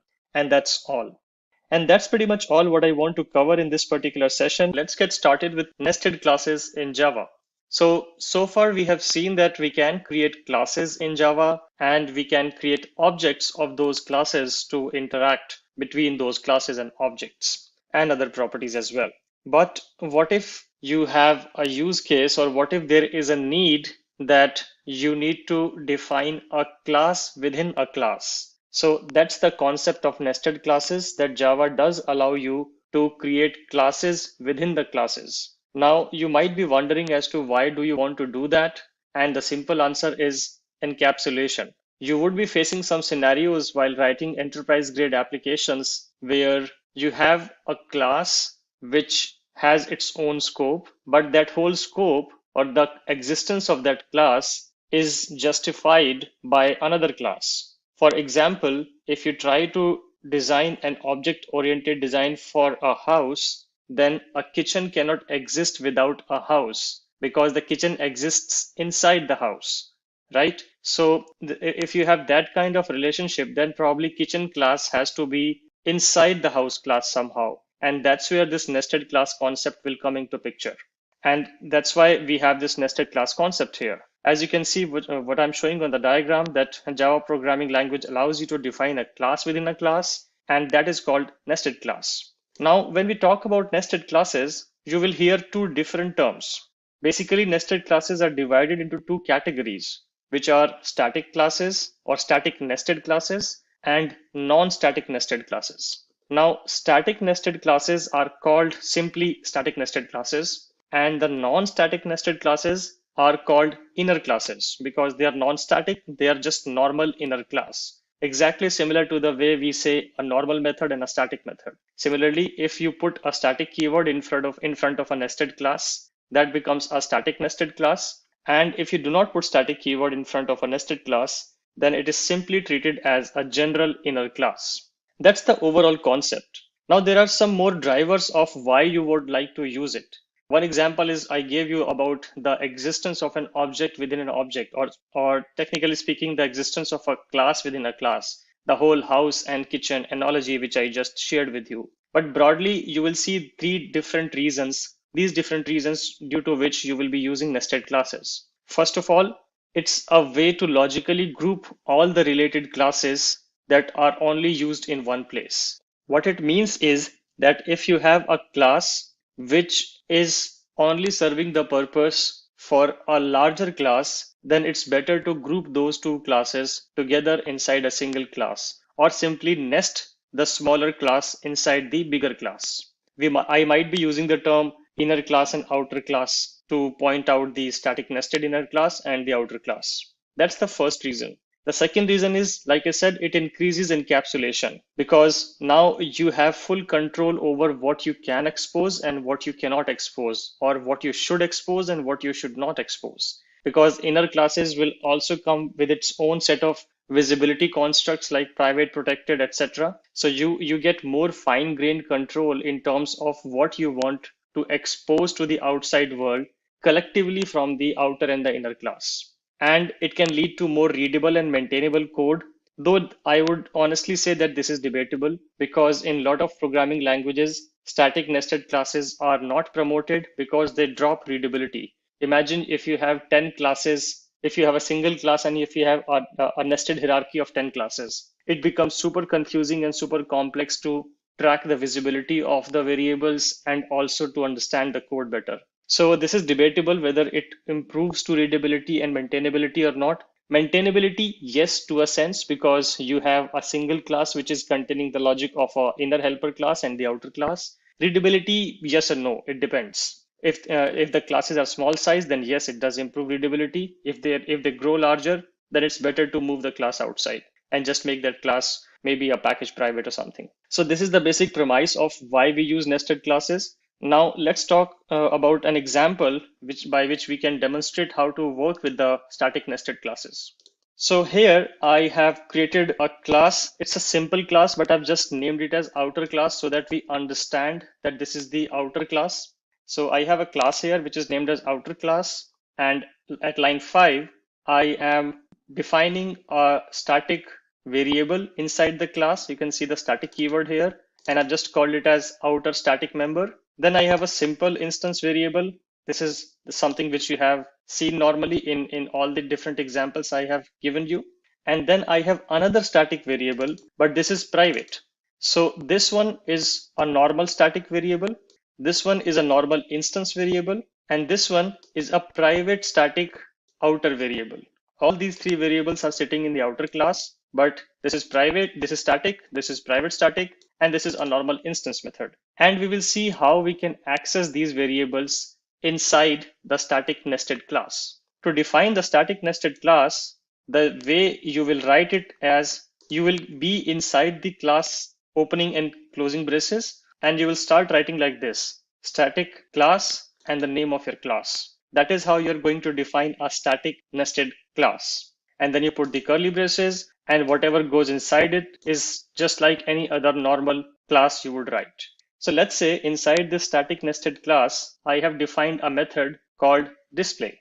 And now I am trying to access this particular variable, which was a static variable defined in the outside class or the outer class. We will see if we can access these static variables from the outside class or not. So that is what this system.out.println is doing. I'm just accessing this directly. You can see you can directly access the outer class static member variable inside the static nested inner class. Then in the next statement, I am accessing the outer private member, this one. So the outer private member, which is also static. So these two static variables are being accessed here in these two lines basically. And then I have commented out one more thing to try out if I can access the normal instance member. Also remember the concept which I taught you in the previous session, that a static method or a static block can only access static variables. A static block will not be able to access non-static variables. So these two are static variables and this is a non-static variable. So we will see if the same construct still applies on this particular class or not. So inside the display method, I have these two sysouts and this one is commented out. I will come back to that later. So you have your outer class and your static nested class ready with a sample method. Now let's see how we can invoke these outer and inner classes. How do we create the objects of an inner class? So for that, I have this static nested demo class. It's basically containing a public static void main method, as you can see here. And let's try accessing a static nested class. So if you want to initialize or access the inner static nested class, then you have to follow this kind of construct where you say outer class dot inner class name, then you give a reference to it. And again, you follow the same construct. You say new outer class dot static nested class name and a simple parenthesis. And this is how you are going to create an object of the static nested class, which you had defined inside your outer class. Remember this syntax. This is how you're going to do this, that you type outer class dot static nested class. Once you have done that, it will call the default constructor of static nested class and you will get an object. Now you will also see the dependency which I talked about. There is no way that you can initialize this static nested class without referring it from the outer class. You always have to write this outer class dot to access the static nested class. You will not be able to access or use this static nested class directly anywhere in your program. So the whole concept of the inner class only existing with the outer class holds true here, because the inner class only can exist if you refer it from the outer class. Once you have the object, you call the dot display method and let's see what happens. So if I run this particular program and let's see what kind of output do I get. I get 2 lines of output when I call the display method. So let's go to the display method where I am doing a sysout for the static member of the outer class, which was this variable. So that value gets printed as 10. And then I'm printing the private static member of the outer class, and that also is accessible. So it means that you can access the normal static variable of the outer class and also the private static variable of the outer class inside a static nested class. That's one part of it. Now let's uncomment this and see if this works. You see that you directly get a compilation error and you don't even have to wait for the program to be run. You see that this particular variable instance member, this instance member variable is not accessible. So this also verifies our understanding which was built previously in the previous session, that static blocks can only access static members and those static blocks will not be able to access any non-static variable or member. And this was a non-static member. So that's all I want to cover in this particular session, where we talked about the nested classes concept, the static nested classes concepts basically. And we also had a look at what the static nested class can access or cannot access. And we also saw how do we initialize an object of a static nested class. In the next session, we are going to talk about the second category of the nested classes, which is the normal inner classes or the non-static nested classes. Let's get started with inner classes in Java. So in the previous session, we talked about the static nested classes. And in today's session, we are going to focus on the non-static nested classes. We also call them simply as inner classes. So whenever you hear the word inner classes, always clarify whether they mean the static nested inner classes or the non-static nested inner classes, because people may use different terminologies. But the official or the standard terminology is whenever somebody says inner classes, it means the normal nested class. And when somebody wants to convey static nested classes, they will use explicitly the word as static nested classes. So when we talk about inner classes, they look a bit similar to the static nested classes, with the difference that you will not see a static keyword well, you define the inner class. That's the one type of the simplest inner class you can create. It follows pretty much the same kind of construct where you define the outer class and you define the inner class and you write the logic inside the inner class. So let's understand this with the help of an example, and we will also talk about the other type of inner classes which we have. So with that, I want to switch back to the Eclipse IDE, and let me comment this one out because I will cover this in a while. And let me fix an error here as well. So I will comment this as well. Okay, so let's talk about the demo which I have prepared. It's a very simplistic demo just to understand the concept. And please do practice all of these concepts in detail to get more confident about these. So I start defining a normal class, just naming it as outer class. And then you can create a class within a class. I'm calling it as inner class. You can obviously name it as anything you want.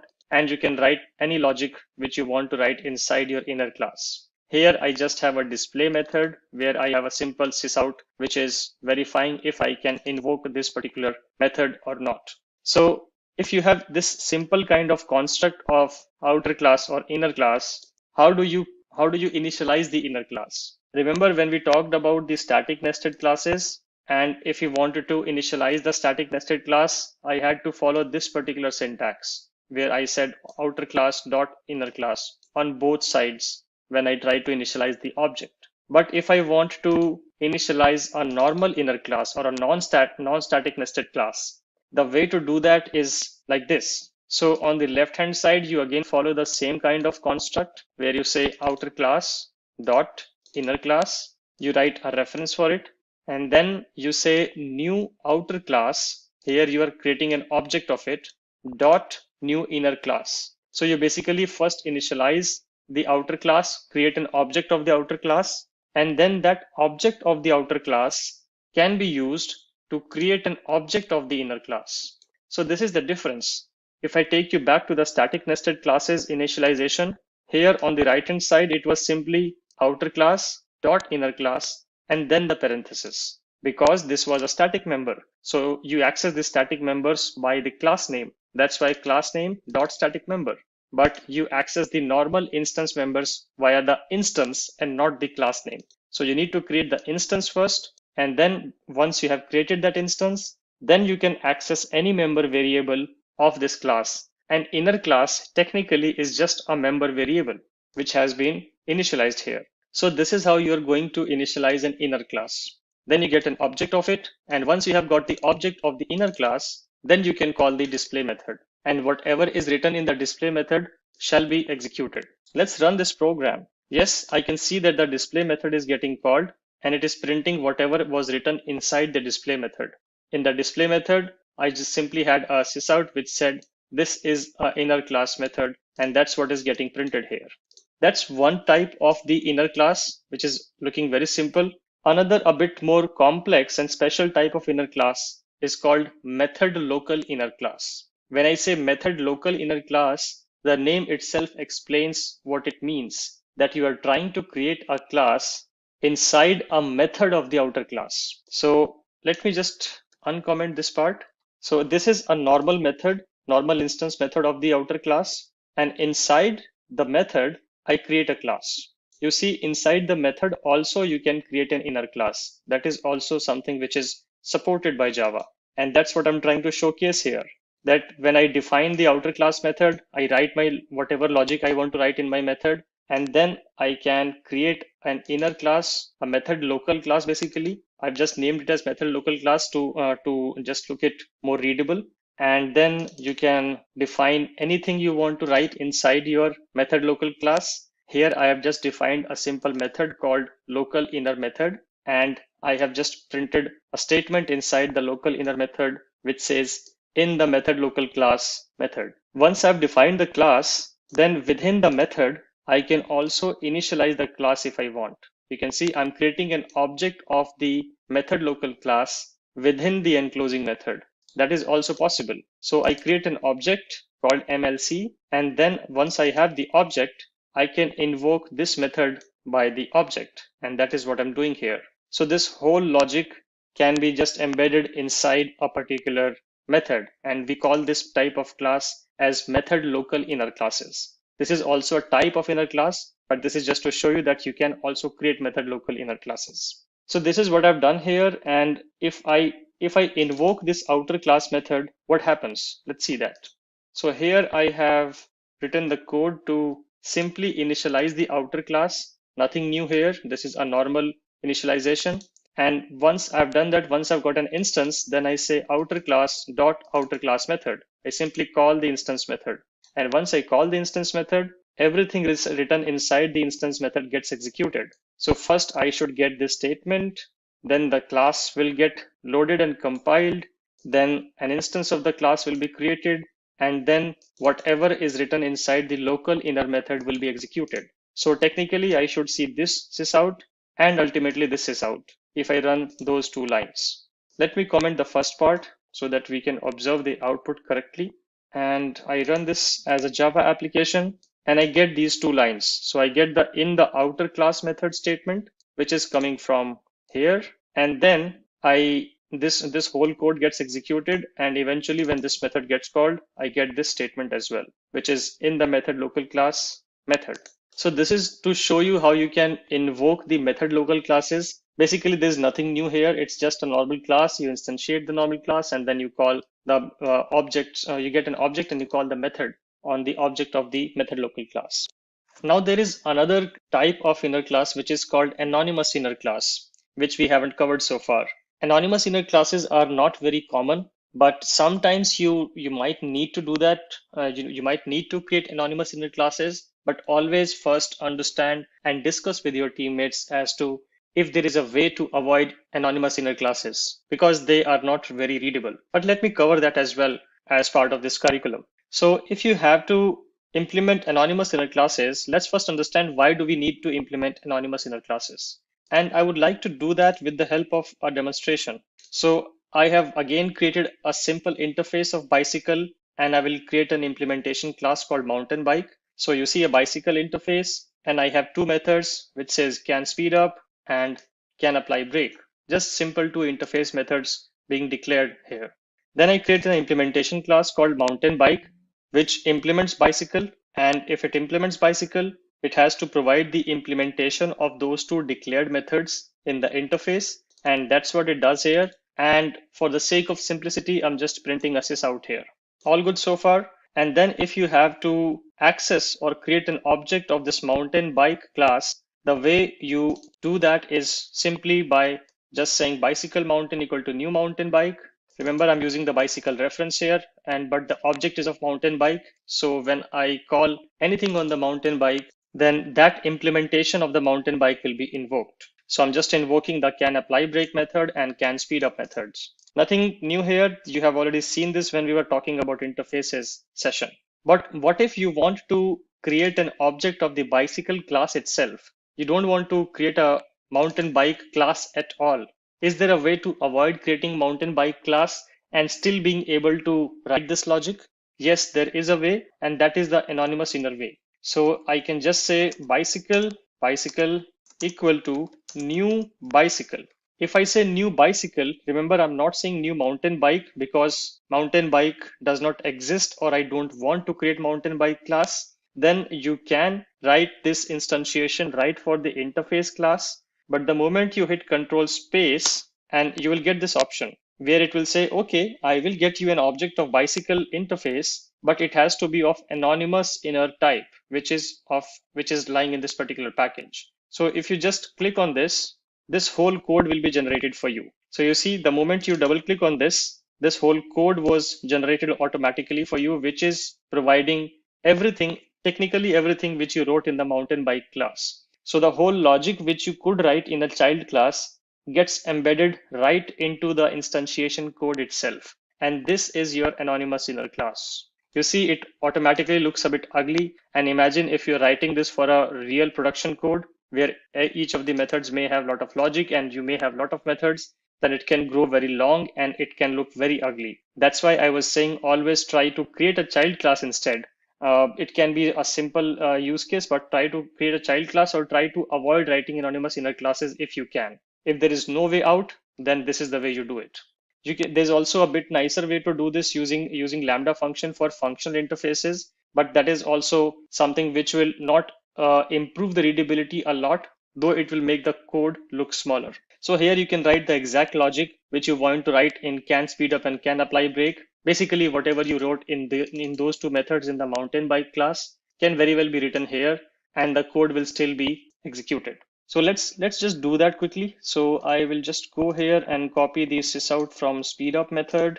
I'll just put it here, and I will copy the can apply break method, and I will put it here, and I will comment the mountain bike code. So I've created the object of bicycle class here, and now if I say bicycle dot can apply break, and I can say bicycle dot can speed up. So now I can access these two methods, and the implementation will be invoked from this anonymous inner class implementation. So if I run this, I will get pretty much the same output. Yes, you can see I get exactly the same output. It's currently printing both of these sysouts as the same because I did not change the sysout here. And yeah, I have written the exactly same text in both of the cases. So if I just change this text to say can apply break, and I do the same thing here, I say can apply break, and if I run this, so you get the same output. And if you comment this back, and if you use the above code, you also get the same output. Yep. So that's the basic construct of anonymous inner classes, that you can use the interface instantiation. If you do not want to create a child class of it, just instantiate the interface, and Java will automatically generate the concrete override implementation for all the methods which are declared in your interface. And then you can provide the implementation of those methods inline. And that's all I want to cover for this particular session. So we covered a whole lot. We covered about the normal inner classes, we covered the method local inner classes, and we covered the anonymous inner classes. Let's get started with packages in Java. Now, I have been using the concept of packages all the while in all the sessions, but we never focused particularly on packages and why we need them, how do we create them, what are the thumb rules. So we will focus on all of those questions in this particular session. So first of all, just to get the definition out, a package is basically a grouping of related types. Now, these types can be classes, they can be interfaces, they can be abstract classes, they can be nested classes or whatnot. But the basic idea is that you try to keep everything which is related to each other at one place. It's quite similar to how you arrange your house, or how you arrange your office, or how you arrange your work desk. You try to keep the similar kind of stuff together. For example, you might have a particular rack in your almirah where you keep all the books. You might have a different rack where you keep clothes. Generally, you won't mix books and clothes together in a single rack, right? Because they don't belong together. And that's the concept basically which Java packages try to put you or give you to implement in your programming language and your project as well. So it's a logical way of grouping related classes and types together. That's what packages do. And if I take you back to the Eclipse IDE before I go any further, you will see all these square looking objects, right? These all are packages. You see the square icons, these boxes, these are packages. And the way you create packages is basically, if you just go to the SRC, let me go back to the SRC, and you right click on this, you go to new, you will get an option of package. So you can go click here and write any name of your package. Let's say test.package. Couple of things to note is that packages follow this convention of dot, and that is how you nest a package into other, or that is how you create a hierarchy of packages and sub packages. So you can create this as a package, which is fine. And you can also create dot something else, dot something else, dot something else, and you can go further as well. Other thing to notice is that this will not accept keywords. You can see it says else is not a valid Java identifier because else is a keyword, a reserved keyword in Java. So make sure that you are not using those reserved keyword names in this particular package name. So it can be test.test1, test2, test3, whatever. So just make sure that you're not using keywords here, and you can create the hierarchy. Now, how do you name them? Different organizations and different project teams follow different naming conventions. This is your area. This is fully customizable, so you can write it the way you want it. Generally, what companies do is they put their domain name from the backwards. So for example, google.com might have a package called com.google. Similarly, amazon.com might have a package called com.amazon internally. This is something which might have been there, but they might have chosen something else. But this is sort of the standard convention that you just reverse the domain name of your application and you write the package name backwards. That is the general convention. And after that, once you have written that, let's say if you have written com.google, this is the top domain name. Now, after that, you specify what you want to do. Let's say you are implementing a web package. Then you can be even more specific. Okay, web package is a huge package. What is specifically this package will be doing inside the web package?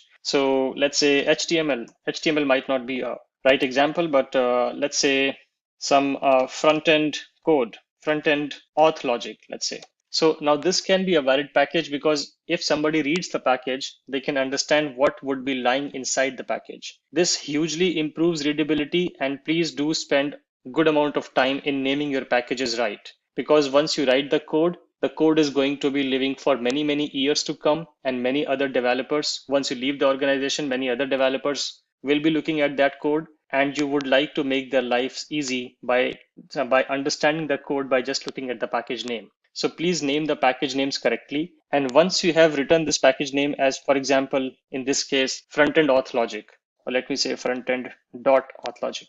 Once you have written this package name as auth logic, then make sure that only the classes which belong to this particular business requirement are present inside this package. No other unrelated class should go inside the package. That is something also which developer have to take care of. So this is again the responsibilities of the developers, that they make sure that whatever goes inside this particular package is only relevant to the package. There's no irrelevant stuff which should go inside the package. Again, this is to improve readability, searchability, maintainability, and tons of other out of the box benefits you get.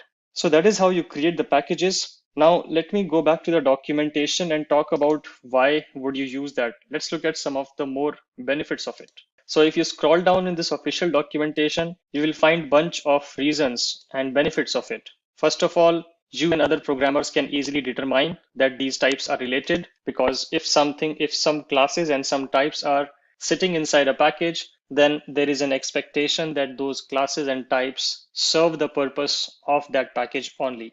It also provides a benefit that you and other programmers can easily find the types that can provide a particular type of functionality. Again, the same concept of aggregating single functional classes into these packages. That if you are writing, let's say, a banking application, and if you have a package called interest rates, then everything inside the calculation of the interest rate and the specification of the interest rates should sit inside that particular package only. Similarly, the names of your type would not conflict with the type names in the other packages. That is also a huge benefit of packages, that once you start writing a particular class inside a package, and if you make that particular class as private package, then that particular class will be visible only within the package.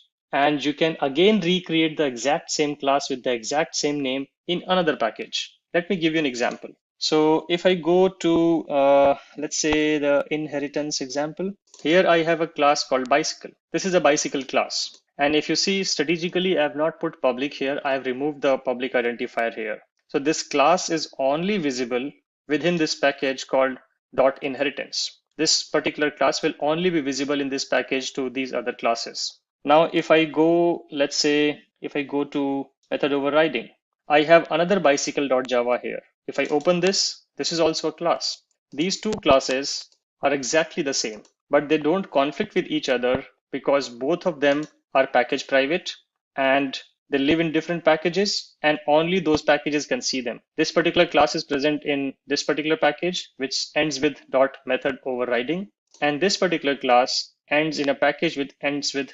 .inheritance. So if I go here, let's see, if I go to the main class, and if I try to type bicycle and I put control space, you see I only get the suggestion of this package private bicycle class, which is sitting inside the method overriding package itself. what if I change the visibility of this inheritance package bicycle class to public? Let's make it public. And now if I go back to the method overriding demo, which is sitting in the method overriding package, where I already have a bicycle class. And now if I type bicycle and I do control space, I get two options. One is from the local package. And because I have made the other bicycle class as public, I get that as well as a suggestion.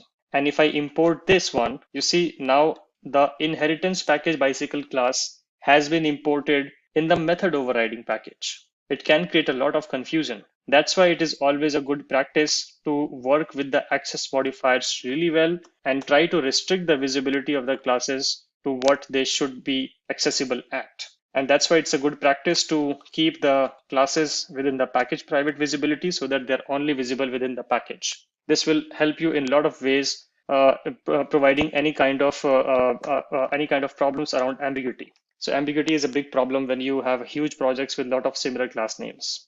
So that's all I want to cover in the session of packages. And you can obviously nest packages within one another. You can go as long as the package name you want to be. Just make sure that there are no keywords in those package names. So that's all for this particular session. Let's get started with recursion in Java. So let's first understand what do we mean by recursion, and then we will look at the details of the class which you are seeing on your screen. So recursion is the phenomena of a method calling itself. So we have the scenarios where we call a particular method on an object, right? But what if you have a scenario where a method wants to call itself? Now you might be wondering why a method would call itself, because this will go into an infinite loop, right? If you write a method called sum and then the sum inside the sum method, you again invoke the sum method, then this will keep running into loops till your program goes out of memory. I will show you the example of that as well. But the basic idea is the use case where if you have a need where the method wants to call itself, that is where you will use the recursion concept. Another thing, whatever you can achieve with recursion, generally you can achieve the same output using for loops as well. But when you use it for loops, it will require you to write a lot of code.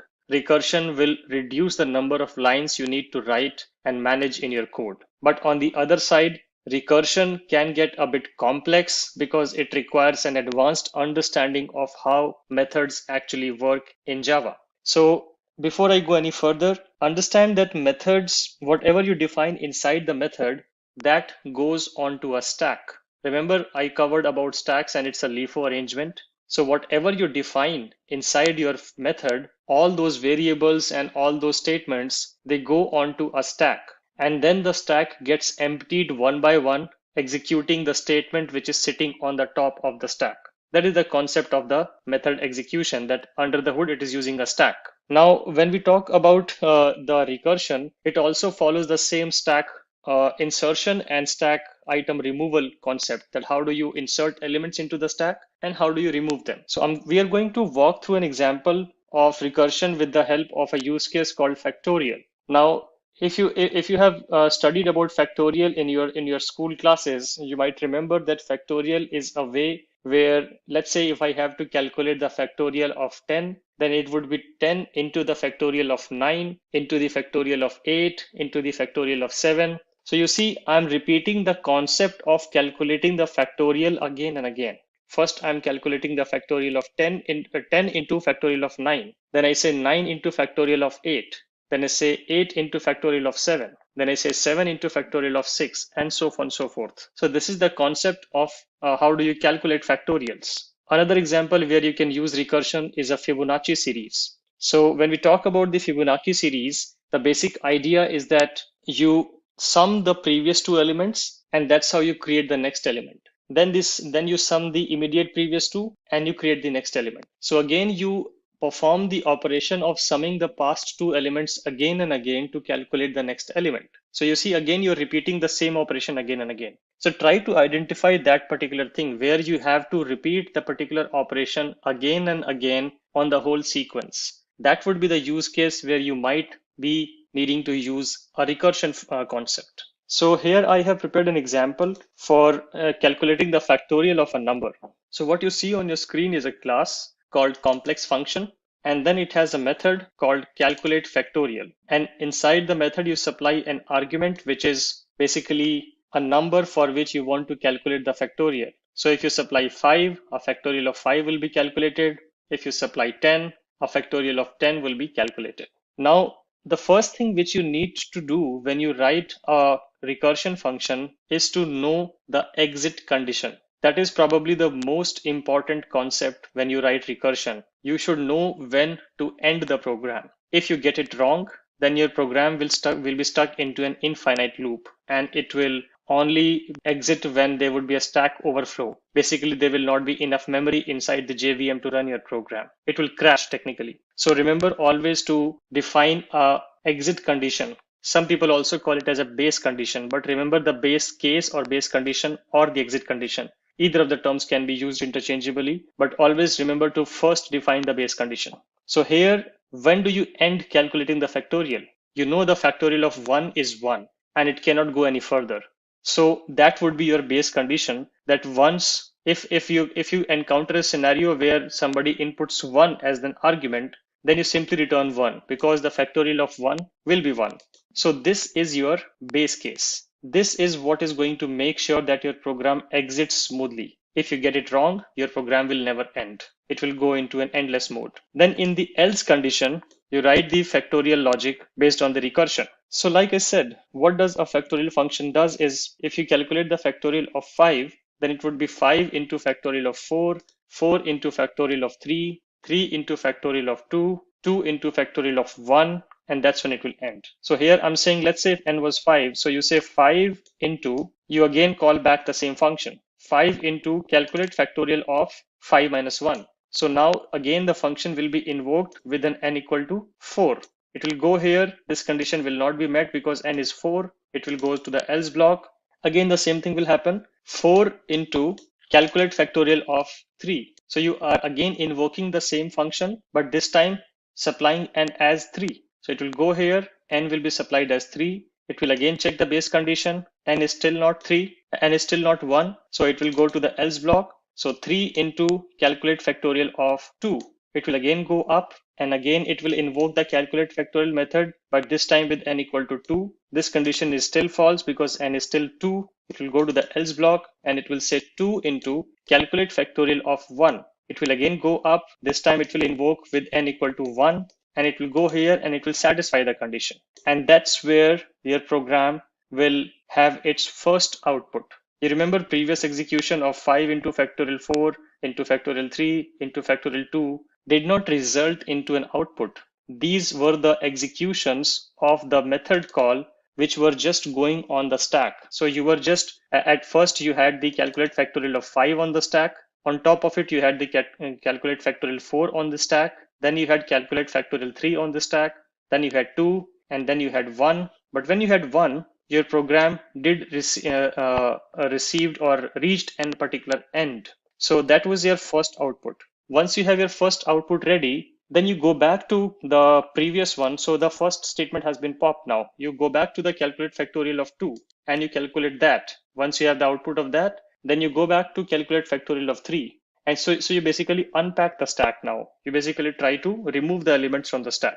To visualize this, this is how it will look like. That you first call the factorial 5. Let me just change the name of it just to make it look exactly how it will go on the stack. So this is how it is going to go on the stack.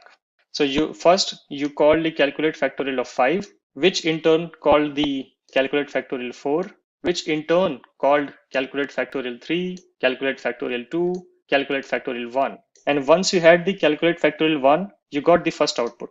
And once you had the first output, then you start unpacking it because you had the value of the calculate factorial 1. So you can say 2 into calculate factorial 1's output. Calculate factorial 1's output was 1. So 2 into 1 becomes 2. And this is the output of calculate factorial 2, right? Then it goes to the next step. Basically this one. And calculate factorial 3 was demonstrated as 3 into calculate factorial of 2. So 3 into calculate factorial of 2, which is this one, 2. So this gets replaced here 2 and you get the output as 6. Now you have this one also resolved.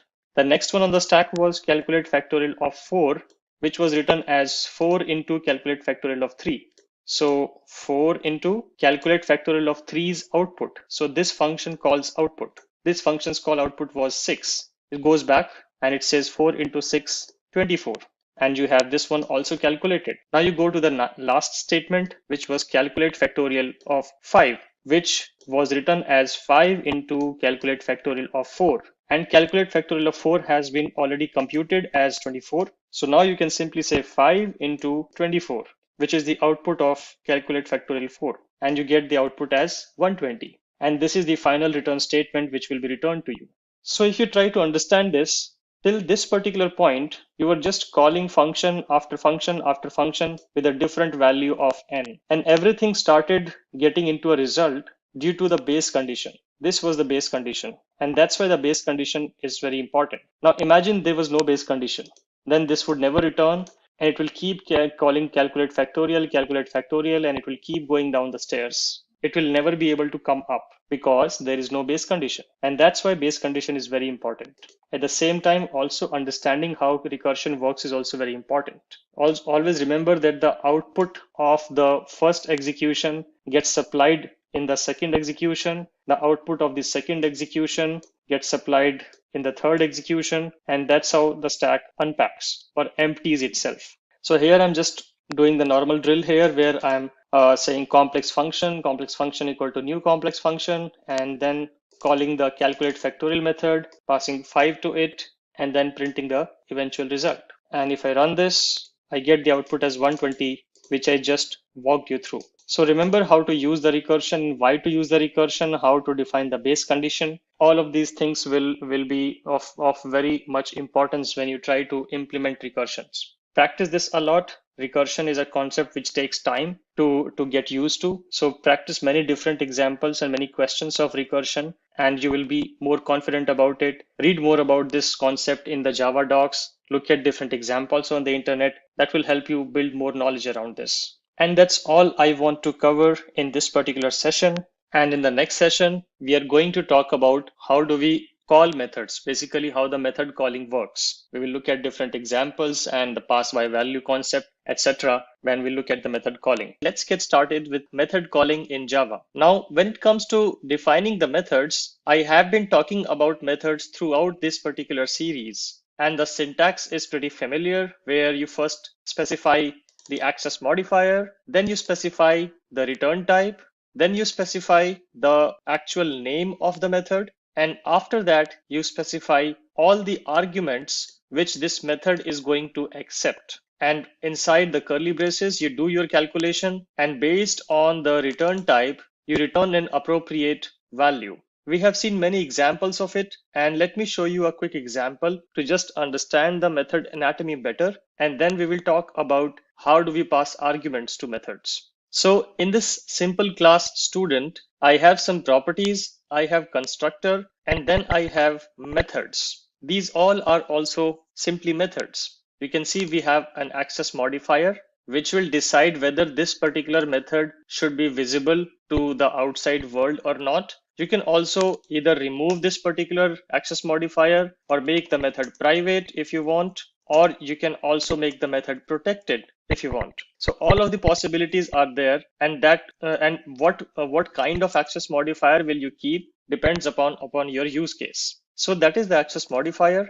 And then if your method is not supposed to return anything, then you would just say void. Void is the default keyword in Java, which is used for use cases when you do not want to return something. Void just means empty or nothing. So when you have nothing to return, you are going to put void. You cannot skip this. If you remove this, the method signature is not complete. So you have to provide this. There is no way around it. So you need to provide the method return type. After that, you provide the name of the method. This is a free text string, and you can name it whatever you want. Just follow the camel casing convention, where you start with a small alphabet, and for every new word in the method name, you start with the first letter as capital. After that, you put normal braces and you supply the arguments which this particular method is going to accept. For example, if this method was about calculating interest, then probably you might supply the interest rate as the argument. and the principal as the argument. If this method was about calculating the price of the car, then you might supply all the different mileage details and the manufacturing details which would decide the price of the car. So it depends upon what you are doing, and that's how you will understand what kind of arguments your method is going to need. When you define the arguments, you need to define the data type of the argument and again a name which you can give it as anything. This is again a free text string. And after that, it depends upon you what kind of logic you want to write inside the method. The basic need for writing a method is to not do the same thing again and again at every place. If you have a functionality, let's say if I take the same example, if you have to calculate interest and the interest calculation logic is required at, let's say, 15 different places in your application, then just create a single method for calculating the interest rate or the interest, and then just reuse that method again and again at different points in your application. Just call that method. That's how we use it. So that is the basic idea of creating a method, to keep reusing the functionality over and over again across all the different methods in your application. Let's take another example of this particular method because it has a return statement. Again, I specify a public access modifier. I specify the return type, which is string in this case. Then I specify a name of the method, and I can also choose not to supply any argument if the method does not need any argument to do its computation or to run its logic. If you put a return type, any other return type, then void here, then you have to provide a return statement. The return statement will be the last execution step of your method. Remember that. The return statement will be the last execution step of your method execution. This has to be provided if you provide a return type other than void inside your method. In this particular case, this method expects a string return type, which means when I call getName, I should get a result back, which should be of type string. Then I need to write a return statement and return a variable which should be of string type. For example, if I just change this method to say, let's say if I say int I equal to 1, and if I say return I, this is going to give you an error. You see there's a compilation error, and if you hover over the balloon icon, it says cannot convert from int to string. It is trying to convert this particular return type and trying to match this into this particular return type, and it's not able to match int to string, so you get an error. So it has to exactly match the return type, the data type of the return value which you have put here. It has to match exactly with the return statement variable type. If it doesn't match, you're going to get a compilation error. That's the first thing. Now, there might be scenarios where you have multiple branches of execution in your method. For example, let's say if I just use this condition of I equal to 1 and I write if I equal to 1, then return, let's say, a test string, else return the name. I'll just cut this and put it here, and we'll change this to name. This is also possible. And this is possible because of the same statement which I told you earlier, that return statement has to be the last execution step of your method execution. In this particular method, there are two branches of execution. This is one branch and this is the other branch. At a particular time, either the if block or the else block is going to get executed. There would never be a case that both of the blocks get executed in the same execution cycle. It will always be either this block or this block. And that's why if you use these kind of statements, then you have to provide return type in each of the branches. You can also do something like this. Let's say if I say string return var equal to null, and then I say control C, control V, I assign test string to the return var, and then here also I assign name string to the return var, and at the end I say a single return and I say return var. This is also fine because here I am just assigning different values in the if block and the else block, and then just returning the placeholder variable, which is also absolutely fine. So you can use either of the way. The better way is to return from within the branch itself. So this was a quick tour for you to see how methods work and what kind of anatomy method represent. Now let me just quickly revert everything which I did here and bring it back to return name. That's good. And now let's talk about the method calling patterns and how do we call the methods. So for that, I have prepared a class called method calling demo. It has a public static void main method. And here I have just declared a simple variable I and initialized the value of I as 1. Then I'm calling a method which is named as change value. And if you go to this particular method, it has a very simple implementation. It is accepting the argument which I created here. I'm passing this particular variable as an argument to this method. And then whatever argument I supply, I'm incrementing that argument by 1 and just return and not returning anything from here, just incrementing the value of I, and that's it. And after that, I'm printing I. So what would be your guess here? What would be the value here? I'm going to pause here for a moment and to let you think about what is going to happen. Okay, I hope you would have done some calculations in your head to see what is going to happen and what is the value of I eventually at line 8. Let's run this program to understand that. Okay, so I had initialized I as 1. Then I passed the value of I in this particular argument, and I said I equal to I plus 1. So it should be 1 plus 1 equal to 2, and the new value of I should be 2. But at line 8, I still get I as 1. Why is that happening? It's happening because of the concept of pass by value. Remember that concept that in Java, every argument which you pass to a method is passed by value and not by reference. In simple language, what does it mean is that when you pass this particular argument, a copy of this particular argument is a copy of this particular variable is passed to the method argument. It's not the exact same variable. We are not passing the same reference of I here. We are passing a copy of it, a unique local copy of it. That's why whatever you do with I inside this particular method is not going to change the state of I which is defined here, because it is passed by value, or in simple language, the object is copied over locally to the method. It's not the same reference which is being passed upon. That's why you see this value. If you want to get the return value, then the one way is to just change the return type and say return I, and then just store this return I value here, saying int result equal to whatever is returned from here, and we are returning the new I here. And then you can print the result and you will get 2. If I run this now, I get I as 2. So this is just to validate that everything in Java is passed by value. There is no concept of pass by reference when we talk about method calling in Java.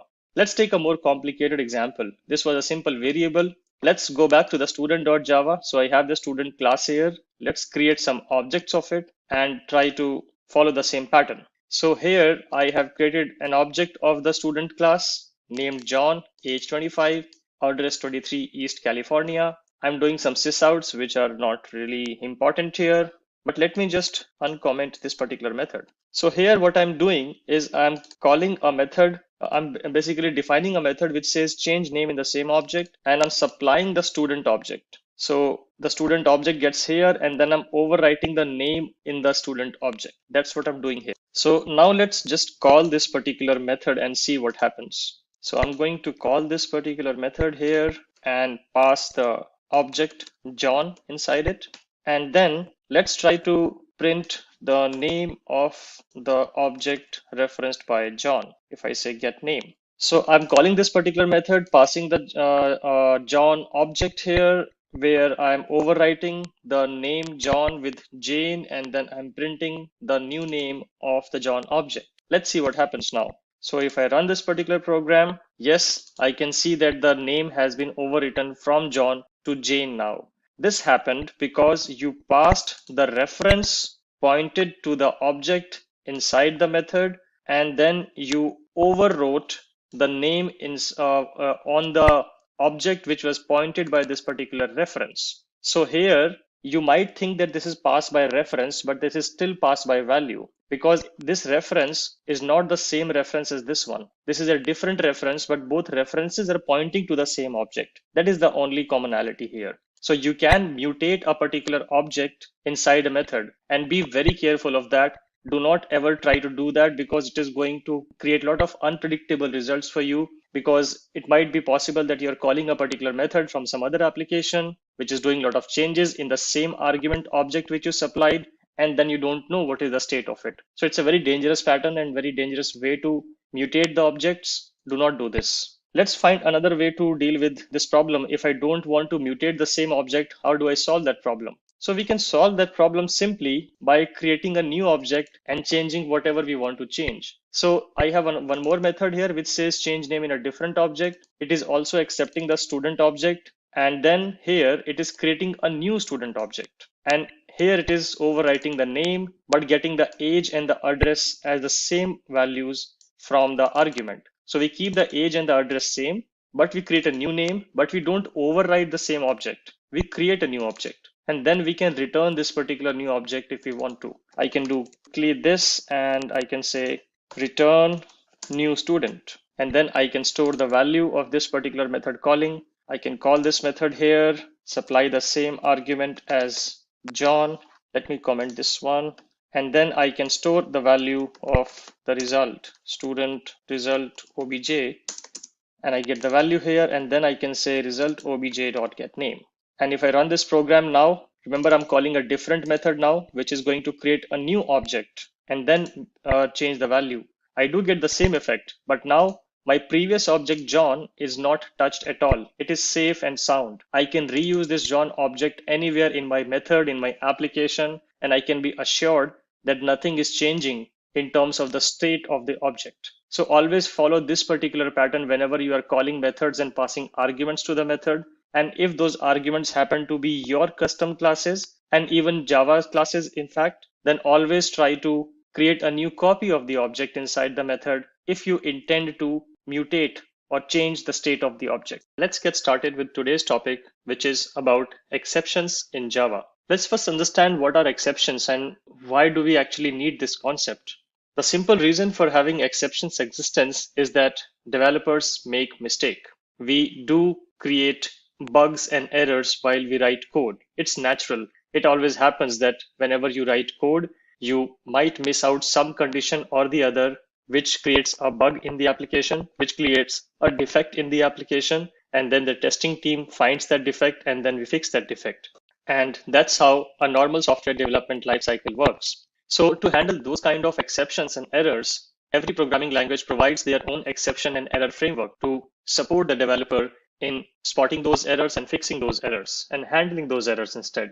And Java also provides its own exception framework. So what you see on the screen right now is basically a snapshot of the exception framework of Java. And you see it has a long hierarchy of different classes here. This is also an inheritance hierarchy, just to give you context. And the whole exception framework hierarchy starts with a class called throwable. So throwable is the class which is the root or the parent class of handling all types of exceptions and errors. And that's where the next differentiation comes, exceptions and errors. Java treats these two things differently. And I will go in detail as to what is an exception and what is an error. But let's first understand the hierarchy further. Under the exception hierarchy, you see some exceptions like IO exceptions, which is an exception which comes when something goes wrong in the file writing or file reading or the file handling operations. Then you have SQL exception, which comes whenever you are talking to the database, writing SQL queries and something goes wrong. You also have class not found exception, which comes when a class is not found in the runtime or at the time when the class is being loaded in the JVM. And then you have also runtime exceptions, which are like arithmetic, number format, and there are lots more of this type of exceptions as well. On the right hand side, you have the error type, and then you have some errors like JVM error, memory error, and framework error. So now coming to the differentiation between exception and error. Exception is a type of problem which can be recovered in a program, from which the program can be recovered, which the developers should handle. So exception is a type where the developer focus is. The developer is responsible to make sure that none of these exceptions occur in the program. And if these exceptions occur in the program, then the developer has the responsibility to handle these exceptions properly. We will look at the examples of how the developer can handle these exceptions. On the right-hand side is the error type, where the developer does not have any control. You cannot do anything if the JVM has an error, or if the underlying memory of the computer or the JVM memory gets an error, or the whole framework or the Java itself, library itself has an error. You can't do anything about that. And those are the kind of problems which go into the category of error. That's why Java has created these two different categories. One is exceptions, which is the responsibility of the developer, and other is error, which are not the responsibility of the developer. And in fact, developer cannot do anything if this happens. So this was a quick tour to you to what kind of the exception framework is present in Java. Do read about this framework in detail in the Java docs as well. But just to extend this understanding further, we'll have a look at some examples of the exceptions and how these exceptions occur. So with that, I'm going to switch to the Eclipse IDE, and I have created a bunch of classes to show different types of exceptions. So let's go through the first class, which is named as Simple Exception Demo. It has a main method. It has a variable of int type. The variable name is data.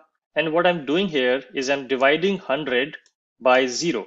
So if you see this carefully, you know that this is going to result in an infinite value. You cannot divide any number by 0. And Java also prohibits doing the same because it doesn't make sense to divide anything by 0. So if you run this particular line, if you execute this particular line, this is going to throw a runtime exception.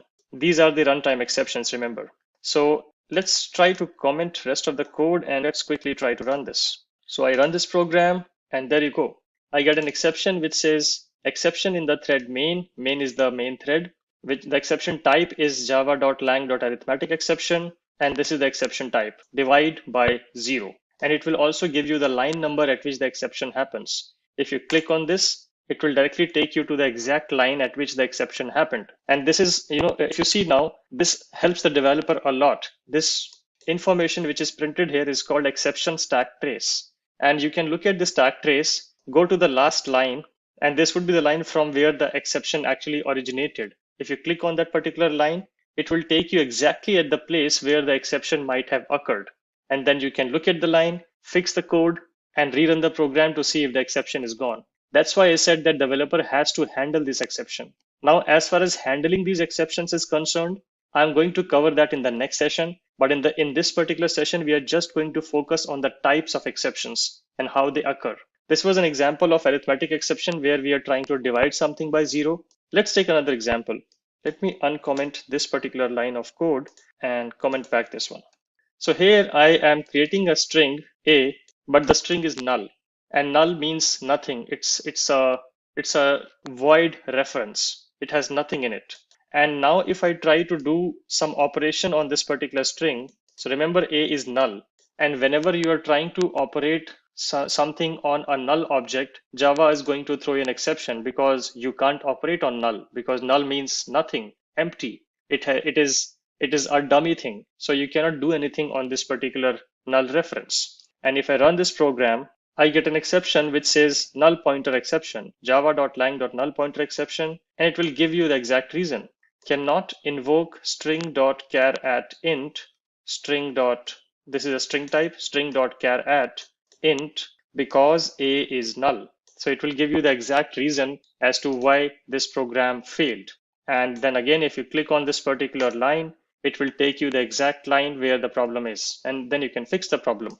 Maybe you need to initialize this string properly to make sure that this error doesn't occur. So these are all the runtime exceptions which the developer has to take care of, which the developer has to fix to make sure that the program runs smoothly. If they don't handle it, the program is going to fail, and the program will actually force them to fix because the program will not run unless they fix those exceptions. Now, these are the examples of runtime exceptions. You can also create these kind of exceptions, which are called checked exceptions. Runtime exceptions are also called unchecked exceptions. You might hear this term as well.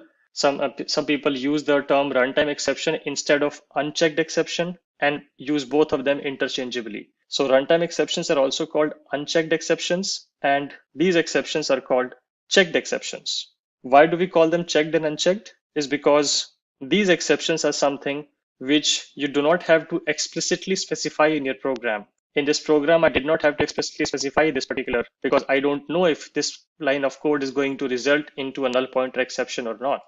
But these exceptions are something which Java will force you to handle. Let's look at an example of this. So I have created one more class which is named as checked exception demo, and I'm doing some file operations, basically reading a file, writing to a file, etc. I'm using some classes of Java named as file reader and some methods like readLine and close. And if you see, the moment I'm trying to read a file, this line has a red marker. There's a compilation error. If you scroll over it, it says unhandled exception type file not found exception.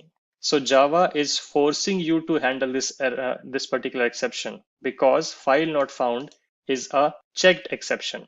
So if your expression, your line of code is throwing a checked exception, then Java will force you to do something about it. It will not compile the code until you either handle this exception or you rethrow this exception. Again, how do we handle this is something which we will cover in the next session. But you can always rethrow this exception, but you have to do something about it. You cannot just skip it. So what I can do if I don't want to handle this is I will pass on the responsibility of handling this exception to the callee program. So whoever is going to call this main method has the responsibility now to handle the file not found exception because I've just thrown it. I've just passed it on. I've just passed my responsibility to the callee. And you can do similar thing here as well. If I go here, you see it says unhandled type exception IO exception. And if you remember, IO exception is here. It is a checked exception. So I can do one more throws here, comma V. And now if I just resolve the import, whoever is calling the main method has the responsibility of handling the file not found or IO exception. You can also handle it like I said, or you can just add throws clause to the method signature, and then the caller has the responsibility to fix or handle the exception. So this is how the checked exceptions work. Remember, in the unchecked exception, in the runtime exception, we can see that these two lines do throw exceptions, but there is no forced way by Java to tell us that I have to fix it because Java doesn't care about unchecked exceptions at the compile time. It will only encounter those runtime exceptions at the runtime. That's why they're called runtime exceptions. But checked exceptions are compile time exceptions, and you have to fix them, handle them, or throw them right at the time of compiling the code. So that was about checked exception. Now there's also a possibility that you can create your own exception if you want to. So for that, I've just created a very simple class here called myException. And the way you create your own custom exception is by just extending your class with exception class. You just write this extends exception, and you can write a default constructor or a parameterized constructor, whichever makes sense for you. And this is your exception class ready to use. And you can just invoke this exception explicitly. Remember, whenever you are creating your custom exception, it is by default a checked exception. So your program has to handle it. For example, if I go back to this particular class, and if I do this, let me just comment all of this code now and remove the throws clause as well. So if I go here and I'm saying throw new myException. MyException was my class. So I'm explicitly throwing an exception, which was my custom exception. And I again get the error. If I hover over it, it says unhandled exception type myException. So I have to handle this exception, or I can just throw this exception and let the caller handle it. So this also works. So this basically builds our understanding that broadly there are three different types of exceptions which we work with. There is a runtime exception, which is also called unchecked exception, which happens because of developers' mistakes in the program, like this one. Then there is a checked exception, which developer might not be responsible for creating the exception, but developer has to handle it. And there are some classes in Java which throw those checked exceptions, like file not found exception and IO exception. Whenever you are working with file handling operations, Java will force you to handle those checked exceptions or rethrow those checked exception using the throws clause. Similarly, the third type is when you create your custom exception type, and custom exception types are also checked exceptions by default. And whenever you are explicitly throwing your own custom exceptions, you again have to either handle the exception within your enclosing code, or you can just rethrow the exception and let the caller handle it. So this is a quick tour of different types of exception and including this exception hierarchy. And let's get started with exception handling in Java using try and catch blocks. So in the previous session, we had a look at the scenarios where an exception can occur. How do we see that there's a runtime exception, or there's a checked exception, or there's an unchecked exception, or there is a custom exception? Now, we did not talk about how to handle those exceptions, and now we are going to focus on the handling part. So whenever you have to handle those exceptions, the way Java provides for that is using the try catch block. So try catch block is basically a bunch of syntax which you have to follow to handle different types of exceptions in your programming code. And the syntax of the try catch block is pretty straightforward. You write try and you put curly braces, and then you write whatever code which might throw an exception. You don't know that, but it's always safer to enclose your code in a try catch block so that you know that if an exception occurs in the try block, then you can handle it in the catch block. So it's always considered a better practice to enclose your application code in a try catch block so that you can handle the exceptions. So you put this try block and write all the suspicious or non-suspicious code which may or may not throw an exception inside the try block. Once you have done the try block part, then comes the catch block part. So let me go to the catch block. So this is how the syntax look like. Once you have written the try block, then you write catch and you put braces and you write the exception type which this block of code might throw, or the exception type which you are interested in catching. You might not be interested in catching all the different exceptions, but only a few ones based on your business requirements. So whatever exception type you want to catch, you are going to catch it like this. And if an exception occurs in the try code, let's say you have specified an arithmetic exception here, and if any line of code in the try block throws an arithmetic exception, then this catch block is going to catch that exception. And then inside these curly braces, you can decide what to do with that exception, whether you want to log that exception or whether you want to rethrow that exception, whether you want to embed some error code or get an error code out of it, or convert that exception into a business or custom exception of your own choice. So it's up to you what you want to do with that. But catch block will be able to catch that arithmetic exception. Similarly, you can specify as many exception types to be caught as you want and keep adding more and more catch blocks. Remember that these catch blocks work in a sequential fashion. So if an exception occurs here, it will first go to this particular block to match the exception type. If it didn't match, then only it will move to the second type. If it did match the first type, it is not going to execute the second type. So that is how the try catch block work. You can see an example here that if the code here is throwing an index out of bound exception, then it is going to be caught here. And we are just printing the index out of bound exceptions message. If it is throwing an IO exception, then I can do this. So you can keep adding different checked and unchecked exceptions in the catch block. You can also catch more than one type of exception with one exception handler. So rather than writing these multiple catch blocks individually, you can combine these exceptions together if your logic of processing both of these exceptions is the same. Remember, if the logic of processing these two exceptions is the same, logic means whatever you write inside these curly braces. So if that code is going to be the same for both of these exceptions, then why bother writing two catch blocks? Just write one catch block like this.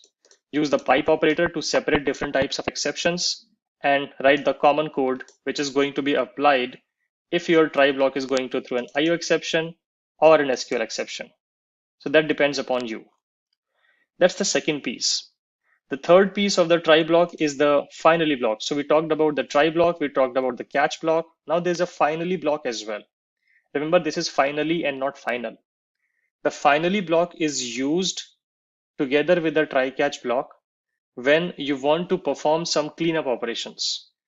Imagine you are opening up a file handler in the try block, you're doing something with it, and then you want to just close the file handler irrespective of the fact if there was an exception in the try block or not. Because even if there was an exception, the file handler resource is going to remain open and is going to consume memory in your application. You don't want to do that. Similarly, if you opened a database connection inside your try block, irrespective of the fact of what happens in the try block, you always would like to close the database connection. And you can write that closing code in the finally block. That's the purpose of the finally block, that you can write the code inside the finally block, which is supposed to be always executed irrespective of the fact whether an exception occurs or doesn't occur. So now we have built a good understanding of what is the try catch, what is the try block, catch block, and the finally block. Now, if you just put it all together, this is how it is going to look like. That you write the try block, you do something inside the try block, then you write the catch blocks. After that, you write the finally block. You can write the finally block without the catch block as well.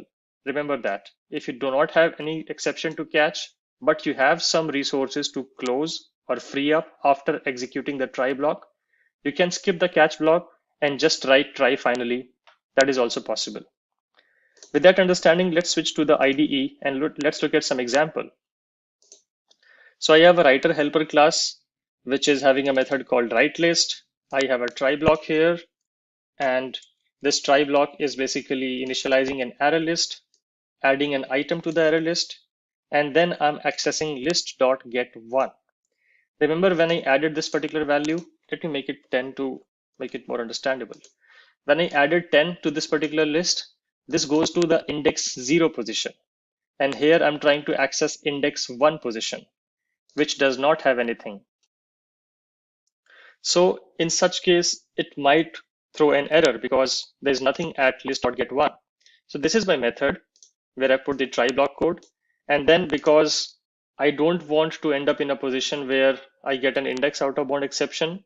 Index out of bounds exception comes if you are trying to access an index which is illegal, which does not having any value. So I'm putting a catch block and catching the index out of bound exception and just printing the message of the exception. And then for simplicity, I'm showing a finally block as well. Though I do not have any resource to close here, but this is just to show you how this looks like in the code.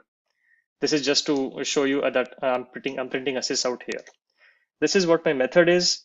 And if I go to the main class, the try catch demo class, I'm creating an object of the writer helper class and calling the writeList method, which we just walked through. Let's run this program and see what happens. Okay, so first I get this statement saying entering try statement. So if I go here, I call this method, the execution goes inside the try block and I get this sysout, which says entering try statement. Then I try to access the second element in the list because the position is 1. This is going to index 0 and I'm trying to access index 1. There is nothing at index 1. So I get an error saying index out of bounds exception, index 1 out of bounds for length 1. Because the total length of the list currently is 1 because there's just one element and that one element is sitting at 0 and not 1. So I get the exception, which is the index out of bound exception, but the index out of bound exception is caught by my catch block and the system.error.println is something which gets executed and I get this particular line from this line number 17. And then irrespective of the fact whether an exception occurred or not, my finally block always gets executed. Let's fix this and see if the finally block gets executed even if there is no exception. So now I'm accessing get 0 and let's see what happens. Yep, I access the element 10, no exception, but the finally block still gets executed. So this is to assert our understanding that the finally block will always be executed irrespective of the fact whether there was an exception or there wasn't. Now you can also nest different try blocks if you want to. Let's look at an example where I have multiple try blocks. So you can write a try within a try within a try if you want, and you can go as deep as you want. But remember, the more indentations, the more hierarchy you create, the program is going to get more and more complex. So always remember to have that kind of trade-off. So I write multiple try blocks, I initialize an array, I print array 10. Obviously array 10 does not exist because this array has just 4 elements. So this is bound to throw an index out of bound exception, and I'm catching that exception immediately in the catch block. This is the exception, printing a sysout and just rethrowing the exception. You can also rethrow the exception by just using the throw keyword. Remember, this throw is different from the throws keyword, which comes in the method signature. This is just to throw any exception from your code. So this is array index out of bound exception for this try block. Then I have another array index out of bound exception for this try block, which starts from here, block 2. and then I have another catch block for the block 1 try block.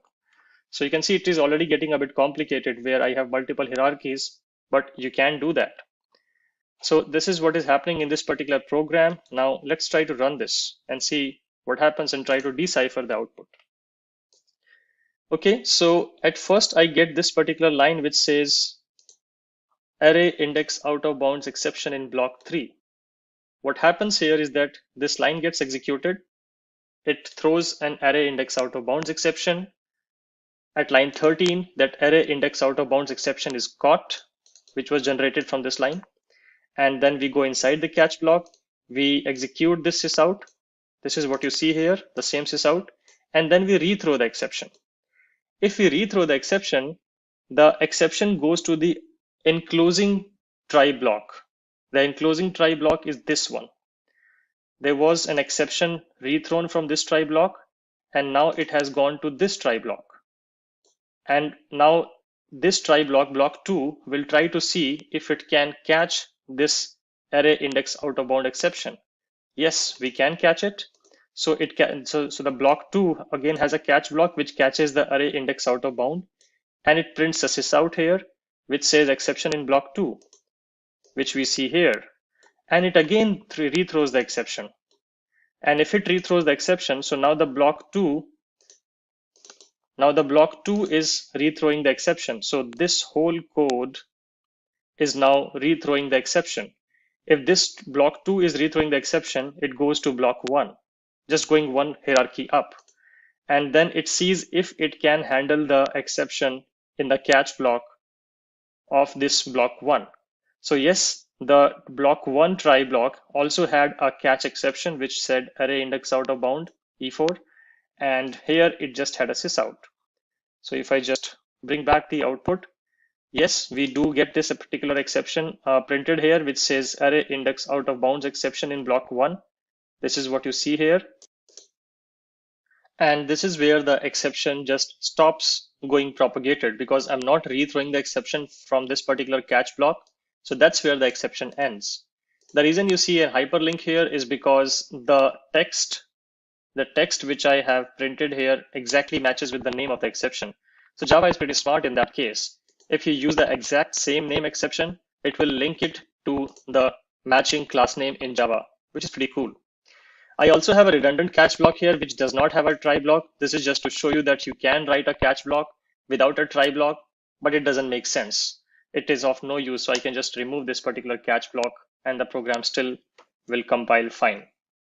So this was a quick demo to show you how you can use try, catch, and finally blocks. And when would you use the finally block? And if you want, you can use a nested hierarchy of try blocks, and you can rethrow the exception from within the catch block only to be caught in the outside or the outer or the enclosing block. So this is all I want to cover in this particular session. Let's get started with equals and hash code in Java. This is probably one of the most important and interesting concept in Java and extremely popular when it comes to Java interview questions. So let's cover this in detail. To understand why we need equals and hash code and what equals and hash code is all about, let's first understand the object class of Java. Remember, I'm calling it an object class and not just an object. Object is a class as well in Java, and it is the super class of any class you create in Java. So anything you do in Java, any class you create, it will automatically be inherited by the object class. Object class is the super class of any class created in Java. And if you look at this documentation, and if you come here, you will see that object class defines this equals method, which indicates whether some other object is equal to this one or not. And it also defines a hash code method, which returns a hash code value for the object. So let's understand both of them one by one. First of all, let's establish that these methods have their concrete implementations available inside the object class. But how do you do that, and how does it come into effect? Remember when we talked about hash set, and I said that hash set will maintain uniqueness automatically. How does it maintain uniqueness automatically? It is because of the equals method implementation, which it inherits from the object class. That's how it maintains uniqueness. And if you remember, I also told that you can maintain uniqueness in a hash set if it's a built-in data type like integer or string or float or double, etc. But what if you are trying to create a hash set of student objects? Then Java does not know how to perform equality on two student objects because student is a custom object. Java doesn't know how to run equality. And that's where equals and hash code comes into picture. So the contract is that whenever you are creating your own custom objects and you have a need to perform equality on those objects, you must override the equals method in your own class. You have to override that. If you do not override that, then two student objects will be compared based on the reference and not based on the actual object values. We will see all of that with the help of an example. Another thing which says that whenever you are overriding equals, you should also override hash code method.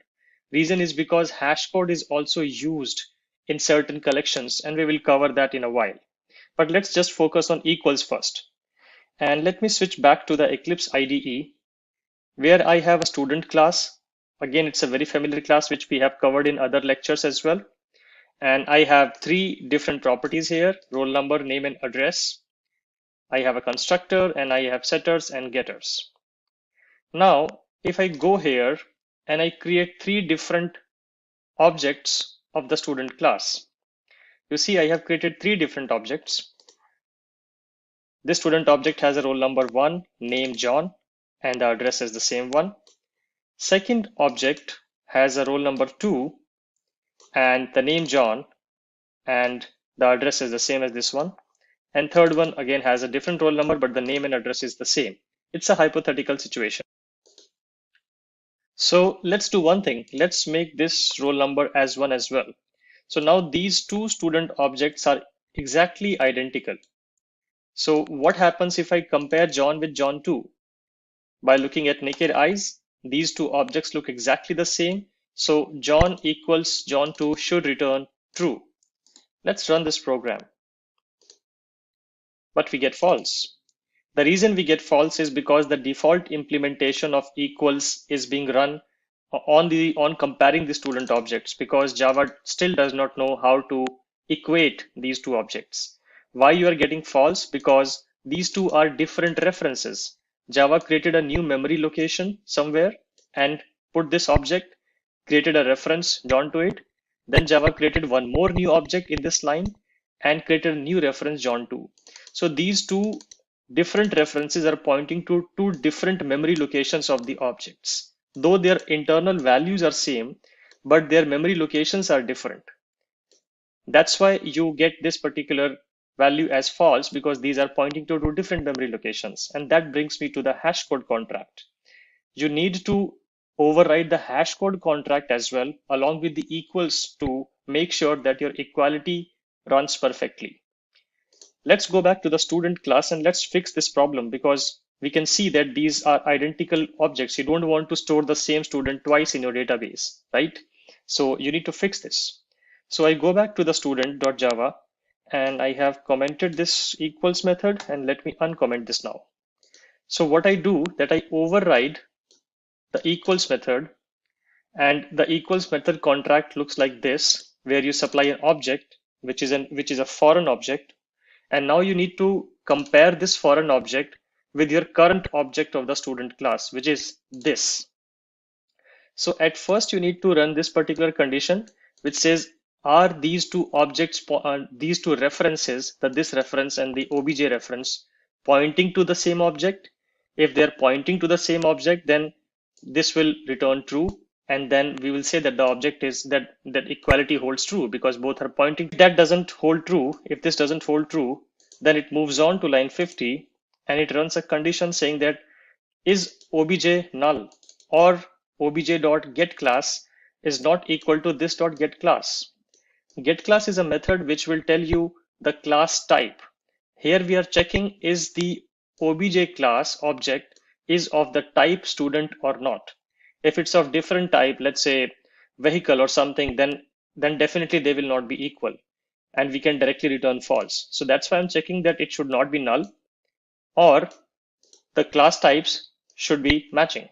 If these two conditions are, if either of these conditions are holding true, then I return false and I say that objects are not equal. So I've covered this condition where both of the references are pointing to the same object. I covered this condition where the class types were not matching or the obj itself was null. Then we return false.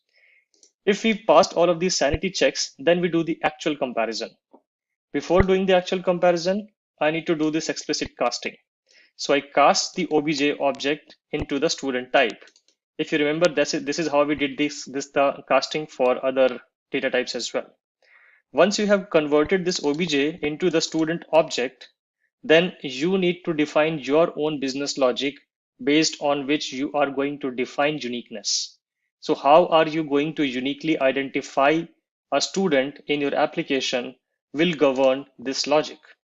In this particular example, I'm saying that I am going to identify a unique student based on its roll number. So even if two students have exact same matching details, but if their roll numbers are different, then these are two different objects for me. But if two objects are having the same roll number, and even if they have a different name and address, I'm going to say that those two objects are duplicate. So roll number is the condition on which I'm defining uniqueness, equality, and duplicity. So I define this and say if the roll numbers are equal, then the object is equal. Objects are same basically or duplicate. And if the roll numbers are different, then these two are different objects. Good so far. Coming back to the main class. So now I have the same roll number here. Let me change the name just for fun and address as well. So I have a different name and a different address, but the roll number is exactly the same. Remember, we have defined the equality condition based on the roll number. And here we are comparing if John is equal to John 2 or not. So let's run this program. Now I get true. The reason I get true is because this equals method is used to run this equals comparison. So this establishes how we can use the equals contract to maintain uniqueness. Now I also said that whenever you are defining the equals method, you also have to override the hashcode method. And to understand why do we need hashcode as well, let's go back to how HashMap works. Remember in the HashMap, or let's say even hash set, in the hash set you have to maintain uniqueness. Now Java maintains uniqueness using both equals and hashcode. Hashcode is nothing but a memory bucket in Java's memory where your object is stored. It's basically a memory location. So every object has a hashcode, and that hashcode is the actual memory footprint where the object is stored. And whenever you're dealing with hash set or hash maps, you will be required to override both of these methods. Let's understand how this works. So if you have a hash set and you are trying to insert an element, then first Java will use your equals method definition to check if an object similar to the object being inserted is already present in the hash set or not. If it finds an object, it will basically flag that this is a duplicate object and it will not insert it. Let's understand how an object is fetched from a hash set. Let me open a hash set example just to give you some sort of a visual representation of what I'm talking about. So if I go to my hash set example in the collections package somewhere, and let's open a hash set demo class. Yeah. So when we were doing these insertions, though this was a string object, so it was the Java already knew how to use the equals and hash code of it. But if it was a student object and you were doing multiple add, and then when you were actually fetching the element or you were doing the contains, then how does it work is basically first it is going to calculate the hash code of the object. Let's say you are saying hash set.get b or hash set.get John1. Then it is going to calculate the hash code of your John1 object. Hash code is a memory footprint, And hash code, and the way it is going to calculate the hash code is going to be based on the definition which you have provided. So the definition which you have provided, this hash code will be run to calculate the memory footprint. And then that particular Java will go to that particular memory footprint and see if there is an object present there or not. Now, Java has a memory location, right? And there can be multiple objects stored at that particular memory location. This is possible in Java. So if there are multiple objects present in that particular memory location, which was calculated based on your hash code implementation, then Java is going to run the equals method to find the exact matching object. So just to try to visualize this, if I try to visualize this, let's say you have this memory locations, and let's say your hash code came up to memory location 2, and then at 2 memory location you had multiple objects, obj1, obj2, obj3, etc. This is possible. Multiple objects can point to the same memory location. So if this happens, then Java is going to use the equals contract to compare your John1 object with obj1, with obj2, and with obj3. This is where the equals will come into use. So you see that both hash code and equals are being used here to point to the right memory location. And that's why I said that hash set and hash maps are where equals and hash code will come in full force, where you will be required to implement this. And it's a good practice to always override the equals and hash code in your application whenever you are creating classes. The reason is that you don't know when and where these classes will be stored into a hash set collection or a hash map collection. So it's always a good idea to have equals and hash code being implemented. And when you implement hash code, the thumb rule is that you should use the same parameters which have been used in the equals contract in the hash code contract as well. The reason for that is, what if you used here, let's say you used name here and you used roll number here, then two different properties are being used to find memory location and the uniqueness. And remember this logic which I just gave you. Here both hash code and equals are working together to find the right object. So if you make any mistakes in defining the equals and hash code, or if you made any mistake in defining the symmetry between equals and hash code, then you may get unpredictable results. How you define your hash code? Up to you. But make sure to use the same properties which you have used to define the equality. Always keep this consistent to avoid any unexpected results. You can also do this, just say return 1. And what will happen that when you use this particular student class in a hash set, all the objects are going to be stored at a single memory location.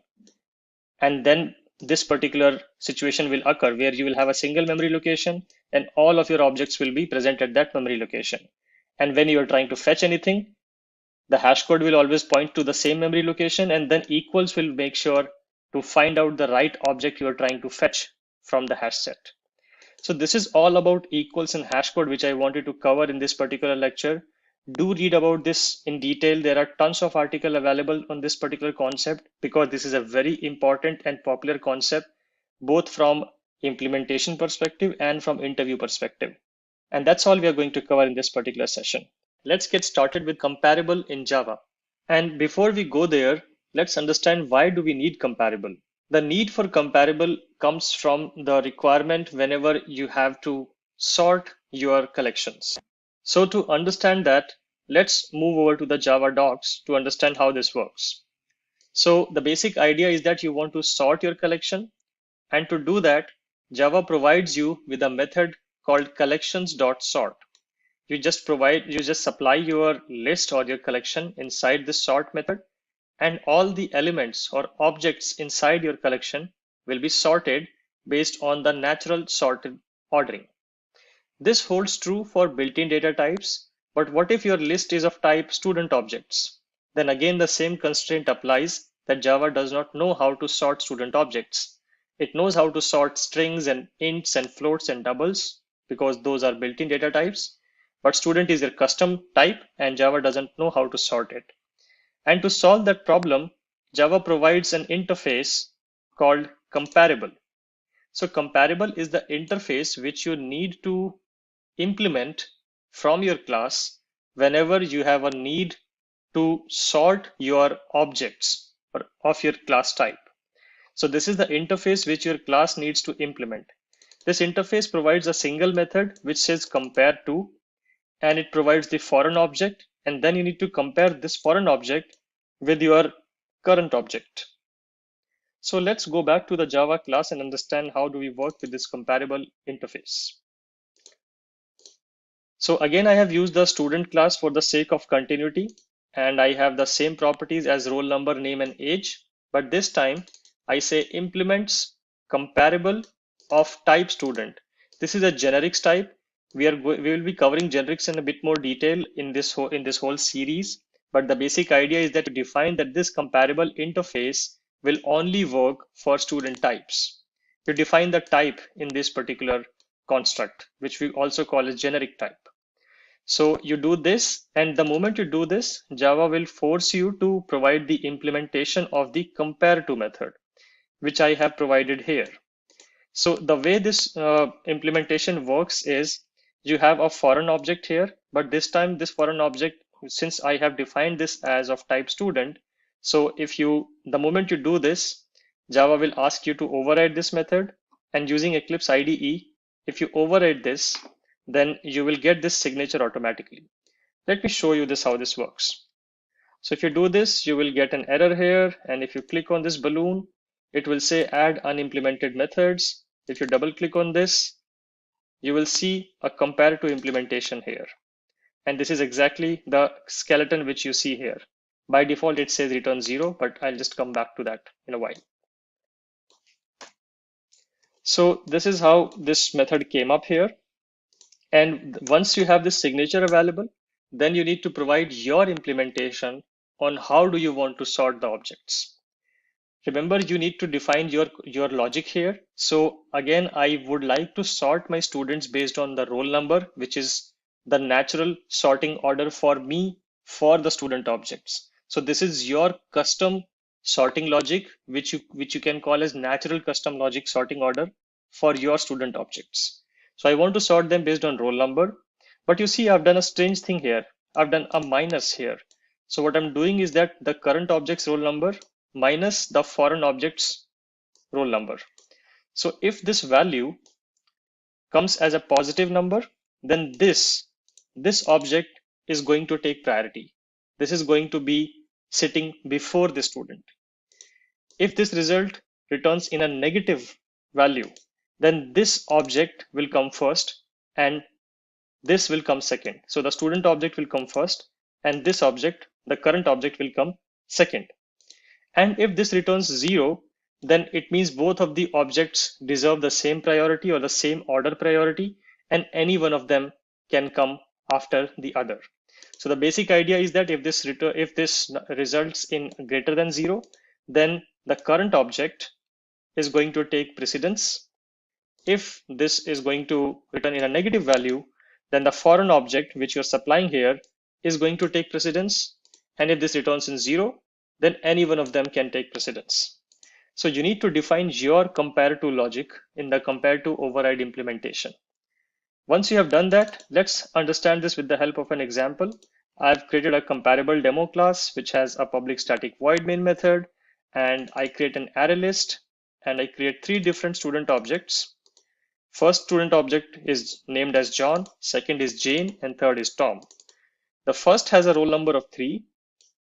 So John has a roll number of 3, Jane has a roll number of 1, and Tom has a roll number of 2.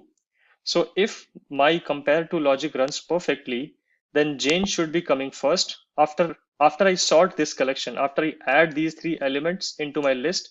And once I sort this collection, then Jane should come first, Tom should come second, and John should come third, based on my natural ordering custom logic, which I have implemented in the compare to method. And that's what I'm doing here. After I've sorted the list, I'm just printing the list by using the for each construct of the streams API. I'm just printing the name to see which one comes first and which one comes second. So let's run this program. And this is how it looks like. So Jane comes first because she had a roll number 1. Tom came second because he had a roll number 2. And John came third because his roll number was 3. So no matter how many times you run this program, you're going to get the collection in the same sorted sequence. And this is happening because of the compare to implementation which you provided here. Now, if you comment this implementation, let's see what happens. And I remove this implements comparable as well from here. I just create a simple student class and now I try to run this sort. Now you see that you get an error here. And if you hover over this balloon, it says that the method sort in the type collection is not applicable to the argument array list of student. Java does not know how to sort this. So it will force you to provide a sorted implementation. And the moment you provide comparable implementation here, and if you go back to the main class, the error is gone. So this also will force you to provide your comparable implementation.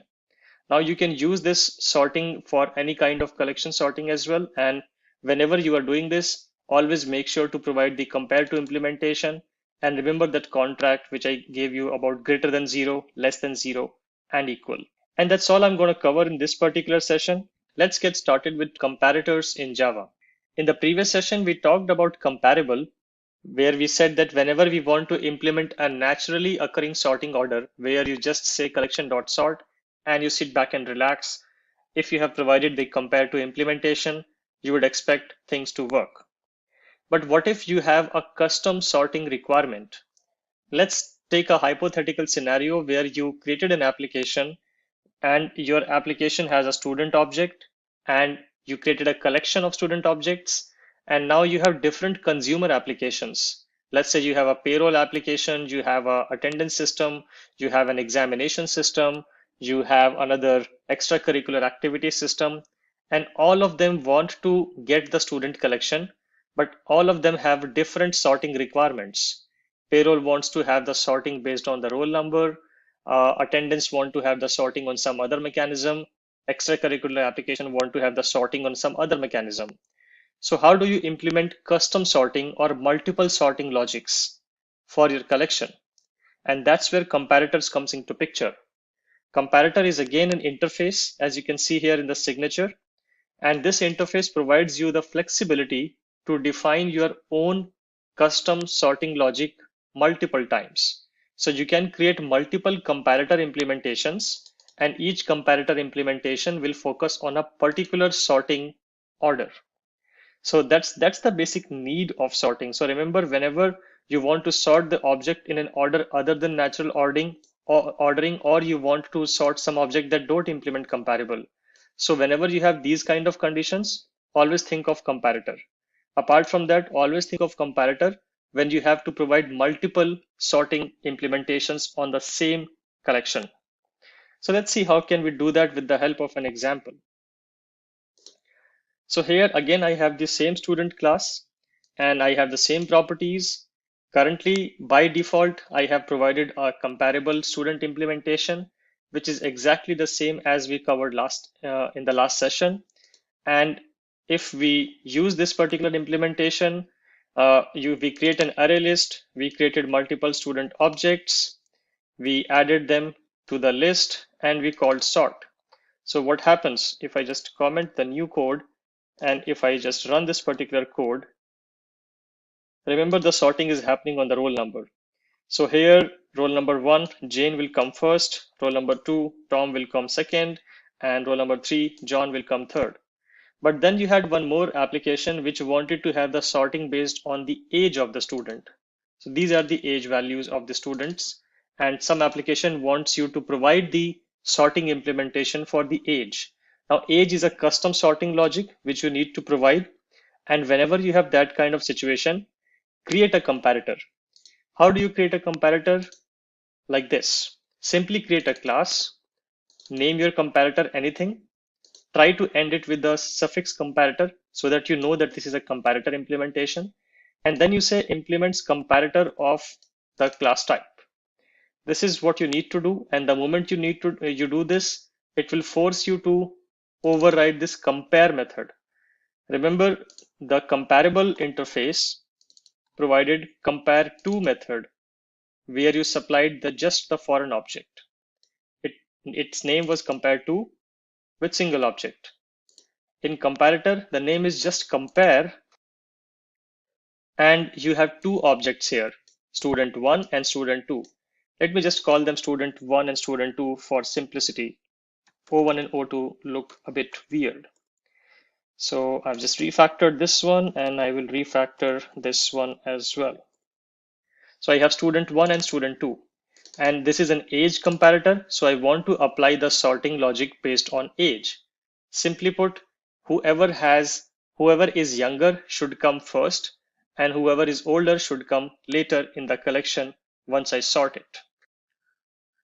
So let's see how this sorting logic is implemented. This is a single line code, so let me just put braces around it so that it's more easily readable. You can write it without braces as well if you have a single statement inside the if block or else block, but you can always write it like this. And let me just format this as well. Okay, so this is the compare implementation. The first logic which I have run is which says that if the first student's age is less than the second student's age, then return -1. Similarly, if the first student's age is greater than the second student age, then return +1. And if both of the students' age are same, then return 0. So this is your custom logic, and this is where you need to define your logic. And remember, this will also govern whether the sorting is going to be ascending or descending. So for example, if you have provided that student 1's age is less than student 2's age, then return -1, then this is going to maintain the natural sorting or the ascending order sorting. Now, if you want to have a descending order sorting, just change these values, saying that if this is less, then return 1, and if it is greater, then return -1. And this is going to run the sorting in a descending order fashion now. So it depends upon what kind of sorting order you want, and based on that, you can define the values. But the default is always like this, that whenever the first object's value is less than the second object value, return -1. And if the first object's value is greater than the second object's value, then return +1, otherwise return 0. -1 means this one will get precedence over this one. So this is how you have provided your age comparator. Going back to the main class and uncommenting the other part of the code. Here I have called the sort method where I want to sort the list. But since I want to supply a custom sorting operator or a custom sorting comparator here, I need to provide that comparator object here. So remember the age comparator which you created here? You just need to provide the comparator. You need to tell Java how to sort this particular list. If you do not tell Java how to sort this, Java is going to look for the comparable implementation in the student class, and it will sort the student objects based on the compare2 implementation provided inside the student class. But if you want to have more custom control over sorting, then you need to tell Java how to do that sorting. And if you see, this is an overloaded representation. This is a method overloading example as well, where the method signature is same, but just the number of arguments are different. So this is how you provide your custom sorting. You supply your comparator. Now you can create multiple comparators. You can create another comparator based on, let's say, name. You can have one more property here, create one more comparator. So you can have as many comparators as you want. Just keep creating them and keep supplying them individually one by one in the sort method. You can just duplicate this and add one more comparator. So this is how you are going to have more control. And if you have multiple consumer application, call multiple sort methods, supply their corresponding comparator, and you will get the sorted collection. So here I'm just printing the list based on the age comparator sorting. And these are the objects. So let's see how this works.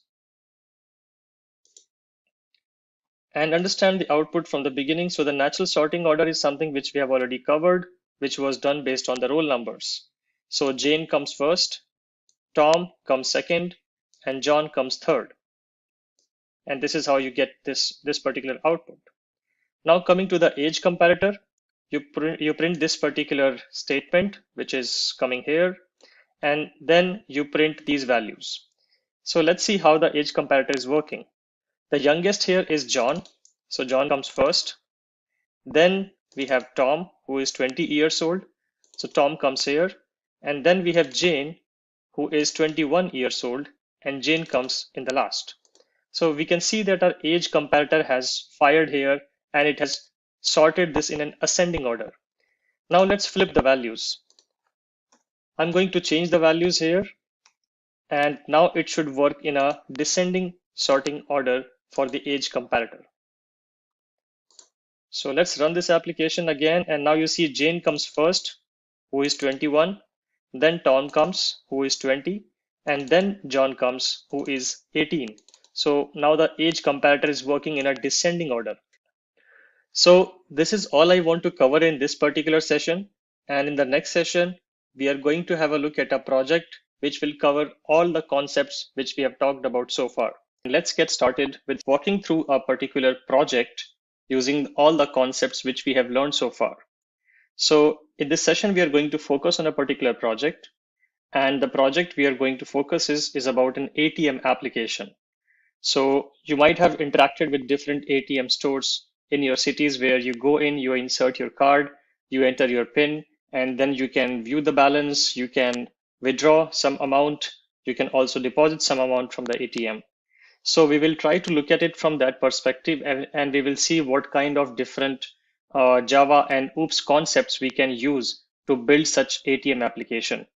This is not a super versatile application, but this is just to give you the idea of how to use those OOPS concepts to build a simple or a complex Java application. So let's start from the options menu class, because that will give us the understanding of what kind of functionality I'm using. And here you will use that I'm using different concepts which I have taught you so far in this particular series. So for example, we are using the IO exception, we are using the HashMap class, we are also using a scanner class, which is used to take input from the command line. So this option menu class is extending the account class, and I will come to the account class in a while, but let's see what this option menu class is doing. This particular class has it is using a decimal format money format class, which is to denote what kind of format of money you have. Then we have a hash map, which is storing the couple of records of account number to PIN mapping. So we create a map, and inside the get login method, we add couple of entries to the map. Here, the first entry, the first integer, is pointing to the customer number, and the second integer is pointing to the PIN of the account of this particular customer number. So if we call the get login method, this method will insert the data. After that, it will ask the customer to enter the customer number, which has to be one of these two. If you provide any other value, then there should be a logic in the application to reject the input. So whatever customer number the customer inputs, we pass that inside this particular method called set customer number. Again, I will come back to that. And once you have provided a valid customer number, then this method is going to ask you to enter a PIN number. And remember, I told you this is the customer number to the PIN number mapping. So whatever customer number you select from here, you will be providing the corresponding PIN number. And again, if you provide an invalid PIN number, you will get an error. So that will all happen inside this try block. And if you enter any invalid characters in the PIN number or the ATM customer number, then you will get an exception, which I am writing inside the catch block. This is all what we have seen so far. After the successful enter of the customer number and the PIN number, I fetch those values from these two methods. Again, I will talk about what these methods are doing. And again, I'm doing some basic validation checks. But things get interesting in this method. So what we covered so far was the get login method. Let me close this method here. So we covered the get login method. The second method which is defined in this particular class is the account type. So here we will ask once the customer has provided the customer number and the PIN number, we will ask the customer to provide the account type. This application supports two different account types, which are checking account or a savings account. So the customer has to choose one of them. Again, we will be taking the input from the command line using the scanner class. And then I'm using a switch case. If the customer entered 1, then I will execute some code for the checking account, which is defined here in the case 1. And if the customer entered 2, then the case 2 will be executed. And if it enters 3, then I will exit the application by just printing a sys out. So here I'm using the switch case construct to provide different options to the customer. There's also a default case specified here which says invalid choice. So this is what is happening in the get account type method. The next method is if the customer has used the option 1, then we call the get checking method.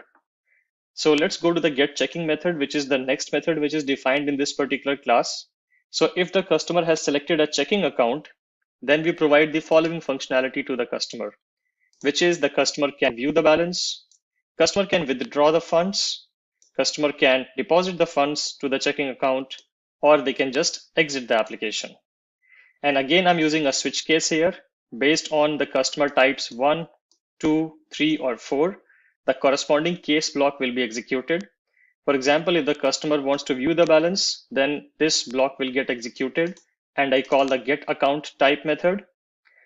If the customer selects the 2 as the withdraw fund, then get checkings with withdraw input method gets called, and then get account type gets called. Similarly, if the customer enters 3, then we deposit the fund, and for that also I have defined a method. I will go to the definition of these methods as we go along, but right now we are just building the framework. So the get checking deposit input method will be called whenever the customer selects the option 3. And for option 4, we just exit the application. So this is what is happening in the get checking method. Now, if from the account selection, if the customer selected second option, which was savings account, then we were calling get saving method. So this is where the get saving method is defined. And again, it is following the exact same format as we saw in the get checking method, where we present the following options like viewing balance, withdrawing the funds, and depositing the funds in the savings account. And I have some methods defined here. For example, get saving withdraw input, get saving deposit input. So we define the switch case here based on the customer's choices here. And that is what is happening in the get saving method. So let me close this method as well. And that's all what is defined inside the option menu class. So we ask the customer to enter the customer number, the PIN number from this get login method. Then based on that, we provide the customer the options to choose the account type, whether they can choose the savings account or the checking account. And based on that, whatever account type they use, we call the get checking or get saving method. And inside this method, we provide the customer the other options to either withdraw the money, deposit the money, or view the balance. That is what is happening inside this option menu class. Now let's go to the account class, and all the methods which we saw here will be provided a definition in the account class. You also see this option menu is extending the accounts class, so an inheritance concept is being used here. Let's go to the account class now. So this is the account class where I have defined some private member variables like customer number. So now you will be familiar with the customer number, PIN number, which I just described, and also with the checking balance and the savings balance. You can also divide this account class into two child classes, where you have a savings account class and a checking account class. But for simplicity, I've kept it to one class. I'm initializing a scanner input, which will be used at multiple places. And then I have the setters and getters for these 4 member variables. So you see set customer number, get customer number. If you remember, this set customer number was called in the option menu class. If I go back to the get login, once we ask the customer to enter the customer number, we call the set customer number, which gets called here. Similarly, we call the set PIN number, which gets called here. Similarly, Once we have set that, we were fetching the values using the get customer number and the get pin number. And that is also defined here in terms of the getters, get pin number and get customer number. Similarly, we also have the getters for the checking balance and the saving balance member variables. We do not have the setters for them because they are not technically setters, but we have to calculate the balance. It's not a simple setter where you can just return the value.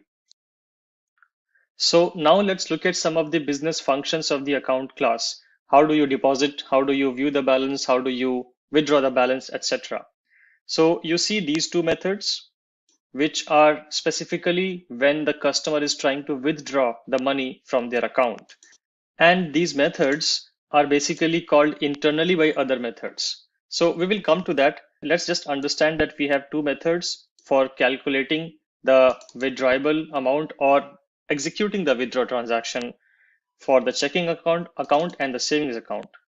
Similarly, I have two more methods here, which are calculating the depositing for the checking account and calculating the depositing for the savings account. And then we get the bigger methods, which are using these calculation methods. So I defined 4 calculation methods so far: calc checking withdraw, calc saving withdraw, calc checking deposit, and calc saving deposit, basically withdrawing and deposit for both of the classes. And then we have these business functions called get checking withdraw input and get saving withdraw input, get checking deposit input and get saving deposit input. So these getter methods are something which were being called from the option menu class, if you remember. If you go back to the option menu class and if you chose the checking account, you get these options. And let's say you chose option 2, which was withdraw funds, or option 3, which was deposit funds. Then the corresponding methods which were being called were get checking withdraw input and get checking deposit input. And this is the exact same method, get checking withdraw input and get checking deposit input. So if you see what is happening inside this particular method is a couple of sysouts. Then we take the scanner input amount and we convert that amount to the double. After that, we check if the amount which the customer wants to withdraw is smaller than the checking balance or not. And I'm running this condition to check that.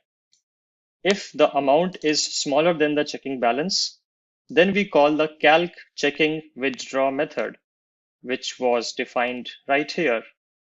Remember, I told you that these 4 calc methods will be used, and this is how they are used. So here I'm actually subtracting the value. So whatever amount the customer wants to withdraw, subtract that from the main balance and then return the new main balance. That's what you do, right? If you have 1,000 rupees and if you want to withdraw 500, you subtract 500 from 1,000 and then you send back the remaining balance.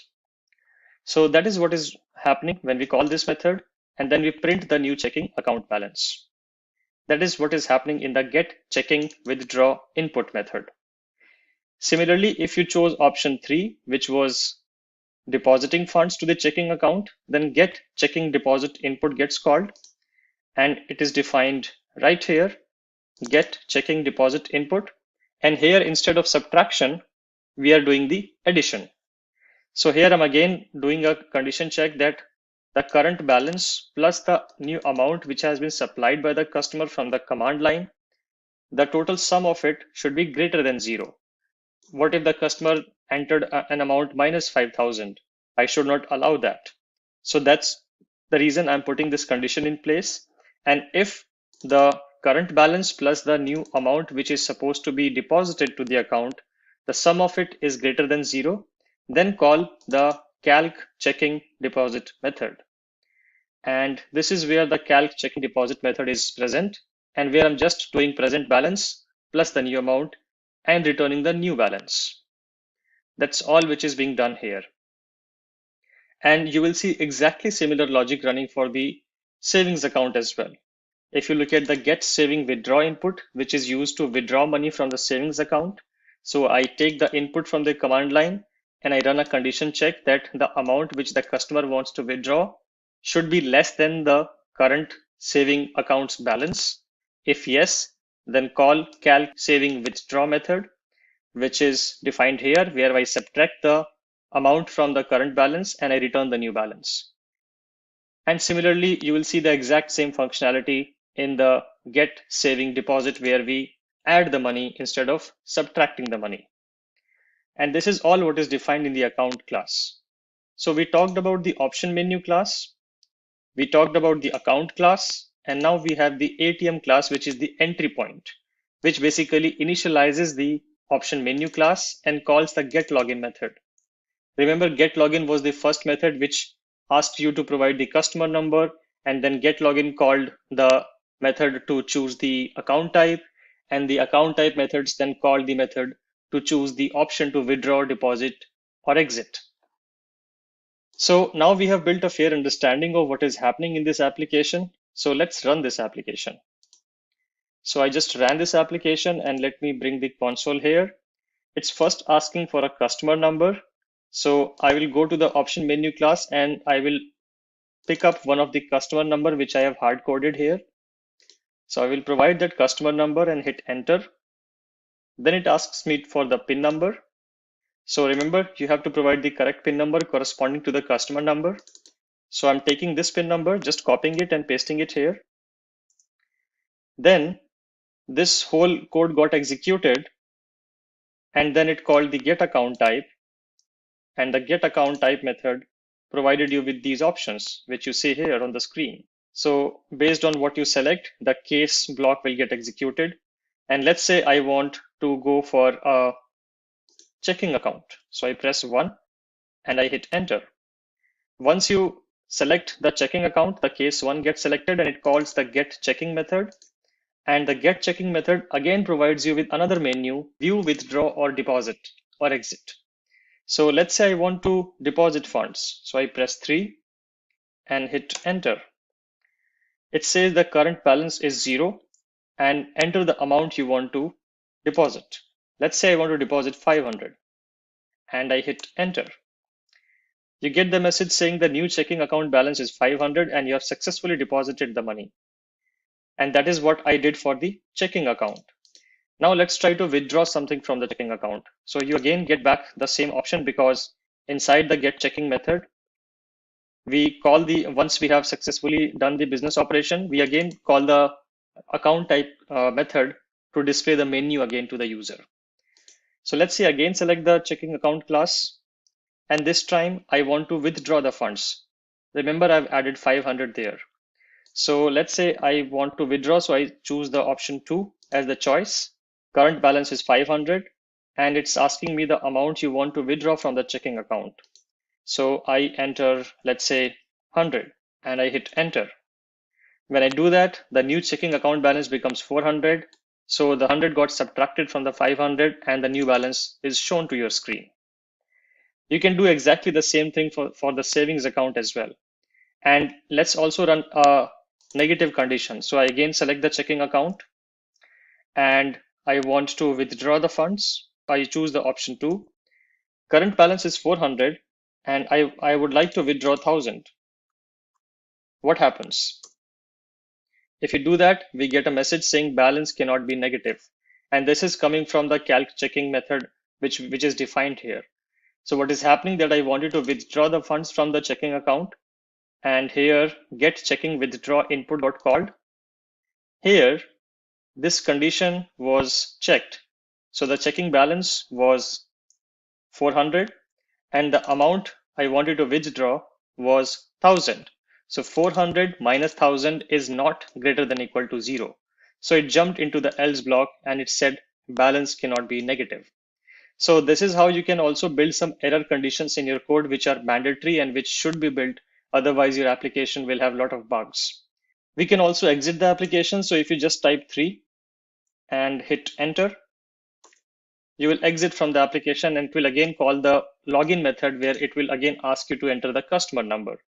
So this is how you can run this application. And this was a simple use case for you to show how you can use the different object-oriented concepts like classes, objects, methods, setters, getters, switch case, etc. to build the application with the correct business logic. And this is all I want to cover in this particular session. And in the next session, we are going to have a look at another interesting core Java project just to build our understanding more better about the core Java concept. Let's get started with walking through a core Java project using all the different OOPS concept we have learned so far. So in this example, we are going to have a look at a calculator application, and this calculator application supports primarily 4 different operations like addition, subtraction, multiplication, and division. So let's see how do we build that app. So in front of me right now is open the main class.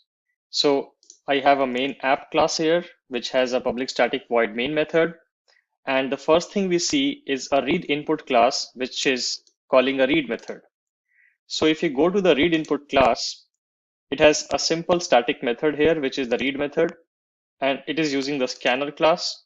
If you remember, I talked about the scanner class, which is used to take inputs from the command line from the user. So we initialize the scanner class and we start taking the inputs, and whatever the user inputs in terms of the expression, let's say the user entered 4 plus 5 or whatever, that whole expression gets sent back into this input line as a string. And that comes back here in the input expression. Once we have captured the input expression, the next thing we do is divide the input expression in the numbers and the operators. Basically, an expression would be either something like 4 plus 5 into 3 divided by 2, let's say. Let's say the user entered this expression. So this has either numbers or operators. So that's what we are doing here. We are using the split method of the string API, the string class basically. And this split method is going to split the numbers and operators into 2 different string arrays. And here I'm providing the split expression that split at every time you encounter one of these symbols. So this, when you execute this particular statement, it is going to return a numbers array, which will be created based on this expression. So you will get an array with 4, 5, 3, and 2. And similarly, in the operator array, you are going to split or pick out the elements every time you receive a number. So this operator array is going to hold this plus sign, this multiply sign, and this divide sign. Hope you get the understanding that we are just splitting the whole expression into 2 different arrays, where first array is holding only the numbers and no mathematical expressions, and second array is just holding the mathematical operators and no numbers. And we'll see why we need to do that in the upcoming lines. Once I've created this string array, I just want to store or convert these string arrays into a queue. So I convert this array into a list by calling the array.asList. So this expression is going to return a list. And then I'm going to convert this normal list into a linked list, and then going to store this linked list into the queue of numbers. And I'm going to do exactly the same thing for the operator array as well, converting this into a generic list, converting that generic list into a linked list, and then storing this linked list as a queue. So I have an operators queue and I have a numbers queue. Both of them have been stored into a queue now. And then I'm using the poll method. If you remember, the poll method of the queue is used when you want to fetch the first front element, the head element of the queue. So whichever element is sitting at the head of the queue will be taken out the moment you call the poll method. So I fetch the first number from the numbers queue. So in this case, 4 will be fetched here in this variable. And after that, I run a loop on the numbers queue. And I'm going to run this particular loop till this particular queue is not empty. If you see, there's a negation here.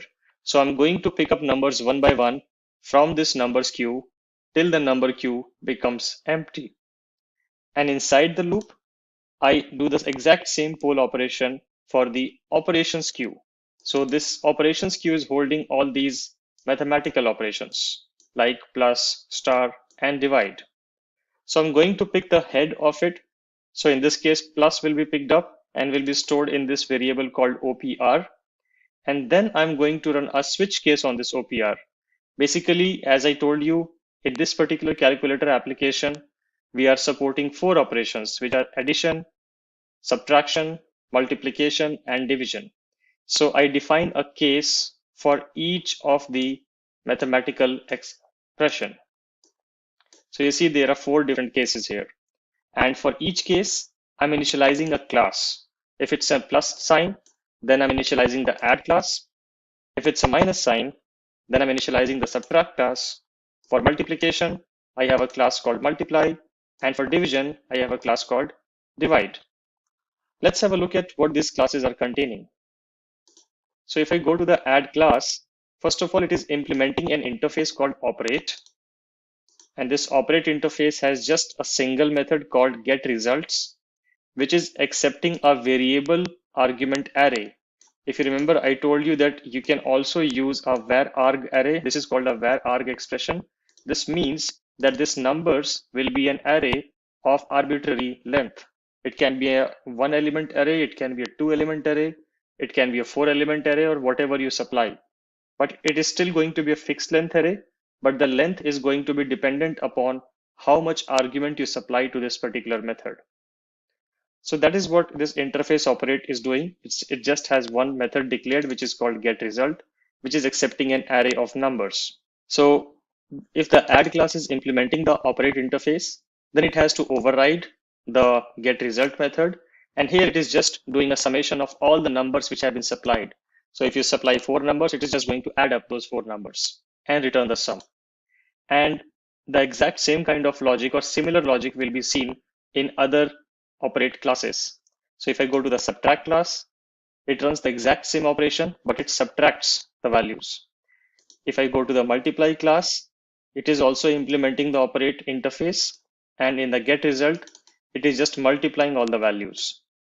Similarly, in the divide class, it is also implementing the operate interface, and it is dividing all the numbers one by one. So it's doing pretty much the same thing in terms of the expression and the logic. The only difference is whether you are using an add operation or a subtract or a multiply or a divide. So we have checked all these classes and the operate interface as well. And let's go back to the main app now.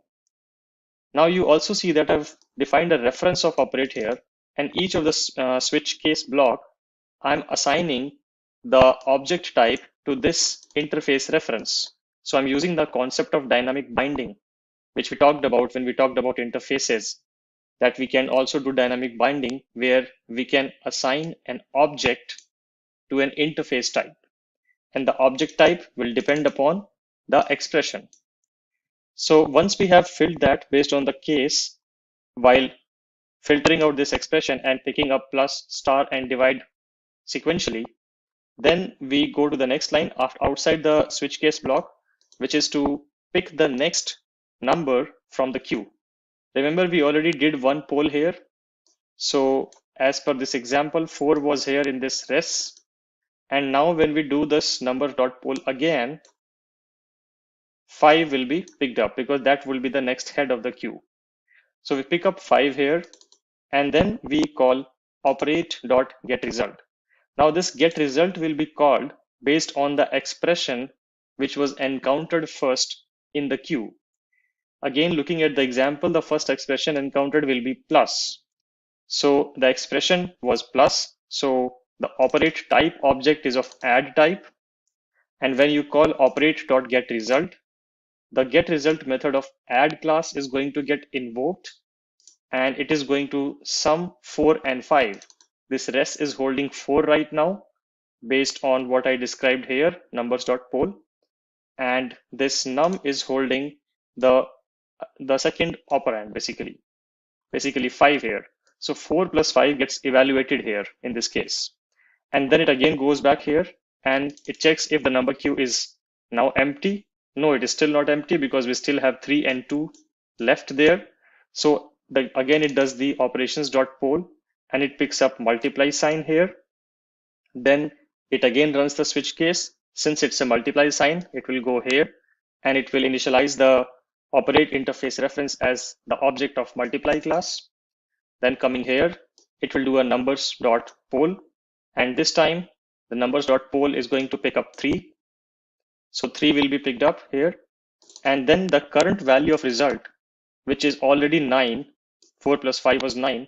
The current value of result will be updated here. So res will be 9 here and num will be 3 here. And when you call operate.getResult, the multiply classes getResult will get called and it will say 9 into 3, which will become 27. It will again go back here to this particular line and it will check again if the numbers queue is now empty. No, it is still not empty because we still have one element left. Then it polls the queue of the operations where the expression divide is present there, which is the only element left in this particular operations queue.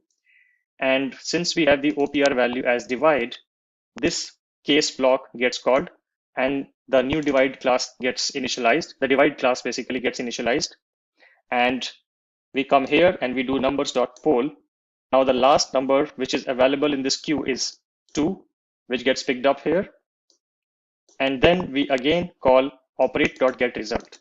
This time, since the operate operate reference type was of divide class type, so when we call operate.getResult, the divide operation or the getResult method of the divide class, basically this method will get invoked and it will divide the current value of result, which was 4 plus 5, 9 into 3, which was 27. So it is going to divide 27 by 2, which was the last value of the numbers.poll. It is going to execute 27 by 2, and whatever value it gets, it is going to store a value back into the rest variable. And then it is again going to go back here and again going to check the condition if the numbers queue is not empty. But now the numbers queue is empty because 2 was the last element. So it is going to come out of the loop and it is going to print the final result. That is how this whole program is working. Now let's try to see this in action and we'll try to execute the exact same expression. So if I right click and go to run as and run this as Java application, and I supply an expression saying 4 plus 5 star 3 divide 2. And if I now hit enter, I get the value as 13.5, which is exactly what we ran through because 4 plus 5 will be evaluated first, which will result into 9. Then 9 into 3 will be 27 and 27 divided by 2 will be 13.5 exactly. So this is how this whole program is running, where we first take the inputs and then we divide the input into numbers and operation arrays, or in fact queues. And once we have those queues built up, then we pick up the first number and we keep running this loop till the numbers queue is not empty. Inside the while loop, at each step, we pick up the first expression or the operator. We check what is the operator, whether it is an addition, subtraction, multiplication, or division operator. And whatever kind of operator we have, we initialize the corresponding class of it. And then we fetch the next value in the numbers queue. And then we call the getResult based on the expression. And whatever result we get from the getResult, we store it back into the rest variable. So we keep updating the rest variable at every step. So that's the reason the result of 4 plus 5 gets stored in the rest. And next time you are calling the getResult for a multiply operation, here the rest value is 9 now, and it says 9 into 3.